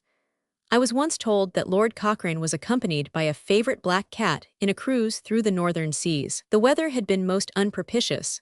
No day had passed without some untoward circumstance, and the sailors were not slow in attributing the whole to the influence of the black cat on board. This came to Lord Cochrane's ears, and knowing that any attempt to reason his men out of so absurd a notion was perfectly useless, he offered to sacrifice this object of his regard and have her thrown overboard. This, however, far from creating any satisfaction, only alarmed the men still more. They were sure that the tempest she would then raise would be much worse than any they had yet encountered, and they implored his lordship to let her remain unmolested. There was no help, and they could only hope, if she were not affronted, they might at the end of their time reach England in safety. The cat as a hunter. The cat, says the Rev. J. G. Wood, is familiarly known to us as a persevering mouse hunter. So strong, indeed, is the passion for hunting in the breast of the cat, that she sometimes disdains mice, and such small deer, and trespasses on warrens or preserves. A large tabby cat, residing at no great distance from White Horse Vale, was accustomed to go out poaching in the preserves of a neighboring nobleman, and so expert was she at this illegal sport that she constantly returned bearing in her mouth a leveret or a partridge, which she insisted on presenting to her mistress, who in vain endeavored to check her marauding propensities. These exploits, however, brought their own punishment, for one day, when in the act of seizing a leveret, she found herself caught in a vermin trap, which deprived her of one of her hind legs. This misfortune did not damp her enthusiasm for hunting, as, although the loss of a leg prevented her from chasing hares and such like animals, she would still bring in an occasional rat. The cat and her young. A cat which had a numerous litter of kittens, says Captain Brown, one sunny day encouraged her little ones to frolic in the vernal beams of noon about the stable door where she was domiciled. While she was joining them in 1,000 tricks and gambols, a large hawk who was sailing above the barnyard in a moment darted upon one of the kittens, and would have as quickly borne it off, but for the courageous mother, who, seeing the danger of her offspring, sprang on the common enemy, who, to defend itself, let fall the prize. The battle presently became severe to both parties. The hawk, by the power of his wings, the sharpness of his talons, and the strength of his beak, had for a while the advantage, cruelly lacerating the poor cat, and had actually deprived her of one eye in the conflict. But Puss, no way daunted at the accident, strove with all her cunning and agility for her kittens, till she had broken the wing of her adversary. In this state she got him more within the power of her claws, and availing herself of this advantage by an instantaneous exertion, she laid the hawk motionless beneath her feet, and, as if exulting in the victory, tore the head off the vanquished tyrant. This accomplished, disregarding the loss of her eye, she ran to the bleeding kitten, licked the wounds made by the hawk's talons in its tender sides, and purred whilst she caressed her liberated offspring. The cat as a foster mother. The female cat seems to be in a special sense a born mother. She is assiduous in the care of her own young, and singularly ready to extend the benefits of motherhood even to alien offspring. Instances are on record in which cats have reared squirrels, dogs, leverets, rats, ducks, chickens, and even small birds. These have usually occurred at times when the cats have been deprived of their own young. Mr. T. Foggett says, "A cat belonging to the Albert Dock Warehouse, Liverpool, gave birth to 6 kittens. It was deemed necessary to destroy 4 of them, and they were accordingly drowned. The remaining 2 were placed, along with their mother, in some loose cotton, collected for the purpose in a box, in one of the warehouse rooms. On removing the box a few mornings after, to give Puss her usual breakfast, great curiosity was excited on seeing a third added to the number. And the astonishment was still greater when the third was discovered to be a young rat which the cat had taken from its nest in the night time, and brought home as a companion to the kittens she was then nursing. The young rat was very lively, and was treated by the cat with the same attention and care as if it were one of her own offspring. The cat as a traveler. The distances that cats will travel, finding their way with unerring instinct many miles across country, of which there seems no reason to suppose them to have had previous knowledge, is very remarkable. Mrs. Bowditch records the case of a cat who, disliking her new home, returned to her old one, in doing which she had to cross 2 rivers, one of them about 80 feet broad and 2.5 feet deep, running strong, the other wider and more rapid but less deep. Cats are said to have found their way from Edinburgh to Glasgow, and one to the writer's knowledge returned from Dover to Canterbury after being carried from thence by rail. Captain Brown gives the following remarkable instance. In June 1825, a farmer, residing in the neighborhood of Ross, sent a load of grain to Gloucester, a distance of about 16 miles. The wagoners loaded in the evening and started early in the morning. On unloading at Gloucester, a favorite cat belonging to the farmer was found among the sacks, with 2 kittens of very recent birth. The wagoner very humanely placed Puss and her young in a hayloft, where he expected they would remain in safety until he should be ready to depart for home. On his return to the loft shortly afterwards, neither cat nor kittens were to be found, and he reluctantly left town without them. Next morning the cat entered the kitchen of her master's house with 1 kitten in her mouth. It was dead, but she placed it before the fire, and without seeking food or indulging, for a moment, in the genial warmth of her domestic hearth, disappeared again. In a short time she returned with the other kitten, laid it down by the first, stretched herself beside them, and instantly expired.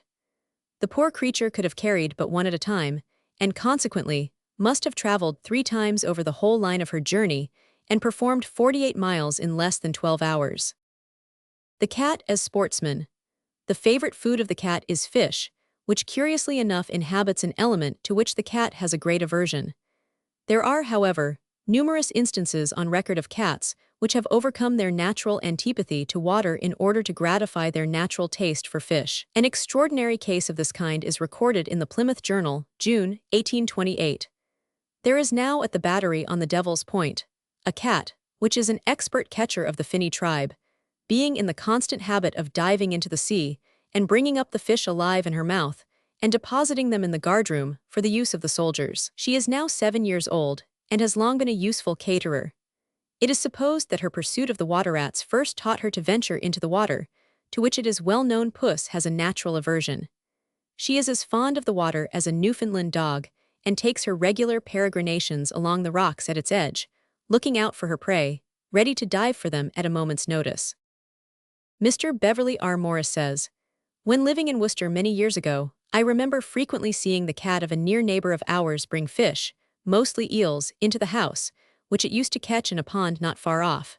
This was an almost everyday occurrence." The cat's intelligence.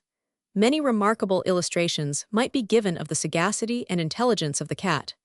A lady had for many years been the possessor of a cat and a canary bird, who became the closest friends, never bearing any lengthy separation from each other, and spending their whole time in each other's society. One summer day the lady was sitting working in her drawing room, and the cat and bird were a short distance off. Suddenly, without a moment's deliberation, the cat, to the great astonishment of the lady, uttered a loud growl, and then, seizing her little playmate in her mouth, darted off with it to a place of safety. A strange cat had entered the room, and the friendly one had adopted this plan of saving the bird from the enemy. A still more remarkable illustration of the intelligence of a cat is given by Delacroix as follows. "I once saw," says he, "a lecturer upon experimental philosophy place a cat under the glass receiver of an air pump, for the purpose of demonstrating that very certain fact, that life cannot be supported without air and respiration. The lecturer had already made several strokes with the piston in order to exhaust the receiver of its air, when the animal, who began to feel herself very uncomfortable in the rarefied atmosphere, was fortunate enough to discover the source from which her uneasiness proceeded. She placed her paw upon the hole through which the air escaped, and thus prevented any more from passing out of the receiver. All the exertions of the philosopher were now unavailing. In vain he drew the piston. The cat's paw effectually prevented its operation. Hoping to effect his purpose, he let air again into the receiver, which, as soon as the cat perceived, she withdrew her paw from the aperture. But whenever he attempted to exhaust the receiver, she applied her paw as before. All the spectators clapped their hands in admiration of the wonderful sagacity of the animal, and the lecturer found himself under the necessity of liberating her, and substituting in her place another, that possessed less penetration, and enabled him to exhibit the cruel experiment. The lynx. The several species of the lynx belong to the genus Lynx, the principal varieties of which are the Canada lynx and the European lynx. The lynx has short legs and is generally about the size of a fox, attaining often to 3 feet in length. It preys upon small quadrupeds and birds, in the pursuit of which it is an expert climber. The Canada lynx preys largely upon the American hare, which it is well qualified to hunt. The lynx is distinguished by a peculiar gait, for unlike other animals, it bounds with, and alights upon, all 4 feet at once. The ears are erect, and tipped with a long pencil of black hair. The fur, which is long and thick, is of a pale gray color, with a reddish tinge, marked with dusky spots on the upper part of the body. The underparts are white. The European lynx feeds upon small animals and birds. The fur of the lynx is valuable, on account of its great softness and warmth, and is in consequence an extensive article of commerce. It inhabits the northern parts of Europe, Asia, and America, and prefers cold or temperate climates, differing in this respect from most of the cat tribe. The cheetah. The cheetah or hunting leopard is the one species of the genus Cynolerus. It is a handsome animal and capable of considerable training. According to Mr. Bennett's description, it is intermediate in size between the leopard and the hound, more slender in its body, more elevated in its legs, and less flattened on the fore part of its head than the leopard, while deficient in the peculiarly graceful and lengthened form, both of head and body, which characterizes the hound. The ground color of the cheetah is a bright yellowish fawn above, and nearly pure white beneath, covered above and on the sides by innumerable closely approximating spots, from ½ inch to 1 inch in diameter, which are intensely black, and do not, as in the leopard and other spotted cats, form roses with a lighter center, but are full and complete. The cheetah is found in India and Africa, but it is only in India that it is trained for hunting purposes. Sir William Jardine says, "The employment of the hunting leopard may be compared to the sport of falconry. The natural instinct teaches them to pursue the game, the reward of a portion of it, or of the blood, induces them to give it up, and again subject themselves to their master." The cheetah as a huntsman.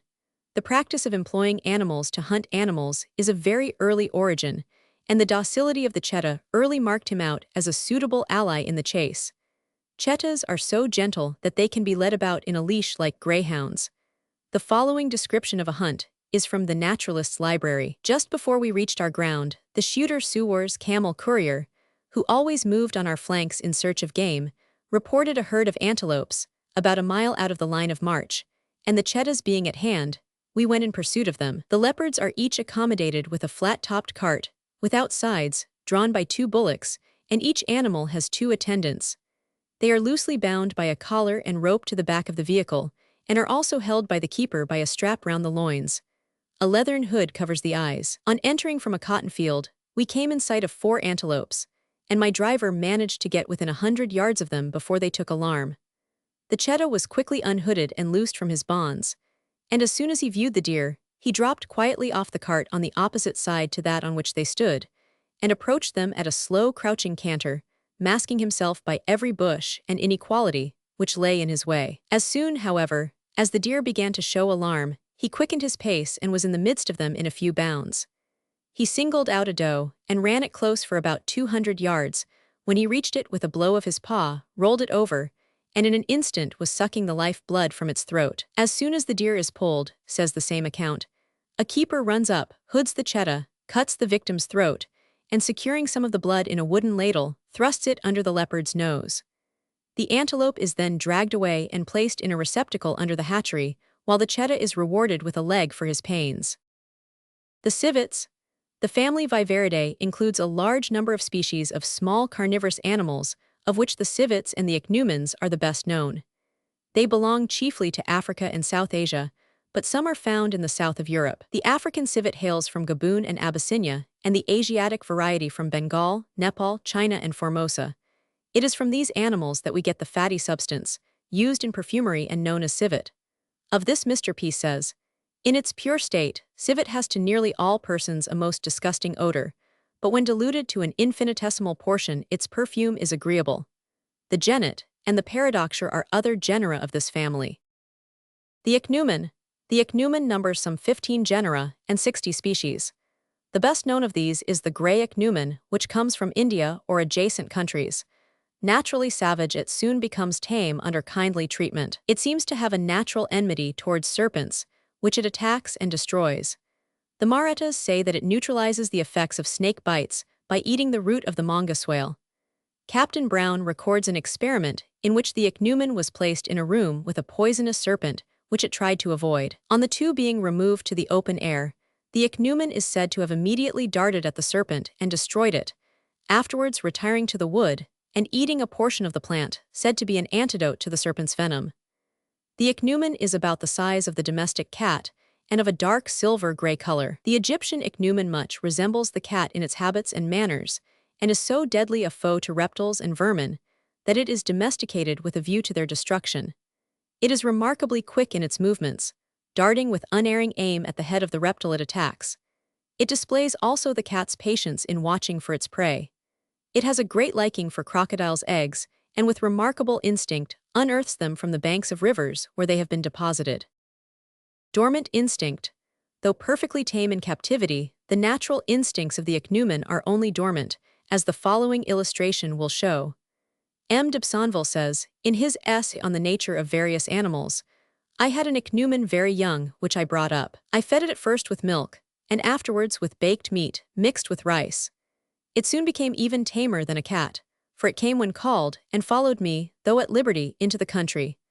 One day I brought to him a small water serpent alive, being desirous to know how far his instinct would carry him, against a being with which he was hitherto totally unacquainted. His first emotion seemed to be astonishment, mixed with anger, for his hair became erect, but in an instant after he slipped behind the reptile, and with remarkable swiftness and agility leaped upon its head, seized it, and crushed it between his teeth." This essay and new aliment seem to have awakened in him his innate and destructive veracity, which till then had given way to the gentleness he had acquired from his education. "I had about my house several curious kinds of fowls, among which he had been brought up, and which till then he had suffered to go and come unmolested and unregarded. But a few days after, when he found himself alone, he strangled them every one, ate a little, and, as it appeared, drank the blood of two." The Aard wolf. The Aard wolf of South Africa is the sole genus and species of the Protelidae family. It much resembles the hyena in appearance and habit, and feeds on carrion and white ants. The hyena. The hyena, though long treated as a member of the dog family, is now separately classified as the Hyanidae, a family of one genus and 3 species, all of which are found in Africa. The hyena is also found in Egypt, Arabia, Persia, and other parts of Asia. He has immensely powerful teeth with which he can crush the bones of his victims, apparently eating bones and flesh with impunity. He is nocturnal in his habits, living in caves and hollows in the daytime and prowling about at night in search of prey. Speaking of the Barbary hyena, Bruce says, "He seems to be stupid or senseless in the day, or at the appearance of strong light, unless when pursued by hunters. I have locked up a goat, a kid, and a lamb with him all day when he was fasting, and found them in the evening alive and unhurt." The principal varieties are the striped hyena and the spotted hyena. Bruce, speaking of the former, says, "He is brutish, indolent, slovenly, and impudent, and seems to possess much the manners of the wolf. His courage appears to proceed from an insatiable appetite, and has nothing of the brave or generous in it, and he dies oftener flying than fighting." The cry of the hyena, sometimes called a laugh, begins with a moan, and ends with a demoniacal shriek, which has been variously described by travelers, but which all agree in calling hideous and disgusting. In size he resembles a large mastiff, but the formation of his neck and jaws give him a power far beyond that of other animals of his size. Whatever fear he may have of man, he has none of other animals and will even face the lion. Bruce speaks of his special liking for the flesh of the dog and of the dog's reluctance to face him. "My greyhounds, accustomed to fasten upon the wild boar, would not venture to engage with him. On the contrary, There was not a journey I made that he did not kill several of my greyhounds, and once or twice robbed me of my whole stock. He would seek and seize them in the servants' tents where they were tied, and endeavor to carry them away before the very people that were guarding them. His coat is covered with long coarse hairs of a dirty gray color, which form a mane the length of his back, his sides being striped or spotted, according to the species. The hyena, for all his repulsiveness, serves a useful purpose, as a scavenger, devouring all the offal which comes in its way, including the dead of his own species which no other animal will touch. The hyena can be tamed and taught to follow its master and to hunt other animals. The striped hyena. Bruce tells the following story of the impudence of the striped hyena. One night in Maitcha, being very intent on observation, I heard something pass behind me towards the bed, but upon looking round could perceive nothing. Having finished what I was then about, I went out of my tent, resolving directly to return, which I immediately did, when I perceived large blue eyes glaring at me in the dark. I called upon my servant with a light, and there was the hyena standing nigh the head of the bed, with 2 or 3 large bunches of candles in his mouth. To have fired at him, I was in danger of breaking my quadrant or other furniture, and he seemed, by keeping the candles steadily in his mouth, to wish for no other prey at that time. As his mouth was full and he had no claws to tear with, I was not afraid of him, but with a pike struck him as near the heart as I could judge. It was not till then he showed any sign of fierceness, but upon feeling his wound, he let drop the candles, and endeavored to run up the shaft of the spear to arrive at me, so that in self-defense I was obliged to draw out a pistol from my girdle and shoot him, and nearly at the same time my servant cleft his skull with a battle-axe. In a word, the hyena was the plague of our lives, the terror of our night walks, the destruction of our mules and asses, which above all others are his favorite food. The spotted hyena. The spotted hyena belongs to South Africa and seems to possess more daring than his cousin of Abyssinia, and to show a greater preference for human food. According to Mr. Stepstone, the Mambukis build their houses in the form of a beehive from 18 to 20 feet in diameter, placing a raised platform at the back, and leaving the front area for the accommodation of the calves at night. Thus the animals are nearest to the door, notwithstanding which the hyena will pass by the calves and take the children from under the mother's kaross. And this in such a gentle and cautious manner that the poor parent is unconscious of her loss, until the cries of her little innocent have reached her from without, when it has been a close prisoner in the jaws of the monster. Many years ago, when animals were kept at the Tower of London, the den of a spotted hyena required some repair. The carpenter, says Mrs. Bowditch, nailed a thick oaken plank upon the floor, about 7 feet long, putting at least a dozen nails into it, each longer than his middle finger. At one end of this piece of wood there was a small projection, and not having a proper chisel with him by which he might remove it, the man returned to his shop to fetch one. While he was absent, some persons came to see the animals, and the hyena was let down by the keeper into the part of the den in which the carpenter had been at work. Directly the beast saw the projecting piece of wood, he seized it with his teeth, tore the plank up, and drew out every nail with the utmost ease, which action will give a good idea of the muscular strength of this creature. A narrow escape. Spamman tells an amusing story of the daring and the fright of a hyena, as follows. One night, at a feast near the Cape, a trumpeter who had made himself drunk with liquor was carried out of doors and laid on the grass, in order that the air might both cool and sober him. The scent of the man soon attracted a spotted hyena, which threw him on his back and carried him away towards Table Mountain. The hyena doubtless supposed that the senseless drunkard was a corpse, and consequently a fair prize. In the meantime the musician awoke, and was at once sufficiently sensible to know the danger of his situation, and to sound the alarm with his trumpet, which he fortunately carried at his side. The hyena, as it may be imagined, was greatly frightened in its turn, and immediately ran away, leaving the trumpeter, it is to be hoped, a wiser man for his extraordinary ride. It is remarkable that the soldier was not seriously injured by the hyena, for the teeth of the animal were fortunately fastened in the coat, and not in the flesh of the man. Animals of the dog kind. Animals of the dog kind are neither so numerous, nor in general so ferocious as those of the panther or cat kind. The principal species are the wolf, the jackal, the fox, and the dog. This class may be principally distinguished by their claws, which have no sheath like those of the cat kind, but are placed at the point of each toe, without the capability of being stretched forward or drawn back. The nose, as well as the jaw, of all the dog kind, is longer than in the cat, the body in proportion more strongly made, and covered with hair instead of fur. They also far exceed the other kind in the sense of smell, the olfactory nerves being diffused upon a very extensive membrane within the skull, which accounts for their surprising acuteness in this sense. The wolf. The wolf is about 3.5 feet long and about 2.5 feet high, larger than our great breed of mastiffs, which are seldom more than 3 feet by 2. He bears a great resemblance to the dog, but is much stronger, and the length of his hair contributes still more to his robust appearance. The feature which principally distinguishes the visage of the wolf from that of the dog is the eye, which opens slantingly upwards in the same direction with the nose, whereas, in the dog, it opens more at right angles with the nose, as in man. The color of the eyeballs in the wolf is a fiery green, giving his visage a fierce and formidable air. He generally hides by day in the thickest coverts, and only ventures out at night.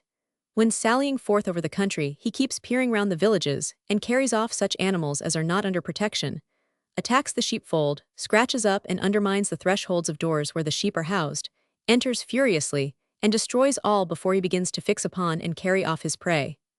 The wolf has great strength, particularly in his foreparts and the muscles of his neck and jaws. He carries off a sheep in his mouth without letting it touch the ground, and runs with it much faster than the shepherds who pursue him, so that nothing but the dogs can overtake and oblige him to quit his prey. Notwithstanding his great strength, cunning, and agility, the wolf, being the declared enemy of man, is often hard-pressed for subsistence. He has always a gaunt and starved appearance, and indeed often dies of hunger. He has been hunted down, and is now rarely to be found in civilized countries. The fox.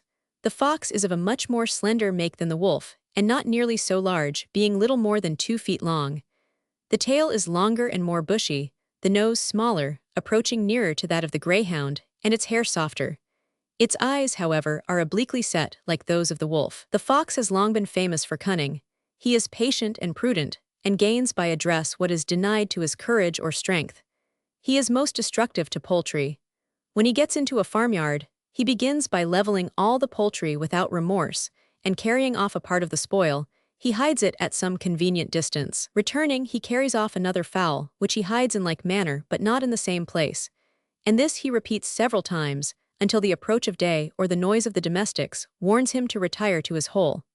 He often destroys a large quantity of game, seizing the partridge and quail while sitting on their nests. He even eats rats, mice, serpents, toads, and lizards. In vain does the hedgehog roll itself up into a ball to oppose him. He teases it until it is obliged to appear uncovered and then devours it. Besides the common fox, Vulpes vulgaris, there are numerous varieties, of which the Tahalib or Egyptian fox and the Fennec azarensis of North Africa, the kit fox, the red, the gray, and the silver fox of North America, and the Arctic fox, Leucasian lagopus, are the best known. The jackal. The jackal, one of the most common of wild animals in the East, is about the size of the fox, but in shape it more nearly resembles the wolf. Its color is a bright yellow or sorrel. Its cry is a howl, mixed with barking, and a lamentation resembling that of human distress. The jackal may be considered as the vulture of the quadruped kind. The most putrid substances that once had life are greedily devoured. Like the hyena, the jackals scratch up with their feet the new-made grave, and devour the contents, however decomposed. While at this dreary work, they make a mournful cry, like that of children under chastisement, and having thus dug up the body, they amicably share it. In countries, therefore, where they abound, the people are obliged to beat the earth over the grave, and mix it with thorns, to prevent the jackals from scraping it away. The jackal never goes alone, but always in packs of 40 or 50 together. They watch the burying grounds, follow armies, and keep in the rear of caravans. The jackal, after having tired down its prey, is often deprived of the spoil by the lion, the panther, or the tiger, whose appetites are superior to their swiftness. These attend its call, and devour the prey which it has run down by its unceasing perseverance. And this circumstance has given rise to the erroneous opinion that the jackal is the lion's provider. The jackal is found in some parts of Europe and abounds in most parts of Asia. Those of the warmest climates are the largest, and their color is rather of a reddish-brown than of that beautiful yellow by which the smaller jackals are distinguished. Like the fox, it forms burrows in the earth and emits an offensive odor. The wolf's mode of attack. The wolf, says Professor Duncan in Cassell's Natural History, usually lives in solitary places in mountains, but in Spain he is said sometimes to make his lair in cornfields, in close proximity to inhabited dwellings. Here he lives with his wife and family, usually cached during the day and issuing forth at night to take his prey.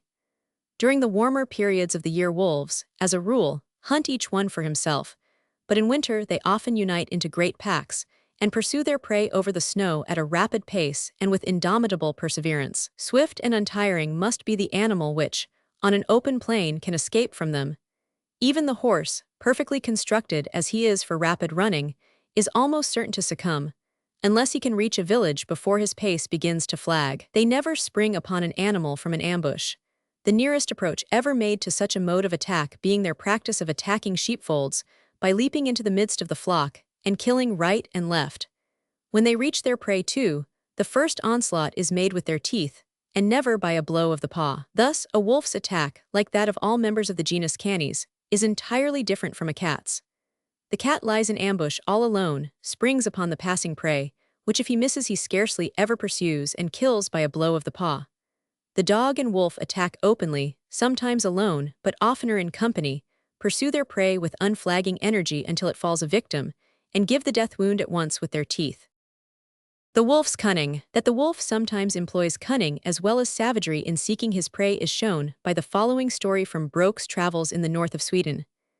I observed, on setting out from Sormjol the last post, that the peasant who drove my sledge was armed with a cutlass, and on inquiring the reason, was told that, the day preceding, while he was passing in his sledge the part of the forest we were then in, he had encountered a wolf, which was so daring, that it actually sprang over the hinder part of the sledge he was driving, and attempted to carry off a small dog which was sitting behind him. During my journey from Tornia to Stockholm, I heard everywhere of the ravages committed by wolves, not upon the human species or the cattle, but chiefly upon the peasants' dogs, considerable numbers of which had been devoured. I was told that these were the favorite prey of this animal, and that, in order to seize upon them with the greater ease, it puts itself into a crouching posture, and begins to play several antic tricks, to attract the attention of the poor dog, which, caught by these seeming demonstrations of friendship, and fancying it to be one of his own species, from the similarity, advances towards it to join in the gambols,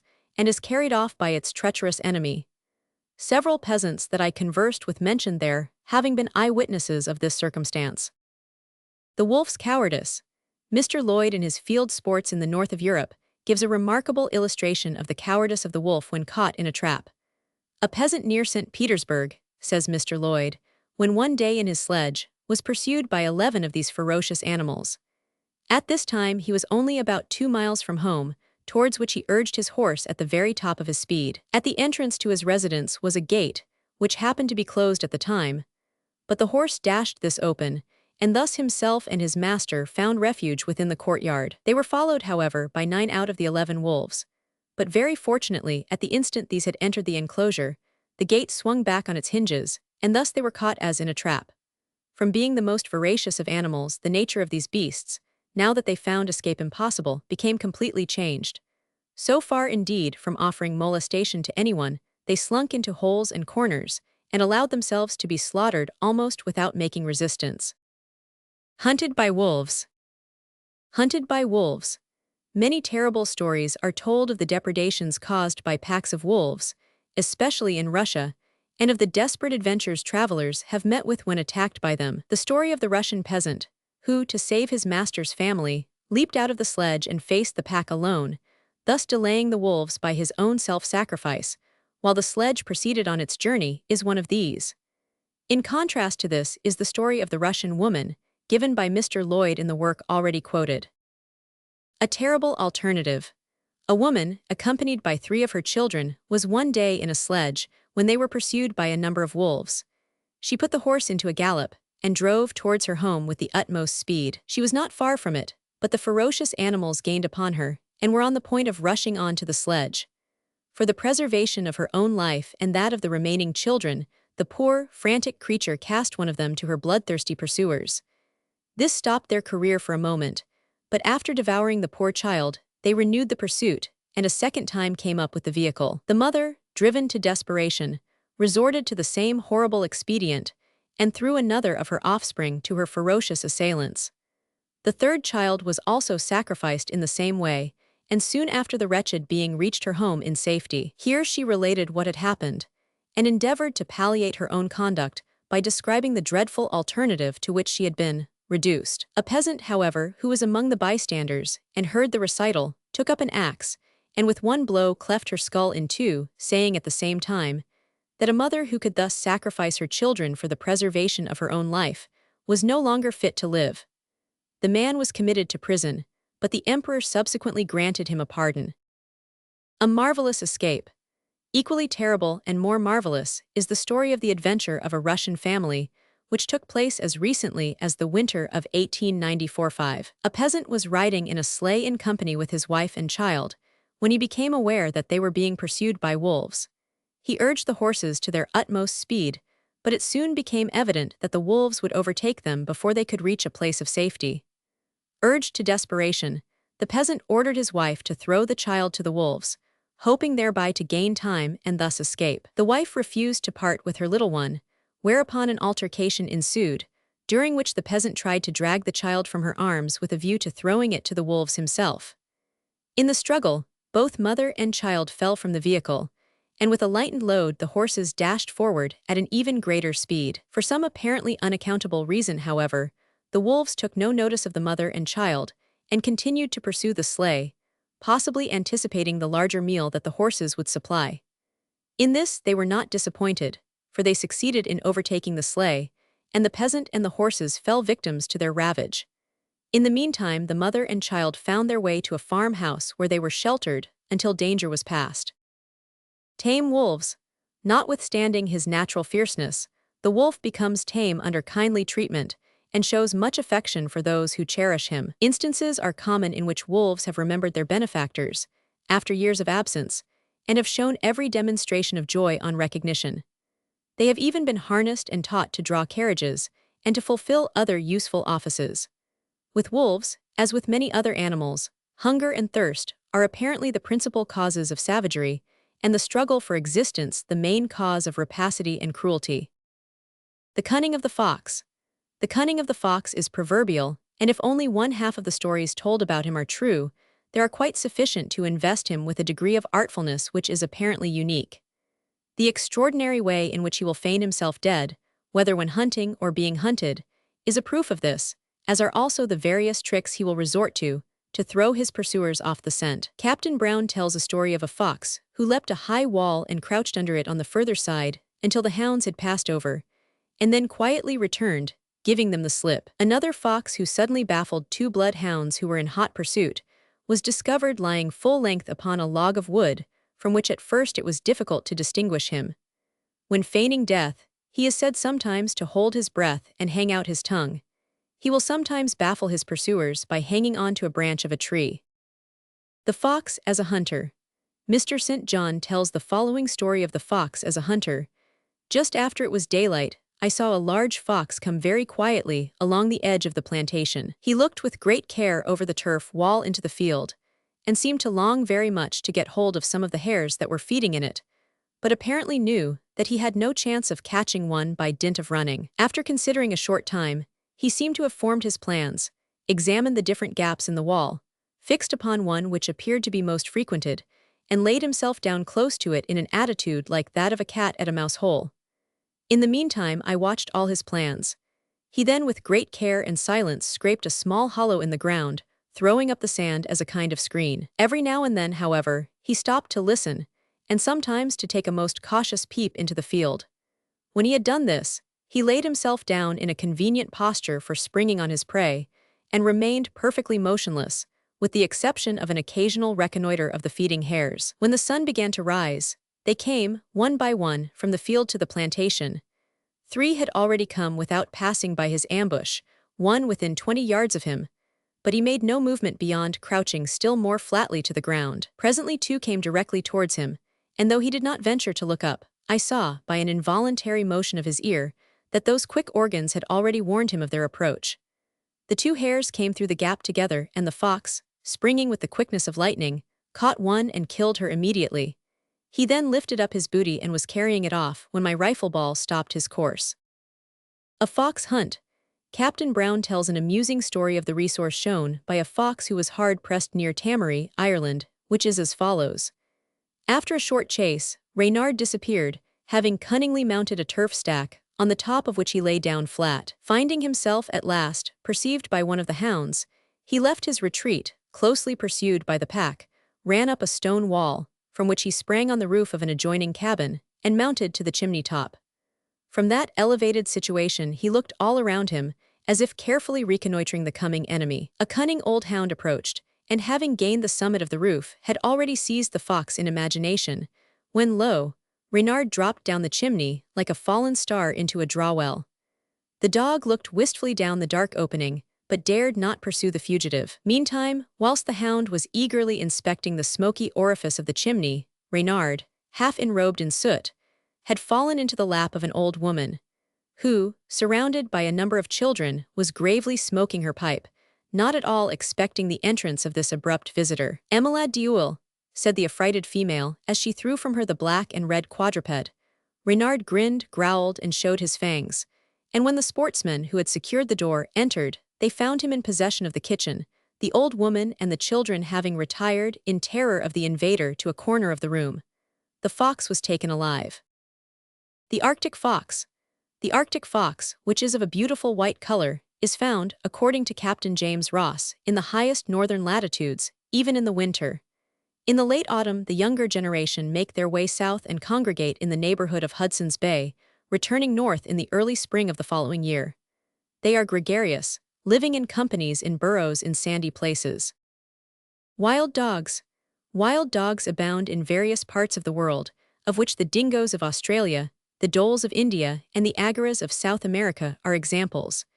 The wild dogs of the East are familiar to all readers of Eastern travels. A writer in the Times newspaper describes the dogs of Constantinople as omnipresent, lawless yet perfectly harmless dogs, which perform valuable but ill-requited service as scavengers of the city.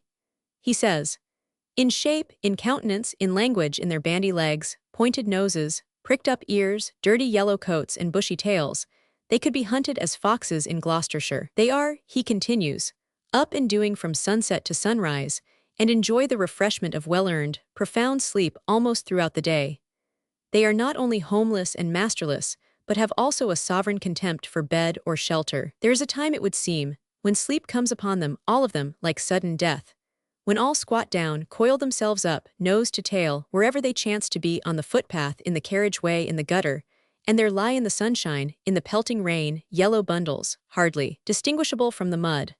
The Constantinople dog never learns to wag his tail, he never makes up, never looks up to a human being, never encourages or even notices men's advances.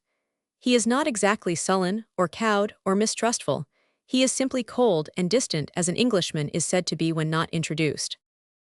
The dingo, the wild dog of Australia, says Mrs. Bowditch, roams in packs through that vast country, has a broad head, fierce oblique eyes, acute muzzle, short, pointed, erect ears, tail bushy, and never raised to more than a horizontal position. He does not bark, but howls fearfully, is extremely sagacious, and has a remarkable power of bearing pain. When beaten so severely as to be left for dead, he has been seen to get up and run away. A man proceeded to skin one, not doubting that life was extinct, and after proceeding a little way with the operation, he left the hut to sharpen his knife. When he returned, the poor animal was sitting up, with the loose skin hanging over one side of his face. The dhole of India similarly hunts in packs, attacking and destroying even the tiger. Their sense of smell is very acute, their bark similar to that of a hound, their color red or sandy. They have long heads, oblique eyes, long erect ears, and very powerful limbs. The agaras of South America, says Mrs. Bowditch, resemble foxes. They are silent if not dumb, and appear to congregate in families rather than packs. They have a peculiar propensity to steal and secrete without any apparent object in so doing. The dog divides with the horse the honor of being the most intimate and devoted of the servants of mankind. His origin, says Mr. Jesse, is lost in antiquity. We find him occupying a place in the earliest pagan worship. His name has been given to one of the first-mentioned stars of the heavens, and his effigy may be seen in some of the most ancient works of art. Pliny was of opinion that there was no domestic animal without its unsubdued counterpart, and dogs are known to exist absolutely wild in various parts of the Old and New World. Whether the dog of civilization is a descendant of these wild dogs, or whether the wild dog is the progeny of domestic varieties relapsed into a condition of savagery, and whether both are descended from the wolf and the jackal has often been discussed. Certain it is that many of the species which now obtain are in certain characteristics at least the result of artificial breeding. In its domestic state, the dog is remarkable for its usefulness, obedience, and attachment to its master, and the great variety of breeds that are trained and educated for our benefit or amusement are almost too numerous to be mentioned. The principal are the greyhound, noted for his speed, the Newfoundland dog, remarkable for his size, sagacity, and benevolence, the shepherd's dog, perhaps the most useful of all, the spaniel, the barbel, and the setter, useful in hunting, the pointer, the staunchest of all dogs, the Dalmatian or coach dog with a skin beautifully spotted, the terrier, useful for destroying vermin, the bloodhound, formerly used for tracing criminals, the harrier, beagle, and foxhound, distinguished for their quick sense of smell, and the bulldog and mastiff, which are our watchdogs. The dog's understanding. Many marvelous instances are on record of the dog's capacity for understanding not only the direct commands of his master, to which of course he may be easily trained, but also, sometimes, the drift of conversations in which his master may engage. The Rev. James Simpson of Edinburgh had a fine Newfoundland dog of which some good stories are told.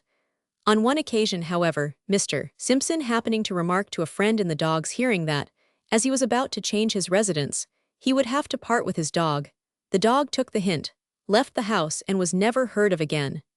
Sheep dogs have been known to take very apparent interest in conversations upon the subject of their profession, and to anticipate the word of command by their perception of the drift of the remarks. Mr. St. John, in his Highland Sports, gives a remarkable illustration of the way in which a shepherd's dog understood the conversation of his master. A shepherd once, to prove the quickness of his dog, who was lying before the fire in the house where we were talking, said to me, in the middle of a sentence concerning something else, "I'm thinking, sir, the cow is in the potatoes," though he purposely laid no stress on these words, and said them in a quiet, unconcerned tone of voice. The dog, who appeared to be asleep, immediately jumped up, and leaping through the open window, scrambled up the turf roof of the house, from which he could see the potato field.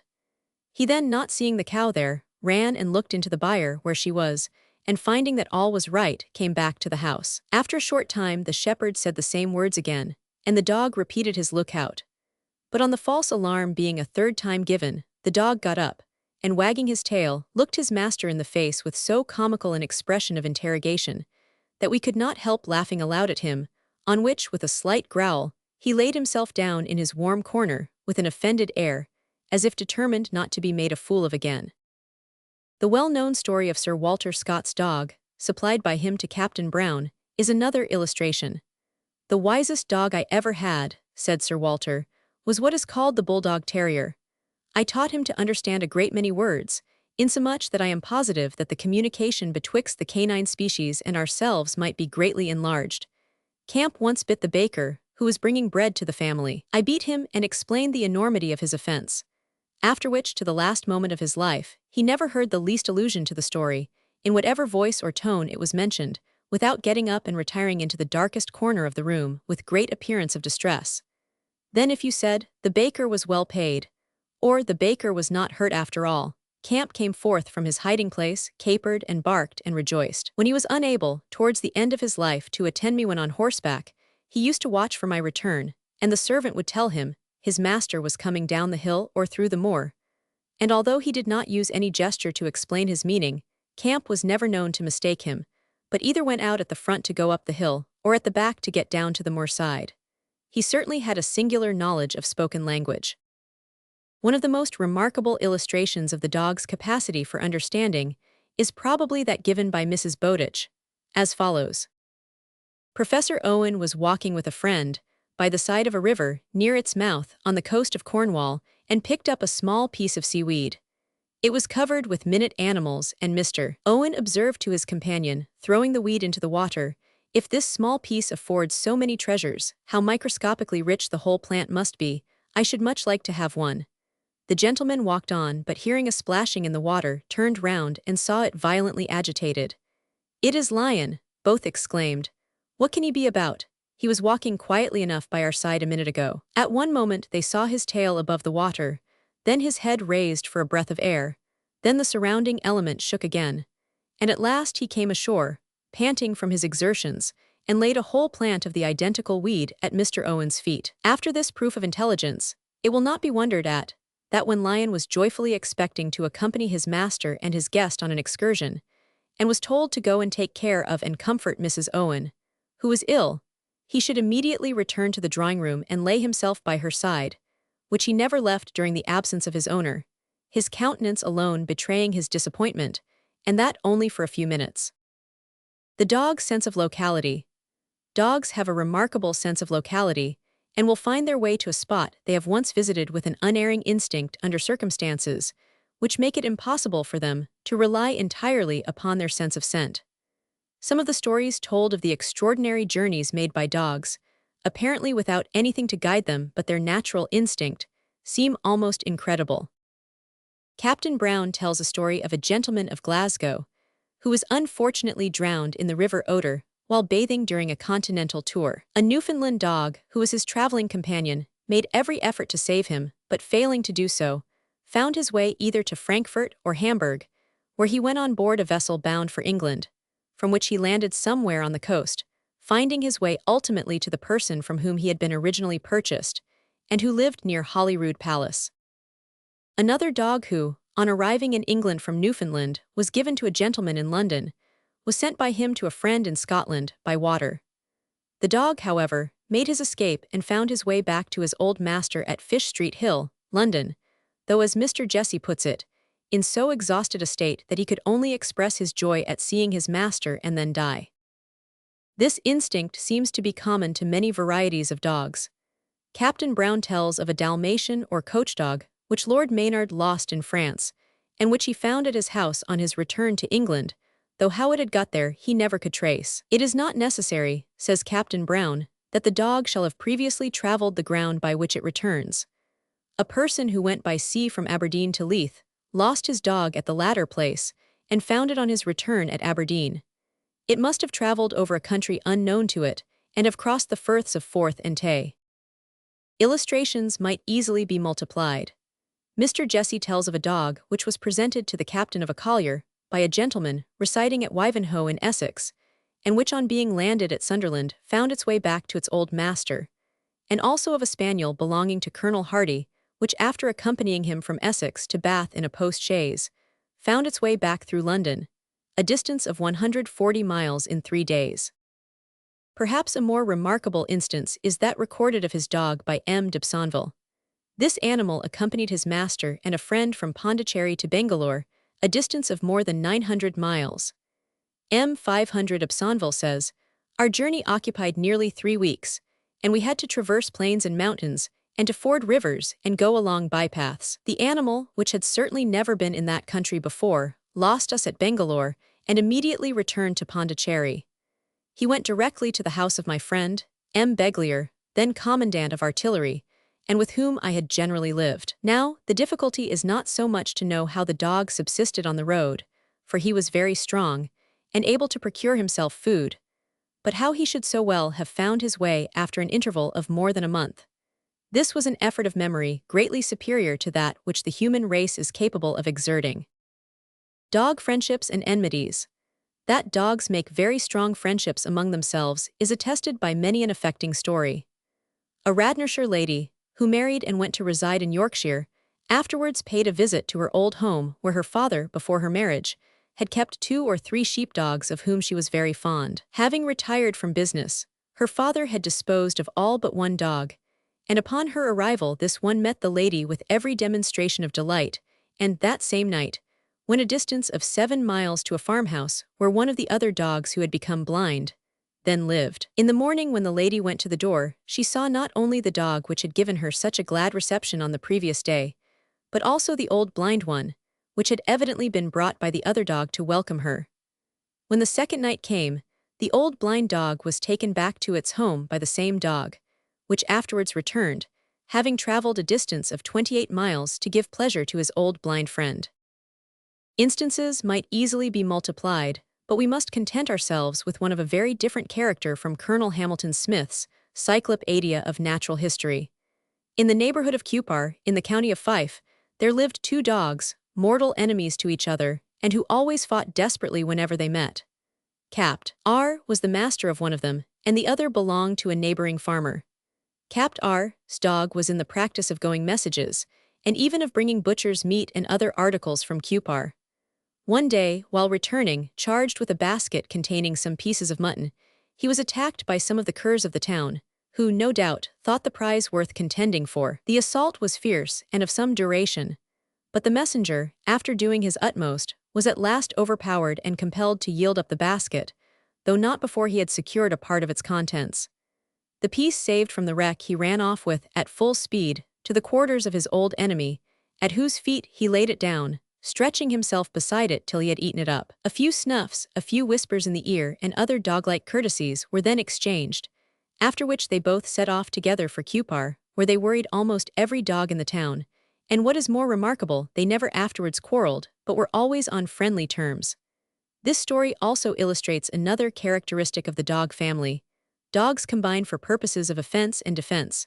Cats stand or fall alone. Dog language.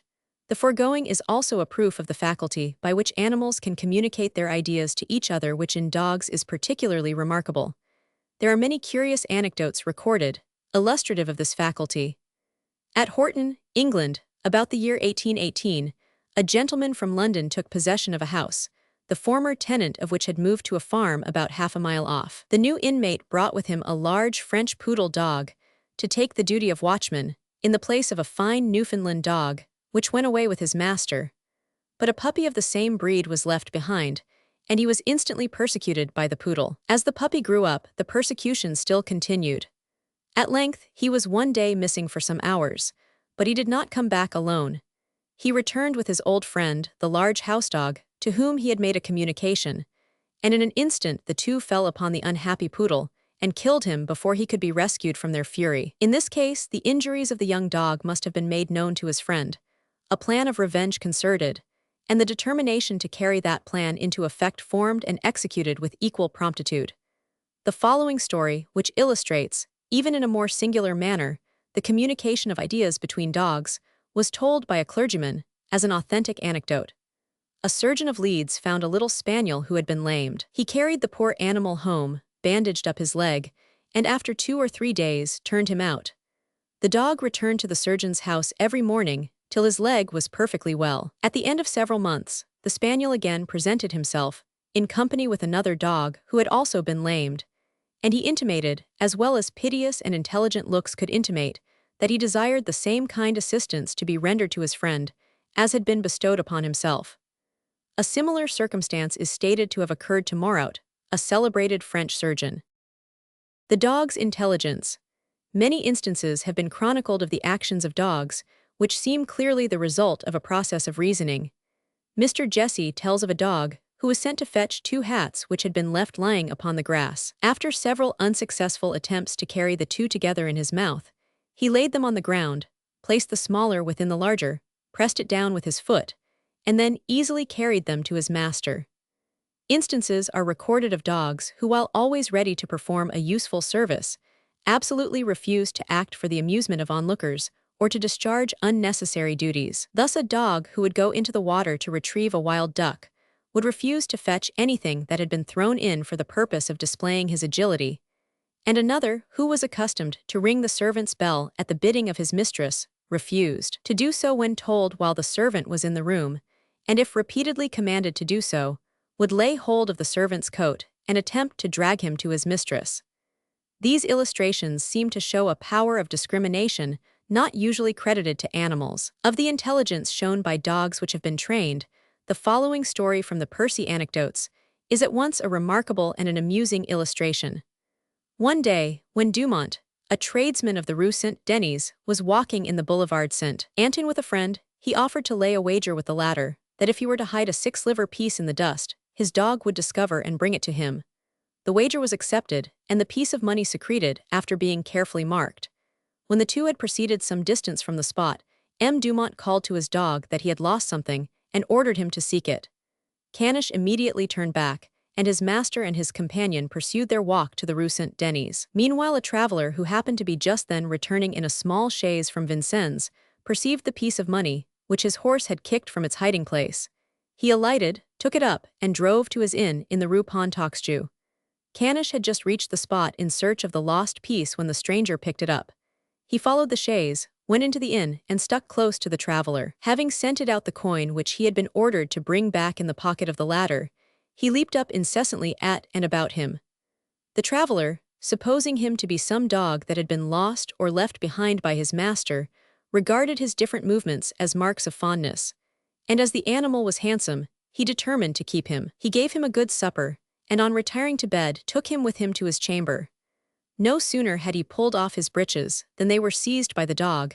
The owner, conceiving that he wanted to play with them, took them away again.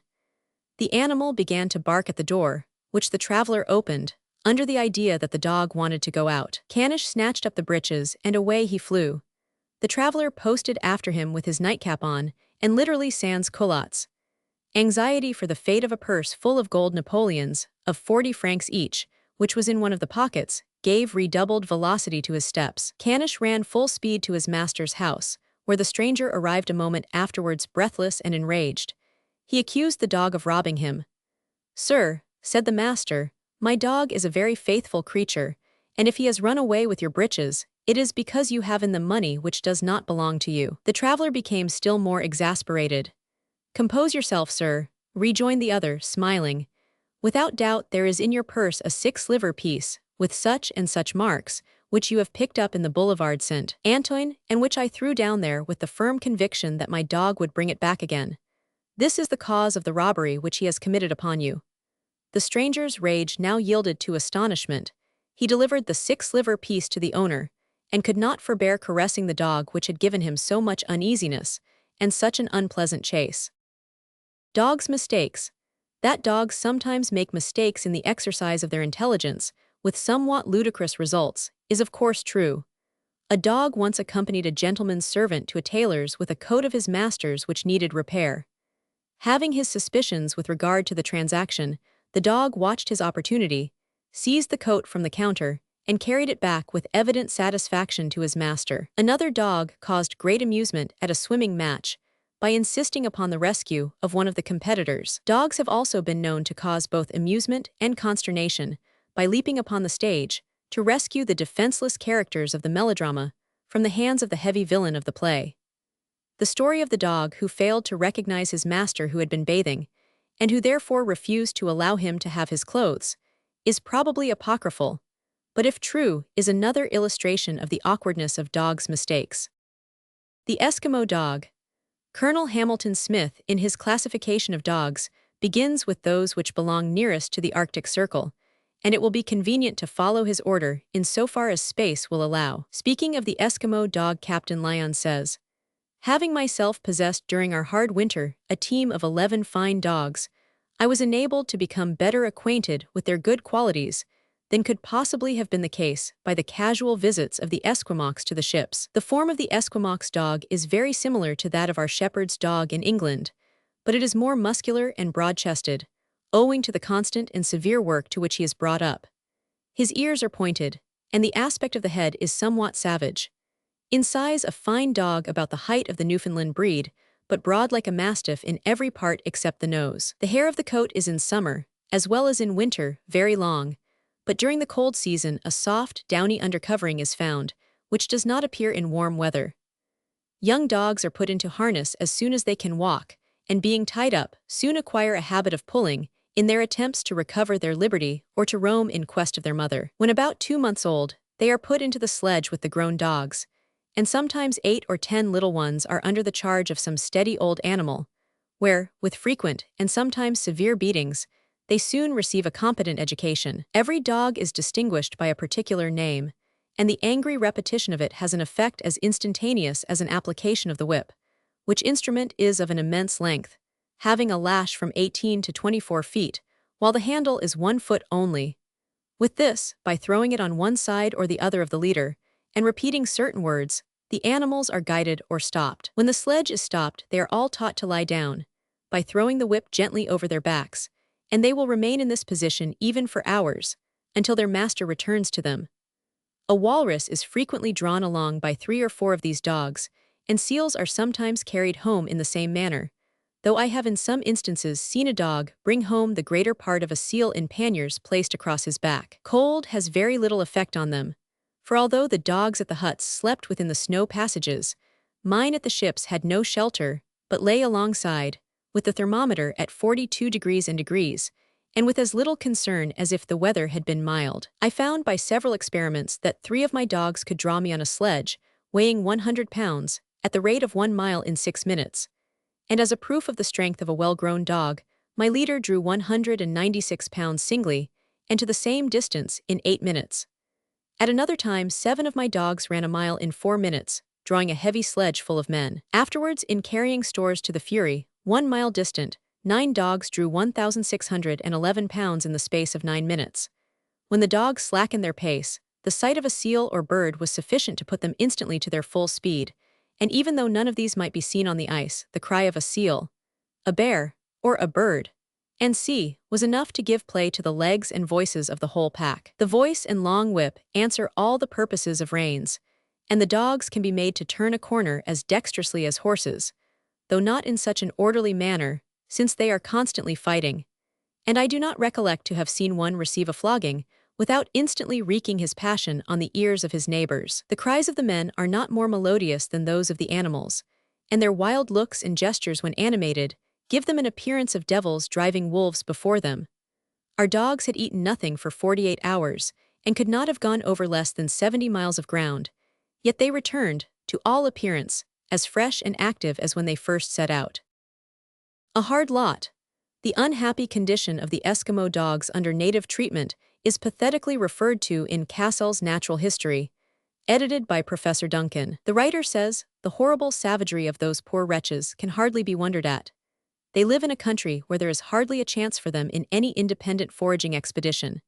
They are half-starved by their masters, being fed chiefly on frozen walrus hides in the winter, and allowed to shift for themselves in the summer when their services are not required, and are in so perennial and acute a state of hunger that they are ready at any time to eat their own harness if allowed to do so. It is generally stated that they are perfectly insensible to kindness, and only to be kept in order by a liberal application of the lash, or even of a more formidable weapon.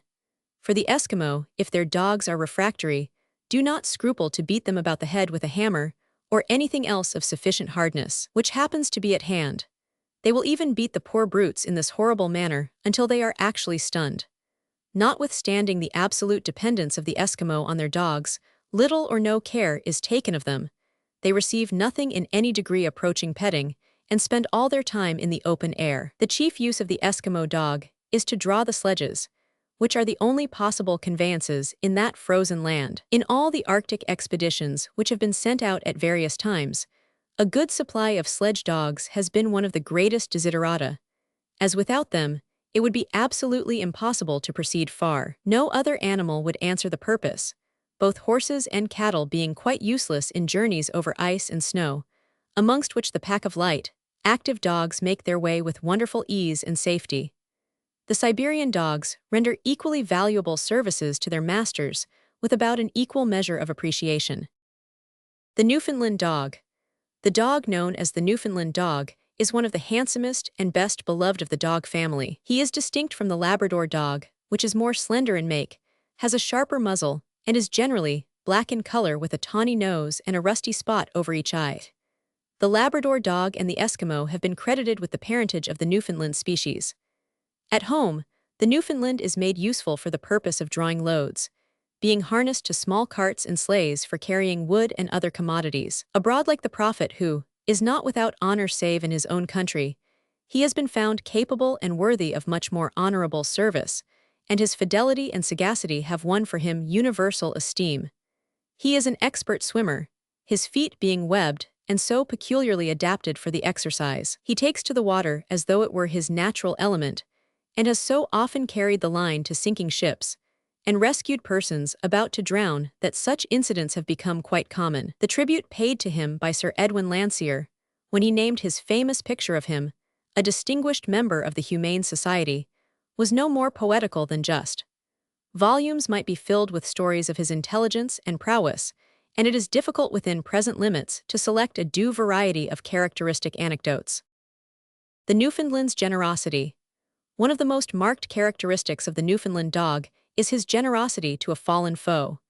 His temper is said to be uncertain, though this has been questioned by some who have had large experience of him under varying circumstances.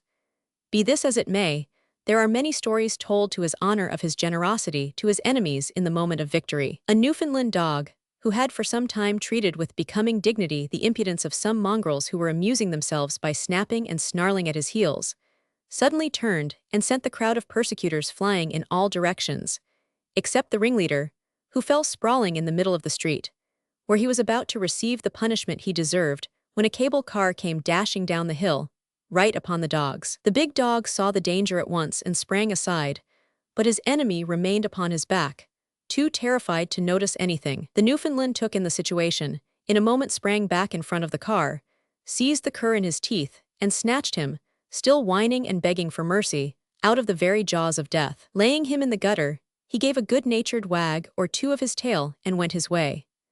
Another Newfoundland, much bothered by a small cur who was forever barking at his heels, but who treated his assailant with sublime indifference, was on one occasion aroused to adopt drastic measures by receiving a bite on his leg. Seizing the cur by the loose skin of his back, he carried him down to the Key of Cork, and after letting him dangle over the water for a little while, dropped him into it. After watching the animal struggle with the water until nearly exhausted, the Newfoundland plunged in and rescued him. Mr. Jesse gives a fine illustration of this canine chivalry, witnessed at Donaghadee. The one dog in this case was also a Newfoundland, and the other was a mastiff. They were both powerful dogs, and though each was good-natured when alone, they were very much in the habit of fighting when they met. One day they had a fierce and prolonged battle on the pier, from the point of which they both fell into the sea, and as the pier was long and steep, they had no means of escape but by swimming a considerable distance. Throwing water upon fighting dogs is an approved means of putting an end to their hostilities, and it is natural to suppose that two combatants of the same species tumbling themselves into the sea would have the same effect. It had, and each began to make for the land as best he could. The Newfoundland, being an excellent swimmer, very speedily gained the pier, on which he stood shaking himself, but at the same time watching the motions of his late antagonist, which, being no swimmer, was struggling exhausted in the water and just about to sink. In dashed the Newfoundland dog, took the other gently by the collar, kept his head above water, and brought him safely on shore. There was a peculiar kind of recognition between the two animals. They never fought again. They were always together, and when the Newfoundland dog had been accidentally killed by the passage of a stone wagon on the railway over him, the other languished and evidently lamented for a long time. The Newfoundland's perception of danger. The quickness with which the Newfoundland will realize the danger of a situation and the promptitude with which he will devise a remedy make him in some cases a more valuable friend in need than a man could be. Human aid would have probably been too slow in the following case, related by Mr. Jesse. In the city of Worcester, one of the principal streets leads by a gentle declivity to the river Severn. One day a child, in crossing the street, fell down in the middle of it, and a horse and cart, which was descending the hill, would have passed over it, had not a Newfoundland dog rushed to the rescue of the child, caught it up in his mouth, and conveyed it in safety to the foot pavement. The promptitude with which he will leap into the water to save the drowning, without waiting for any word of command, is another illustration of this faculty. Another case related by Mr. Jesse may be quoted. In the year 1841, as a laborer named Rake, in the parish of Botley, near Southampton, was at work in a gravel pit, the top stratum gave way, and he was buried up to his neck by the great quantity of gravel which fell upon him. He was at the same time so much hurt, two of his ribs being broken, that he found it impossible to make any attempt to extricate himself from his perilous situation. Indeed, nothing could be more fearful than the prospect before him. No one was within hearing of his cries, nor was anyone likely to come near the spot. He must almost inevitably have perished, had it not been for a Newfoundland dog belonging to his employer. This animal had been watching the man at his work for some days, as if he had been aware that his assistance would be required, for no particular attachment to each other had been exhibited on either side. As soon, however, as the accident occurred, the dog jumped into the pit and commenced removing the gravel with his paws, And this he did in so vigorous and expeditious a manner that the poor man was at length able to liberate himself, though with extreme difficulty. What an example of kindness, sensibility, and I may add reason, does this instance afford us. Mr. Youatt gives a remarkable illustration, also quoted by Mr. Jesse, of a Newfoundland's apparent perception of danger of quite another sort.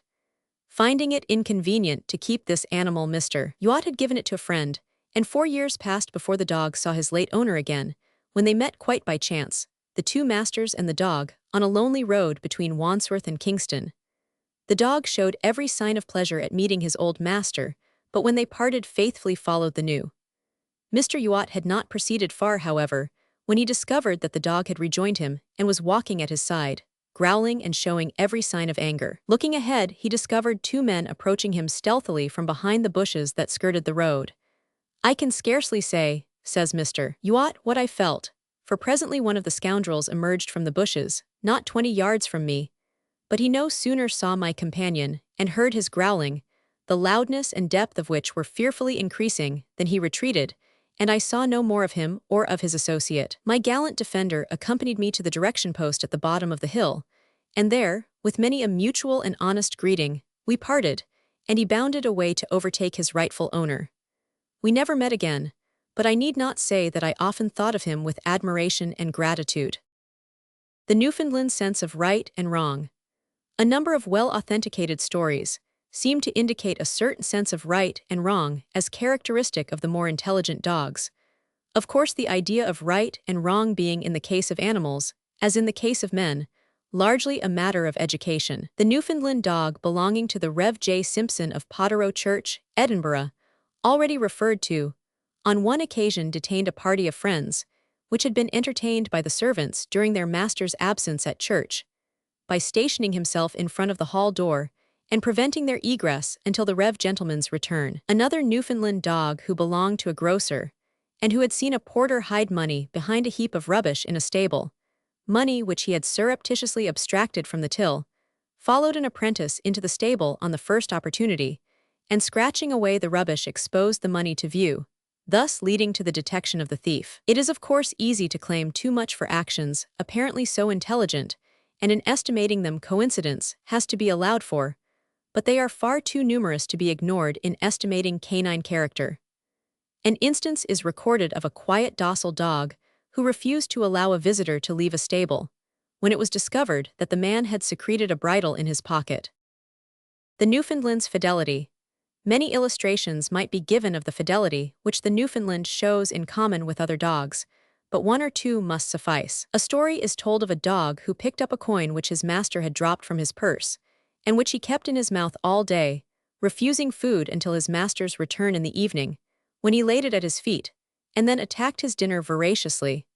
Another of a dog who, on being sent home by his master with a key which he had inadvertently taken with him, was attacked by a dog belonging to a butcher, but who declined the combat until he had delivered the key, but immediately returned, and attacking the butcher's dog killed him.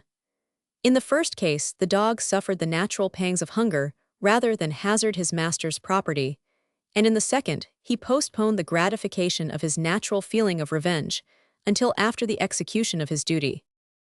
The Newfoundland under training.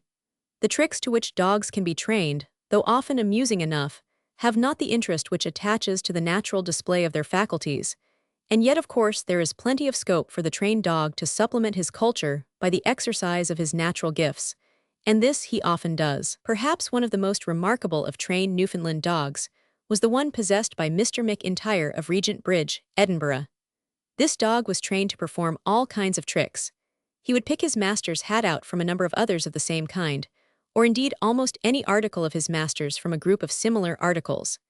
He would ring the bell to summon the servants, and if there was no bell rope in the room, find and use the hand bell with equal facility. A comb was hidden on the top of a mantelpiece in the room, and the dog required to bring it, which he almost immediately did, although in the search he found a number of articles also belonging to his master, purposely strewed around, all of which he passed over, and brought the identical comb which he was required to find, fully proving that he was not guided by the sense of smell, but that he perfectly understood what was spoken to him.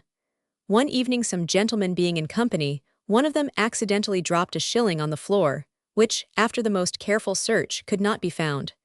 Mr. M, seeing his dog sitting in a corner, and looking as if quite unconscious of what was passing, said to him, "Dandy, find us the shilling and you shall have a biscuit." The dog immediately jumped upon the table and laid down the shilling, which he had previously picked up without having been perceived. Mr. M, having one evening supped with a friend, on his return home could not find his bootjack in the place where it usually lay. He then said to his dog, "Dandy, I cannot find my bootjack, search for it." The faithful animal, quite sensible of what had been said to him, scratched at the room door which his master opened. Dandy proceeded to a very distant part of the house, and returned carrying in his mouth the bootjack, which Mr. M then recollected to have left that morning under a sofa. A number of gentlemen, well acquainted with Dandy, were daily in the habit of giving him a penny which he took to a baker's shop and purchased bread for himself. One of these gentlemen, who lived in James Square, when passing was accosted by Dandy, in expectation of his usual present.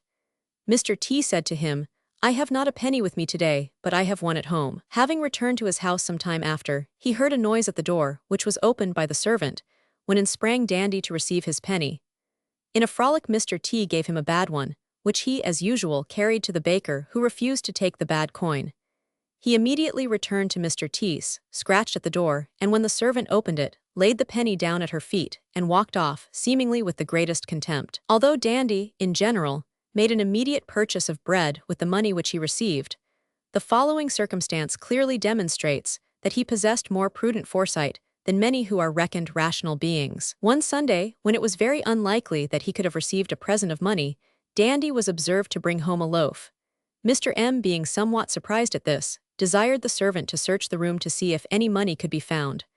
While she was engaged in this task, the dog seemed quite unconcerned till she approached the bed, when he ran to her and gently drew her back from it. Mr. M then secured the dog, which kept struggling and growling while the servant went under the bed, where she found 7 pence halfpenny under a bit of cloth. From that time he never could endure the girl, and was frequently observed to hide his money in a corner of a sawpit, under the dust. When Mr. M had company, if he desired the dog to see any one of the gentlemen home, he would walk with him till he reached his home, and then return to his master, how great soever the distance might be.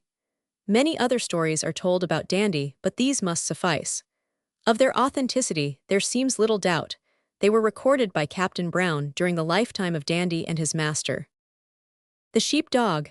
The shepherd dog, Canis domesticus, rivals if not surpasses most other dogs in intelligence, though his intelligence is less general and more particular than that of other dogs, i.e., more special to his own profession, and probably more due to training and culture. The principle of heredity operates conspicuously in the case of dogs, and shepherding being one of the oldest occupations of man, the shepherd's dog has probably been under culture for a longer period than any other, hence his proficiency in his work. Buffon credited him with being the parent stock of the whole species, and Colonel Smith with civilization at a very early period. The sheepdog, says Colonel Smith, is seldom 2 feet high, but his make is muscular, the nose rather pointed, the ears erect, and the color of the hair black and fulvous. The fur is rather long and rough. In Great Britain and more particularly in Scotland, the colors are more mixed with shades of brown, and the ears are often drooping at the tips. The sheepdog is not to be confused with the drover or cattle dog, which is larger and still more rugged in coat, as well as manners. The sheepdog's sagacity. The sheepdog is credited with so many stories of skill and sagacity that those unacquainted with his habits and achievements can scarcely believe the record. He has been known to rival the St. Bernard in tracking both men and sheep who have become buried in the snow, the Mastiff in defending his master's property, and the Newfoundland in procuring assistance. He was unable to render himself, but it is in the pursuit of his special duties that he displays the most remarkable powers, and many illustrations might be given of his extraordinary skill and fidelity. Happily for him, he found in the Ettrick shepherd an historian as well acquainted with his prowess as he was able to record its exercise, from whose writings we are able to quote several remarkable illustrations. "My dog Sirrah," says he, "was, beyond all comparison, the best dog I ever saw. He was of a surly and unsocial temper. Disdaining all flattery, he refused to be caressed. But his attention to my commands and interests will never again, perhaps, be equaled by any of the canine race. Well as I knew him, he often astonished me, for when hard pressed in accomplishing the task that he was put to, he had expedients of the moment that bespoke a great share of the reasoning faculty. About 700 lambs, which were once under my care at weaning time, broke up at midnight and scampered off in 3 divisions across the hills, in spite of all that I and an assistant lad could do to keep them together. "Sirrah, my man," said I in great affliction, "they are awa." The night was so dark that I could not see Sirrah, but the faithful animal heard my words, words such as of all others were sure to set him most on the alert, and without much ado, he silently set off in search of the recreant flock. Meanwhile, I and my companion did not fail to do all in our power to recover our lost charge. We spent the whole night in scouring the hills for miles around, but of neither the lambs nor Sirrah could we obtain the slightest trace. It was the most extraordinary circumstance that had occurred in my pastoral life. We had nothing for it, day having dawned, but to return to our master and inform him that we had lost his whole flock of lambs and knew not what had become of them. On our way home, however, we discovered a body of lambs at the bottom of a deep ravine, called the Flesh Clooch, and the indefatigable Sirrah standing in front of them, looking all around for some relief, but still standing true to his charge. The sun was then up, and when we first came in view of them, we concluded that it was one of the divisions which Sirrah had been unable to manage until he came to that commanding situation. But what was our astonishment when we discovered by degrees that not one lamb of the whole flock was wanting. How he had got all the divisions collected in the dark is beyond my comprehension. The charge was left entirely to himself, from midnight until the rising of the sun, and if all the shepherds in the forest had been there to have assisted him, they could not have effected it with greater propriety. All that I can farther say is, that I never felt so grateful to any creature below the sun, as I did to my honest Sirrah that morning. The sheepdog's fidelity. The late Mr. Steele, Flesher and Peebles, says James Hogg, had a bitch whose feats in taking sheep from the neighboring farms into the flesh market at Peebles form innumerable anecdotes in that vicinity, all similar to one another. But there is one instance related of her that combines so much sagacity with natural affection that I do not think the history of the animal creation furnishes such another. Mr. Steele had such an implicit dependence on the attention of this animal to his orders, that, whenever he put a lot of sheep before her, he took a pride in leaving them to herself, and either remained to take a glass with the farmer of whom he had made the purchase, or took another road to look after bargains or other business. But one time he chanced to commit a drove to her charge at a place called Willensley, without attending to her condition as he ought to have done. This farm is 5 miles from Peebles, over wild hills, and there is no regularly defined path to it. Whether Mr. Steele remained behind, or chose another road, I know not. But on coming home late in the evening, he was astonished at hearing that his faithful animal had not made her appearance with the flock. He and his son, or servant, instantly prepared to set out by different paths in search of her.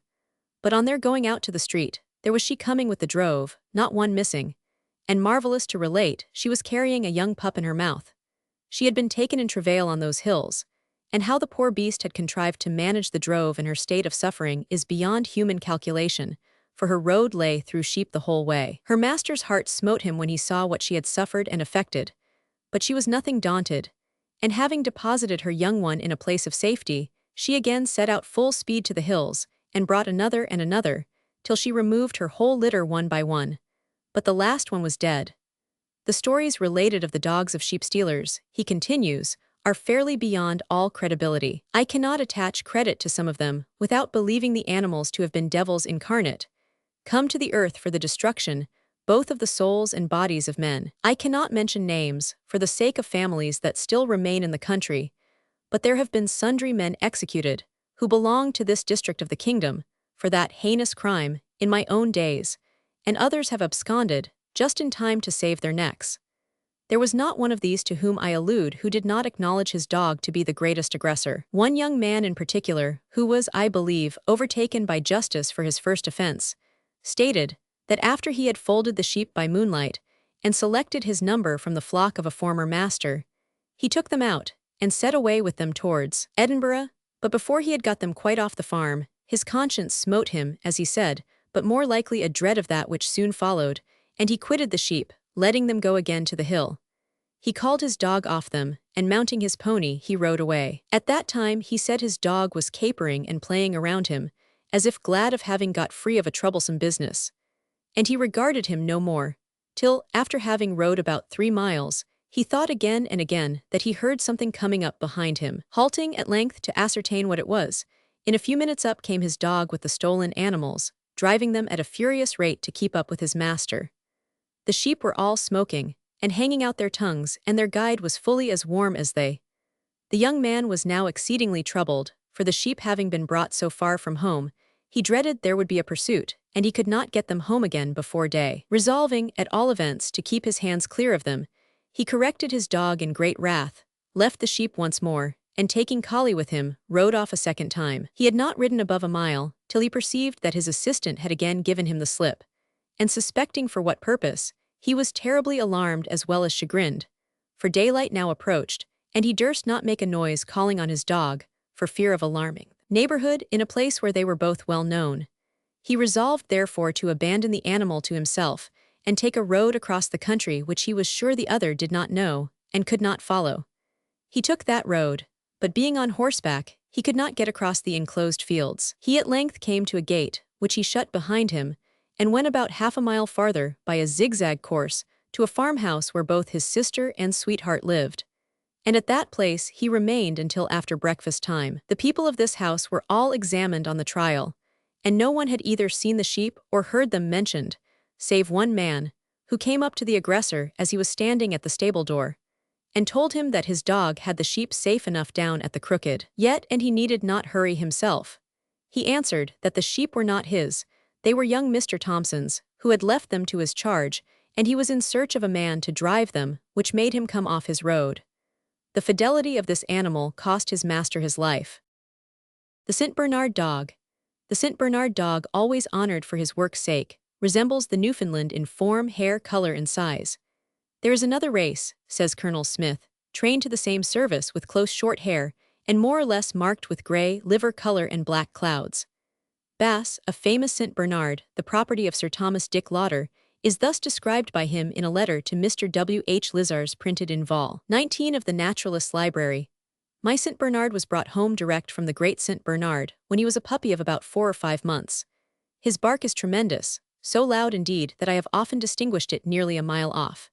He had been missing for some time when, to my great joy, one of the letter carriers brought him back, and the man's account was that in going along a certain street, he heard his bark from the inside of a yard and knew it immediately. He knocked at the gate and said to the owner of the premises, "You have got Sir Thomas Lauder's big dog."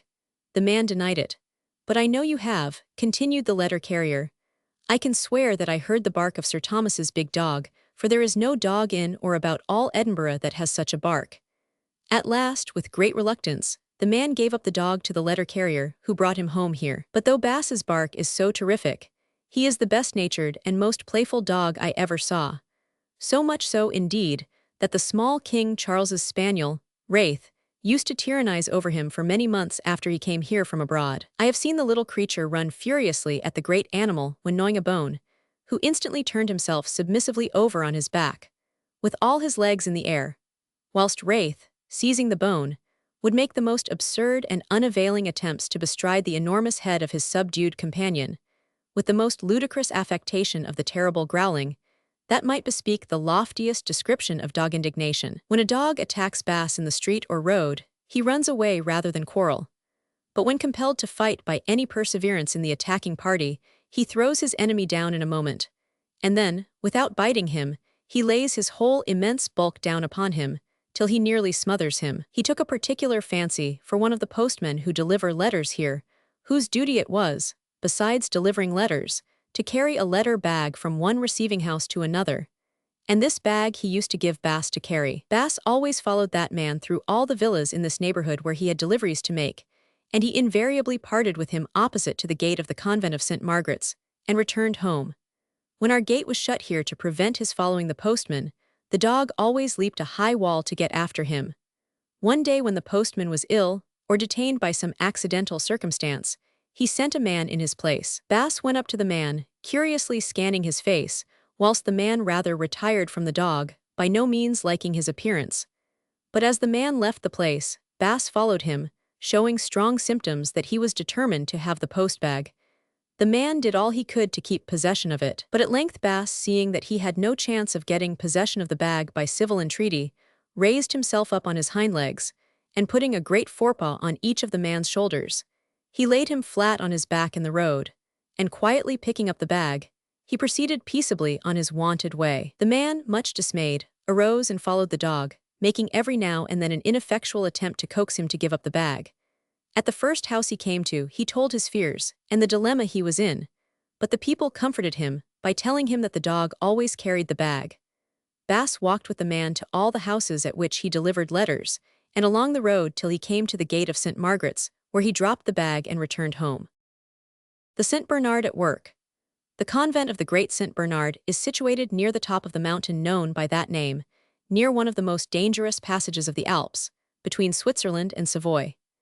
In these regions, the traveler is often overtaken by the most severe weather, even after days of cloudless beauty, when the glaciers glitter in the sunshine, and the pink flowers of the rhododendron appear as if they were never to be sullied by the tempest. But a storm suddenly comes on. The roads are rendered impassable by drifts of snow. The avalanches, which are huge loosened masses of snow or ice, are swept into the valleys, carrying trees and crags of rock before them. Benumbed with cold, weary in the search for a lost track, his senses yielding to the stupefying influence of frost which betrays the exhausted sufferer into a deep sleep, the unhappy man sinks upon the ground, and the snowdrift covers him from human sight. It is then that the keen scent and the exquisite docility of these admirable dogs are called into action. Though the perishing man lie 10 or even 12 feet beneath the snow, the delicacy of smell with which they can trace him offers a chance of escape. They scratch away the snow with their feet. They set up a continued hoarse and solemn bark, which brings the monks and laborers of the convent to their assistance. To provide for the chance that the dogs, without human help, may succeed in discovering the unfortunate traveler, one of them has a flask of spirits round his neck, to which the fainting man may apply for support, and another has a cloak to cover him. These wonderful exertions are often successful, and even where they fail of restoring him who has perished, the dogs discover the body, so that it may be secured for the recognition of friends. And such is the effect of the temperature, that the dead features generally preserve their firmness for the space of 2 years. One of these dogs is said to have saved as many as 40 lives, and finally to have fallen a victim to an avalanche. The greyhound. The greyhound is characterized by elegance of form and grace of movement.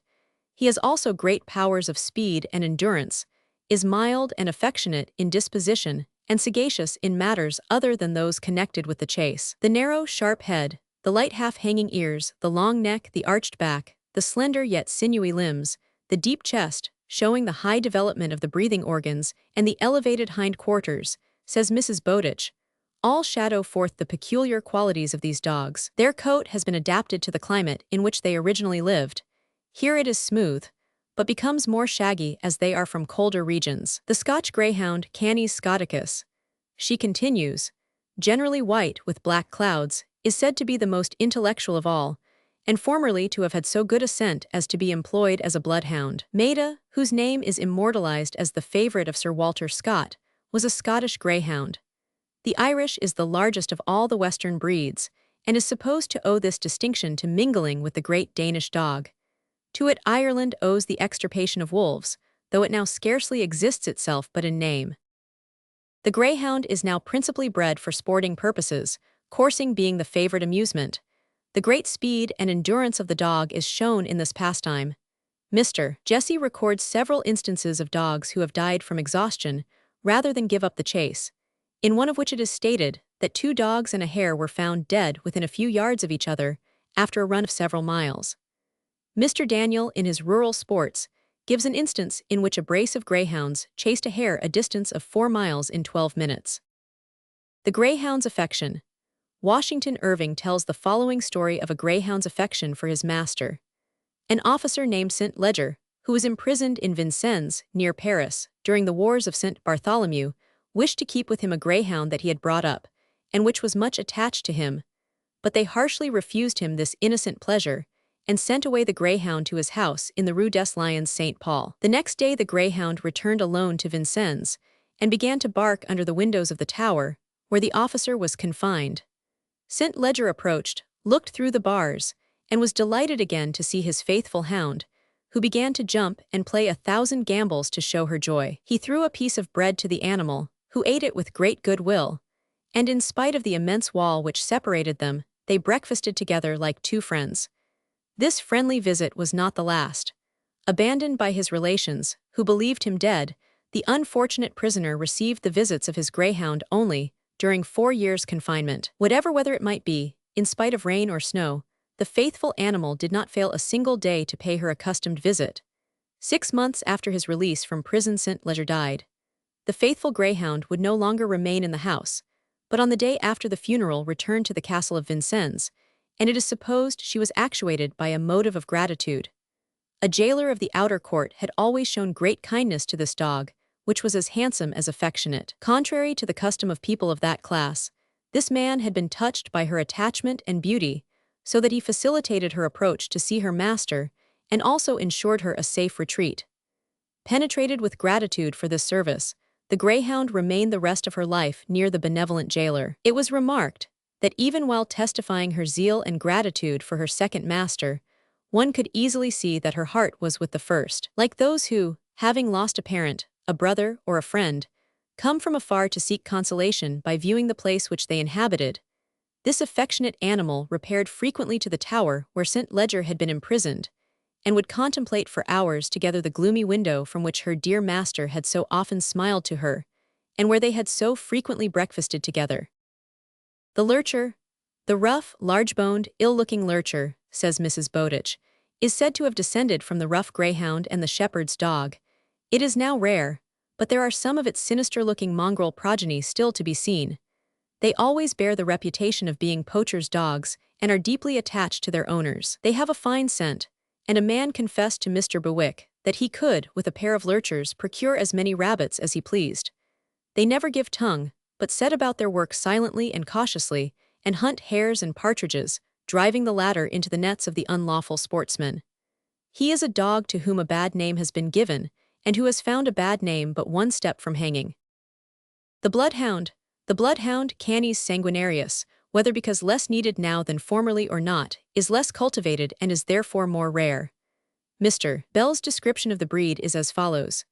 They stand 28 inches high at the shoulder, the muzzle broad and full, the upper lip large and pendulous, the vertex of the head protuberant, the expression stern, thoughtful, and noble, the breast broad, the limbs strong and muscular, and the original color a deep tan with large black clouds.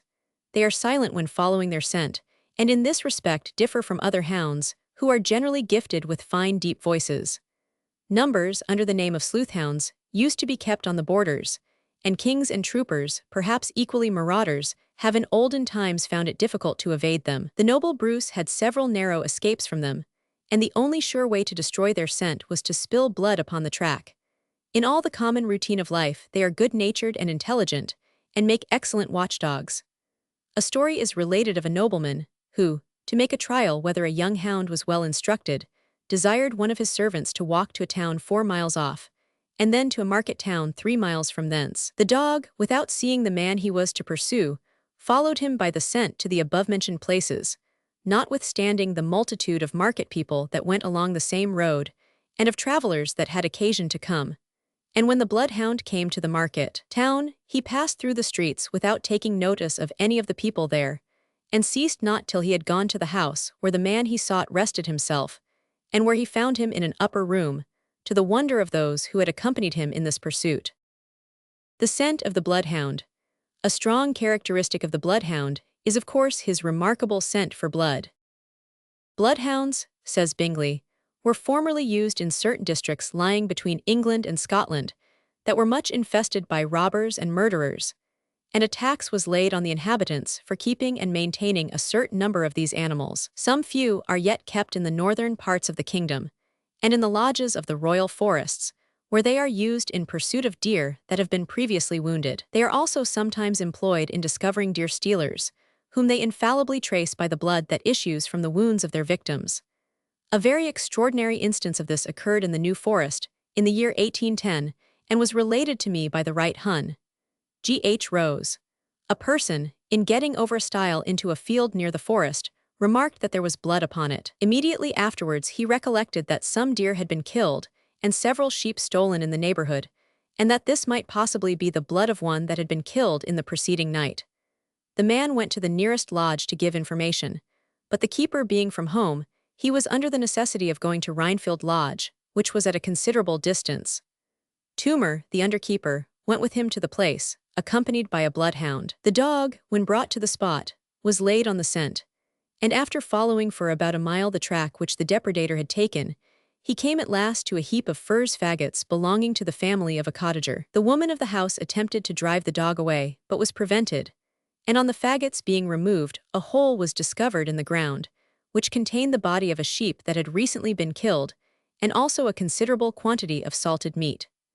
The circumstance which renders this account the more remarkable is that the dog was not brought to the scent until more than 16 hours had elapsed after the man had carried away the sheep. The staghound. The staghound, says Colonel Smith, was a large stately animal, equal or little less than the bloodhound, and originally, like that race, slow, sure, cautious, and steady. The modern hound is perhaps still handsomer, though somewhat smaller, and the breed having been crossed with the foxhound is now much faster. The stag hunt having declined in public favor, they have ceased to be bred in packs for hunting purposes. A stag hunt. Many years since, says Captain Brown, a very large stag was turned out of Winfield Park in the county of Westmoreland, and was pursued by the hounds till by accident or fatigue, the whole pack was thrown out with the exception of 2 dogs which continued the chase. Its length is uncertain, but the chase was seen at Red Kirk near Annan in Scotland, distant by the post road about 46 miles. The stag returned to the park from which he had set out, so that considering the circuitous route which it pursued, it is supposed to have run over not less than 120 miles. It was its greatest and last achievement, for it leapt the wall of the park and immediately expired. The hounds were also found dead at no great distance from the wall which they had been unable to leap. An inscription was placed on a tree in the park, in memory of the animals, and the horns of the stag, the largest ever seen in that part of the country, were placed over it. The foxhound. In giving a description of the various breeds of dogs, says Mr. Jesse, everyone must be aware that by crossing and recrossing them many of those we now see have but little claim to originality. The foxhound, the old Irish wolfdog, and the collie or shepherd's dog may perhaps be considered as possessing the greatest purity of blood. Mr. Jesse then refers to a picture of a pack of hounds in Wilkinson's Manners and Customs of the Egyptians, a picture which was copied from a painting found in one of the tombs of the pharaohs, in which every individual hound is characteristic of the present breed. If this be so, as Mr. Jesse says, this breed must be considered of a much more ancient date than is generally supposed. The foxhound is described by Colonel Smith as somewhat lower at the shoulders and more slenderly built than the staghound. His color is white, but commonly marked with larger clouds of black and tan, one on each side the head, covering the ears, the same on each flank and one at the root of the tail. The foxhound has great strength and endurance, and will run 10 hours in pursuit of the fox.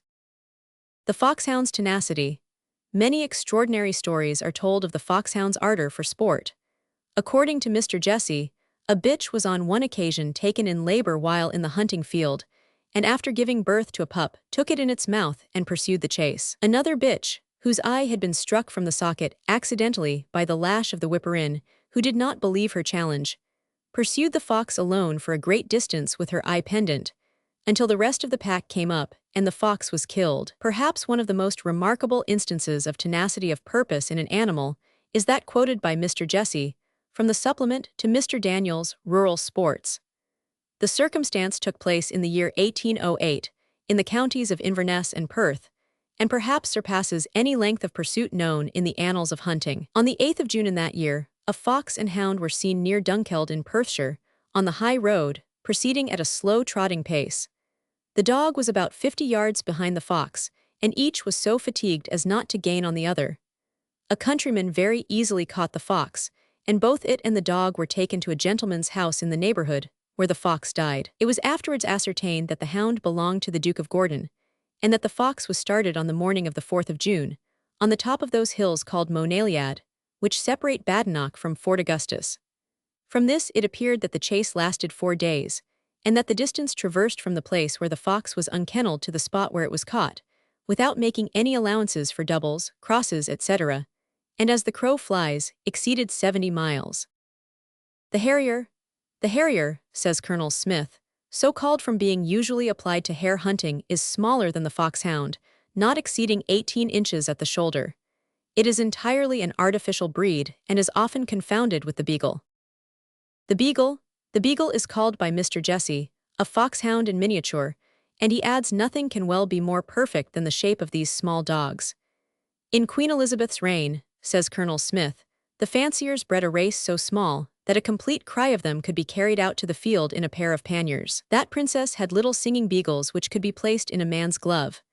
At present they are about 12 or 14 inches at the shoulders, stout and compact in make, with long ears, and either marked with a bright streak or spot of white about the neck on a dark brown coat, or white with spots like a harrier, of black and red. They are slow but persevering, and are sufficiently sure of killing their game. The Dalmatian dog. Colonel Smith places the Dalmatian dog with the hounds on the ground of similarity of general structure. Elegant in form and beautiful in making, it is said to be less keen in scent and less sagacious than other dogs. Sagacious or not, it was one of these dogs that Lord Maynard found awaiting him at his house in England after having lost him in France. The turnspit. The turnspit, says Captain Brown, derived its name from the service in which it was engaged before the invention of machinery to do the same work, and what is remarkable, now that the office is extinct, so also has nearly become the species which used to perform it. I have now in my kitchen, said the Duc de Laincourt to M. Descartes, 2 turnspits which take their turns regularly every other day in the wheel. One of them, not liking his employment, hid himself on the day he should have wrought, when his companion was forced to mount the wheel in his stead. But crying and wagging his tail, he intimated that those in attendance should first follow him. He immediately conducted them to a garret, where he dislodged the idle dog, and killed him immediately. Another instance is recorded by Captain Brown as follows. When the cook had prepared the meat for roasting, he found that the dog which should have wrought the spit had disappeared. He attempted to employ another, but it bit his leg and fled. Soon after, however, the refractory dog entered the kitchen driving before him the truant turnspit, which immediately of its own accord went into the wheel. It is easy to see from these stories that the occupation was not a popular one, and it is well that it is no longer a necessary one. The pointer. The pointer, Canis avicularis, as resembling the race of hounds, more than any other of the shooting or gun dogs, is placed next to them in the classification of Colonel Smith, who says, "In their present qualities of standing fixed and pointing to game, we see the result of a long course of severe training, and it is a curious fact that by a succession of generations having been constantly educated to this purpose, it has become almost innate, and young dogs of the true breed point with scarcely any instruction. This habit is so firm in some that the late Mr. Gilpin is reported to have painted a brace of pointers while in the act, and that they stood an hour and a quarter without moving. A smooth dog, resembling the foxhound in his markings, though sometimes entirely black, the pointer is used by sportsmen to point them to the spot where the game is to be found. It ranges the fields, says Mr. Wood, until it scents the hare or partridge lying close on the ground. It then remains still as if carved in stone, every limb fixed, and the tail pointing straight behind it. In this attitude it remains until the gun is discharged, reloaded, and the sportsman has reached the place where the bird sprang. The pointer as a sportsman. The pointer is a keen sportsman and will point without tiring while worthily supported by the gun, but many stories are told of his disgust at a bad shot and his refusal to point for unskillful sportsmen. The following amusing story is told by Captain Brown and is quoted as follows by Mr. Jesse, a gentleman, on his requesting the loan of a pointer dog from a friend, was informed by him that the dog would behave very well so long as he could kill his birds, but if he frequently missed them, it would run home and leave him. The dog was sent, and the following day was fixed for trial, but unfortunately his new master was a remarkably bad shot. Bird after bird rose and was fired at, but still pursued its flight untouched, till at last the pointer became careless, and often missed his game. As if seemingly willing, however, to give one chance more, he made a dead stop at a fern bush, with his nose pointed downward, the forefoot bent, and his tail straight and steady. In this position he remained firm till the sportsman was close to him, with both barrels cocked, then moving steadily forward for a few paces, he at last stood still near a bunch of heather, the tail expressing the anxiety of the mind by moving regularly backwards and forwards. At last out sprang a fine old black cock. Bang, bang, went both barrels, but the bird escaped unhurt. The patience of the dog was now quite exhausted, and instead of dropping to charge, he turned boldly round, placed his tail between his legs, gave one howl, long and loud, and set off as fast as he could to his own home. The pointer has been known to lie down without bidding beside game which has been dropped from a bag, after a long day's shooting, and watch it faithfully until relieved on the following day, when the missing birds were searched for and found. The setter Canny's index, divides with the pointer the duty of attending the sportsman on his shooting expeditions. According to Captain Brown, he was originally derived from a cross between the Spanish pointer and the large water spaniel, and was justly celebrated for his fine scent. Many crossings have considerably varied the breed, of which the Irish is now considered purer than the English and Scotch breeds. In figure, says Colonel Smith, they participate of the pointer and the spaniel, though larger than the latter. In England they are white, or white with black or brown marks. They are intelligent, affectionate and docile, and often show great sagacity outside the domain of sport. The scent of the setter. Col Hutchinson says, I was partridge shooting the season before last with an intimate friend. The air was soft and there was a good breeze. We came upon a large turnip field, deeply trenched on account of its damp situation. A white setter that habitually carried a lofty head drew for a while and then came to a point. We got up to her. She led us across some ridges, when her companion, a jealous dog, a pointer, which had at first backed correctly, most improperly pushed on in front, but not being able to acknowledge the scent, went off, clearly imagining the bitch was in error. She, however, held on, and in beautiful style brought us up direct to a covey. My friend and I agreed that she must have been but little, if at all, less than 100 yards off when she first winded the birds, and it was clear to us that they could not have been running, for the breeze came directly across the furrows, and she had led us in the wind's eye.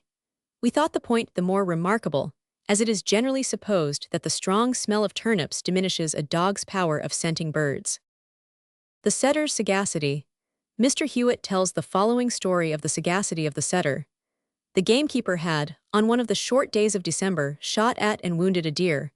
Hoping to run him down before night, he instantly put the dog upon the track, which followed it at full speed, and soon was out of sight. At length it grew dark, and the gamekeeper returned home, thinking he should find the setter arrived there before him.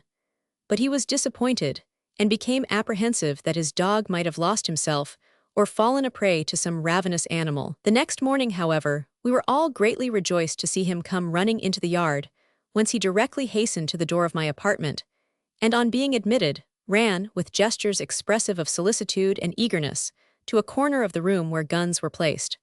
We understood the hint, and taking the guns, followed him. He led us not by the road which he himself had taken out of the wood, but by beaten paths half round it, and then by several woodcutters' tracks in different directions, to a thicket, where, following him a few paces, we found the deer which he had killed. The dog seems to have rightly judged that we should have been obliged to make our way with much difficulty through almost the whole length of the wood, in order to come to the deer in a straight direction, and he therefore led us a circuitous, but open and convenient road. Between the legs of the deer, which he had guarded during the night against the beasts of prey that might otherwise have seized upon it, he had scratched a hole in the snow, and filled it with dry leaves for his bed. The extraordinary sagacity which he had displayed upon this occasion rendered him doubly valuable to us, and it therefore caused us very serious regret, when, in the ensuing summer, the poor animal went mad, possibly in consequence of his exposure to the severe frost of that night, and it became necessary for the gamekeeper to shoot him,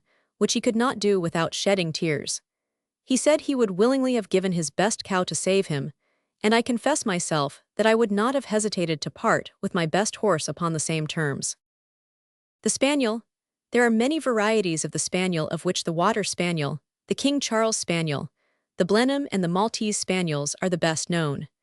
The water spaniels figure on some of the later monuments of Rome, and so prove their antiquity. Colonel Smith describes the spaniel as a small setter, with silky hair and fine long villous ears. Black, brown-pied, liver-colored, white and black and white, the water spaniel differing from the other species chiefly in his readiness to hunt and swim in the water, and the hair being somewhat harder to the touch. The spaniel has a great affection for his master, and is never tired of testifying his appreciation of his kindness. Colonel Smith mentions a dog allied to the spaniel race, who at the time of his writing Apra, had been lying on the grave of his mistress for 3 days, refusing all food, and was on that day being forcibly removed. Spaniels are often very intelligent, displaying the same sagacity as other and larger dogs and in the same way. Mr. Jesse mentions a King Charles spaniel who was locked by his master in a room in Vere St. Clair Market, one afternoon about 5:30, while he went with his family to Drury Lane Theatre. About 8 o'clock in the evening, the dog escaped his confinement and found his way to the theatre, where he discovered his master in the midst of the pit, though it was crowded at the time. The Blenheim Spaniel is similar to the King Charles breed, though somewhat different in its markings, fuller about the muzzle and shorter in the back. Blenheims have been known to show great intelligence and affection. A story is told of one who, upon being attacked by two cats, obtained the assistance of a third cat, waylaid his enemies one at a time, and with the assistance of his friend, taught them better manners. The Maltese dog is another favorite species, much admired and petted by ladies. The sagacity of the Water Spaniel. Captain Brown gives the following from a letter written by a gentleman at Dijon in France, to his friend in London, dated August 15, 1764. Since my arrival here a man has been broken on the wheel, with no other proof to condemn him than that of a water spaniel. The circumstances attending it being so very singular and striking, I beg leave to communicate them to you. A farmer, who had been to receive a sum of money, was waylaid, robbed, and murdered by two villains. The farmer's dog returned with all speed to the house of the person who had paid the money, and expressed such amazing anxiety that he would follow him, pulling him several times by the sleeve and skirt of the coat, that at length the gentleman yielded to his importunity. The dog led him to the field, a little from the roadside, where the body lay. From thence the gentleman went to a public house, in order to alarm the country.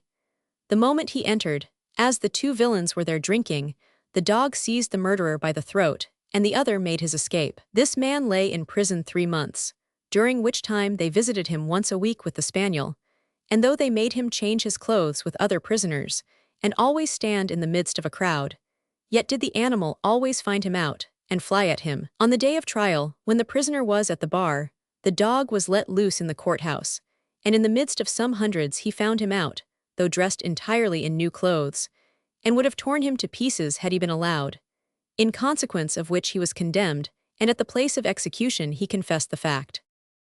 The terrier.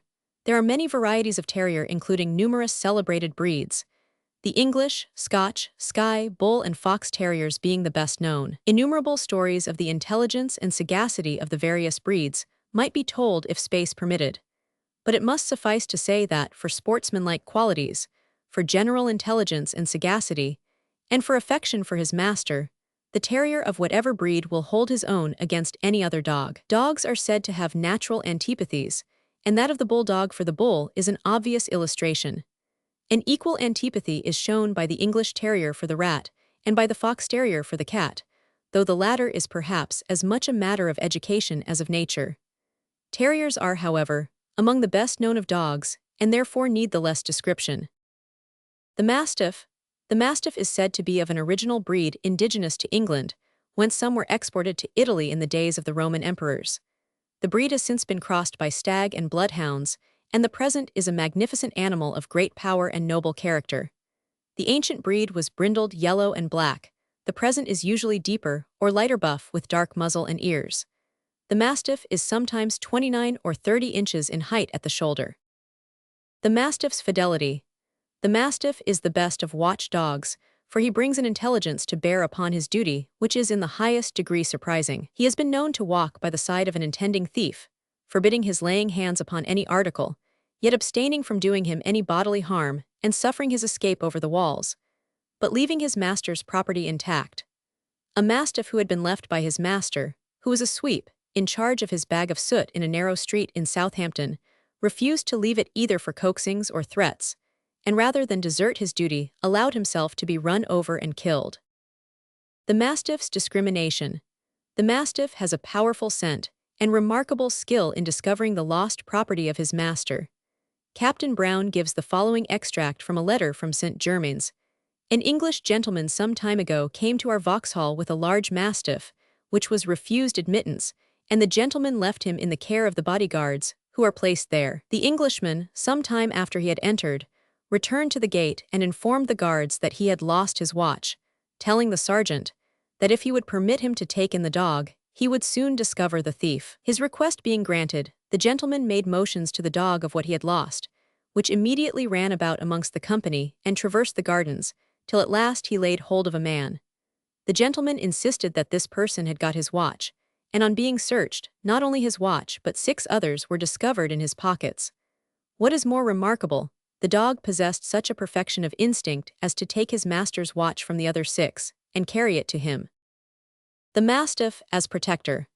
Mr. Jesse gives the following story, which he reprinted from a contemporary newspaper. A most extraordinary circumstance has just occurred at the Howick Toll Bar, which is kept by 2 old women.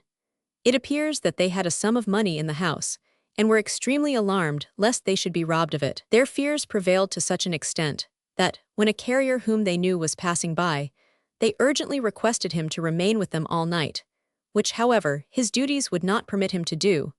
But in consideration of the alarm of the women, he consented to leave with them a large mastiff dog. In the night the women were disturbed by the uneasiness of the dog, and heard a noise apparently like an attempt to force an entrance into the premises, upon which they escaped by the back door, and ran to a neighboring house, which happened to be a blacksmith's shop. They knocked at the door, and were answered from within by the smith's wife. She said her husband was absent, but that she was willing to accompany the terrified women to their home. On reaching the house, they heard a savage but half-stifled growling from the dog. On entering they saw the body of a man hanging half in and half out of their little window, whom the dog had seized by the throat and was still worrying. On examination, the man proved to be their neighbor the blacksmith, dreadfully torn about the throat, and quite dead. The bulldog. The bulldog, Canis anglicus, is said to be an original English breed, and Colonel Smith suggests that this dog rather than the mastiff was the one which flourished in England in Roman times. Not indeed the breed as it at present exists, but one little inferior to the mastiff, but with the peculiar features of the bull form more strongly marked. The bulldog, says Colonel Smith, differs from all others, even from the mastiff, in giving no warning of his attack by his barking. He grapples his opponents without in the least estimating their comparative weight and powers. We have seen one pinning an American bison, and holding his nose down till the animal gradually brought forward its hind feet, and crushing the dog to death tore his muzzle out of the fangs, most dreadfully mangled. We have known another hallooed on to attack a disabled eagle. The bird, unable to escape, threw himself on the back, and as the dog sprang at his throat, struck him with his claws, one of which penetrating the skull, killed him instantly, and caused his master the loss of a valued animal and $100 in the wager. The bulldog is possessed of less sagacity and less attachment than any of the hound tribe. He is therefore less favored, and more rarely bred with care, excepting by professed amateurs of sports and feelings little creditable to humanity. He is of moderate size, but entirely molded for strength and elasticity. He never leaves his hold, when once he has got it, while life lasts, hence he has become the type of obstinate pertinacity and unflinching courage. The poodle dog. The poodle dog, while possessing many natural qualities which endear it to its owner, is capable of great cultivation, and is for this reason much affected by those who train dogs for public performances. Of the clever tricks the poodle has been trained to perform many stories are told, among which the following from M. Blaze's History of the Dog, as quoted in Mr. Jesse's Anecdotes of Dogs, is one of the most amusing. A shoeblack on the Pont Neuf at Paris had a poodle dog, whose sagacity brought no small profit to his master. If the dog saw a person with well-polished boots go across the bridge, he contrived to dirty them, by having first rolled himself in the mud of the Seine. His master was then employed to clean them. An English gentleman, who had suffered more than once from the annoyance of having his boots dirtied by a dog, was at last induced to watch his proceedings, and thus detected the tricks he was playing for his master's benefit. He was so much pleased with the animal's sagacity that he purchased him at a high price and conveyed him to London. On arriving there, he was confined to the house till he appeared perfectly satisfied with his new master and his new situation. He at last, however, contrived to escape, and made his way back to Paris, where he rejoined his old master and resumed his former occupation. Weasels, otters, and badgers.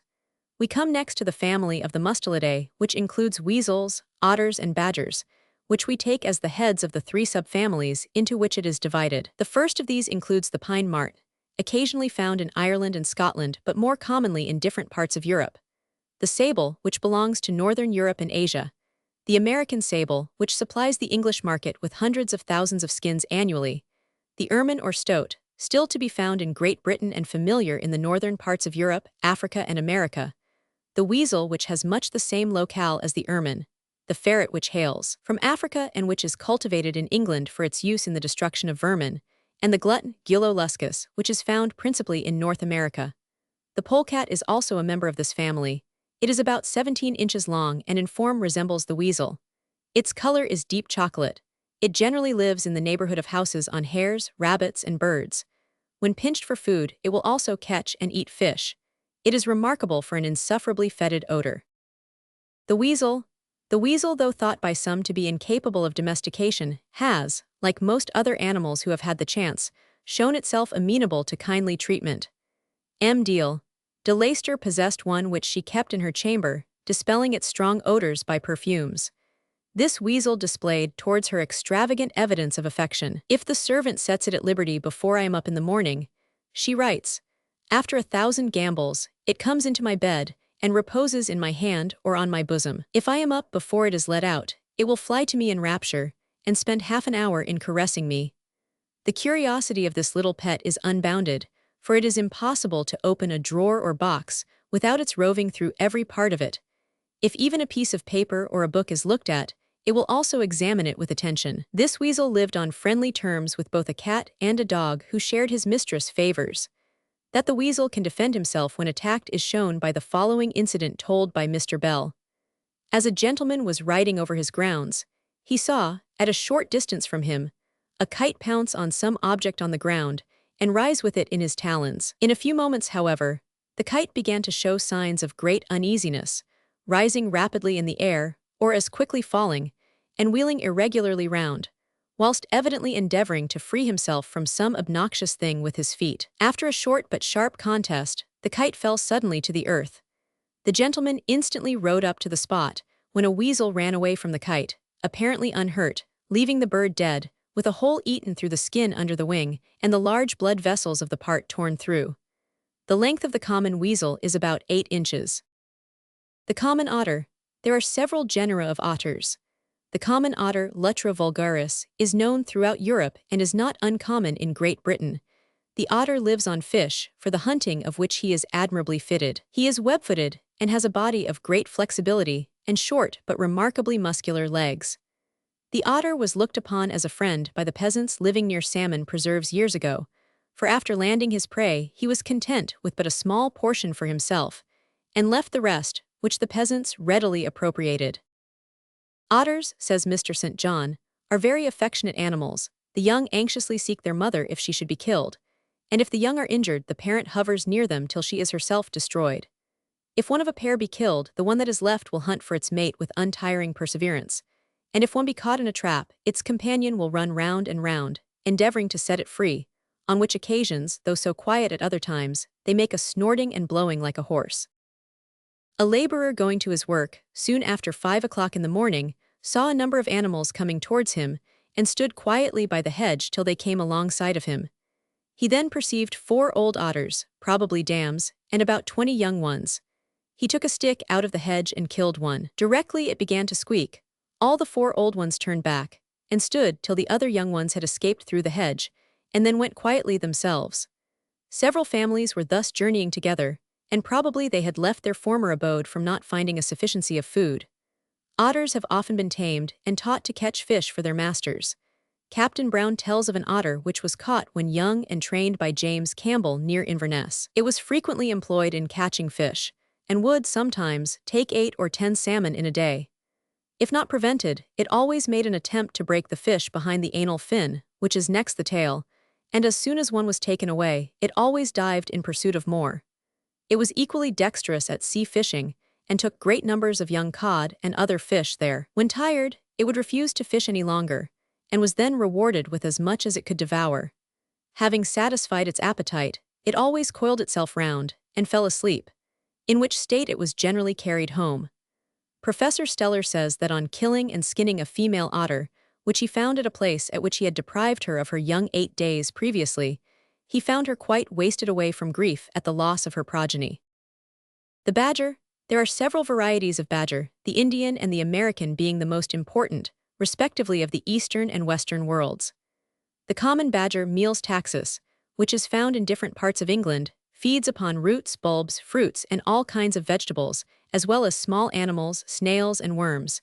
He has also a great fancy for eggs. He lives in burrows, which form passages having a central chamber and various antechambers, which he makes in sandy and gravelly soil. He is nocturnal in his habits. When pursued, says Mrs. Bowditch, he constantly impedes the progress of his enemies by throwing the soil behind him, so as to fill up the passages, while he escapes to the surface. He is a formidable opponent to his enemies, as his skin is so tough and his bite so severe, and he displays much sagacity in avoiding traps and escaping confinement. Mr. St. John placed one in a paved court for security, but before the next morning he had displaced a stone and burrowed his way out under the wall. Captain Brown tells an affecting story of the feeling of a badger for its mate. Two persons in France killed a badger and proceeded to drag it towards a neighboring village.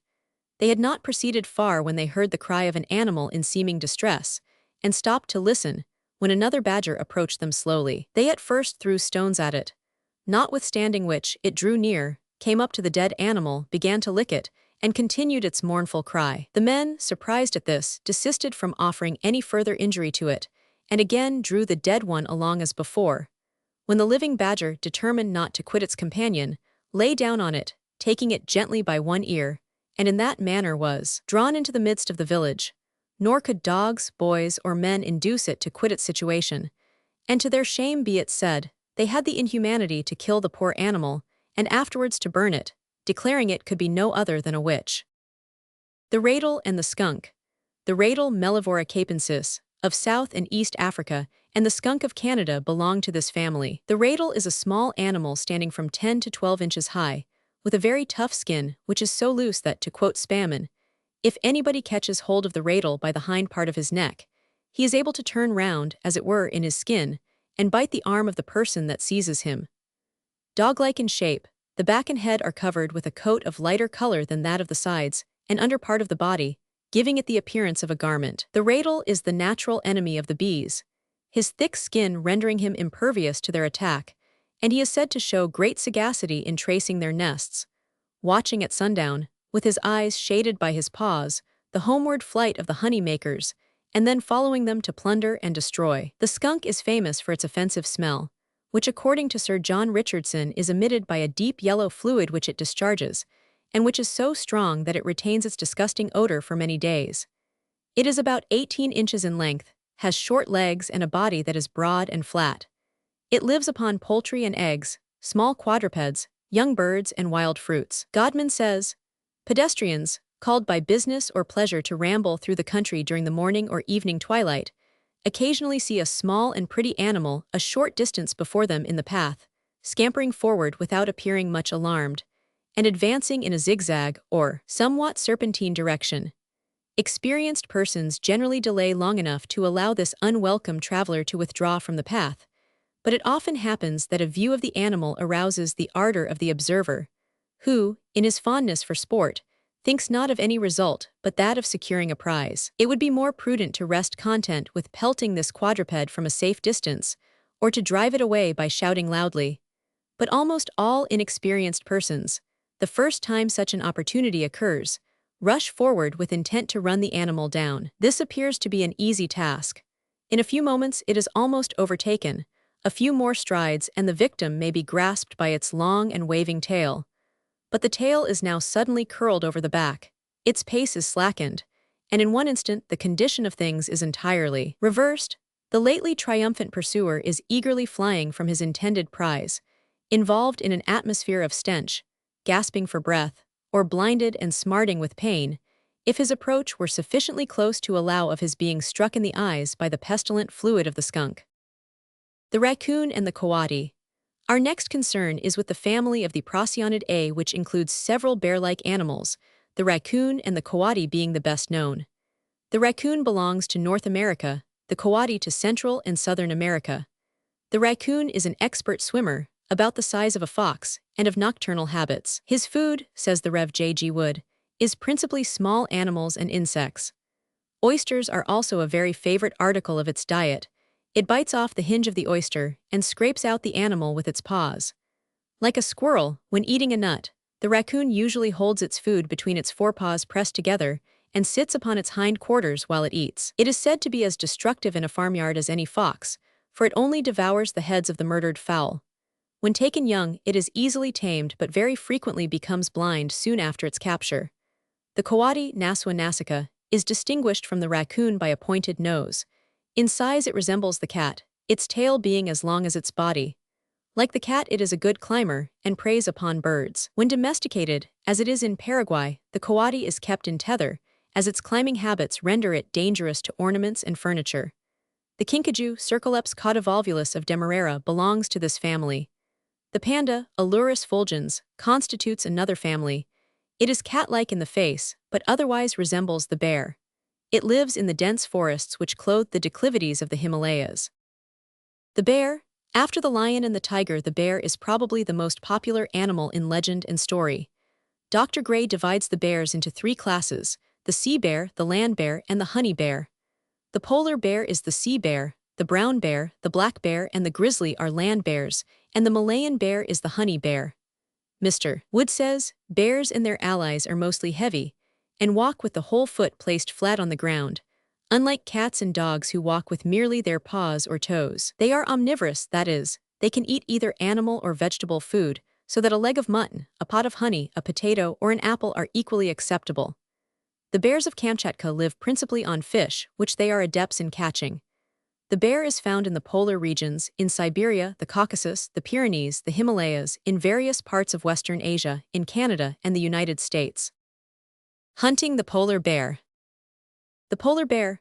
The polar bear is 8 or 9 feet long and a little more than 4 feet in height. He has a long nose, short ears, large legs, and a short tail. His body and neck are long, and he has 5 sharp claws on each foot. His color is a yellowish-white, his hair long and shaggy. He inhabits Greenland and Lapland as far north as 80 degrees. He lives on fish and seals and the bodies of whales, which are thrown ashore or which he finds in the sea. Dr. R. Brown deprecates the stories of the polar bear's ferocity, which he regards as greatly exaggerated, though he admits that when enraged or suffering from hunger, they are formidable foes. That they are wary animals, the following story quoted from Captain Brown will show. The captain of a Greenland whaler, being anxious to procure a bear without injuring the skin, made trial of a stratagem of laying the noose of a rope in the snow and placing a piece of creng within it. A bear, ranging the neighboring ice, was soon enticed to the spot by the smell of burning meat. He perceived the bait, approached, and seized it in his mouth. But his foot, at the same time, by a jerk of the rope, being entangled in the noose, he pushed it off with his paw and deliberately retired. After having eaten the piece he had carried away with him, he returned. The noose, with another piece of creng, having been replaced, he pushed the rope aside, and again walked triumphantly off with the bait. A third time the noose was laid, but excited to caution by the evident observations of the bear, the sailors buried the rope beneath the snow, and laid the bait in a deep hole dug in the center. The animal once more approached, and the sailors were assured of their success. But Bruin, more sagacious than they expected, after snuffing about the place for a few moments, scraped the snow away with his paw, threw the rope aside, and again escaped unhurt with his prize. The polar bear displays a great love for its young, and many pathetic stories are told of its rage and grief at the loss of them. The following is from Captain Brown's Anecdotes of Animals.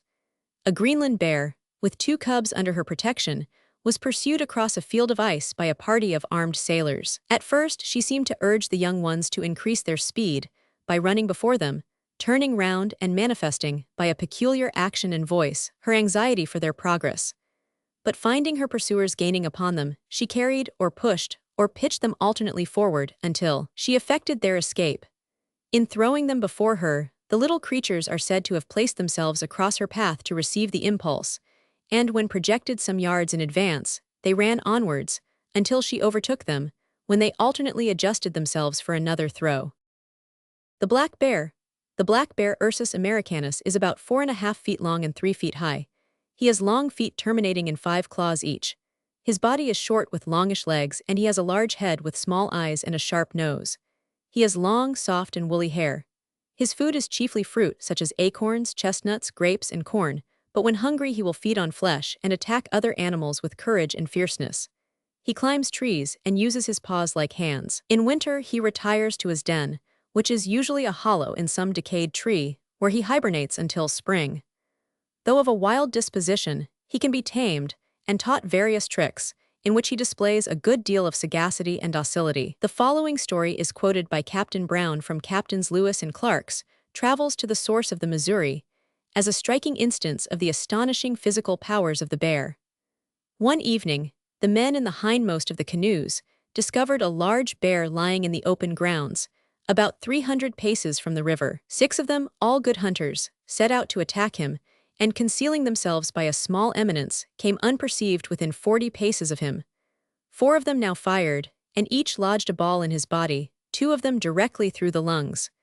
The enraged animal sprang up and ran open-mouthed at them. As he came near, the 2 hunters who had reserved their fire gave him 2 wounds, one of which, breaking his shoulder, retarded his motion for a moment.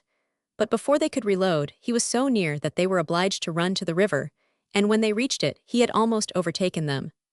2 jumped into the canoe, the other 4 separated, and concealing themselves in the willows, fired as fast as each could load. They struck him several times, which only exasperated him, and he at last pursued 2 of them so closely that they leaped down a perpendicular bank of 20 feet into the river.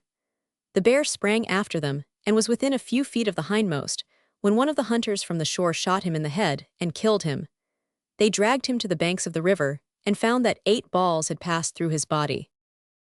Of his docility, Mrs. Bowditch gives the following amusing, if at the time, alarming illustration.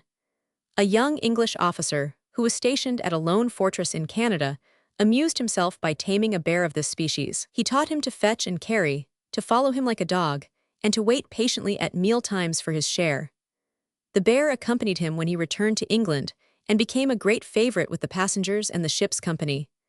Bruin, however, especially attached himself to a little girl about 4 years old, the daughter of one of the ladies on board, who romped with him as she would with a dog. In one of these games of play, he seized her with one forepaw, and with the other clambered and clung to the rigging, till he lodged her and himself in the maintop, where, regardless of her cries and the agony of her mother, he tried to continue his romp. It would not do to pursue the pair, for fear the bear should drop the child, and his master, knowing how fond he was of sugar, had some mattresses placed round the mast in case the child should fall, and then strewed a quantity of sugar on the deck.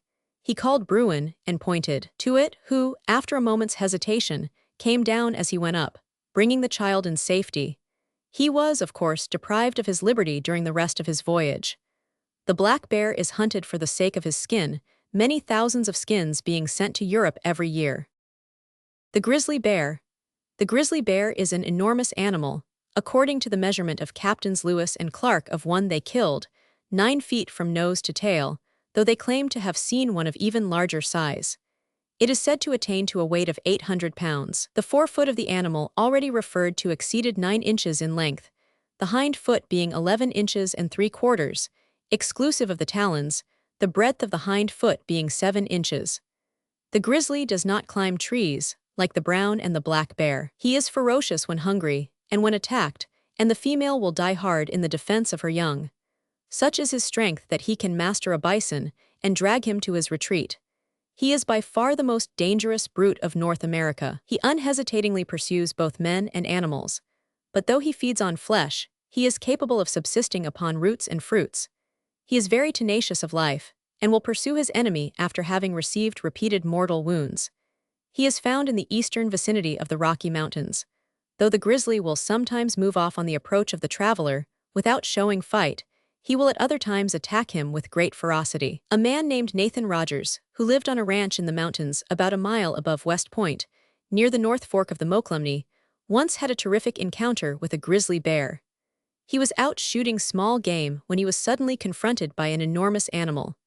He fired his only shot into the breast of the bear, and then awaited his attack. The fight was fast and furious, and though in the end the grizzly was killed, the man only survived in a terrible condition.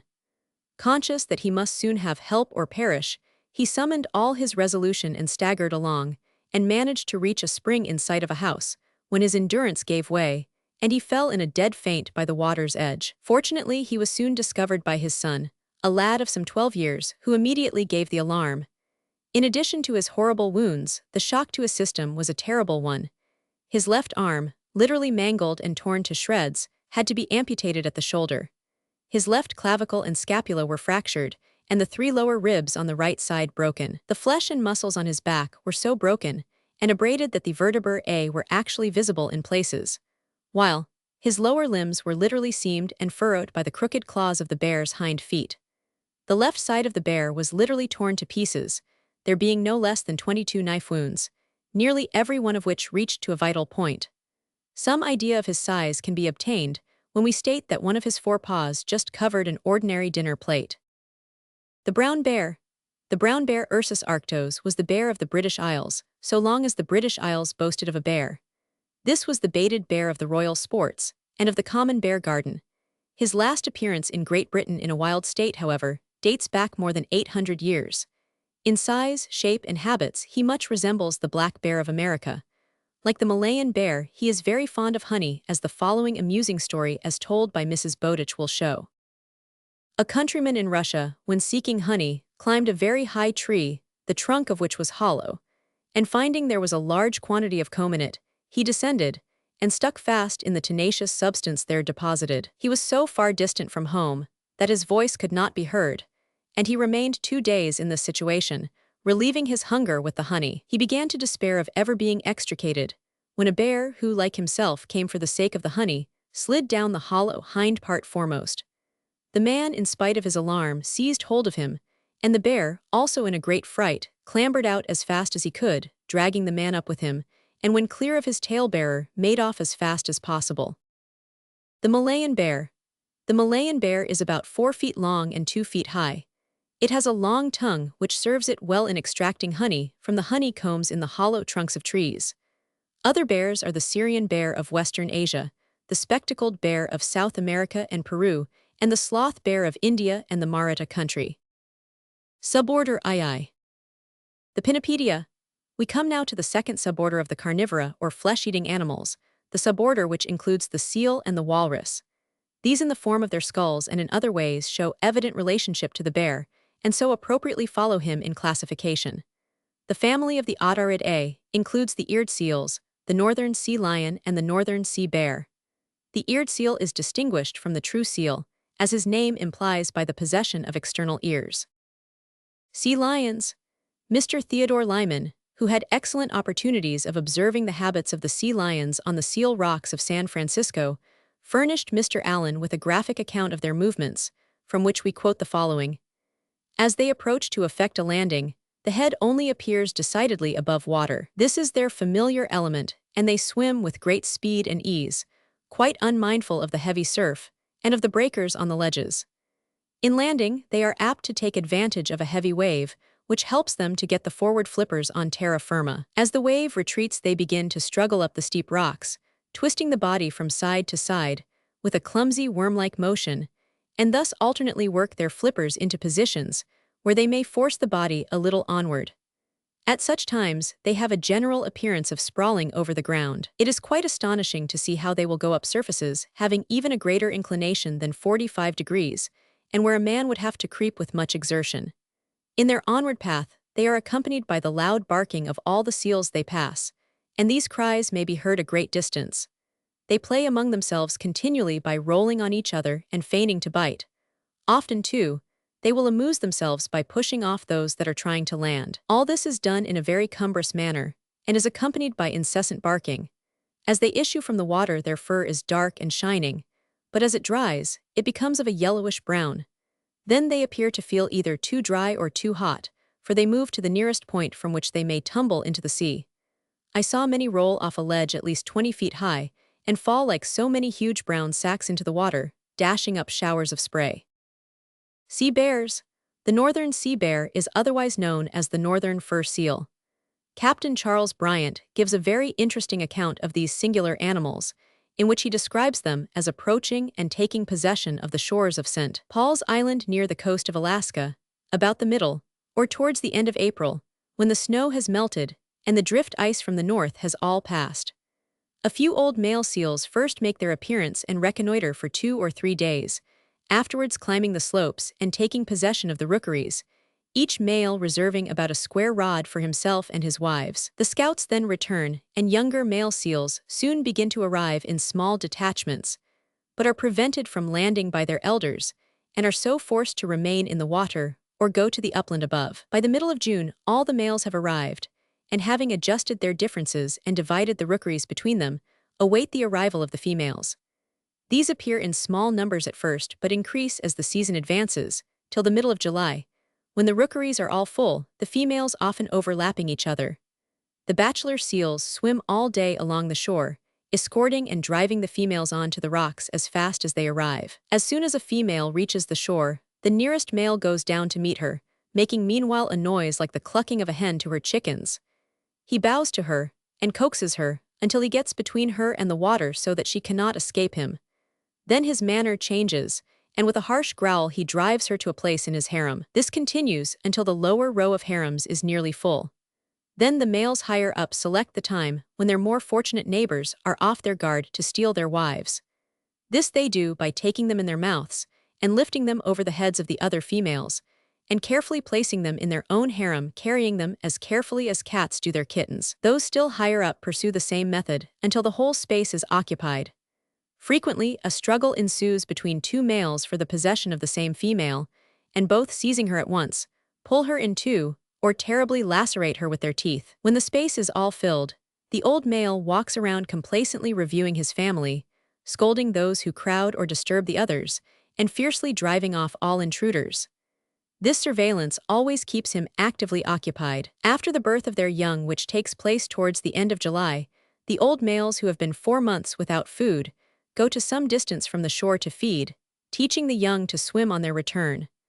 By the last of October, the seals begin to leave the islands in small companies, the males going last and by themselves. The walrus, Trichechus rosmarus, is a large and unwieldy creature. It bears a stronger resemblance to the seal than to any other quadruped, but it is distinguished by the proportions of its body and its elephant-like tusks. Vast herds formerly frequented the shores of the islands scattered between America and Asia, the coasts of Davis's Straits, and those of Hudson's Bay.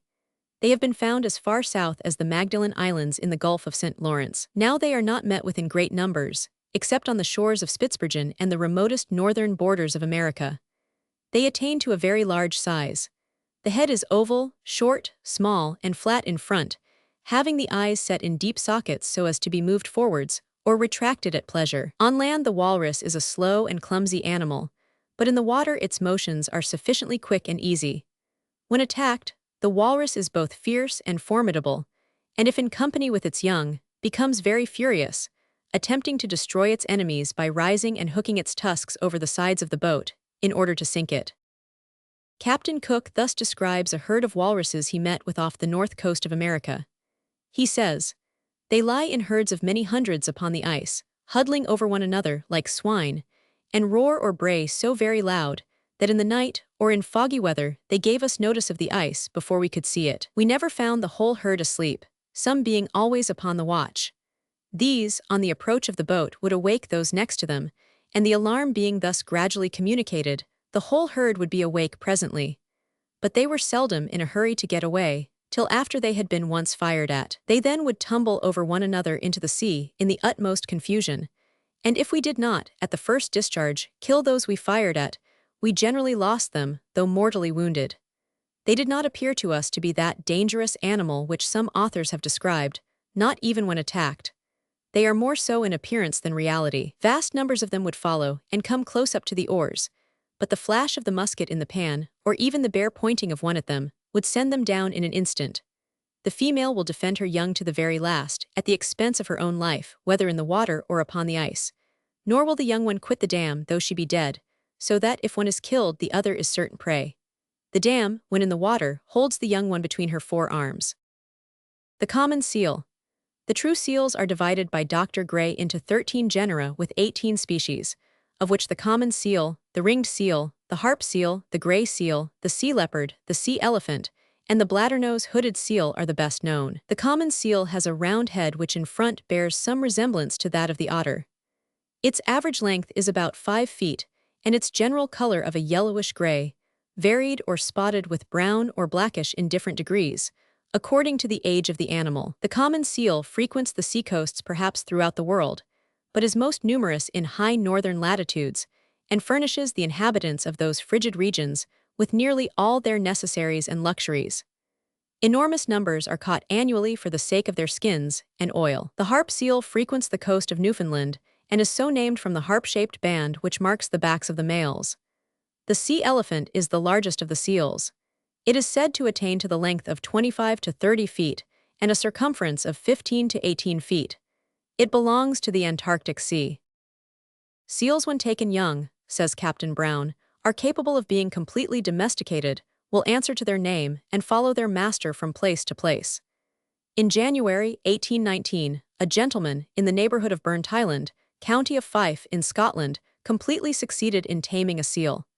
Its singularities attracted the curiosity of strangers daily. It appeared to possess all the sagacity of a dog, lived in its master's house, and ate from his hand.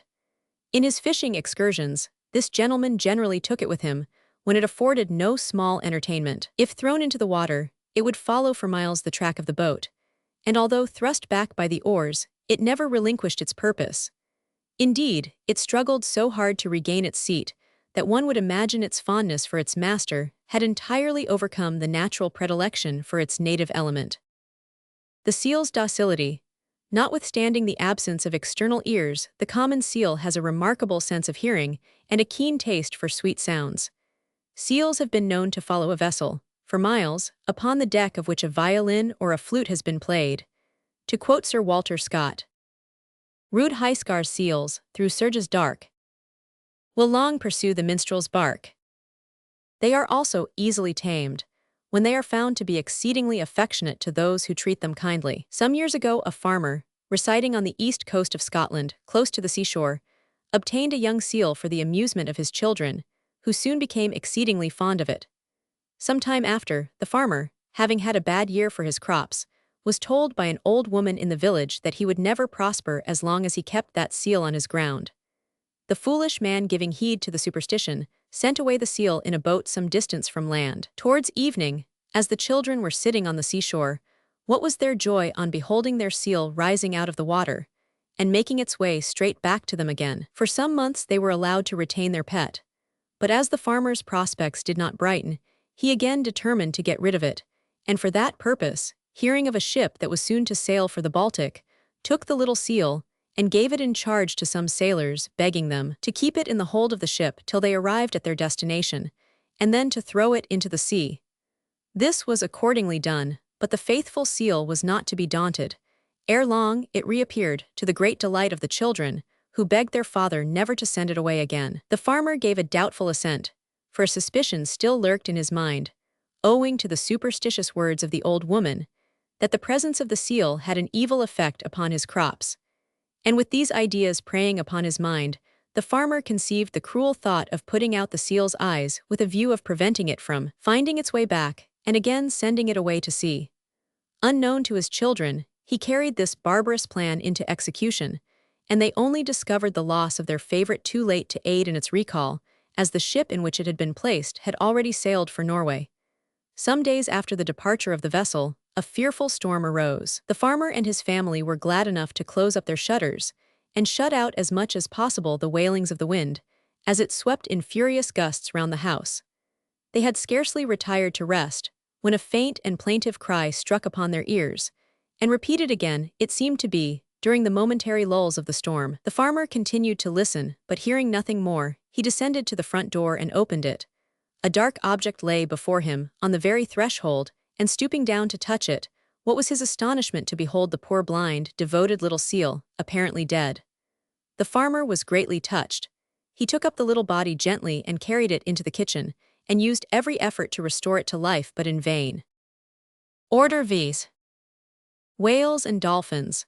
This order is divided into two suborders, the one characterized by the possession of teeth, and the other being toothless. The right whale. The right whale, when fully grown, attains to from 50 to 65 feet in length, and to from 30 to 40 feet in circumference. It is thickest behind the fins. When the mouth is open, it presents a cavity as large as a room, and capable of containing a boat full of men. Its tongue is said to be as large as a stout featherbed. The tail is a powerful instrument of motion and defense. It is only 5 or 6 feet long, but its motions are rapid, and its strength immense. The eyes are situated in the sides of the head. They are very small, being little larger than those of an ox. The whale has no external ear, but there is a small orifice under the skin for the admission of sound. On the most elevated part of the head are two blowholes 6 or 8 inches in length. The mouth, instead of teeth, has 2 rows of whalebone, each of which contains more than 300 laminae, the longest of which are about 10 or 11 feet. A large whale sometimes contains 1.5 tons of whalebone. The color of the old whale is gray and white, that of the young ones a sort of bluish-black. Immediately beneath the skin lies the blubber, or fat. Its thickness round the body is 8 or 10 or 20 inches, varying in different parts. The lips are composed almost entirely of blubber. A large whale yields about 20 tons of oil, which is expressed from the blubber. It is for this and the whalebone that this animal is deemed so valuable, and for which it is so much sought by whale fishers. The sense of seeing in the whale is very acute. Under the surface of the water, they discover one another at an amazing distance. They have no voice, but in breathing or blowing they make a loud noise. The usual rate at which whales swim seldom exceeds 4 miles an hour, but for a few minutes at a time, they are capable of darting through the water with amazing velocity, and of ascending with such rapidity as to leap above the surface. This feat they perform as an amusement, apparently to the high admiration of distant spectators. Sometimes they throw themselves in a perpendicular posture, with the head downwards, and rearing their tails on high, beat the water with awful violence. Sometimes they shake their tails in the air, which, cracking like a whip, resound to the distance of 2 or 3 miles. The flesh of the whale, though it would be rejected by the dainty palates of refined nations, is eaten with much relish by the Eskimo and the inhabitants along the coasts of Hudson's Bay and Davis's Straits, who esteem it a staple article of subsistence. Other whales of this suborder are the common fin whale, which is said to reach 80 feet in length, the lesser fin whale, and the humpback whale. In these, the yield of whalebone and oil is so small that they are not thought worth the trouble of catching. The sperm whale. The sperm whale rarely exceeds 60 feet in length and lives in warm regions, such as the Indian Ocean, rarely, if ever, visiting Arctic or European seas. Its yield of oil is said to be less than that of the Greenland whale, but it is of a finer quality. Ambergris is also produced from the body of the sperm whale. The dolphin. This is a large creature, so like the porpoise that he has been often confounded with it. He is, however, much larger, sometimes measuring from 20 to 25 feet in length. The body is roundish, growing gradually less towards the tail. The nose is long and pointed, the skin smooth, the back black or dusky blue, becoming white towards the belly. He is entirely destitute of gills, or any similar aperture, but respires and also spouts water through a pipe of semicircular form placed on the upper part of the head. There are several varieties of dolphins, including the long-nosed dolphins of the rivers of Asia and South America, and the classical dolphin of the Mediterranean, Delphinus delphis. The former are separately classified, and the family of the latter includes the white whale, the narwhal, the common porpoise, and the grampus. The dolphin is gregarious in its habits, herding and traveling in large shoals. It may sometimes be seen sporting in the bays and rivers of New York and is always a pretty sight. The white whale. The white whale, Beluga catodon, is the whale which Dr. R. Brown calls the whale of Greenland. It is the whale which the Greenlander and the Eskimo find so valuable for its oil and flesh, the latter of which they dry for winter use. They are sometimes called sea pigs, from a fancied resemblance they bear to the pig when floundering in the sea, and sometimes sea canaries, on account of their peculiar whistle, which resembles that of a bird. The narwhal. The narwhal, Monodon monoceros, is found frequently in company with the white whale, and inhabits much the same geographical area. It is distinguished by the possession of a tusk, the aim and purpose of which has been much debated. It has been supposed to use it, says Dr. Brown, to stir up its food from the bottom, but in such a case the female would be sadly at a loss. Fabricius thought that it was to keep the holes open in the ice during the winter, and the following occurrence seems to support this view. In April 1860, a Greenlander was traveling along the ice in the vicinity of Christianshavn and discovered one of those open spaces in the ice, which, even in the most severe winters, remain open. In this hole hundreds of narwhals and white whales were protruding their heads to breathe, no other place presenting itself for miles around. It was described to me as an Arctic black hole of Calcutta in the eagerness of the animals to keep at the place. Neither the narwhal nor the white whale, he continues, are timid animals, but will approach close to and gambol for hours in the immediate vicinity of the ship. The oil is highly esteemed, and the flesh is very palatable. The skin of the narwhal boiled to a jelly is looked upon, and justly so, as one of the prime dainties of a Greenlander. The common porpoise. The porpoise resembles the dolphin in general appearance. Its length from the tip of the snout to the end of the tail is from 5 to 8 feet, and the width about 2.5 feet. The figure of the whole body is conical, the color of the back is deep blue, inclining to shining black, the sides are gray and the belly white. When the flesh is cut up, it looks very much like pork. But although it was once considered a sumptuous article of food, and is said to have been occasionally introduced at the tables of the Old English nobility, it certainly has a disagreeable flavor. Their motion in the water is a kind of circular leap. They dive deep, but soon again rise up in order to breathe. They are seen in nearly all seas, where they sport with great activity, chiefly on the approach of a squall. The grampus. The grampus orca gladiator is the natural enemy of the whale and the seal, who hold him in mortal terror. His swallow is so great that he can take a porpoise or a seal whole, and has been known to swallow several in succession. The whale escapes him by getting among the ice, whither it is said the grampus will not follow him. Order VI. The sea cow. The sea cow is an aquatic vegetarian who lives on the coast. Of the 3 genera which constitute the family Manatid, A1 is now said to be extinct. The genus Manatus contains 2 species, one belonging to South America and the other to the west coast of Africa. The dugong, Halicore dugong, which attains to a length of 9 or 10 feet at maturity, produces oil having similar medicinal properties to that obtained from the cod's liver. It inhabits the Indian Ocean, the Red Sea, the neighborhood of the Malay Islands, and the north and east coasts of Australia. Order VII. Hoofed animals. The order of hoofed animals includes a number of well-known species, of which the horse, the ass, the ox, and the sheep among the tame, and the rhinoceros, the hippopotamus, the boar, and the bison among the wild are familiar examples. The order is divided into 2 suborders, and these into numerous families. The suborders are I. The Perissodactyla, which includes 3 families of animals characterized by an odd number of toes in their hind feet, the horse having 1, and the rhinoceros 3. 2. The Artiodactyla, which includes 7 families of animals, all having an even number of toes. The horse. The horse stands first among the hoofed animals, as the friend and servant of man. He has a history which is full of interest, but which it is quite impossible to give within the limits of our present opportunity.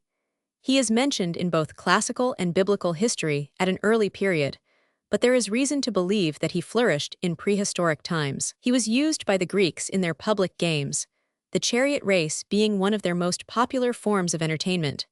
He was also employed by them for the purposes of war, of which the writings of Homer and other classical authors give abundant proof. First used apparently to draw the chariot only, the adaptation of the means to the end soon suggested to man the propriety of mounting his back, and from the throne he thus acquired man has since conquered the whole world. Man's first appearance on horseback doubtless suggested the fable of the centaur, those unaccustomed to the sight imagining that they beheld a monster, half man and half horse, as it is said the aborigines of America did when they first saw Spanish equestrians.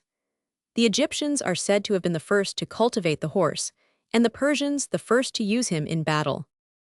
Arabian horses. The beauty, strength, and speed of the Arabian horse are well known, and the affection which subsists between him and his master is the basis of many a pathetic story. These horses are generally of a brown color, the mane and tail being short, and the hair black and tufted. The Arabs for the most part use the mares in their ordinary excursions, as they are less vicious than the males, and are more capable of sustaining abstinence and fatigue. The Arab often shares his tent with his mare, the husband, the wife, the child, the mare, and the foal, lying together indiscriminately, and the youngest branches of the family embracing the neck, or reposing on the body, of the mare, without any idea of fear or danger. St. Pierre, in his Studies of Nature, tells a pretty story of the Arab's affection for his horse. The whole stock of a poor Arabian of the desert consisted of a beautiful mare. This, the French consul at Sed offered to purchase, with an intention to send her to Louis XIV. The Arab, pressed by want, hesitated a long time, but at length consented, on condition of receiving a very considerable sum of money, which he named. The consul wrote to France for permission to close the bargain, and having obtained it, sent the information to the Arab. The man, so indigent as to possess only a miserable covering for his body, arrived with his magnificent courser. He dismounted, and first looking at the gold, then steadfastly at his mare, heaved a sigh. "To whom is it," exclaimed he, "that I am going to yield thee up? To Europeans, who will tie thee close, who will beat thee, who will render thee miserable. Return with me, my beauty, my jewel, and rejoice the hearts of my children." As he pronounced the last words, he sprang upon her back and was out of sight almost in a moment. This story forms the subject of the well-known ballad by the Hun, Mrs. Norton, entitled The Arab's Farewell to His Steed. Clarke thus describes the way in which the Arab will address a horse. Ibrahim went frequently to Ramah to inquire news of the mare whom he dearly loved. He would embrace her, wipe her eyes with his handkerchief, would rub her with his shirt sleeves, would give her 1,000 benedictions during whole hours that he would remain talking to her. "My eyes, my soul, my heart," he would say, "must I be so unfortunate as to have thee sold to so many masters and not keep thee myself? I am poor, my antelope. I brought thee up in my dwelling as a child. I did never beat nor chide thee." Arabs have been known to refuse enormous sums for horses, though actually themselves in a condition of extreme want. That the horse can reciprocate the kindness shown to him is proved by many a story of his fidelity. Chateaubriand says, "When I was at Jerusalem, the feet of one of these steeds made a great noise. The Bedouin to whom the animal, a mare, belonged, being pursued by the governor's guards, rushed with her from the top of the hills that overlooked Jericho. The mare scoured at full gallop down an almost perpendicular declivity without stumbling, and left the soldiers lost in admiration and astonishment. The poor creature, however, dropped down dead on entering Jericho, and the Bedouin, who would not quit her, was taken, weeping over the body of his faithful companion." More romantic is the story told by M. de Lamartine, thus quoted by Mrs. Bowditch. "An Arab chief and the tribe to which he belonged attacked a caravan in the night, and were returning with their plunder, when some horsemen belonging to the Pasha of Acre surrounded them, killed several, and bound the rest with cords. Among the latter was the chief Abu al-Merk, who was carried to Acre and bound hand and foot, laid at the entrance of their tent during the night. Kept awake by the pain of his wounds, he heard his horse, who was picketed at a distance from him, neigh. Wishing to caress him, perhaps for the last time, he dragged himself up to him and said, 'Poor friend, what will you do among the Turks? You will be shut up under the roof of a khan, with the horses of a pasha or an aga. No longer will the women and children of the tent bring you barley, camel's milk, or dowara in the hollow of their hands. No longer will you gallop free as the wind in the desert. No longer will you cleave the waters with your breast, and lave your sides as pure as the foam from your lips. If I am to be a slave, at least you may go free. Return to our tent, tell my wife that Abu el-Merk will return no more, but put your head still into the folds of the tent, and lick the hands of my beloved children." With these words, as his hands were tied, the chief with his teeth undid the fetters which held the courser bound, and set him at liberty. But the noble animal, on recovering his freedom, instead of galloping away to the desert, bent his head over his master, and seeing him in fetters and on the ground, took his clothes gently between his teeth, lifted him up, and set off at full speed towards home. Without resting, he made straight for the distant but well-known tent in the mountains of Arabia. He arrived there in safety, laid his master down at the feet of his wife and children, and immediately dropped down dead with fatigue. The whole tribe mourned him, the poets celebrated his fidelity, and his name is still constantly in the mouths of the Arabs of Jericho. For the sake of the beautiful moral it contains, the following story is well worth adding. In the tribe of Negd, there was a mare of great reputation for beauty and swiftness, which a member of another tribe named Deber desired to possess. Having failed to obtain her by offering all he was worth, he sought to effect his object by stratagem. Disguised as a lame beggar, he waited by a roadside, knowing that Nabi, the owner of the horse, would shortly pass that way. As soon as Nabi appeared, Deber cried out to him, begging assistance and pretending to be too weak to rise. Nabi thereupon dismounted from the mare and helped the beggar to mount her. The moment he was mounted, Deber declared himself and made off. Nabi called to him to stop, and on his turning round said to him, "Thou hast my mare, since it pleased God I wish you success, but I conjure thee tell no one how thou hast come by her." "Why not?" said Deber. "Lest others should refrain from charity because I have been duped," said Nabi, whereupon Deber dismounted and returned the mare. The domestic horse.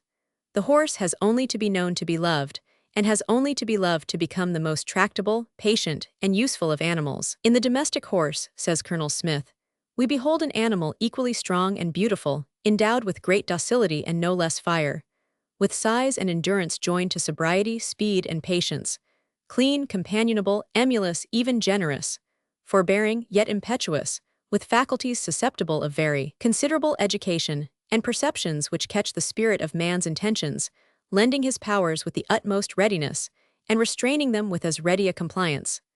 Saddled or in harness, laboring willingly, enjoying the sports of the field and exulting in the tumult of the battle, used by mankind in the most laudable and necessary operations, and often the unconscious instrument of the most sanguinary passions, applauded, cherished, then neglected, and ultimately abandoned to the authority of bipeds who often show little superiority of reason and much less of temper. One who, like ourselves, continues Colonel Smith, has repeatedly owed life to the exertions of his horse, in meeting a hostile shock, in swimming across streams, and in passing on the edge of elevated precipices, will feel with us, when contemplating the qualities of this most valuable animal, emotions of gratitude and affection which others may not so readily appreciate.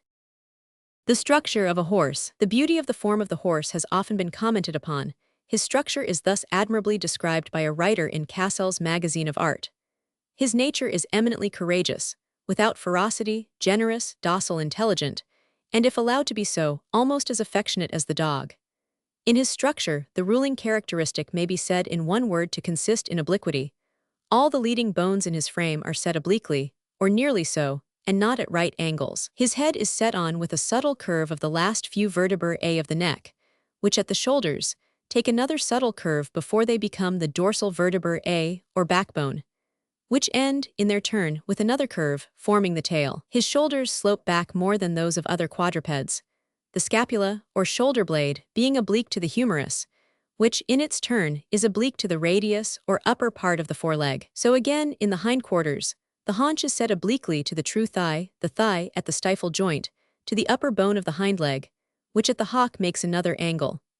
The fore and hind quarters form so large a portion of the entire length that a horse, though a lengthy animal from the front of the chest to the back of the haunch, is comparatively very short in the actual back or saddle place. Then his hocks are much bent, and his pastern joints are rather long, and again are set at an angle, succeeded by a slightly different angle in the firm but expanding hoof, thus completing the beautiful mechanism which preserves the limbs from jar and ensures elasticity in every part of an animal destined to carry weight and to undergo rapid and continued exertion, a combination not existing in any other quadruped to anything like the same degree, and fitting him precisely for the purposes for which he was given to man. At present we have said nothing about his head, every part of which is equally characteristic. His well-shaped, delicate ears are capable of being moved separately in every direction, and every movement is full of meaning and in sympathy with the eye. The eye is prominent, full, and large, and placed laterally so that he can see behind him without turning his head, his heels being his principal weapon of defense. His nostrils are large, open, and flexible, and his lips fleshy, though thin, and exquisitely mobile and sensitive. The large, open nostril is essential to him, as a horse breathes solely and entirely through it, being physically incapable of breathing through his mouth, as a valve in the throat actually precludes him from so doing. Hence the mouth of a horse, without a bridle in it, is opened only for purposes of eating or biting, but never from excitement or from exhaustion, like that of most other quadrupeds, except the deer species. The lips are, perhaps, even more characteristic. They are his hands as well as part of his mouth, and the horse and others of his family alone use them in this way. The ox, the sheep, the goat, the deer, the giraffe above all, and in fact, we believe all graminivorous animals except the horse, either bite their food directly with the teeth or grasp and gather it with the tongue, which is prehensile, and gifted with more or less power of prolongation. But the horse's tongue has no such function, and therefore no such powers, as these services are all performed in his case by the lips. And no horseman, who has let a favorite horse pick up small articles of food from the palm of his hand, can have failed to be struck with the extreme mobility, and also the sensibility and delicacy of touch, with which the lips are endowed. The horse's speed. The quality of speed for which the horse is so justly esteemed has been the subject of extensive culture, in which the Arabian horse has contributed no mean share. Some of the horses first brought from Arabia having been by no means celebrated, says Captain Brown, the breed had fallen into disrepute, till the descendants of one procured by Mr. Darley from the deserts, and on that account called the Darley Arabian, having borne away the palm for fleetness from all others, turned the tide of fashion in favor of that breed. Yet it is only the progeny of the Arabian horses that excels.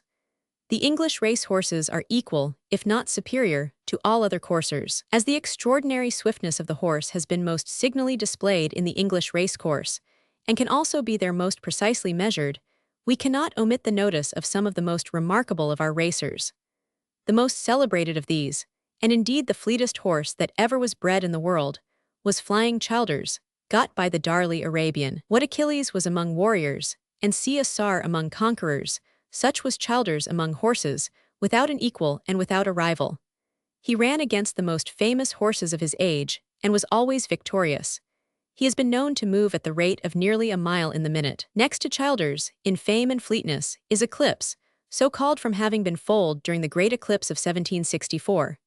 This horse likewise was never beaten. One contemporary rival alone was supposed to exist, Mr. Shafto's horse Goldfinder, but Goldfinder broke down the October before the proposed competition. Eclipse's rate of going was 47 feet in the second. Childers had a rate of 49. 100 to 1 were offered on Eclipse against the most famous racers of his day. Mr. O'Kelly purchased him for 1,650 guineas, and cleared by him £25,000. He had a vast stride. Never horse threw his haunches below him with more vigor or effect, and his hind legs were so spread in his gallop that a wheelbarrow might have been driven between them. King Herod, another famous horse which was generally, though not like Eclipse uniformly, successful, is chiefly celebrated for his progeny, his immediate descendants having gained to their owners above £200,000. The horse's endurance. Many marvelous stories are told of the endurance of the horse. Sir John Malcolm says, small parties of Turkomans, who ventured several hundred miles into Persia, used both to advance and retreat at the average of nearly 100 miles a day. They train their horses for these expeditions as we should do for a race, and describe him when in a condition for a foray by saying that his flesh is marble. When I was in Persia, a horseman mounted upon a Turkoman horse brought a packet of letters from Shiraz to Teherari, which is a distance of 500 miles, within 6 days. Almost equally remarkable records are held by English horses, but the invention of the locomotive has done away with the necessity for such trying expeditions in civilized countries, and the horse is trained more for speed and strength than for such long-distance efforts. M. De Pages in his travels round the world tells a remarkable story of the endurance of the horse when out of his natural element.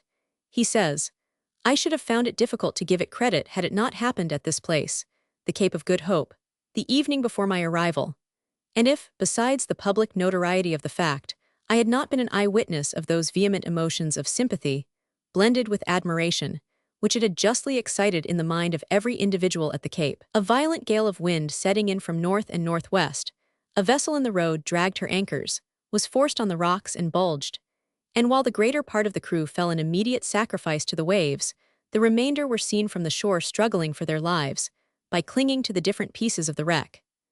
The sea ran dreadfully high, and broke over the sailors with such amazing fury, that no boat whatever could venture off to their assistance. Meanwhile a planter, considerably advanced in life, had come from his farm to be a spectator of the shipwreck. His heart was melted at the sight of the unhappy seamen, and knowing the bold and enterprising spirit of his horse, and his particular excellence as a swimmer, he instantly determined to make a desperate effort for their deliverance. He alighted and blew a little brandy into his horse's nostrils, and again seating himself in the saddle, he instantly pushed into the midst of the breakers. At first both disappeared, but it was not long before they floated on the surface, and swam up to the wreck, when taking with him 2 men, each of whom held by one of his boots, he brought them safe to shore. This perilous expedition he repeated no seldomer than 7 times, and saved 14 lives, but on his return the 8th time, his horse being much fatigued, and meeting a most formidable wave, he lost his balance and was overwhelmed in a moment. The horse swam safely to land, but his gallant rider was no more. The horse's memory. Many remarkable instances are recorded of the exercise of the faculty of memory by horses. Colonel Smith mentions an instance of a horse, which he had used for 2 years while in the army abroad, and which some years later made himself known to his old master with every demonstration of pleasure, though harnessed to a mail coach.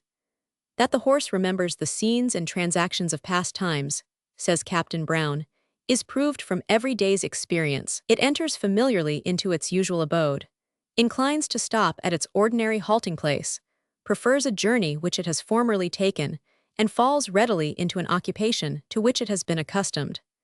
It seeks the fields in which it has formerly pastured, and has been known long afterwards to repair to the scenes of its earlier days. A horse belonging to a gentleman of Taunton strayed from a field at Corfe, 3 miles distant from thence. After a long and troublesome search, he was discovered on a farm at Branscombe, in Devon, a distance of 23 miles, being the place where he was foaled, although it is certain that the animal had not been there for 10 years, during the whole of which time he had been in the possession of the gentleman who then owned him. Horses seem to have a similar sense of locality to that for which dogs are so famous. A horse will find its way home when its master cannot see a yard before him, instances being recorded of parties lost in the snow which covered all tracks, who only saved their lives by letting a horse loose and following him. Captain Brown gives 2 instances of horses who, on becoming ill, found their way to the veterinary surgeon, who had previously treated them, entirely of their own accord. Instances are recorded also of cavalry horses, who, on hearing thunder while out grazing, have mistaken it for the sound of cannon, and who with great excitement have formed themselves into line, and presented the front of a field of war. Old hunters who have become coach horses have been known, upon hearing the hounds, at the moment of changing, to dash after them with their harness on their backs, and riderless and guideless follow the hunt for hours. These are instances of the ruling passions strong in after life, or perhaps more correctly speaking of the force of habit, of which there are countless illustrations. Kosciuszko had a horse which he once lent to a young man whom he employed upon a commission, but who on his return declared that he would never use the horse again unless also supplied with his master's purse. For, said he, as soon as a poor man on the road takes off his hat and asks charity, the animal immediately stands still, and will not stir until something is bestowed upon the petitioner, and as I had no money about me I had to feign giving, in order to satisfy the horse and induce him to proceed. Such loyalty to habit, however interesting, is not always convenient, as the following, which I quote from Anecdotes in Natural History, by the Rev. F. O. Morris, will show. Towards the close of last century, when volunteers were first embodied in the different towns, an extensive line of turnpike road was in progress of construction in a part of the north. The clerk to the trustees upon this line used to send one of his assistants to ride along occasionally to see that the contractors, who were at work in a great many places, were doing their work properly.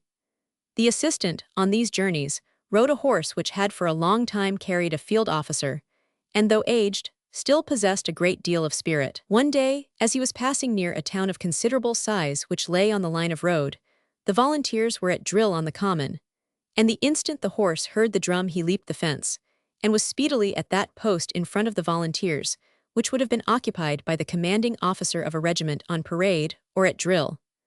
Nor could the rider by any means get him off the ground until the volunteers retired to the town. As long as they kept the field, the horse took the proper place of a commanding officer in all their maneuvers, and he marched at the head of the corps into the town, prancing in military style as cleverly as his stiffened legs would allow him, to the great amusement of the volunteers and spectators, and to the no small annoyance of the clerk. Perhaps no more amusing illustration of this force of habit could be found than that cited by Captain Brown of a Scotch lawyer, who purchased a horse at Smithfield upon which to make a journey north. The horse was a handsome one and started well, but on reaching Finchley Common, at a place where the road ran down a slight eminence, and up another, the lawyer met a clergyman driving a one-horse chaise. There was nobody within sight, and the horse by his maneuver instantly discovered the profession of his former owner. Instead of pursuing his journey, he laid his counter close up to the chaise and stopped it, having no doubt but his rider would embrace so fair an opportunity of exercising his profession. The clergyman seemed of the same opinion, produced his purse unasked, and assured the astonished lawyer that it was quite unnecessary to draw his pistol, as he did not intend to offer any resistance. The traveler rallied his horse, and with many apologies to the gentleman he had so innocently and unwillingly affrighted, pursued his journey. The horse next made the same suspicious approach to a coach, from the windows of which a blunderbuss was levelled, with denunciations of death and destruction, to the hapless and perplexed rider. In short, after his life had been once or twice endangered by the suspicions to which the conduct of his horse gave rise, and his liberty as often threatened by the peace officers, who were disposed to apprehend him as a notorious highwayman, the former owner of the horse, he was obliged to part with the inauspicious animal for a trifle, and to purchase at a large price one less beautiful, but not accustomed to such dangerous habits. The horse's intelligence. Of the larger quadrupeds, the horse is said to be only second in intelligence to the elephant, and many proofs could be given of the high standard of intelligence to which he sometimes attains. The Rev. F.O. Morris says, "We knew a blind coach horse that ran one of the stages on the Great North Road for several years, and so perfectly was he acquainted with all the stables, halting places, and other matters, that he was never found to commit a blunder. He could never be driven past his own stable, and at the sound of the coming coach, he would turn out, of his own accord, into the stable-yard. So accurate was his knowledge of time, that though half a dozen coaches halted at the same inn daily, he was never known to stir till the sound of his own coach, the 10 o'clock, was heard in the distance. The intelligence of this horse was somewhat circumscribed, but it was perfect within its limits." Colonel Smith, as already quoted, says, "Bipeds who exercise authority over horses often show little superiority of reason and much less of temper. The way in which horses have preserved masters who have rendered themselves incapable of taking care of themselves is proof of this. A horse has been known to poke his nose in at a tavern door and shake his master by the shoulder when he has been lingering too long over his potations. Another horse, whose master from a similar cause was unable to keep his seat watched by his side in the road all night, and on being discovered by some laborers in the early morning, vigorously resented their attempts to awaken him." Professor Kruger of Halle says, "A friend of mine was one dark night riding home through a wood, and had the misfortune to strike his head against the branch of a tree, and fell from his horse, stunned by the blow. The horse immediately returned to the house which they had left, about a mile distant.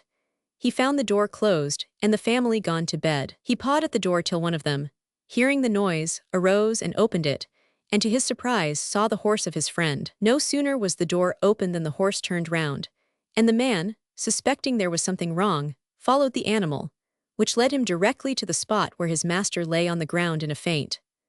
A pony has been known to leap into a canal and save the life of a child in danger of drowning, and a cart horse to lift a child out of the road and place it carefully on the sidewalk before proceeding with his load. A remarkable illustration of the intelligence of the horse under circumstances in which most human beings would have lost all presence of mind is quoted by Captain Brown. In the month of April, 1794, owing to a strong wind blowing contrary to the current of the river, the island Krautsend, surrounded by the two branches of the Elbe, became entirely covered with water, to the great alarm of the horses, which, with some foals, had been grazing on it. They set up a loud neighing, and collected themselves together within a small space. To save the foals that were now standing up to their bellies in water seemed to be the object of their consultation. They adopted a method at once ingenious and effective. Each foal was arranged between horses, who pressed their sides together so as to keep them wedged up and entirely free from injury from the water.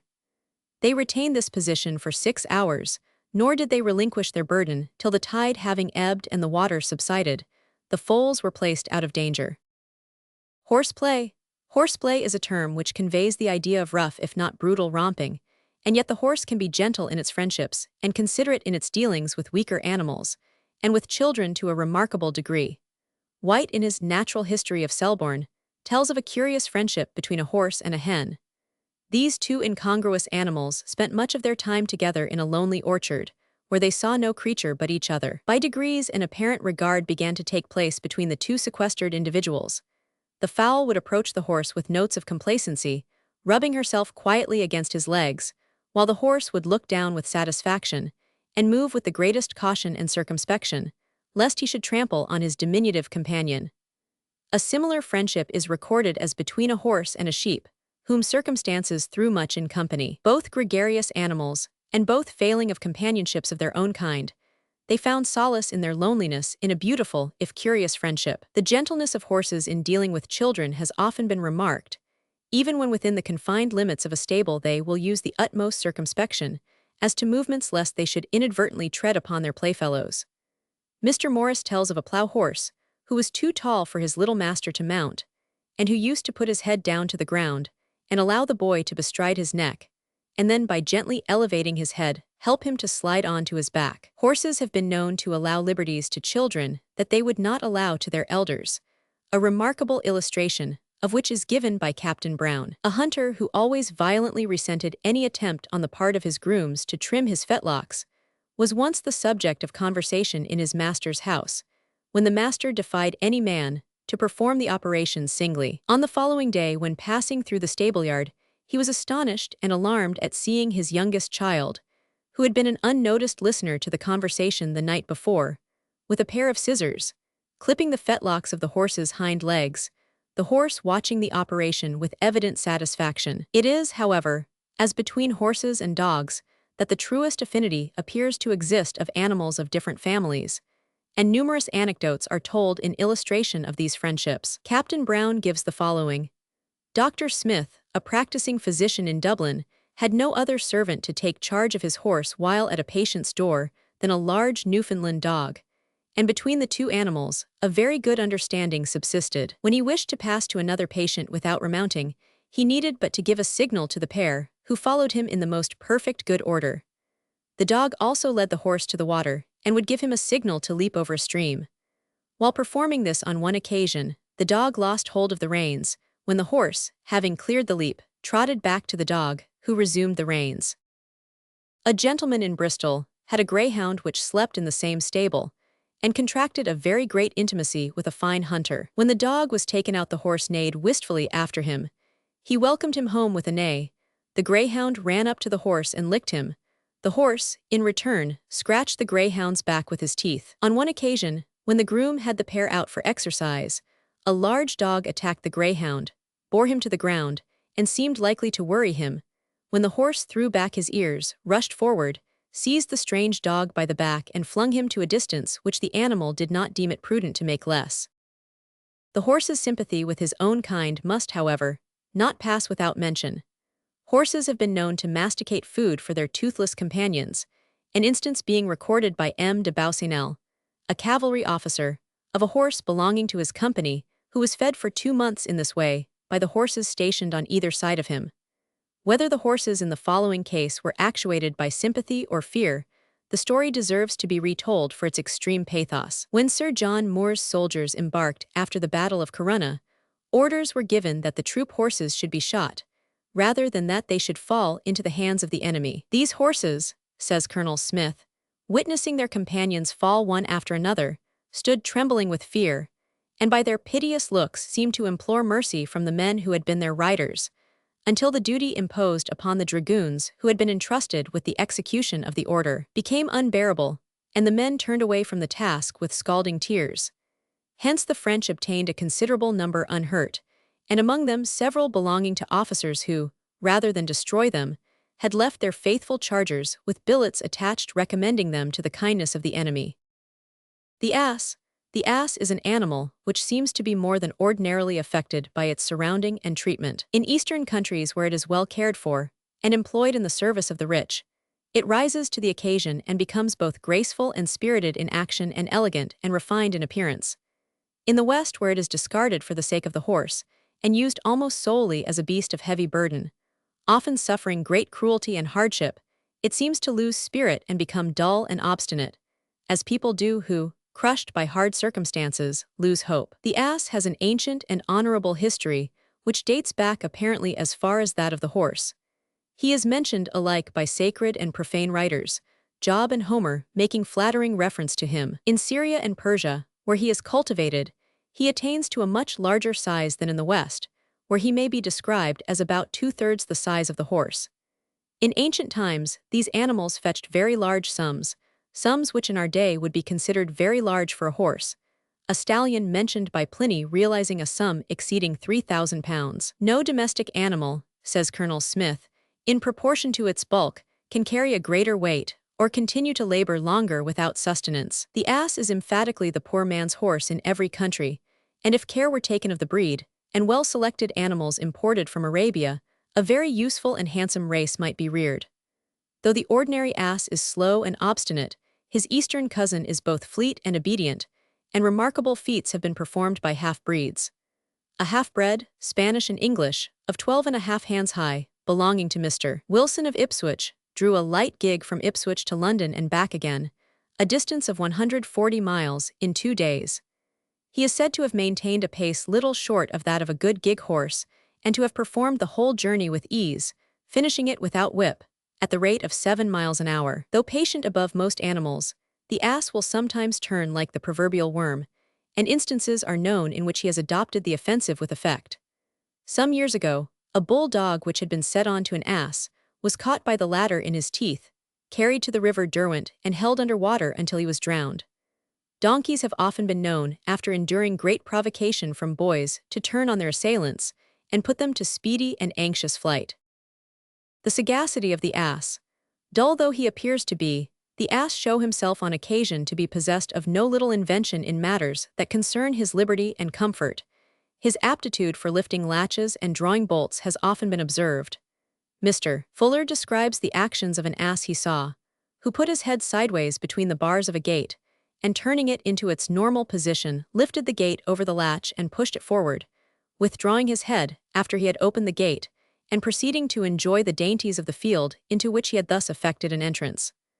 A still more remarkable instance is given by Mr. East, who says, "While living on the Sussex coast, I had myself a very fine donkey, which was a remarkably docile and knowing animal. He was the constant companion of my children in their rambles on the downs, and on those occasions seemed to think he had a right to share in all the eatables and drinkables, and would do so most readily, whether cakes, apples, oranges, sweetmeats, milk, or even tea, ginger beer being the only exception. With this he was thoroughly disgusted, in consequence of the cork, which had been expelled from the bottle with the usual loud report, having struck him on the nose.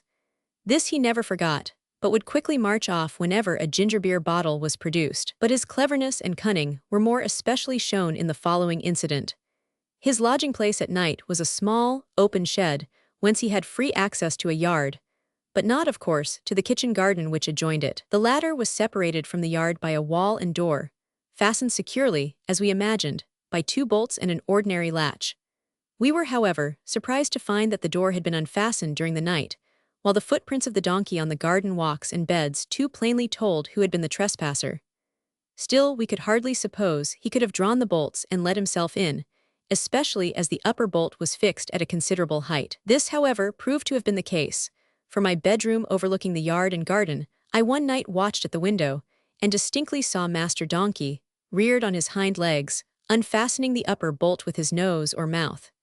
He then withdrew the lower one, lifted the latch, and walked quietly into the garden. In a few minutes I further observed him returning to his shed with a large bunch of carrots, which he deposited in his shed, and then went back, not, certainly, to bolt, but to latch the door, after which he leisurely set about munching his slyly acquired booty. Before putting a final stop to these proceedings, I gave several of my neighbors, who were incredulous upon the subject, an opportunity of witnessing them. And at these times, his sagacity was further evinced by the fact that he would never commence his operations until after the light had been extinguished at the bedroom window. The instinct of the ass, the sense of locality so conspicuous in the dog, the cat, and the horse is also possessed in a remarkable degree by the ass, as the following story told by Captain Brown will show. In 1816, an ass belonging to Captain Dundas was shipped on board the Ister, bound from Gibraltar to Malta. The vessel struck on a sandbank off the Point de Gat, and the ass was thrown overboard into a sea which was so stormy that a boat that soon after left the ship was lost. In the course of a few days, when the gates of Gibraltar were opened in the morning, the guard was surprised by the same ass which had so recently been removed, presenting itself for admittance. On entering, it proceeded immediately to the stable which it had formerly occupied. The ass had not only swum to the shore, but found its own way from Point de Gat to Gibraltar, a distance of more than 200 miles, through a mountainous and intricate country intersected by streams, which it had never passed before, but which it had now crossed so expeditiously that it must have gone by a route leading the most directly to Gibraltar. The trained ass. The ass, like many other animals, is capable of being trained to perform many tricks, advantage of which seems to have been taken long before our time, as the following quoted by Captain Brown will show. John Leo, in a book printed as early as 1556, says, "When the Mahometan worship was over, the common people of Cairo resorted to the foot of the suburbs called Bed Elak to see the exhibition of stage players and mountebanks, who teach camels, asses, and dogs to dance. The dancing of the ass is diverting enough, for after he has frisked and capered about, his master tells him that the Soldan, meaning to build a great palace, intends to employ all the asses in carrying mortar, stones, and other materials. upon which the ass falls down with his heels upwards, closing his eyes and extending his chest as if he were dead. This done, the master begs some assistance of the company to make up the loss of the dead ass, and having got all he can, he gives them to know that truly his ass is not dead, but only being sensible of his master's necessity, played that trick to procure some provender. He then commands the ass to rise, who still lies in the same posture, notwithstanding all the blows he can give him, till at last he proclaims, by virtue of an edict of the Soldan, all are bound to ride out next day upon the comeliest asses they can find, in order to see a triumphal show, and to entertain their asses with oats and Nile water. These words are no sooner pronounced than the ass stayed up, prances, and leaps for joy. The master then declares that his ass has been pitched upon by the warden of his street to carry his deformed and ugly wife, upon which the ass lowers his ears and limps with one of his legs, as if he were lame. The master, alleging that his ass admires handsome women, commands him to single out the prettiest lady in the company, and accordingly he makes his choice by going round and touching one of the prettiest with his head, to the great amusement of the company. The mule and the hinny. The mule and the hinny are the offspring of the ass and the horse and combine to some extent the qualities of both.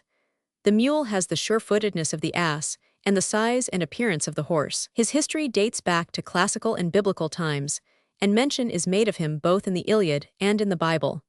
In the East, he is still trained to useful service, and in England, he is used in tramways and road cars. The Spanish mules are trained to understand the calls of their driver, who directs their course by shouting from the box. The zebra resembles the horse in shape, and in size stands halfway between the horse and the ass. He belongs to Central Africa, and hitherto has resisted all attempts to tame him for practical use. He is a beautiful animal, handsomely marked with black and white stripes all over the body, and black and white rings round the legs. Burchell's zebra, which belongs to the Cape of Good Hope, is similar but has white legs. The quagga of southern Africa has a brown coat striped with black, a white waistcoat, and white stockings. Zebras have been half-tamed when kept in menageries, but lack the instinctive docility of the horse. The tapir. The next family we have to deal with is the family of the Tapiridae, in which there are 2 genera and 6 species. The tapir is a large and powerful animal standing from 5 to 6 feet in height and inhabiting the warmer regions of South America. It is nocturnal in its habits and feeds on watermelons, gourds, and other fruits and vegetables. It frequents the water and can remain below the surface for a long time. Its hide is very thick, and its senses of sight, hearing, and smell very acute. Its most characteristic feature is a short mobile proboscis which enables it to seize hold of boughs and fruits when in search of food. The Rev. J. G. Wood says, "Its disposition is gentle, but when annoyed, it sometimes rushes at its antagonist and defends itself vigorously with its powerful teeth. The jaguar frequently springs on it, but it is often dislodged by the activity of the tapir, who rushes through the bushes immediately that it feels the claws of its enemy, and endeavors to brush him off against the thick branches. The tapir is easily tamed and even domesticated, though it must be admitted it makes a somewhat huge pet. It is intelligent, and in its own way shows appreciation of kindness and attachment to its owner. This family has sometimes been regarded as a link between the elephant and the rhinoceros, but in the classification here followed the elephant forms a separate order. The tapir and the rhinoceros complete the suborder of Perissodactyla, or odd-toed, hoofed animals. The Indian tapir is somewhat larger than his American cousin, and is distinguished by the grayish-white color of his hind quarters, which gives him the appearance of bearing a white horse cloth on his loins. Rhinoceros. The rhinoceros is found in both Asia and Africa and is classified by Dr. Gray in 4 genera. Of these, the Indian rhinoceros, the rhinoceros of Sumatra, and the mahuhu of South and Central Africa are representatives. Mr. Gordon Cumming says, there are 4 varieties in South Africa, distinguished by the Bechuanas by the names of the Borlée or black rhinoceros, the Katloa or 2-horned black rhinoceros, the Machacha or common white rhinoceros, and the Kobiaba or long-horned white rhinoceros. Both varieties of the black rhinoceros are extremely fierce and dangerous, and rush headlong and unprovoked upon any object which attracts their attention. Their horns are much shorter than those of the other varieties, seldom exceeding 18 inches in length. They are finely polished with constant rubbing against trees. The skull is remarkably formed, its most striking feature being the tremendous thick ossification in which it ends above the nostrils. It is on this mass that the horn is supported. The horns are not connected with the skull, being attached merely by the skin, and they may thus be separated from the head by a sharp knife. They are hard and perfectly solid throughout. The eyes of the rhinoceros are small and sparkling and do not readily observe the hunter, provided he keep to leeward of them. The skin is extremely thick, and only to be penetrated by bullets hardened with solder. During the day, the rhinoceros will be found lying asleep, or standing indolently in some retired part of the forest, or under the base of the mountains, sheltered from the power of the sun by some friendly grove of umbrella-topped mimosas. In the evening they commence their nightly ramble and wander over a great extent of country. The black rhinoceros is subject to paroxysms of unprovoked fury, often plowing up the ground for several yards with its horns and assaulting large bushes in the most violent manner. The rhinoceros is supposed by many, and by myself among the rest, to be the animal alluded to by Job, chap. 39, verses 10n, where it is written, "Canst thou bind the unicorn with his band in the furrow, or will he harrow the valleys after thee? Wilt thou trust him because his strength is great, or wilt thou leave thy labor to him?" All the four varieties delight to roll and wallow in mud, with which their rugged hides are generally encrusted. Both varieties of the black rhinoceros are much smaller and more active than the white, and are so swift that a horse with a rider on his back can rarely overtake them. The two varieties of the white rhinoceros are so similar in habits that the description of one will serve for both, the principal difference consisting in the length and set of the anterior horn, that of the machacho averaging from 2 to 3 feet in length and pointing backwards, while the horn of the cobiaba often exceeds 4 feet in length and inclines forward from the nose at an angle of 45 degrees. The posterior horn of either species seldom exceeds 6 or 7 inches in length. Both these varieties attain an enormous size, being the animals next in magnitude to the elephant. They feed solely on grass, carry much fat, and their flesh is excellent, being preferable to beef. Rhinoceros hunting. Mr. Gordon Cumming gives several graphic descriptions of his experiences with the rhinoceros in his Hunting Adventures in South Africa, from which work the foregoing description of the several species is taken. On one occasion, after following a huge white rhinoceros, which, however, escaped him, he says, "I found myself on the banks of the stream beside which my wagons were outspanned. Following along its margin, I presently beheld a bull of the Borlée, or black rhinoceros, standing within 100 yards of me. Dismounting from my horse, I secured him to a tree, and then stalked within 20 yards of the huge beast, under cover of a large strong bush. Borlée, hearing me advance, came on to see what it was, and suddenly protruded his horny nose within 20 yards of me. Knowing well that a front shot would not prove deadly, I sprang to my feet and ran behind the bush. Upon this the villain charged, blowing loudly, and chased me round the bush. Had his activity been equal to his ugliness, my wanderings would have terminated here, but by my superiority I had the advantage in the turn. After standing a short time eyeing me through the bush, he wheeled about, leaving me master of the field. This was not the only nor even the narrowest escape experienced by Mr. Gordon Cumming when hunting this enormous beast. On another occasion, he says, having proceeded about 2 miles with large herds of game on every side, I observed a crusty-looking old bull Borlée or black rhinoceros, cocking his ears 100 yards in advance. He had not observed us, and soon after he walked slowly towards us, and stood broadside, eating some wait-a-bit thorns within 50 yards of me. I fired from my saddle, and sent a bullet in behind his shoulder, upon which he rushed forward about 100 yards in tremendous consternation, blowing like a grampus, and then stood looking about him. Presently he made off.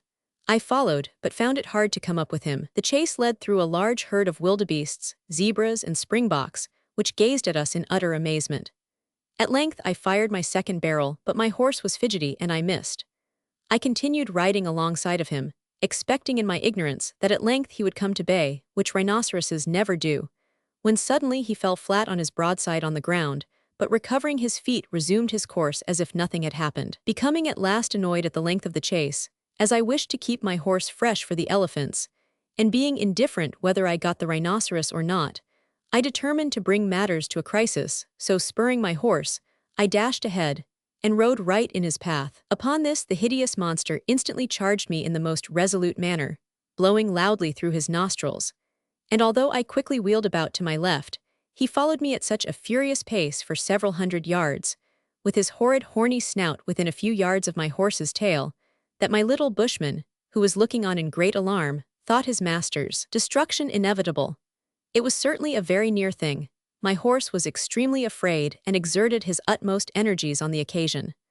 The rhinoceros, however, wheeled about and continued his former course, and I, being perfectly satisfied with the interview which I had already enjoyed with him, had no desire to cultivate his acquaintance any further, and accordingly made for the camp.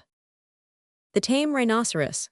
Some species of the rhinoceros, if not all, seem to be tameable. The Indian variety, distinguished by the thick folds of heavy garment-like skin, which hang from his shoulders, haunches, and thighs, has been trained to exercise the same quiet patience which distinguishes the elephant. The paroxysms of rage which Mr. Gordon Cumming describes the African variety as venting upon a harmless bush, or employing in tearing up the earth, have been known to seize those specimens which have been imported into England, as the following account of the rhinoceros, exhibited at Exeter Change, published in the Philosophical Transactions for 1822, will show. This animal, about a month after it came, endeavored to kill the keeper, and nearly succeeded. It ran at him with the greatest impetuosity, but fortunately the horn passed between his thighs, and threw the keeper on its head. The horn came against a wooden partition, into which the animal forced it to such a depth as to be unable for a minute to withdraw it, and during this interval the man escaped. Frequently, more especially in the middle of the night, fits of frenzy came on, and while these lasted nothing could control its rage, the rhinoceros running with great swiftness round the den, playing all kinds of antics, making hideous noises, knocking everything to pieces, disturbing the whole neighborhood, and then, all at once, becoming quiet. While the fit was on, even the keeper durst not make his approach. The animal fell upon its knee to enable the horn to be borne upon any object. It was quick in all its motions, ate voraciously all kinds of vegetables, appearing to have no selection. They fed it on branches of willow. 3 years' confinement made no alteration in its habits. The rhinoceros is said to live for 100 years.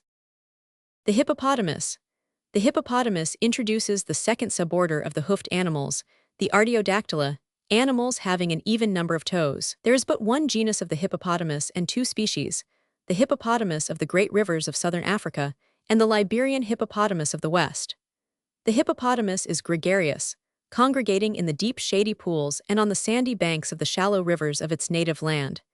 It attains to 10 or 11 feet in length, and to 5 feet or more in height, being the next largest animal to the rhinoceros and the elephant. He is a powerful beast, and has been known to attack and capsize boats, though when hunted he usually sinks to the bottom of the river, where he is able to remain 5 or 6 minutes, without rising to the surface for breath. The form of his head enables him to lift his eyes and his nostrils above the water at the same time, without exposing more than a slight portion of his head. Thus, while taking in breath to sustain him while out of the reach of his enemies, he can watch their movements and determine his course below. His hide is very thick and strong, and is therefore very useful for a variety of purposes, while his tusks furnish the dentist with the material to supply human deficiencies. The haunt of the hippopotami. Mr. Gordon Cumming gives the following vivid description of the haunt of the hippopotami. The next day, I rode down the river to seek sea cows, taking as usual my double-barreled rifles. We had proceeded about 2 miles when we came upon some most thoroughly beaten, old-established hippopotamus paths, and presently, in a broad, long, deep, and shaded pool of the river, we heard the sea cows bellowing. There I beheld one of the most wondrous and interesting sights that a sportsman can be blessed with. I at once knew that there must be an immense herd of them, for the voices came from the different parts of the pool. So creeping in through the bushes to obtain an inspection, a large sandy island appeared at the neck of the pool, on which stood several large shady trees. The neck of the pool was very wide and shallow, with rocks and large stones. Below it was deep and still. On a sandy promontory of this island stood about 30 cows and calves, whilst in the pool opposite, and a little below them, stood about 20 more sea cows, with their heads and backs above water. About 50 yards further down the river again, showing out their heads, were 8 or 10 immense fellows, which I think were all bulls. And about 100 yards below these in the middle of the stream, stood another herd of about 8 or 10 cows with calves and 2 huge bulls. The sea cows lay close together like pigs. A favorite position was to rest their heads on their comrades' sterns and sides. The herds were attended by an immense number of the invariable rhinoceros birds, which on observing me did their best to spread alarm throughout the hippopotami. I was resolved to select, if possible, a first-rate old bull out of this vast herd, and I accordingly delayed firing for nearly 2 hours, continually running up and down behind the thick thorny cover, attentively studying the heads. At length I determined to go close in and select the best head out of the 8 or 10 bulls which lay below the cows. I accordingly left the cover, and walked slowly forward in full view of the whole herd to the water's edge, where I lay down on my belly and studied the heads of these bulls. The cows, on seeing me, splashed into the water and kept up a continual snorting and blowing till night set in. After selecting for a few minutes, I fired my first shot at a splendid bull and sent the ball in a little behind the eye. He was at once incapacitated and kept plunging and swimming round and round, wearing away down the pool, until I finished him with 2 more shots. The pig family. Pigs, hogs, and peccaries form the next family with which we have to deal. The wild boar, which we may take first, is famous in classic history and European legends, and is celebrated both by ancient and modern poets. He is, or was common to Europe, Asia, and Africa, and whether in the hunt or the banquet has always been highly esteemed. The boar hunt is an exciting chase, having all the elements of danger necessary to give it zest. Boars have been known to kill not only dogs, but horses and men with their powerful tusks, turning and rending them with great strength and ferocity. When in a wild state, the boar is a dangerous and inconvenient neighbor, for he commits serious depredations upon the property of the peasant and the farmer. Bruce in his travels gives an illustration of this. He says, "We pitched our tent in a small plain by the banks of a quick clear running stream. The spot is called my shum. A peasant had made a very neat little garden, on both sides of the rivulet, in which he had sown abundance of onions and garlic, and he had a species of pumpkin which I thought was little inferior to a melon. This man guessed by our arms and our horses that we were hunters, and he brought us a present of the fruits of his garden, and begged our assistance against a number of wild boars, which carried havoc and desolation through all his labors, marks of which were, indeed, too visible everywhere. Amongst us all we killed 5 boars, all large ones, in the space of about 2 hours, one of which measured 6 feet 9 inches, and though he ran at an amazing speed near 2 miles, so as to be with difficulty overtaken by the horse, and was struck through and through with 2 heavy lances loaded at the end with iron, no person dared to come near him on foot, and he defended himself above half an hour, till having no other arms left, I shot him with a horse pistol. The tusks of the wild boar are often a foot in length, and his hide is so tough that small bullets have been found between the skin and the flesh of captured specimens. The common hog. Authorities differ as to whether the domestic pig is derived from the wild species or not, but certain it is that the domestic hog, under suitable circumstances, betrays wild instincts. Hogs have been known to hunt rabbits and poultry and attack lambs when temporarily free from restraint, and instances have been recorded in which the hog has attacked and killed its keeper.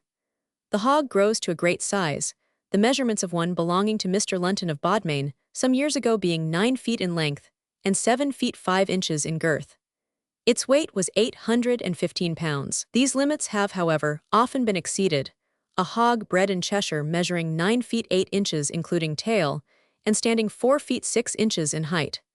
This animal weighed 215 pounds when killed. Hampshire, Wiltshire, Berkshire, and Yorkshire have all fine breeds which supply the larders of the United Kingdom with prime bacon.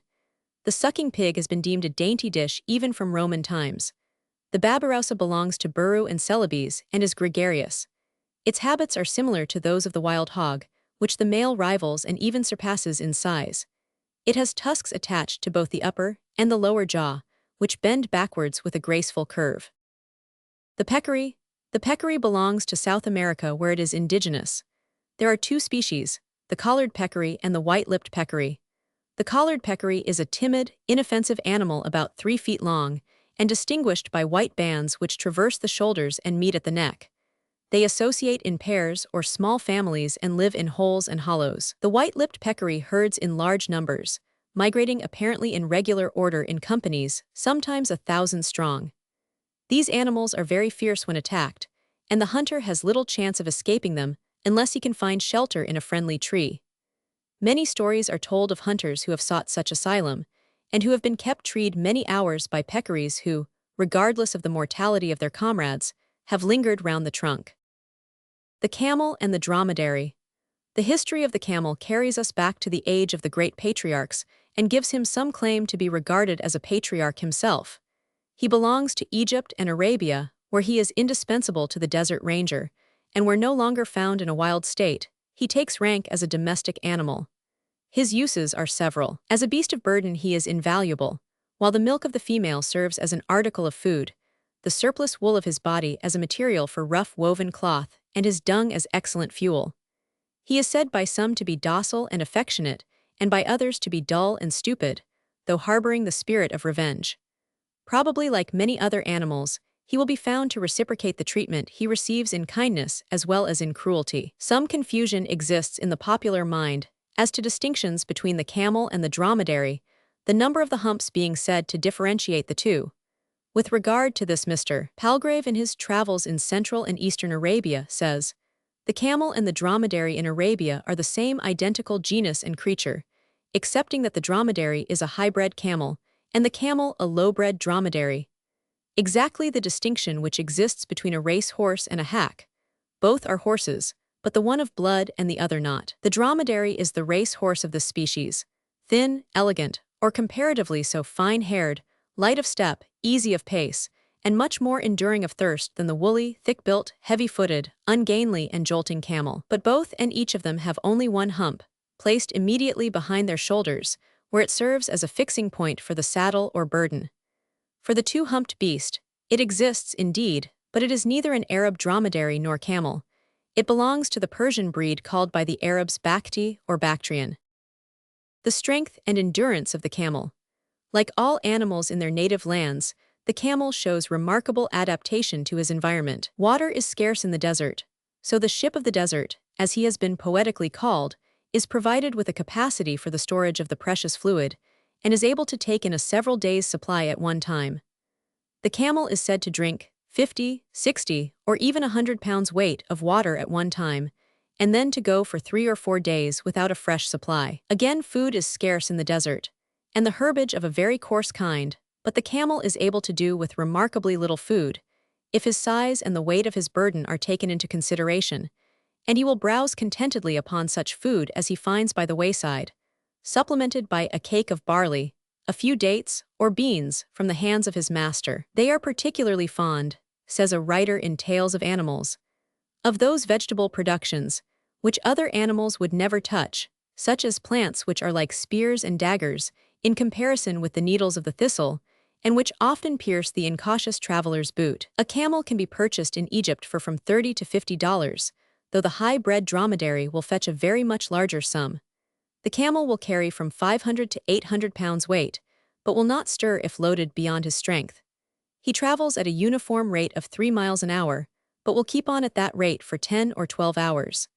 The dromedary attains to a speed which the Arab compares to the speed of the wind.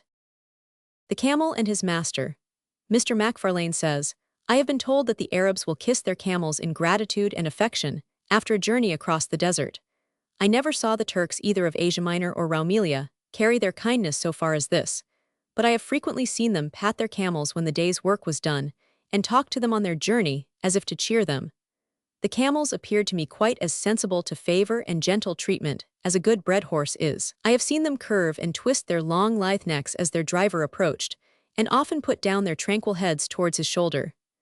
Near Smyrna, and at Magnesia and Sardes, I have occasionally seen a camel follow his master like a pet dog, and go down on his knees before him, as if inviting him to mount. I never saw a Turk ill-use the useful, gentle, amiable quadruped, but I have frequently seen him give it a portion of his own dinner, when, in unfavorable places, it had nothing but chopped straw to eat. I have sometimes seen the drivers on a hot day, or in passing a dry district, spurt a little water in the camel's nostrils. They pretend it refreshes them. Camel riding. Camel riding is evidently an exercise which needs getting used to.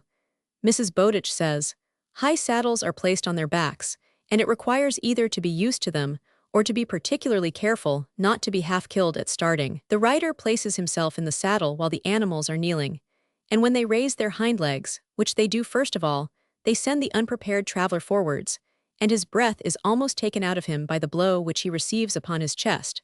Then as they get upon their forelegs they throw him back, so as to endanger his spine.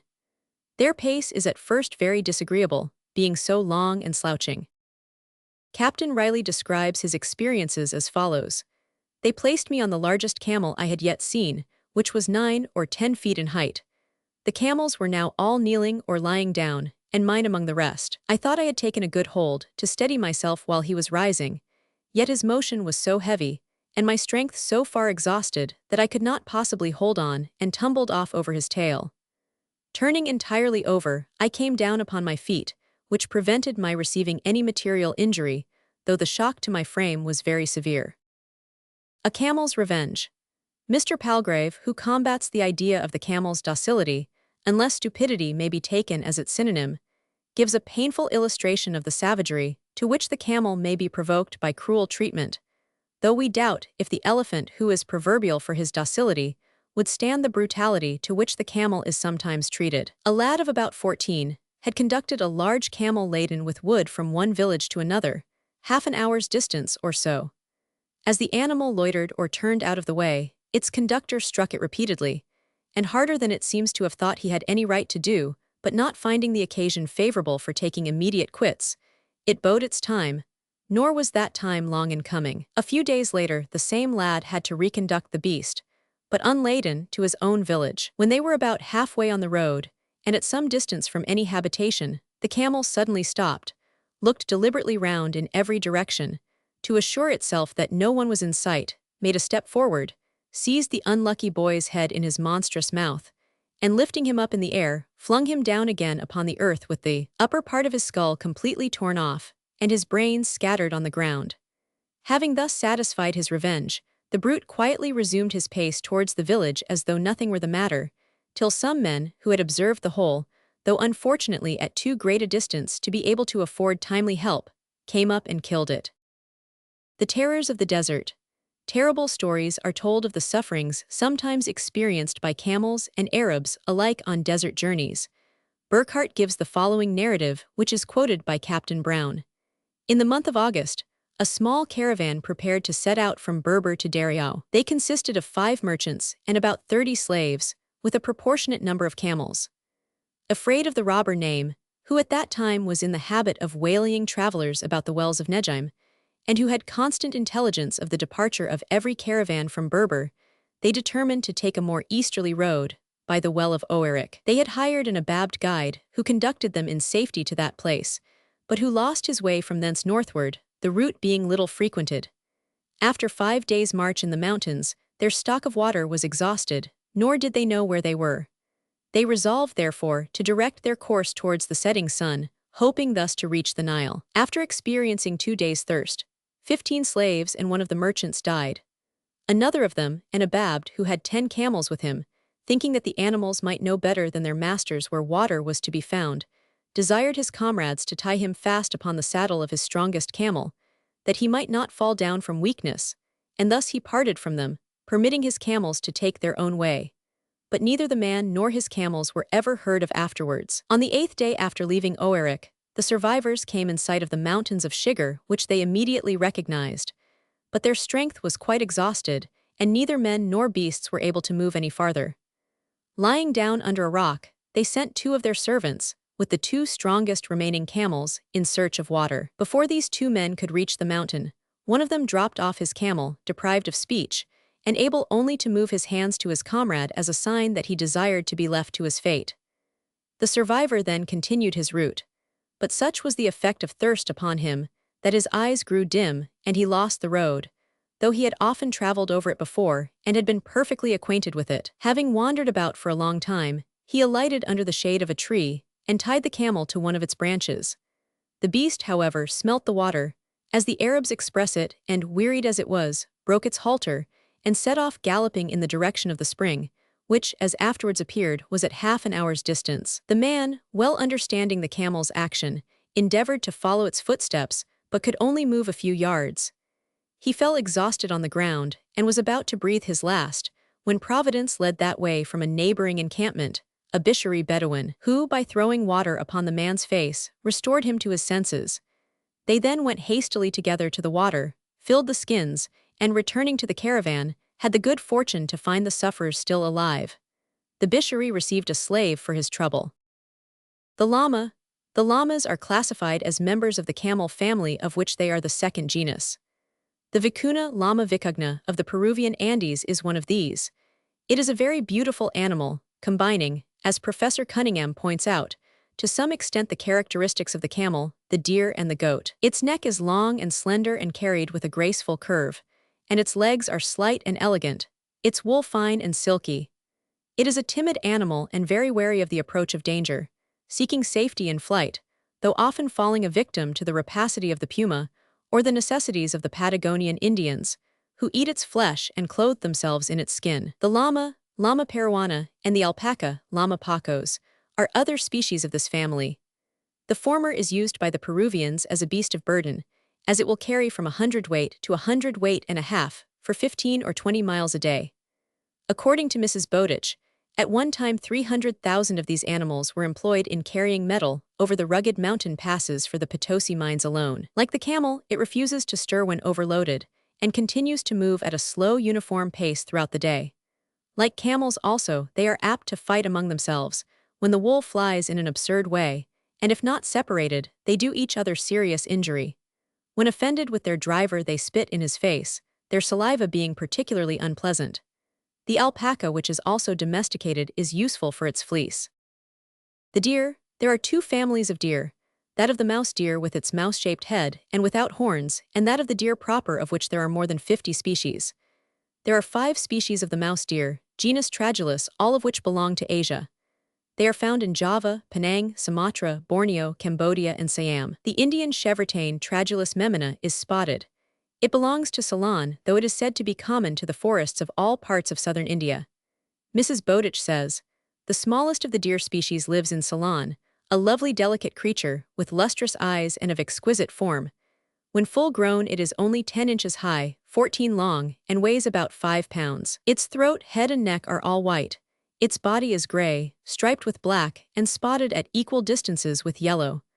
Although very timid it is to be tamed, but if angry it kicks out its little hind legs and slender pointed hoofs with great violence. One which was domesticated was placed on a dinner table, where it ran about and nibbled fruit from the dishes, answered to its name, and returned the caresses which were bestowed upon it. The deer proper, genus Cervus, is found all over Europe, Asia, and America, 1 or 2 species belonging to the Mediterranean coasts of Africa. Of these the red deer, the reindeer, the moose or elk, the fallow deer, and the roe buck are the better-known species, all of which chew the cud, have a divided hoof, and shed their horns annually. The red deer, Cervus elaphus, is still found in Scotland as well as in the forests of Europe and Asia, and is commonly hunted for sport. The stag is a timid and apparently highly sensitive animal, but when brought to bay has often shown a strength and courage which has cost its hunters dear. It is one of the most beautiful animals in nature, and combines with its beauty powers of speed and endurance which are little short of the marvelous. Full grown, it measures 4 feet 6 inches in height at the shoulders, and about 5 feet 6 inches in length. The hunting of the stag in England has been a royal sport for centuries, though owing to altered conditions, it has fallen into disrepute of late years. The overcrowded state of the country near London, and the half-tame character of the royal stags, have rendered the performances of the Windsor stag, hounds in exhibition more honored in the breach than in the observance. It would be difficult indeed to find anything noble or ennobling in the following account of a stag hunt, quoted by Captain Brown with deprecation, from the pages of the Sporting Magazine. A stag hunt. On Monday No. 1820, the royal hounds met at Stoke Common, Bucks, where a remarkably fine deer was turned out.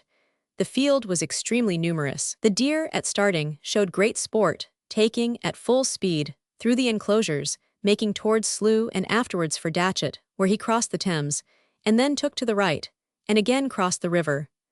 The deer proceeded up a lane at the back of Eton College, running with great swiftness into the yard of Mr. Castle's pork butcher. He boldly proceeded through the house into the street, with a cur-dog at his heels, and crossing Windsor Bridge to the bottom of Thames Street, actually ran up the 100 steps, a steep and winding ascent to the castle. On his reaching the top, he made a pause, and then returned into Thames Street, many of the sportsmen having rowed round into the castle, with the object of heading him as he came up the steps. The stag crossed Windsor Bridge again with great swiftness, and passed down Eton, entered the shop of Mr. Levy, an orange merchant, making his way in different parts of the house, till he got into the kitchen, where he remained some time. A great crowd was collected round the house. On his leaving the kitchen, he passed through the back way into gardens. At this time, many hundreds of persons joined in the chase.